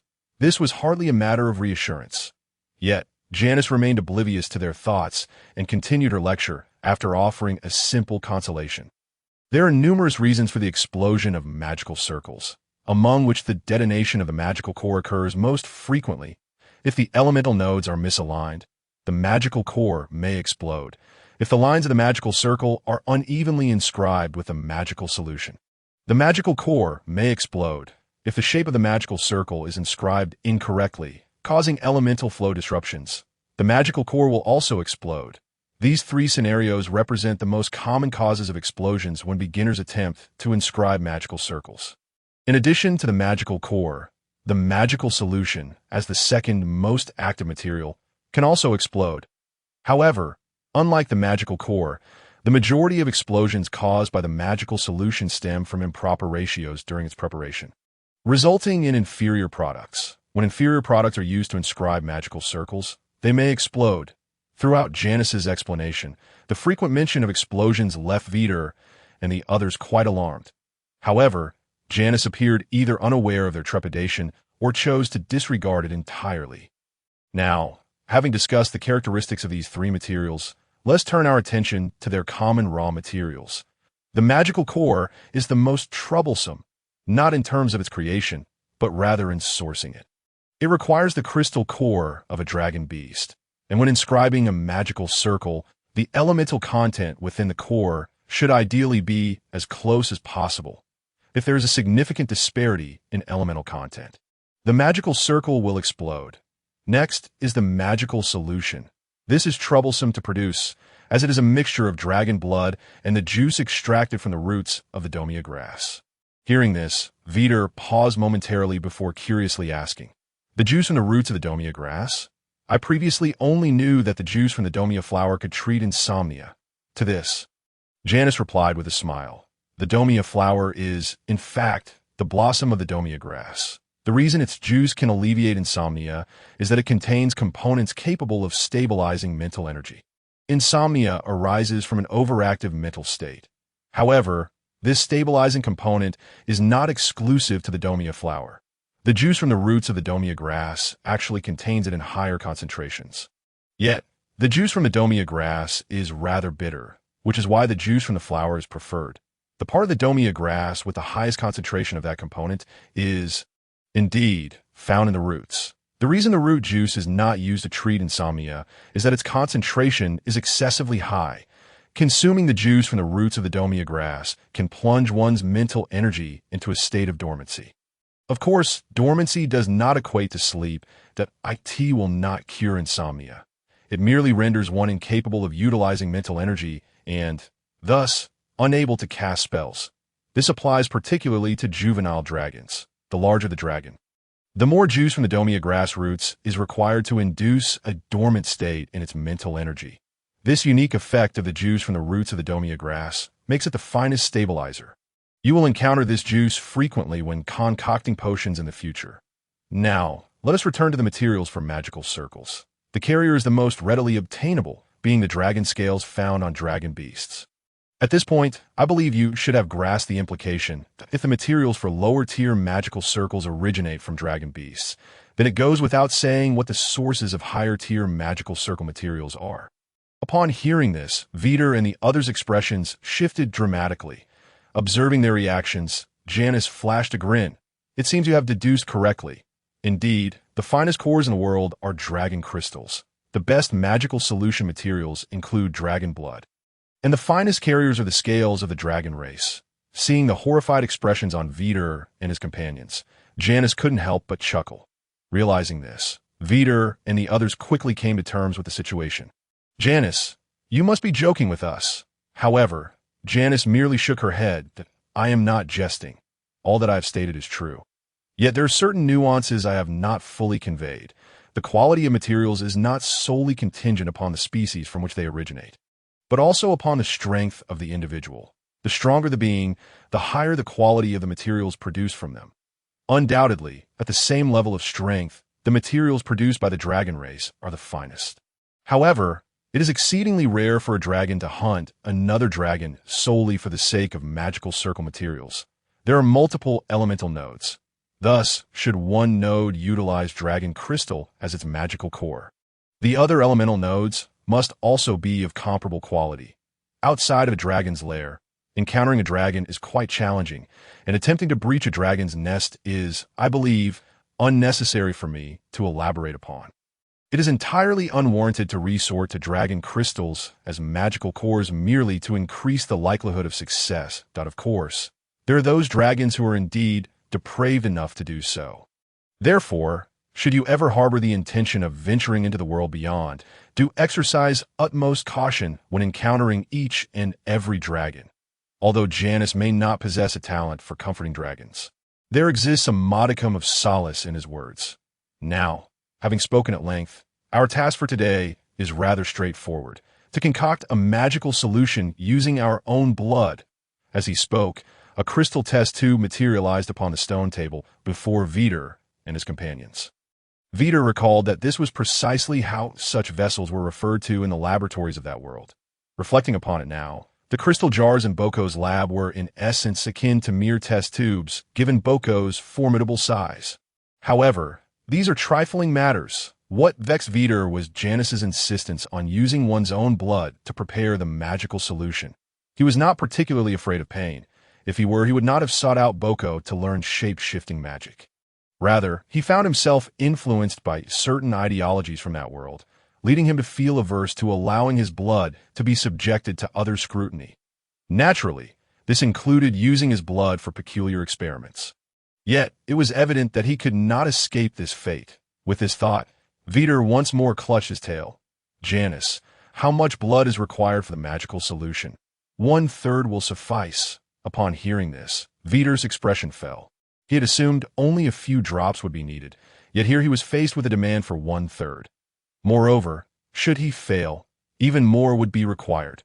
The mere thought of this caused his pause, still clutching his tail, to tremble. What comes next? Vite paused momentarily, turning to see that Billy's test tube was already filled with 1/3 of vibrant red blood. He glanced back at Celine and the others, only to realize he was the only one not yet prepared. Celine and her companions were not unfamiliar with Vite's hesitation, so they merely exchanged knowing smiles. However, Asa was different, observing Vite as he clutched his tail in uncertainty. Her eyes lit up with realization. She felt she had uncovered Vite's secret. "You're not afraid of blood, are you?" At Isa's words, Vite was taken aback for a moment before shooting her a fierce glare. In response, Isa defiantly glared back. Frustration welled up within Vite, but considering it was class time, he could only avert his gaze, out of sight, out of mind. For reasons unknown, he and Isa simply did not see eye to eye.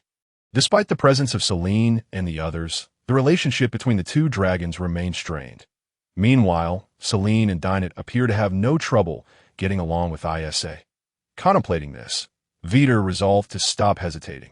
He swiftly grasped his tail, yet before he could draw blood, the wound healed almost instantaneously due to the dragon's remarkable regenerative abilities. Well, it seemed he was still somewhat reluctant to go through with it. "Let me assist you." At that moment, Janice interjected.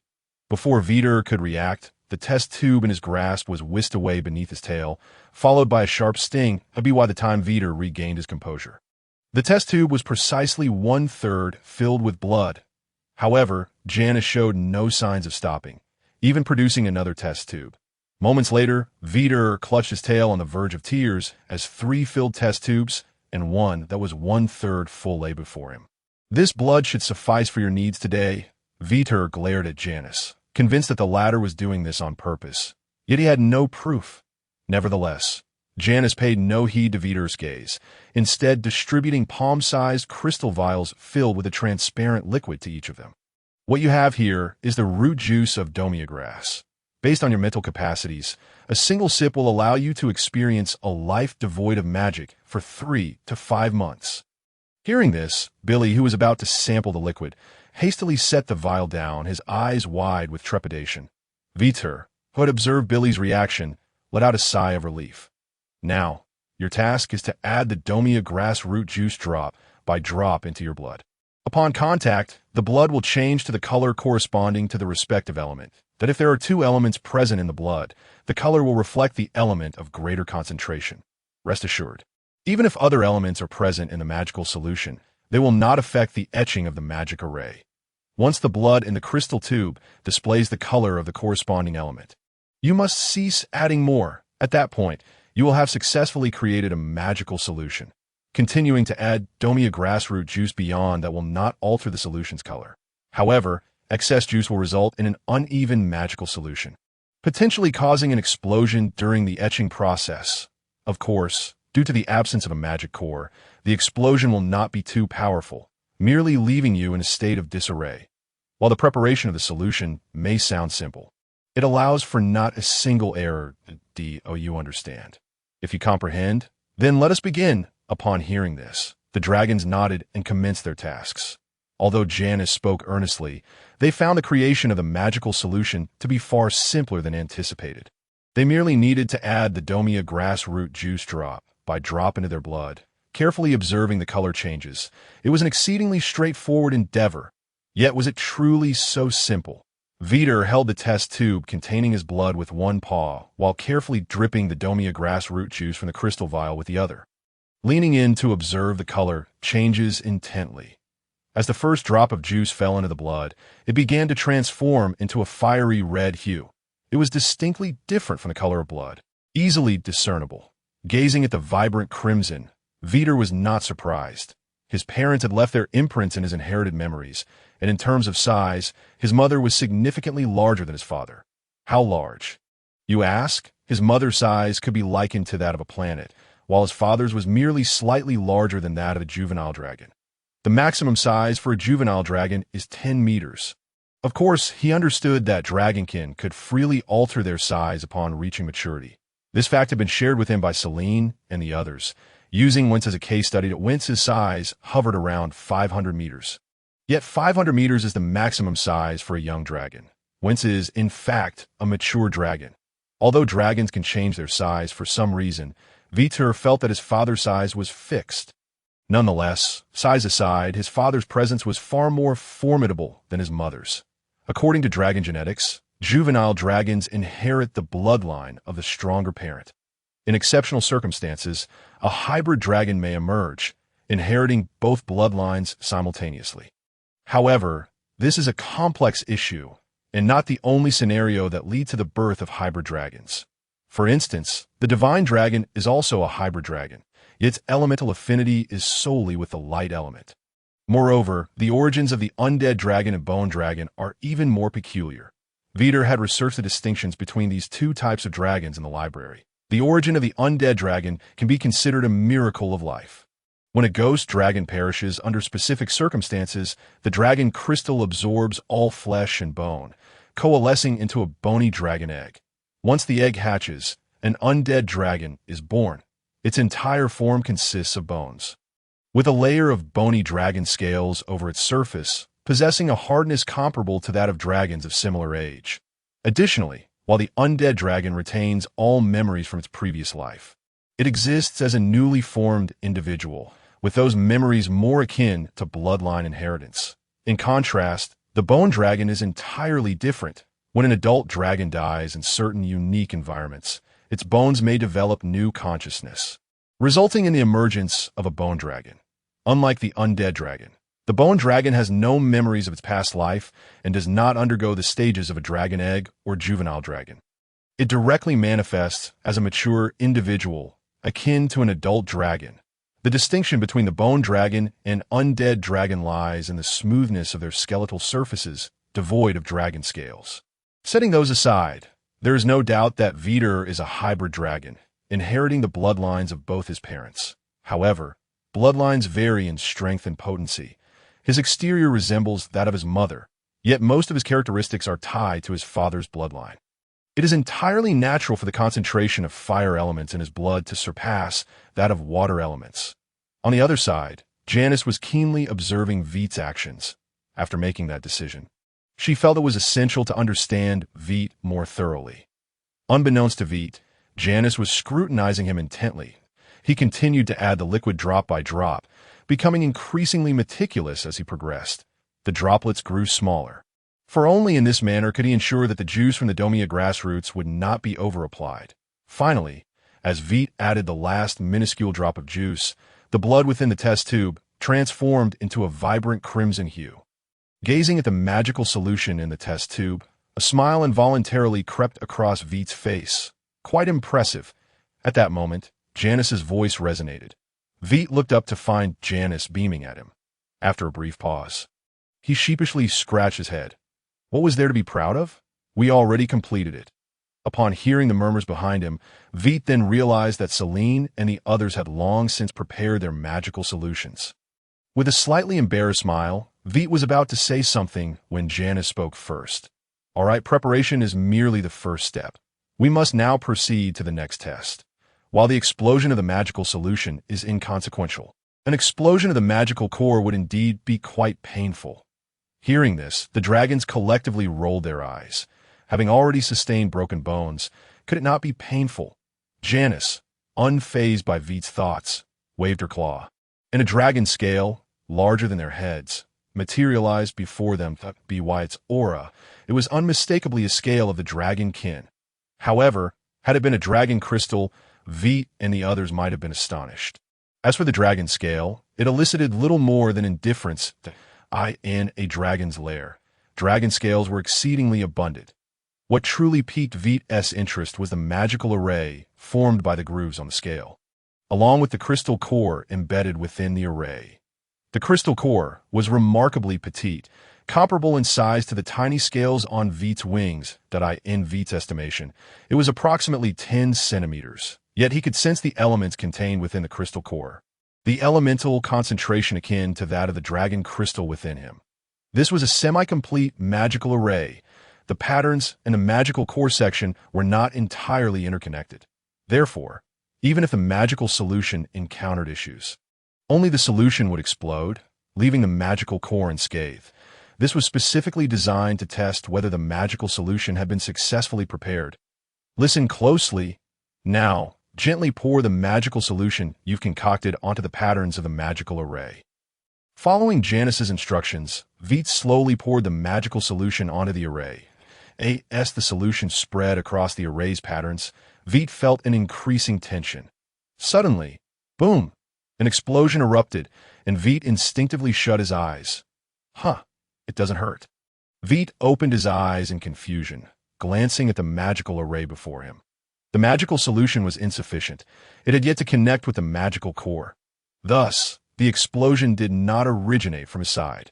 Realizing this, Vite turned to see Izar staring blankly at the magical array in front of her, the originally shimmering golden dragon scale now shrouded in a layer of black ash. Boom!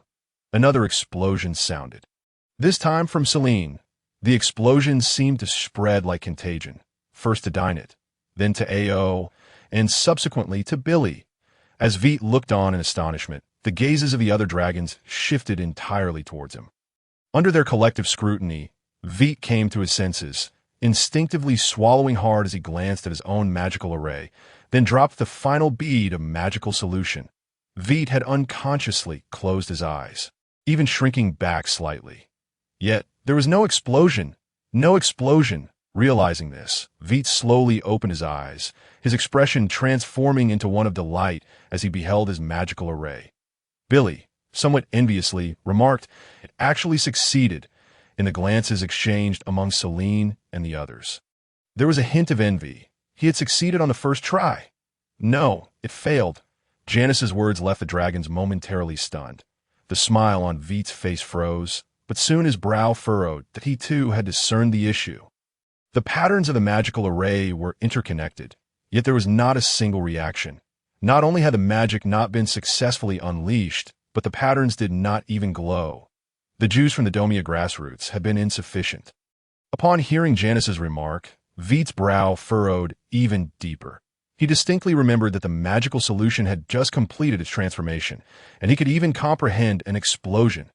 Thinking this, Vite seized the test tube and scrutinized it closely. Upon glancing at it, Vite's pupils involuntarily constricted. How is this possible? Though minuscule, he indeed saw a trace of blood-red color within. Yet this was utterly impossible. He recalled it vividly. In fact, Janice was equally perplexed. Compared to Celine and the others' hasty additions, Vite had been remarkably meticulous. Anticipating that the other dragon's magical solutions would explode before testing, she had focused all her attention on Vite, convinced that his magical solution had been properly prepared. Although it had some flaws, it was indeed usable. Contemplating this, Janice extended her mental energy into the remaining magical solution in Vite's hand. Then she was taken aback. "Janice, do you know the reason?" Noticing Janice's expression, Vite quickly inquired, to his words. Janice nodded. "It's an issue with your blood." Vite was initially taken aback, then suddenly recalled something. Boko had once mentioned that his dragon blood was very domineering. Could this be related? Janice nodded affirmatively. Domineering? I would prefer to describe it as resilient vitality. You see, your blood remains in a lively state, while theirs has essentially perished. Although it may sound somewhat ominous, I find the term dead quite fitting. Dead blood will not continue to absorb the free elements in the air. In contrast, the elemental content in the blood will gradually dissipate over time. However, your blood is different. It remains vibrant and continues to absorb the free magical elements. Hence, we find ourselves in this predicament. Upon hearing this, Vite grimaced. Then what should I do? Janice averted her gaze somewhat awkwardly. There is no other solution. Your blood is too unstable and not suitable for crafting magical solutions. Upon hearing this, Vite instinctively looked at the test tubes before him, 3 test tubes filled to the brim. This was the most blood he had ever shed in his life. The crux was he had done so voluntarily. What should he do with these? Janice felt even more uncomfortable meeting Vite's gaze. That if you don't mind, you could drink it again. Dragon blood is very nourishing. Seeing Vite gazing at her in utter disbelief, Janice let out a few dry laughs. All right, I was merely jesting. Of course, if you genuinely wish to taste it, it would indeed be beneficial for your body. However, your dragon blood is truly unsuitable for crafting magical solutions. It can maintain its vitality by absorbing the free elements in the air. This means that as long as the elements are abundant, it can remain active indefinitely. Such vitality cannot be suppressed by the juice of the Domia grassroots. Hearing this, Vite could only accept the reality. Naturally, he would never drink it. Vite directly expelled a small breath of fire, incinerating the blood within the test tubes. Witnessing this, Janice nodded in satisfaction, but a commendable choice. Your blood is rather unique and indeed unsuitable for dissemination, possessing active properties. Although it has been detached from your body, it still retains a significant connection to you. Some curse-type magic from the dark elements would yield remarkable results if utilized with your blood. Curse-type magic from the dark elements? Hearing this new term, Vite's curiosity was once again ignited. The other dragons shared his sentiment, as none among them were attuned to the dark elements. Observing this, Janice smiled and elaborated. There are two types of curse-type magic. One essentially comprises special effects caused by dark elements, such as wounds that are difficult to heal. The other, if described in more mystifying terms, involves achieving the purpose of inflicting harm upon you through indescribable means. The most common manifestation of this would be causing you to experience misfortune. Yet in reality, it is not so mysterious. This type of magic, ultimately, it is through the medium that some influence is exerted upon your mental faculties, thereby affecting your judgment. That is all I shall say for now. The specifics of this enchantment and how to counter it are matters that Wentz will instruct you on. For the present, your task is to successfully concoct a potion of magical essence. Upon hearing this, Vite let out a resigned sigh. Janice, what am I to do? Perhaps you should inquire with your companions upon hearing this. Vite was momentarily taken aback, but then a smile swiftly brightened his face as he turned to Billy, raising his claw. Billy. Moments later, disregarding Billy's struggles, he not only filled a vial for himself, but also assisted Billy in obtaining one. After all, his initial attempt at creating the potion had resulted in failure, necessitating a fresh effort. In response to Vite's enthusiastic assistance, Billy could do little more than grumble while casting glances of exasperation at Vite, for he was no match for him. As Vite extracted sufficient dragon blood from Billy's tail, he observed the liquid with curiosity and inquired, "By the way, Janice, why must we use dragon blood, since you have brought so many tools related to drawing magical circles? Surely you have prepared some beast blood?" Janice nodded. "That I do indeed carry dragon beast blood, but it is not suitable for novices like you. The elemental content in dragon beast blood is significantly lower than that of equivalent dragon blood. Moreover, using higher-grade beast blood would be quite wasteful. The primary reason, however, is that practicing with your own blood will instill a greater sense of seriousness in you. Once you have successfully drawn a magical circle using your own blood, it signifies that you have made progress in this subject. Subsequent lessons can then utilize dragon beast blood." Upon hearing this, Vite could not help but click his tongue in admiration. Janice, who could devise such a pedagogical approach, seemed far from the gentle figure described by Boke. With this thought in mind, Vite began to concentrate intently on his potion once more. The other dragons shared his sentiments. They were not keen on continuous failure and the consequent loss of their blood. "Success!" Vite exclaimed in astonishment as he beheld the magical array glowing faintly with a reddish hue upon the dragon scale before him. Then, a series of explosive sounds erupted from behind him. Cautiously, Vite turned to see the other dragons glaring at him with fury. Noticing Vite's gaze, Celine gritted her teeth and exclaimed, "Because of your sudden shout, the magical essence I was pouring overflowed the boundaries of the magical circle." The other dragons nodded in agreement, their eyes fixed menacingly upon Vite. As dusk approached, they realized they had but this one opportunity in class, and due to Vite's unexpected outcry, their magical circle had once again met with disaster. From the corner of his eye, Vite caught sight of Billy, who wore a similarly indignant expression. and could not resist retorting, "At least Celine and the others can be excused, but the explosion on your end was undoubtedly a result of your potion-making skills. I distinctly saw the mixture change color, and yet you added another drop." Upon hearing this, the indignation on Billy's face swiftly vanished. It was as though nothing had transpired, and he bent his head to continue tinkering with the magical circle before him, appearing quite convincing in his act. With this in mind, Vite turned to Celine and her companions, his expression growing grim, for these individuals were not so easily placated. Just as he contemplated this, Janice intervened. "Well then, the time is nearly up. Today's lesson concludes here. Additionally, aside from the dragon scales, there will be no further provisions. The crystal vials are too complex to create, and the juice from the roots of domia grass is far too perilous for you. I have observed your performance throughout this lesson, and aside from Billy, the other dragons have nearly managed to concoct their magical essence. Therefore, in our next lesson, we shall commence the study of magical circle drawing. The dragon scales are provided for you to practice in advance against the magical circles depicted upon them, as drawing magical circles is considerably more challenging than concocting magical essence. And Billy, you must strive harder in the next class." With that, Janice nodded at Vite, collected everything except the dragon scales, and departed the classroom. The moment Janice left, Billy flopped onto the stone platform. "This is unfair. Why is it always me who is singled out?"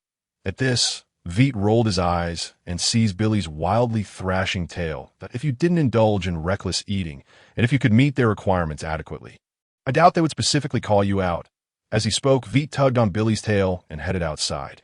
With Vite's sudden yank, Billy's chin collided with the stone platform. "Hey, take it easy. You've knocked my chin. It hurts. Besides, you only bled a little at the start. All the blood you used afterward was mine. Could you let go of me?" Vite chuckled lightly. "You make a fair point. You contributed quite a bit today. So I have decided to take you to the dining hall." Billy pouted. "If it were a matter of carrying me, I might consider it. Speaking of which, this is tantamount to bullying a dragon. Celine, are you really going to let him drag me away like this? Do not forget, though Janice claimed you succeeded in concocting the magical essence, you are not exempt from the last explosion. Just like me. The true culprit is Vite. Most importantly, this fellow actually succeeded. Very well," Vite acknowledged with a resigned shrug as he released Billy's tail. "It is my fault. Tell me, what must I do to earn your forgiveness?" Upon hearing this, the eyes of Ao brightened instantly, but then he glanced at Vite's eyes and sighed in resignation, saying nothing further. Celine pondered for a moment, stroking her chin. "How about punishing you by forbidding you from dining tonight?" Vite looked at Celine in horror. What a malicious punishment.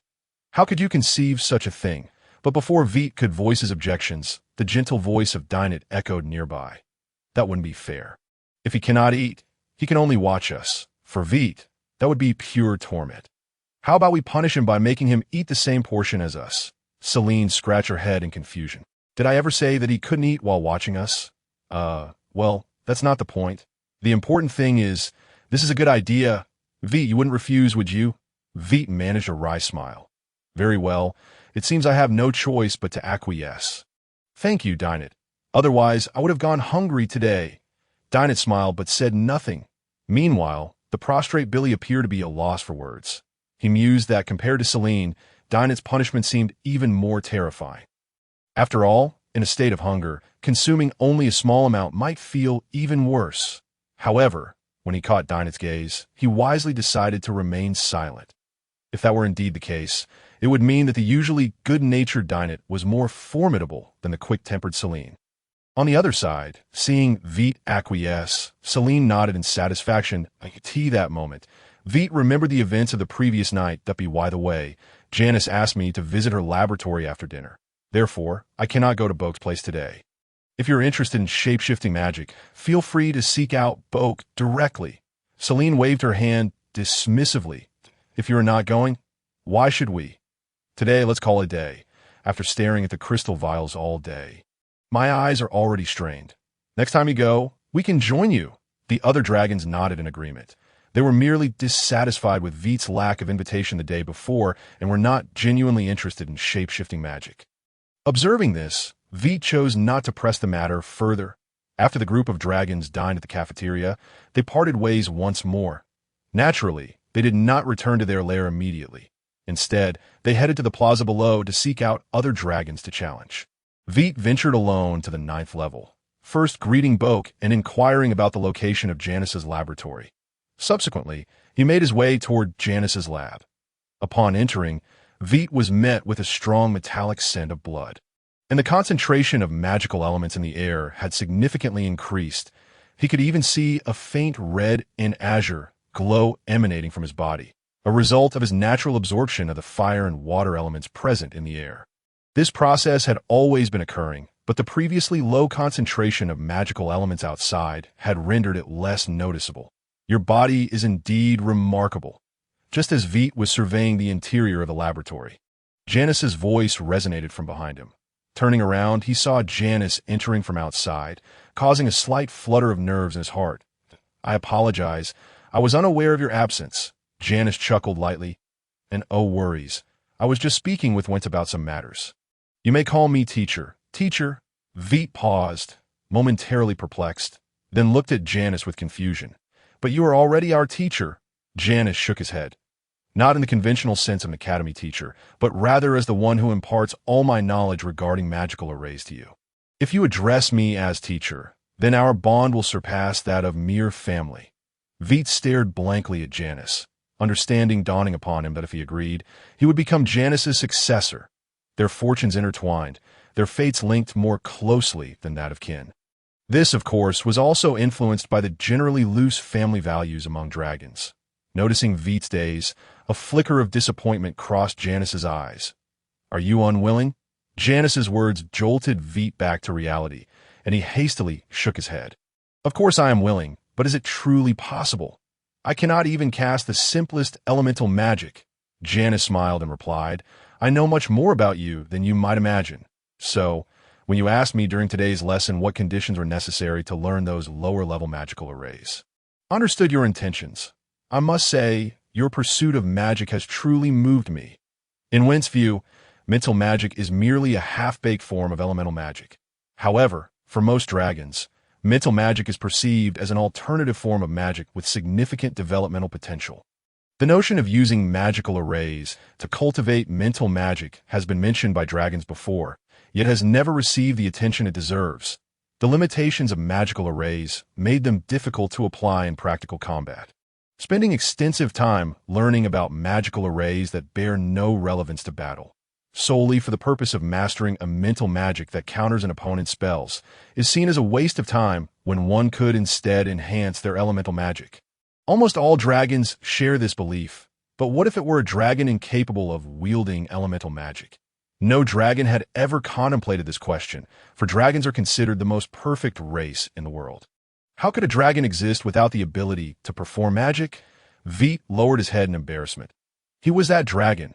Upon witnessing this, Janice offered an apologetic smile. "I did not mean it that way. Vite, besides, you are not truly incapable of magic. Your physical condition simply makes it difficult for you to wield it. Like now, your body is continuously consuming the magical elements swirling around you. Enough of that. Since you have agreed, would it be acceptable for you to address me as teacher?" Upon hearing this, Vite's expression grew serious, and he respectfully proclaimed, "Teacher." Janice smiled, but her expression quickly shifted to one of gravity.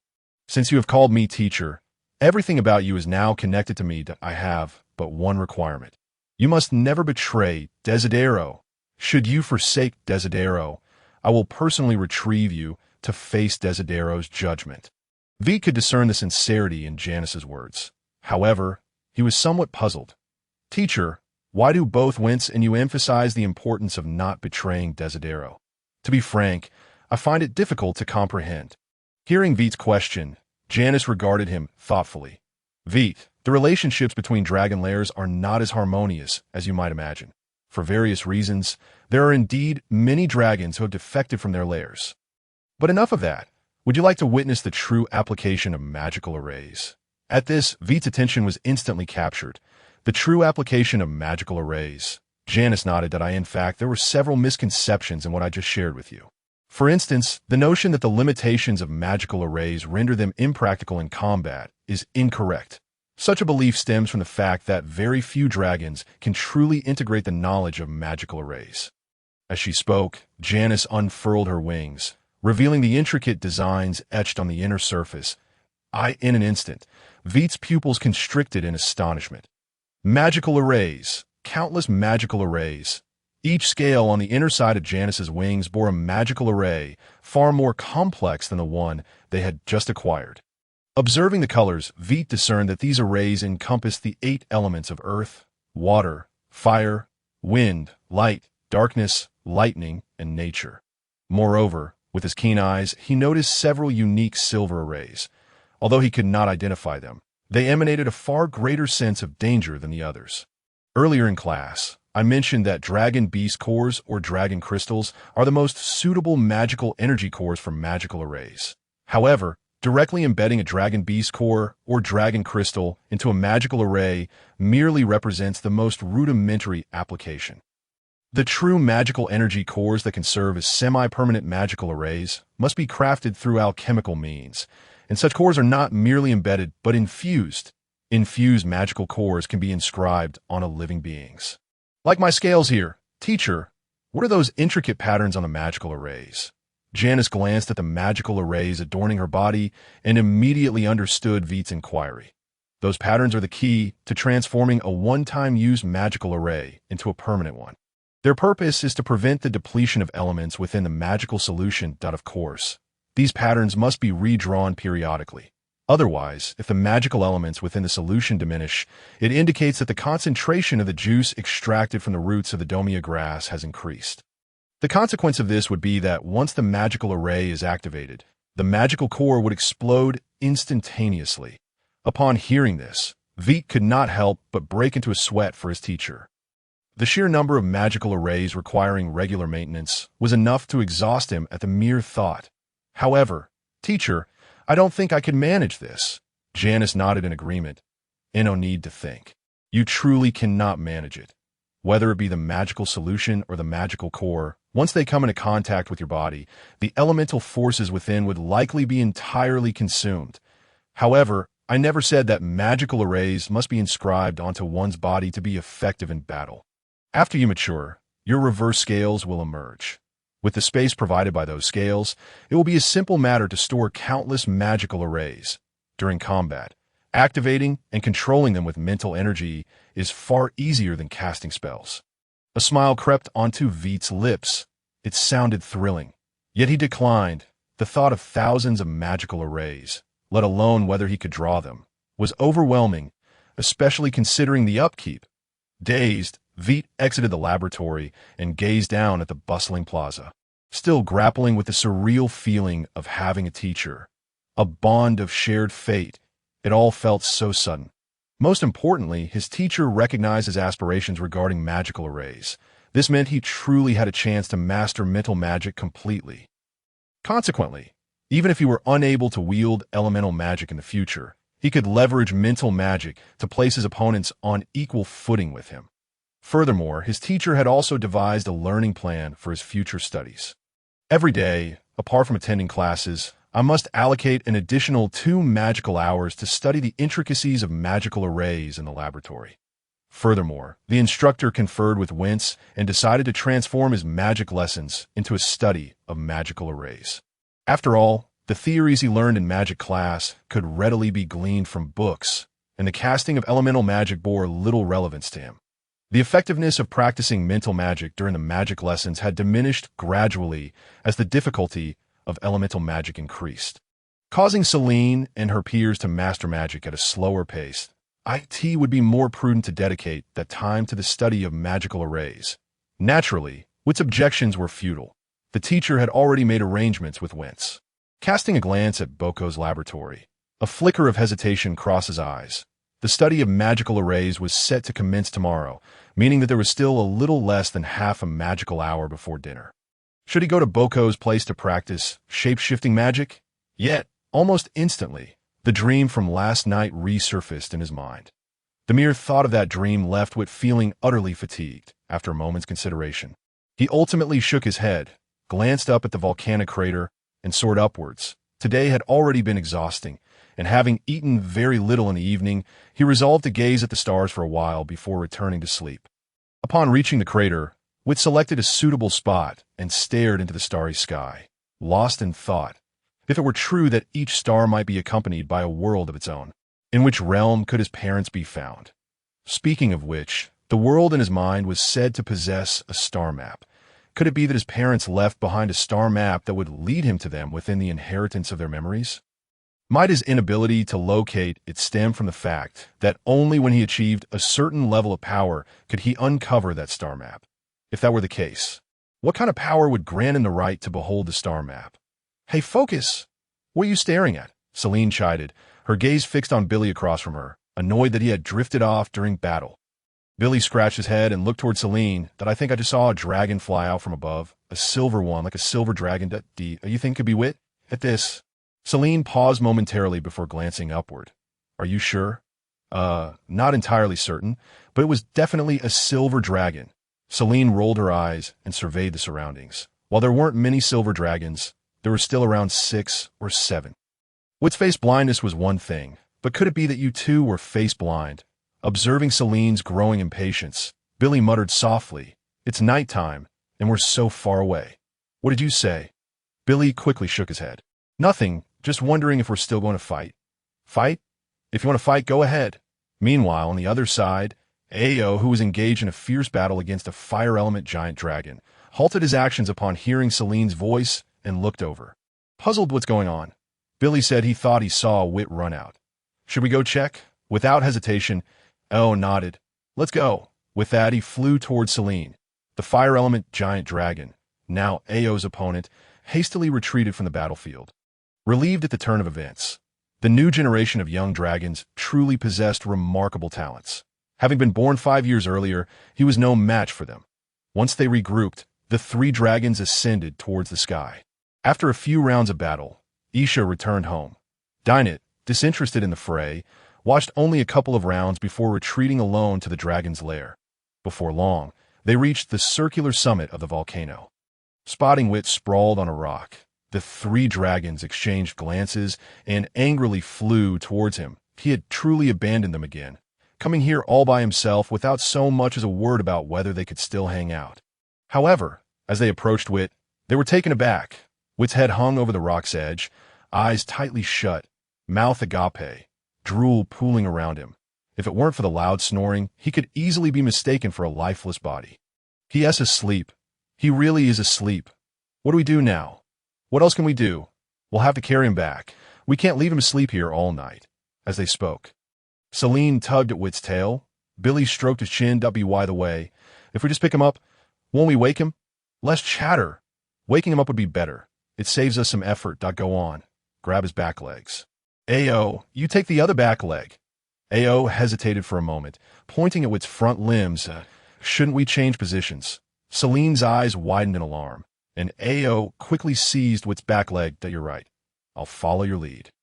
Slowly opening his eyes, Wit was met with a look of confusion. After a moment, he finally awoke fully and let out a tremendous yawn. That nap had been wonderfully refreshing. Murmuring to himself, Wit surveyed his surroundings and then froze. If he recalled correctly, he had been gazing at the stars. How had he fallen asleep without realizing it, and why was he now in the dragon's lair? Had he misremembered? Pondering this, Wit turned to look at Celine and the others. Seeing the 4 dragons slumbering peacefully, he hesitated to wake them and instead wandered over to the passageway to begin exercising his wings. This had become a daily ritual for him as a dragon. Aerial combat was unavoidable. While other dragons relied on magic to fly, he lacked such abilities and could only compensate for his shortcomings through rigorous training. After half a magical hour of exercise, a commotion erupted within the dragon's lair. Moments later, Celine and the others emerged. Wit turned to greet the dragons with a smile. "Good morning." Celine yawned and then gave Wit a quizzical look. Good morning. By the way, we tried talking to you last night, but you ignored us." Wit blinked in surprise. "I went to stargaze and then fell asleep."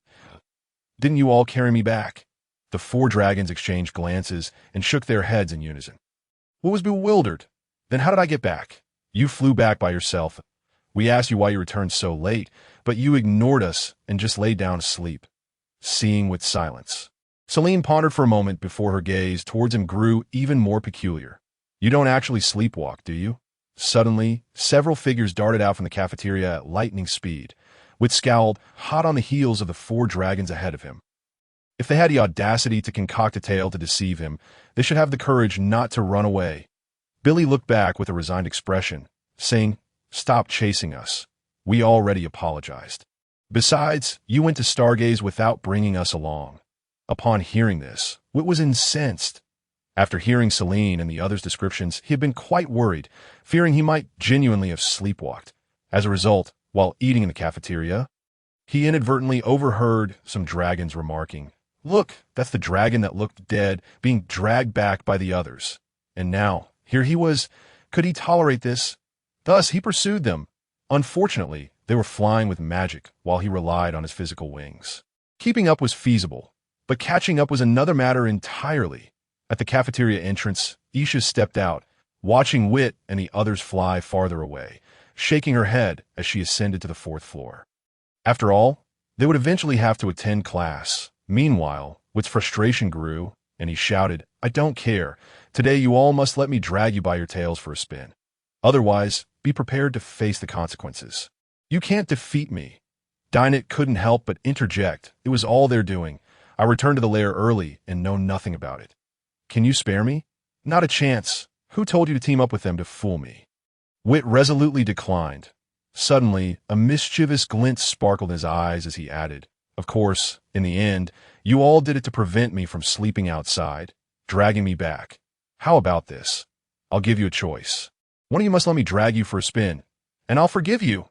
Billy, 3 Celine, and the others spoke in unison. Meanwhile, Ao hurled a small fireball at Billy, who was flying behind. The fireball, though not particularly powerful, created a slight force upon contact with Billy's body, momentarily hindering him. It was then that he was seized by the grinning Wit. Billy looked at Ao in disbelief.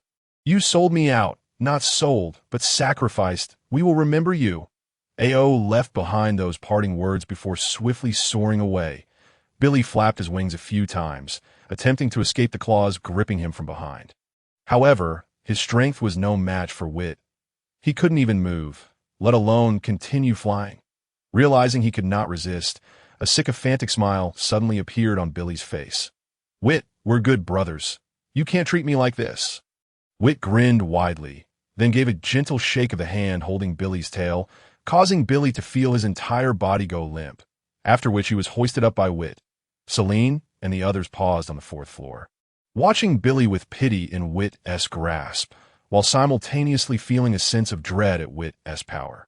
Although Billy was the smallest among them, he was not insignificant, yet he was subdued in an instant by Wit. If they fell into Wit's hands, their fate would likely be similar. With this thought, Celine exchanged glances with the others and then dashed towards the classroom. What if Wit's anger hadn't subsided yet? Meanwhile, Wit glanced back at Celine and the others as they departed, then began to fly around the academy while holding Billy. Noticing the gazes directed at him from all around, Billy sighed in resignation. Lamenting his ill fate, he then spread his wings and wrapped his head in them. Wit. Just as Wit was circling while clutching Billy's tail, a familiar voice suddenly rang out. Following the direction of the voice, Wit froze for a moment before coming to a halt, somewhat at a loss. Wentz, let me explain. Indeed, the one calling out to Wit was Wentz, who, however, seemed oblivious to Billy's predicament. Don't play around too much. Hurry to class. By the way, Janice should have spoken to you about the magic class. Wit nodded, feeling a bit embarrassed. Wentz smiled and said, "There's no need to feel embarrassed. I'm pleased that you found your path in exploring magic. Additionally, I look forward to seeing you truly master mental magic. Now, off to class." Wit watched Wentz leave, then turned to Billy with a smile, asking, "So, will you dare to do that again?" Hearing Wit's words, Billy could no longer feign death and quickly replied, I won't. I truly won't." Wit chuckled lightly and released Billy's tail. After a brief free fall, Billy finally regained his balance and began to curse loudly. "Those 3 guys are really something. They actually sold me out." Wit cast a sidelong glance at Billy. "You chose to believe them. You can't blame other dragons." With that, Wit flew towards the classroom on the 4th floor. He was quite interested in alchemy. He just wondered if he could produce gold coins. Remembering the large handful of gold coins Bach had once pulled out, Wit felt his mouth watering. Of course. This was purely instinctive. Without the coins in sight, Wit could control himself. However, alchemy in another world seemed to encompass more than just gold. It had a different concept altogether, and he was uncertain what it referred to in his current world. Meanwhile, upon hearing Wit's words, Billy felt somewhat embarrassed. His eyes darted before he hastily flew to Wit's side. "Big brother, I'll follow you from now on." Billy's declaration pulled Wit back from his thoughts. Casting another glance at Billy, Wit replied nonchalantly, "It depends on your performance." Understanding immediately, Billy exclaimed, "Don't worry, big brother. I'll be the first to inform you of any activities they have." After giving Billy an appreciative look, the two dragons arrived at the classroom. As soon as they entered, Wit was taken aback. Turning to look at Billy, he realized they were nearly identical, save for their size. Both were enormous red crystal dragons, each about 500 meters long. The clusters of red crystals on their backs resembled a mountain of crystal. "Finally, everyone is here." A deep voice, tinged with a barely perceptible rasp, yet pleasant, spoke slowly, exuding a gentle aura. Upon hearing this, Wit instinctively said, "Apologies for our tardiness." "No worries. I arrived early." "Now, please find a seat.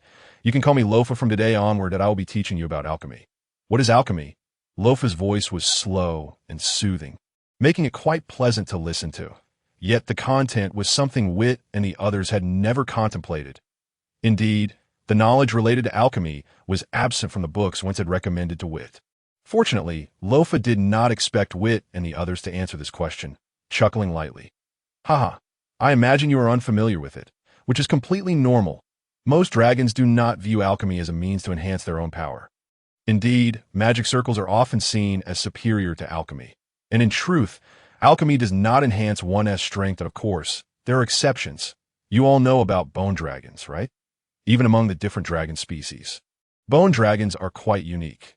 However, the first bone dragon in this world was not a product of nature, but rather the result of dragon body alchemy.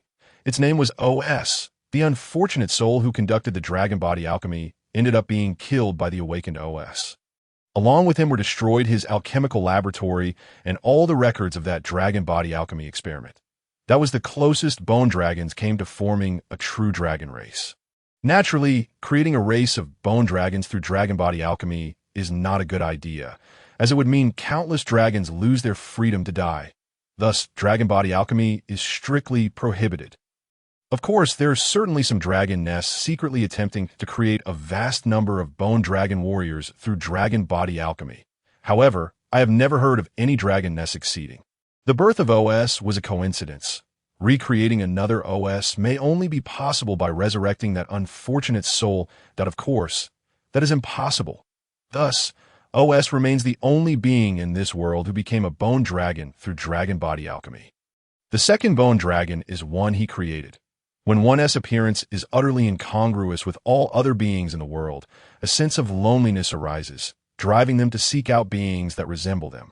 Therefore, for a long time after OS's birth, he roamed the world in search of the second bone dragon. Sadly, he never found it. Lacking any kin, he began to seek other means. Indeed, he returned to dragon body alchemy. Of course, OS was not brutal. Thus, his sources of materials were not through hunting, but rather through defense, which is crucial. You must remember this. However, OS was a solitary figure, and thus his understanding of alchemy was limited to the fact that he himself was a product of alchemy. Yet that was merely his perception of alchemy. In truth, it was not. Therefore, the second bone dragon he created was also an accident, and not one related to alchemy at all. He simply found a place and buried a dragon's corpse. This behavior persisted for an unknown duration, and by sheer chance, it gave birth to the second bone dragon. However, OS discovered that the second bone dragon was unlike him.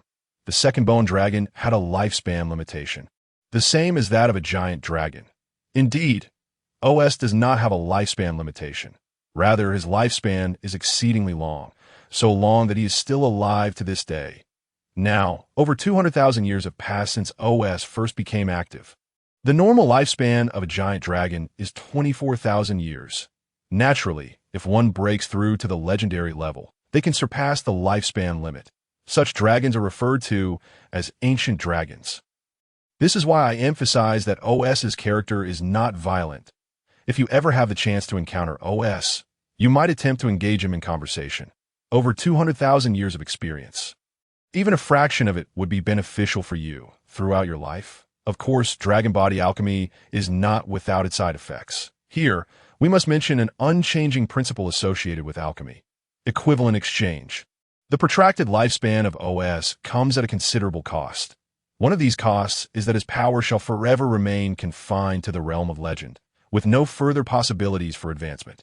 Another price he pays is that he exists perpetually in a state of wakefulness. The soul's flame, fueled by dark elements, burns eternally.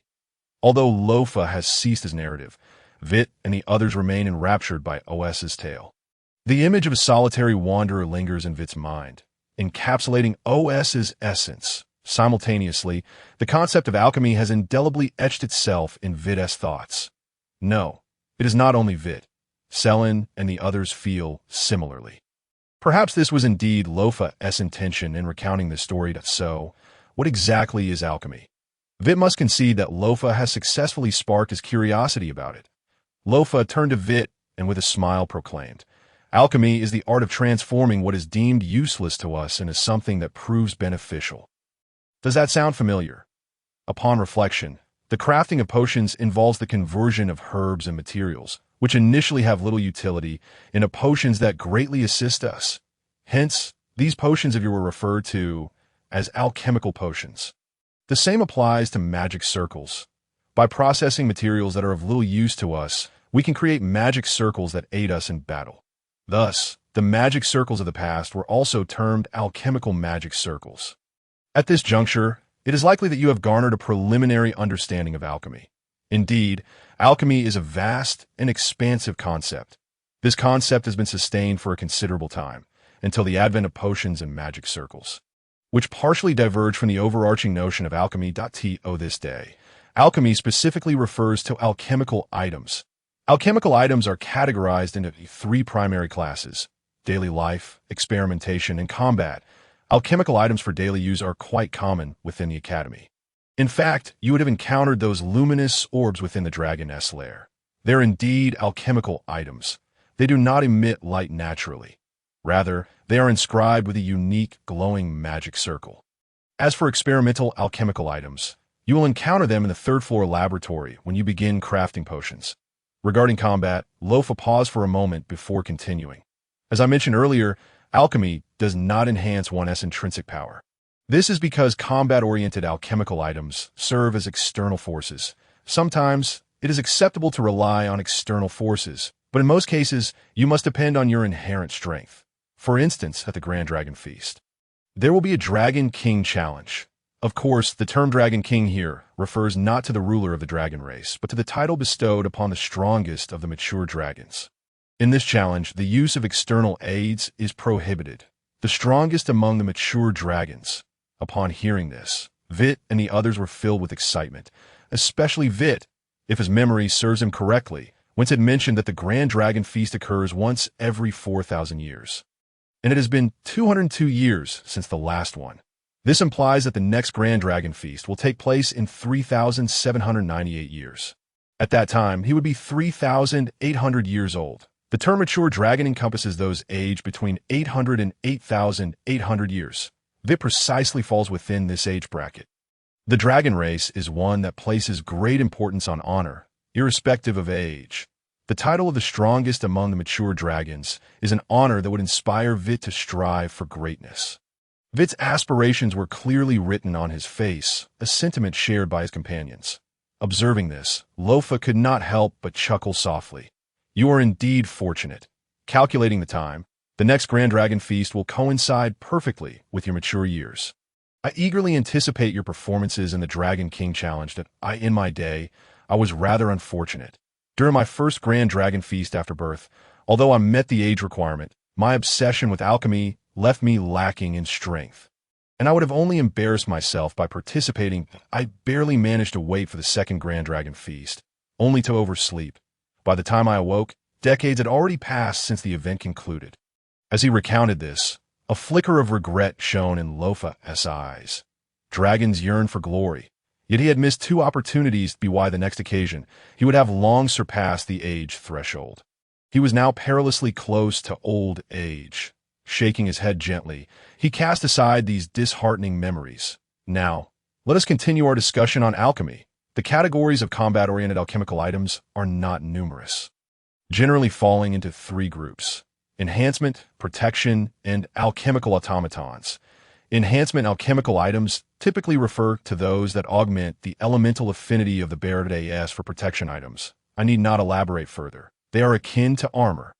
Alchemical automatons, on the other hand, are mechanical or magical creations that, to some extent, can move freely, propelled by elemental forces. From this, it should be evident that combat-oriented alchemical items are designed to temporarily augment your strength. Once these items are lost, your power reverts to its original state. This is the primary reason why alchemy has not garnered the recognition it deserves. Rather than investing vast amounts of time and energy into learning and crafting these external aids, it is far more prudent to focus on enhancing one's innate abilities. This sentiment resonates with nearly all dragons, myself included. Noticing the astonished expressions on Vite and his companions, Lofa chuckled lightly. You heard me correctly. Even as your instructor in alchemy, I believe that cultivating one's own strength surpasses the merits of alchemy. However, it cannot be denied that alchemy indeed facilitates a more convenient life. This is why, despite its lack of esteem, I still urge you to study it. We cannot remain perpetually engrossed in training. The unpredictability inherent in alchemy, which neither potions nor magic circles possess, renders it an ideal hobby for entertainment and diversion. Pausing briefly, Lofa adopted a lighter tone. Thus, in the alchemy class, you need not execute tasks with the same meticulous precision required in potion-making or magic circle classes. You are encouraged to unleash your imagination and create what you wish to manifest. The essence of alchemy is creation. Of course, this is contingent upon ensuring safety.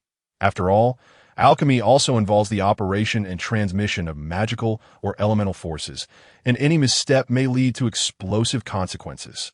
Additionally, alchemy is primarily divided into two forms: mechanical alchemy and magical alchemy. The former is the form you will frequently encounter, while the latter will depend on your learning progress, as for mechanical alchemy. It is solely related to alchemical automatons. At this point, Lofa rose to his feet, his formidable physique resembling a living red crystal mountain. Billy, seated beside Vite, gazed at him with palpable envy. If only he possessed such a grand dragon form. Who would dare to bully him? Come, we shall not return to this classroom. The crux of alchemy lies in practice. Therefore, our classroom will be the alchemical laboratory on the third floor. At this, Vite and his companions followed eagerly.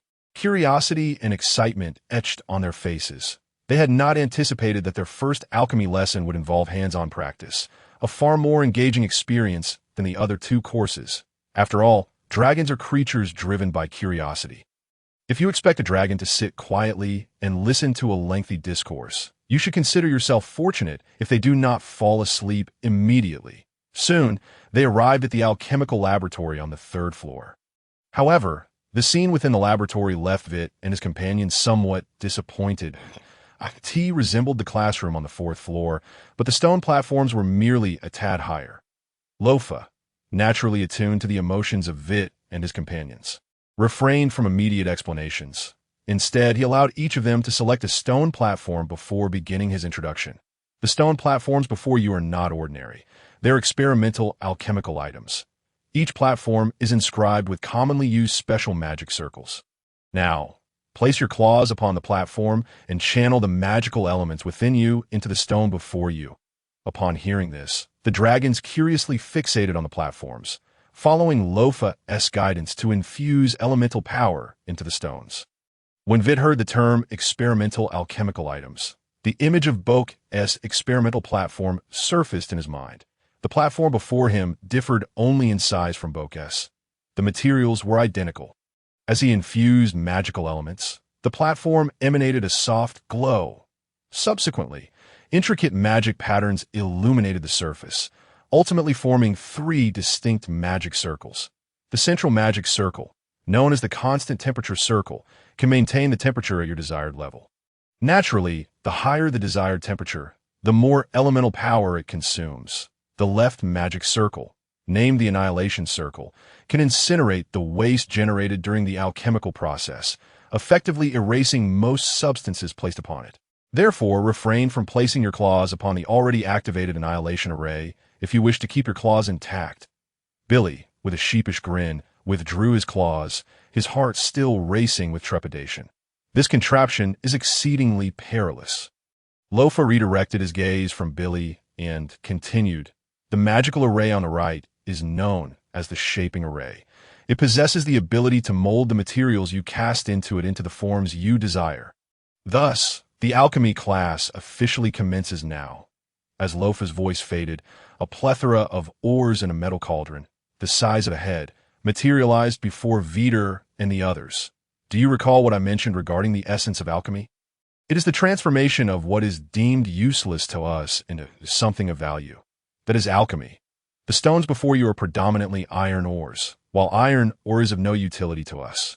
The metal iron extracted through alchemical methods is a substance of considerable versatility. Particularly when combined with other materials, it yields remarkably resilient alloys. Beyond their hardness, these alloys serve as excellent conduits for magical arrays, which are integral components in the construction of alchemical automatons. Therefore, your forthcoming task is to refine these ores into alloys. The specifics of the amalgamation are left to your own ingenuity. Remember, alchemy does not demand the same level of precision as potions and magical arrays. It thrives on imagination and discovery. The fascinating aspect of alchemy lies in the fact that you shall never know what will emerge from your hands. Of course, alchemy is not devoid of standards. The properties and components of various alloys do have optimal ratios, yet those are documented in tomes. By adhering to the contents of these texts, you may indeed become a competent alchemist, but you shall not ascend to the status of an exceptional one. I favor the excellent over the merely adequate, relishing the unknown and the delightful surprises it brings. Furthermore, that cauldron serves as your vessel. Suddenly, a crisp shattering sound drew the attention of all the dragons, including Lofa. Billy, holding a piece of iron or that he had gnawed upon, offered an awkward smile. It appeared quite delectable. Vite sighed in resignation, preparing to voice his thoughts, only to witness the other dragons casually turning away as if oblivious to the event. Observing this, Vite swallowed the words he had intended to speak and turned to look at Celine in confusion. Fortunately, Celine understood Vite's predicament and quietly explained, besides meat, ores are also a significant part of the diet for crystal dragons and metal dragons. The metallic elements within the ores enhance the resilience of their scales. Tell me, did you not feel any impulse to consume the ores upon seeing them? As she spoke, Celine shifted slightly, revealing her companion. Ao, who was meticulously chewing, his movements far subtler than Billy's, so much so that Vite had been oblivious to him moments ago. Seated next to Celine, Isha, though not partaking, gazed intently at the ores before her, a glimmer of crystalline drool escaping her lips. Witnessing this, Vite quietly redirected his gaze to the pile of ores before him. Very well, there's indeed no impulse to eat. At that moment, Lofa interjected. While consuming them after having matured beyond the juvenile stage yields better absorption, having them as a snack is still quite agreeable. You are Vite, are you not? I have heard of you from Winterus. Would you care to give it a try? Although your lineage is that of the starry giant dragon, it still harbors the blood of the silver dragon, perhaps allowing you to absorb the metallic elements within the ores. Upon hearing this, Vite hesitated for a moment, then seized a piece of iron ore and placed it in his mouth. His sharp and sturdy teeth crushed the ore with ease. It bore no distinct flavor, reminiscent of consuming earth, yet the texture was surprisingly pleasant. As he chewed, a wave of elation, emanating from the depths of his bloodline, caused Vite's eyes to gleam with newfound brightness. Vite, your body, Celine's voice, tinged with astonishment, reached his ears, prompting Vite to instinctively glance down. My body. Why does it feel as if my scales have become considerably shinier? Momentarily stunned, Vite swallowed the remaining pieces of ore and looked up at Lofa. What is happening to my body? Do not be alarmed. Let me examine you. Lofa's ever-gentle voice reassured Vite, allowing him to relax and await his findings. Lofa extended his mental energy, meticulously probing. Moments later, he chuckled softly. Rest assured, this is a fortuitous occurrence. Though the reason remains unclear, your dragon's stomach has seemingly advanced beyond the juvenile stage. As such, you are able to effectively absorb the metallic elements from the iron ores, enhancing your scales in comparison to other dragons of your age. I recommend discussing this matter with Winteress. She will make arrangements most advantageous for you. Upon hearing this, the expressions of the other dragons shifted dramatically. Friends are friends, but the pride of a dragon does not permit them to willingly lag behind. Vite's significantly larger physique had perpetually provoked the sensitive hearts of Selene and the others, motivating them to train earnestly in an effort to catch up. Now, with Vite's scales potentially fortified ahead of time through the consumption of ores, their pursuit would become even more arduous. Yet this advantage in physicality, no matter how begrudgingly accepted, could not be emulated, particularly for Selene and Dinette. They were neither metal dragons nor crystal dragons, and consuming ores would only lead to indigestion. The fortification of the other dragon scales was achieved through alternative methods. Vite remained unaware of the thoughts swirling in the minds of the other dragons. Encouraged by Lofa's words, he resolved to find Winteress after class to explain his circumstances that Vite's experience was merely a minor interlude. Next, Vite and his companions were tasked with smelting the iron ores upon the experimental platform. Naturally, the process was unlikely to proceed smoothly. Lofa had simply instructed them on the usage of the 3 magical arrays present on the experimental platform, subsequently allocating the entirety of the remaining time to Vite and the others. The smelting of ores would undoubtedly necessitate the use of the constant temperature array. That much was certain. However, the question of temperature remained. Vite was unsure and could only experiment incrementally. With a newfound seriousness, Vite tuned out the surrounding commotion. He first categorized the noticeably different types of ores. Previously, Lofa had mentioned that the most abundant was iron ore. Selecting several pieces of iron ore, he placed them into the metal cauldron and positioned it upon the constant temperature array. Subsequently, Vite meticulously manipulated the magical array, gradually increasing the temperature. Before long, the ores in the cauldron reached a glowing red state, slowly beginning to melt. Observing this, Vite stabilized the elemental input, maintaining the magical array at this constant temperature, and then began to wait. Lofa watched Vite's careful approach, nodding in approval.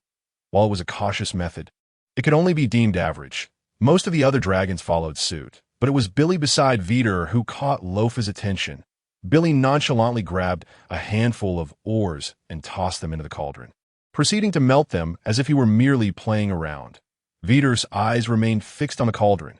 At this moment, the iron ores within had transformed into a molten state, filled with numerous impurities. Vite was no stranger to metal smelting. In the world within his mind, iron was a highly versatile metallic material. Naturally, his understanding was informed solely by his father. He was also aware that memory is not something one can wholly rely upon, as perception can lead to discrepancies in recollection. Thus, the memories his father left him could only serve as a reference. Vite knew that the melting point of iron is over 1500 degrees Celsius. This world differs from that one.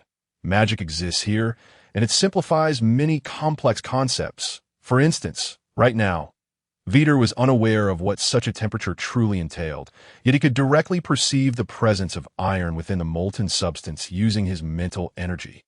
Naturally, in this world, it is referred to as the iron element. As the iron elements within the cauldron began to coalesce in abundance, Vite understood it was time to eliminate the impurities, manipulating his mental energy. He gathered the impurities in the cauldron and disposed of them into the nearby annihilation array for processing. He frequently visited Boko's laboratory, rendering this scene all too familiar. Of course, this was his first time executing such a task. After removing the impurities, Vite withdrew the elemental power, ceasing the operation of the constant temperature array. Soon, a block of iron, emanating a faint yellow hue tinged with red, solidified within the cauldron, still radiating heat. Seizing the opportunity before the iron cooled, Vite hurriedly extracted it from the cauldron. Then he placed it on the testing platform and battered it into a square metal block. sharp, with the incantation recited. One of the fingers on Vite's right claw elongated delicately. He then meticulously divided the square metal block into 64 uniformly sized pieces. Once completed, Vite's gaze shifted to several other types of metal ores. Admittedly, his knowledge was limited to just two: copper ore and aluminum ore. Following this, Vite proceeded to repeat the previous steps. Soon, a haphazard assortment of ores transformed in his hands into metal cubes, each varying in size, but identical in weight. For Vite, endowed with the prowess of mental manipulation, this task was exceedingly simple.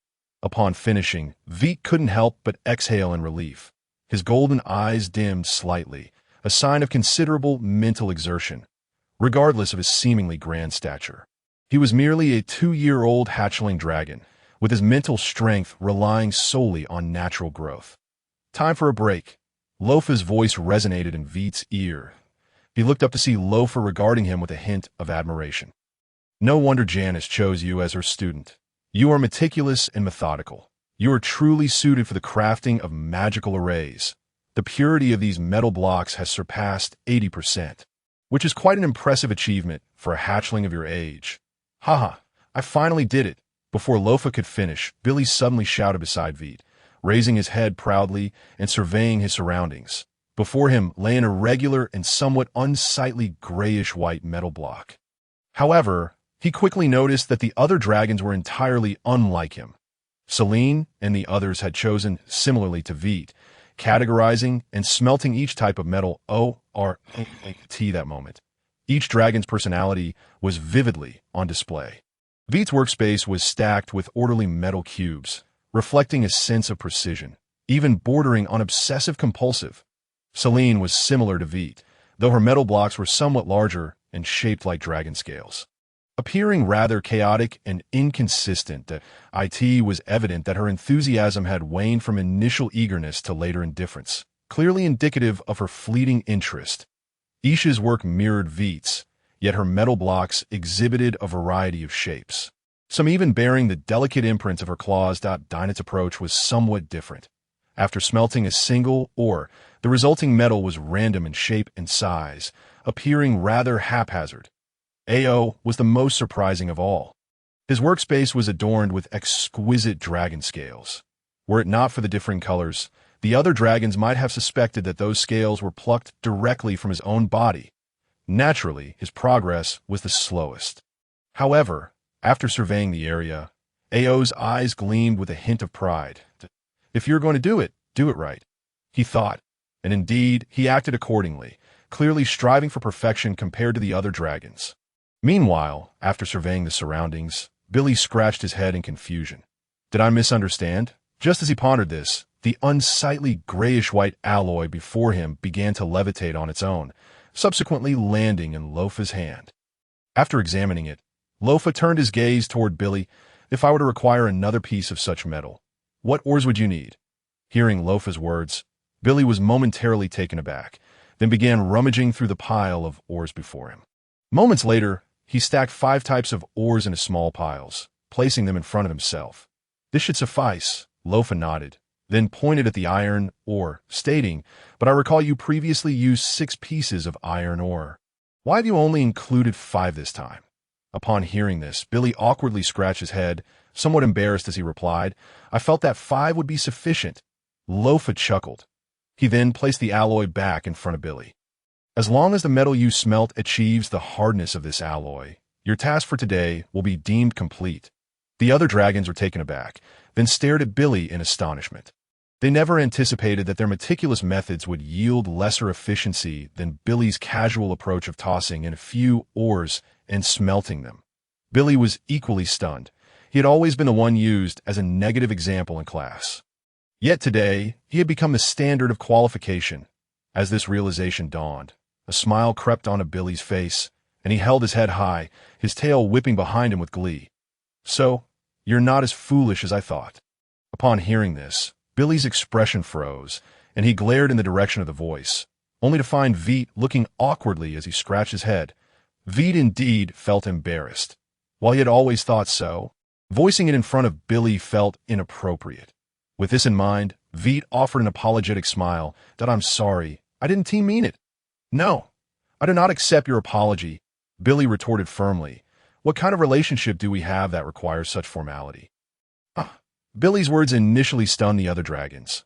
Then Celine and the others scoffed, looking down on him. Sensing their gazes, Billy arrogantly lifted his chin, using his nostrils to disdainfully point at Celine, extending his tail to poke at each of them. I consider you all my brothers, but what did you just do? You sold me out. Especially you. Billy's tail shot straight, nearly poking A.O. in the nostril. A.O.'s eyes widened in surprise, ready to swipe with his claw. But sensing the impending danger, Billy quickly retracted his tail and grabbed Vite's tail, watchfully eyeing A.O. What do you want? I'll tell you. Vite is currently protecting me. If you want to make a move against me, you'll have to defeat Vite first. At this, A.O. cast a wary glance at Vite, then snorted coldly, lowering his head to continue fiddling with the oars before him. After all, Billy was weaker than him. Once Vite was no longer by his side, dealing with him would be a trivial matter. Coincidentally, the other dragons shared this sentiment, each casting a deep glance at Billy before returning to their alloy studies. Vite observed Billy's renewed arrogance, spurred on by Celine and the others' avoidance, and his gaze turned somewhat peculiar. All right, I overestimated this guy. He truly is a fool. He did not consider that he couldn't always be by Billy's side. If Celine and the others wished to teach him a lesson, it would be a matter of moments. Moreover, if it were a genuine challenge, he wouldn't be able to intervene. Feeling a twinge of sympathy for Billy, Vite withdrew his tail. Though his tail seemed reluctant, this body ultimately belonged to him. With this thought, Vite glanced at the discontentedly flicking tail, realizing he needed to find a time to clarify who was the alpha. Billy, realizing he was left empty-clawed as Vite resumed his work, rolled his eyes and darted over to Vite's side. Boss, do you need my help? Vite waved his hand. I'll handle it myself. Hearing this, Billy felt a pang of disappointment. But the next moment, he perked up and scurried over to Celine. Do you need my help? Celine, already irked by falling behind Billy, narrowed her eyes upon hearing this, a surge of killing intent emanating from her. Scram! All right. Billy trembled and quickly fled from Celine's side, then ran over to Dinah. You're struggling. Do you want me to help? Dinah chuckled lightly. I wouldn't mind, but this is class, and my task must be completed by myself. By the way, would you like a snack? Saying this, Dinah waved a piece of or in front of Billy's eyes. At the mention of food, Billy's eyes sparkled with excitement. Can I? Of course. Come, let us shake claws. Dinah spread open his left claw before Billy. Although Billy didn't understand why Dinah wanted him to shake claws, he instinctively placed his paw on it. Very well. Now open your mouth. Upon hearing this, Billy promptly opened his mouth. Dinah, with a glimmer of amusement in her eyes, tossed a piece of or inside, then waved her hand dismissively. All right, you may return to your tasks, rubbing the back of his head. Billy chewed on the oar while craning his neck to observe the formidable Isha, and then glanced at A.O., who shot him a glare. Retracting his gaze, he swallowed the crushed oar and turned his attention towards Lofa. After a brief pause, he dashed towards Lofa's tail, being a fellow crimson crystal dragon, but he believed that Lofa's tail was far more exquisite than his own, and he wished to examine it closely. With the troublemaker absent, Vite and the others all breathed a sigh of relief and resumed their activities. As for Lofa, half closing his eyes, he showed no inclination to speak regardless of what transpired in the laboratory. Restlessness, curiosity, and capriciousness were all traits of a young dragon, and no dragon would intervene. Moreover, compared to the juvenile dragons he had previously encountered, this batch was already much improved. In the past, it was not uncommon for volatile dragons to engage in brawls during class. Just as he was musing on this, he felt an unusual sensation on his tail. Turning his eyes, he discovered that Billy had climbed up his tail and was making his way onto his back.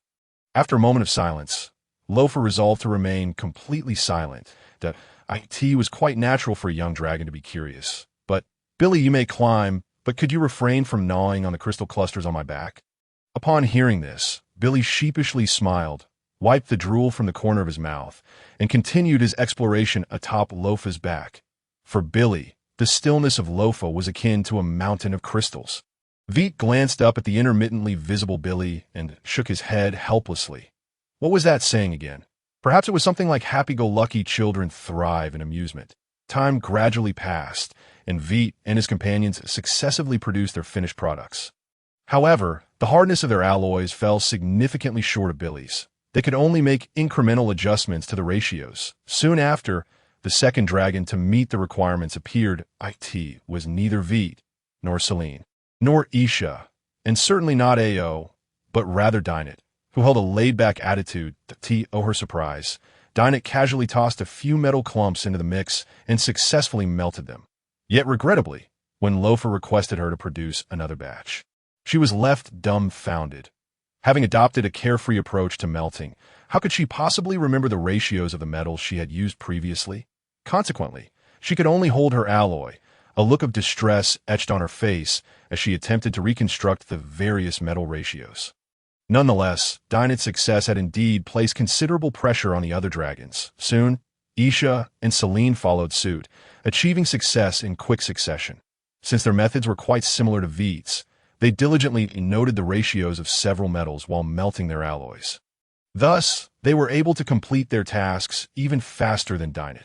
However, as Dinah had already produced her alloy, she was still aware of the types of metals used, and after exerting some mental effort to gauge the approximate quantities of the various metal elements, she quickly caught up with Isha and Celine, successfully identifying the metal ratios in her alloy.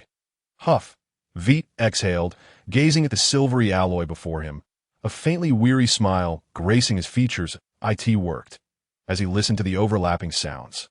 Vite turned to Cao, who had also glanced over. The two dragons exchanged smiles, relieved not to have embarrassed themselves. Thanks to the meticulous preparatory work done by the two dragons, there were no issues with the ratios. However, Vite found it somewhat perplexing that Ao, in his pursuit of perfection, had ultimately produced an alloy that resembled a genuine light golden scale. Well then, since you all have completed your tasks, we can conclude the lesson now. Upon hearing this, the young dragons momentarily froze, then simultaneously turned to face the doorway of the classroom. Sunlight streamed in from the volcanic crater above the academy, filtering through the door and illuminating the area just inside, creating a bright and warm atmosphere. Indeed, they were fortunate that the crater was large. Otherwise, being situated within a volcano might have been quite stifling. Nonetheless, within the academy, be it classrooms or laboratories, dining halls or dragon dens, regardless of day or night, the gems embedded in the walls continuously emitted a soft glow, illuminating the interior spaces. All right, but at this moment, these details were not the focus. The real matter was that, despite the daylight outside, why had Lofa mentioned the term class dismissed? Observing Vite and the others' actions, Lofa was well aware of the young dragon's thoughts. With their tasks for the day completed, the remaining time was naturally theirs to manage. However, before the lesson concluded, he had something to present to them. As he spoke, 6 scales, corresponding in color to Vite and the others, floated into view before them. Noticing the bewildered expressions on the faces of the dragons, Lofa chuckled and said, "Before you transition out of your juvenile phase, your reverse scales will not grow in the coming decades. You will need various materials for your lessons, and they will only increase in number. While some common items can be stored here, others that you produce will inevitably create inconveniences if mixed together. The scale before you is a spatial storage device I crafted, modeled after the reverse scale space. The space is not particularly large, only about a quarter the size of this laboratory, but will suffice for your needs until your reverse scales develop. Not particularly large." The young dragons exchanged bewildered glances within the vast laboratory.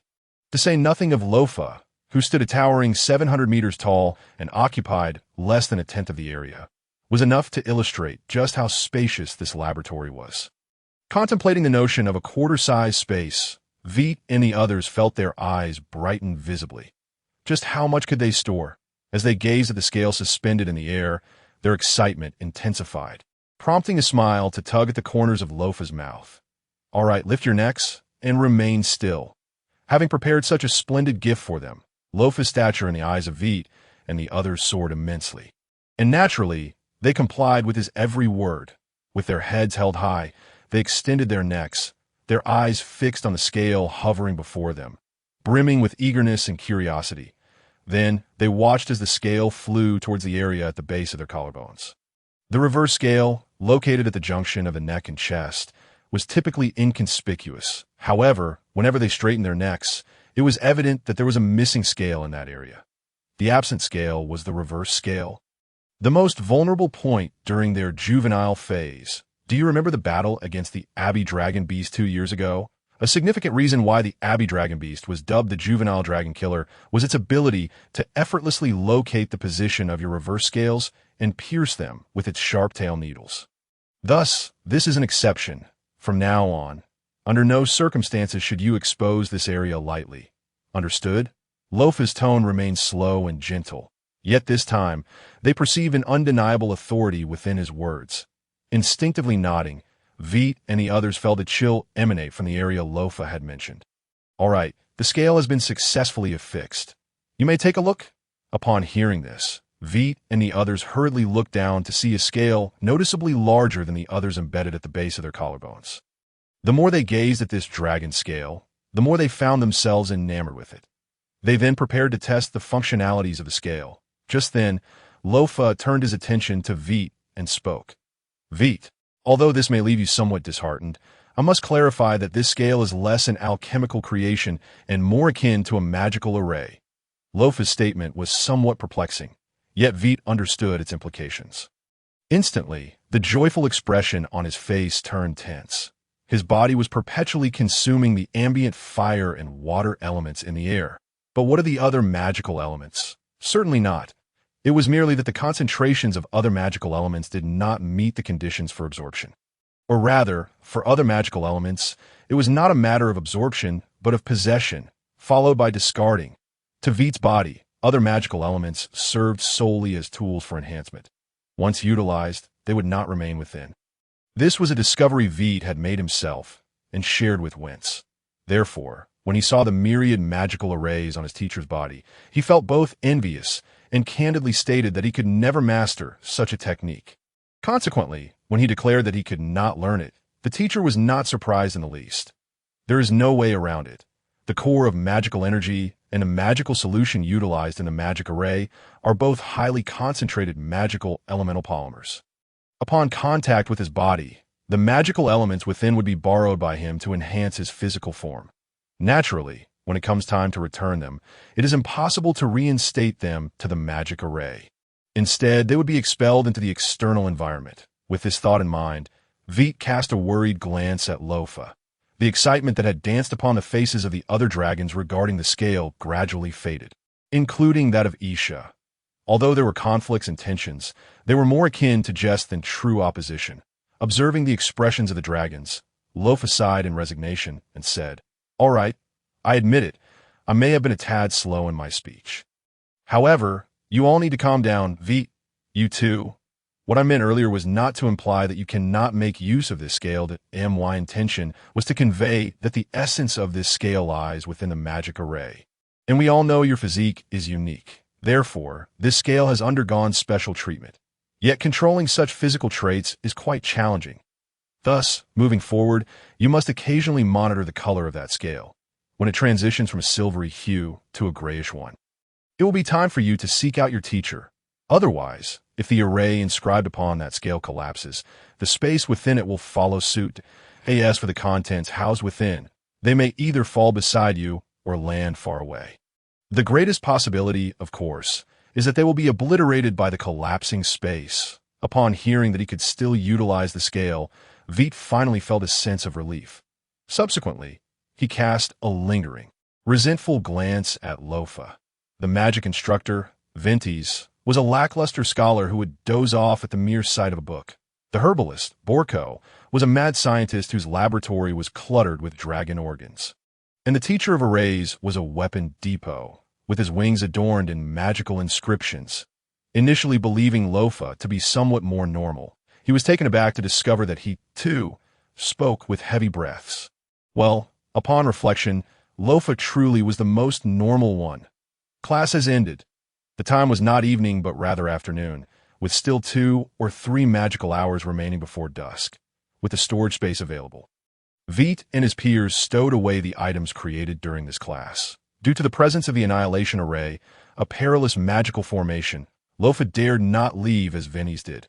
Instead, he departed alongside Vite and the others. In the absence of a teacher's guidance, the magical array set at the laboratory's entrance would not permit the young dragons to pass that course. Lofa did not forget to remind Vite and the others that the items produced in this class must not be carelessly discarded, as they would be needed in the next session for the metal ingots and alloys.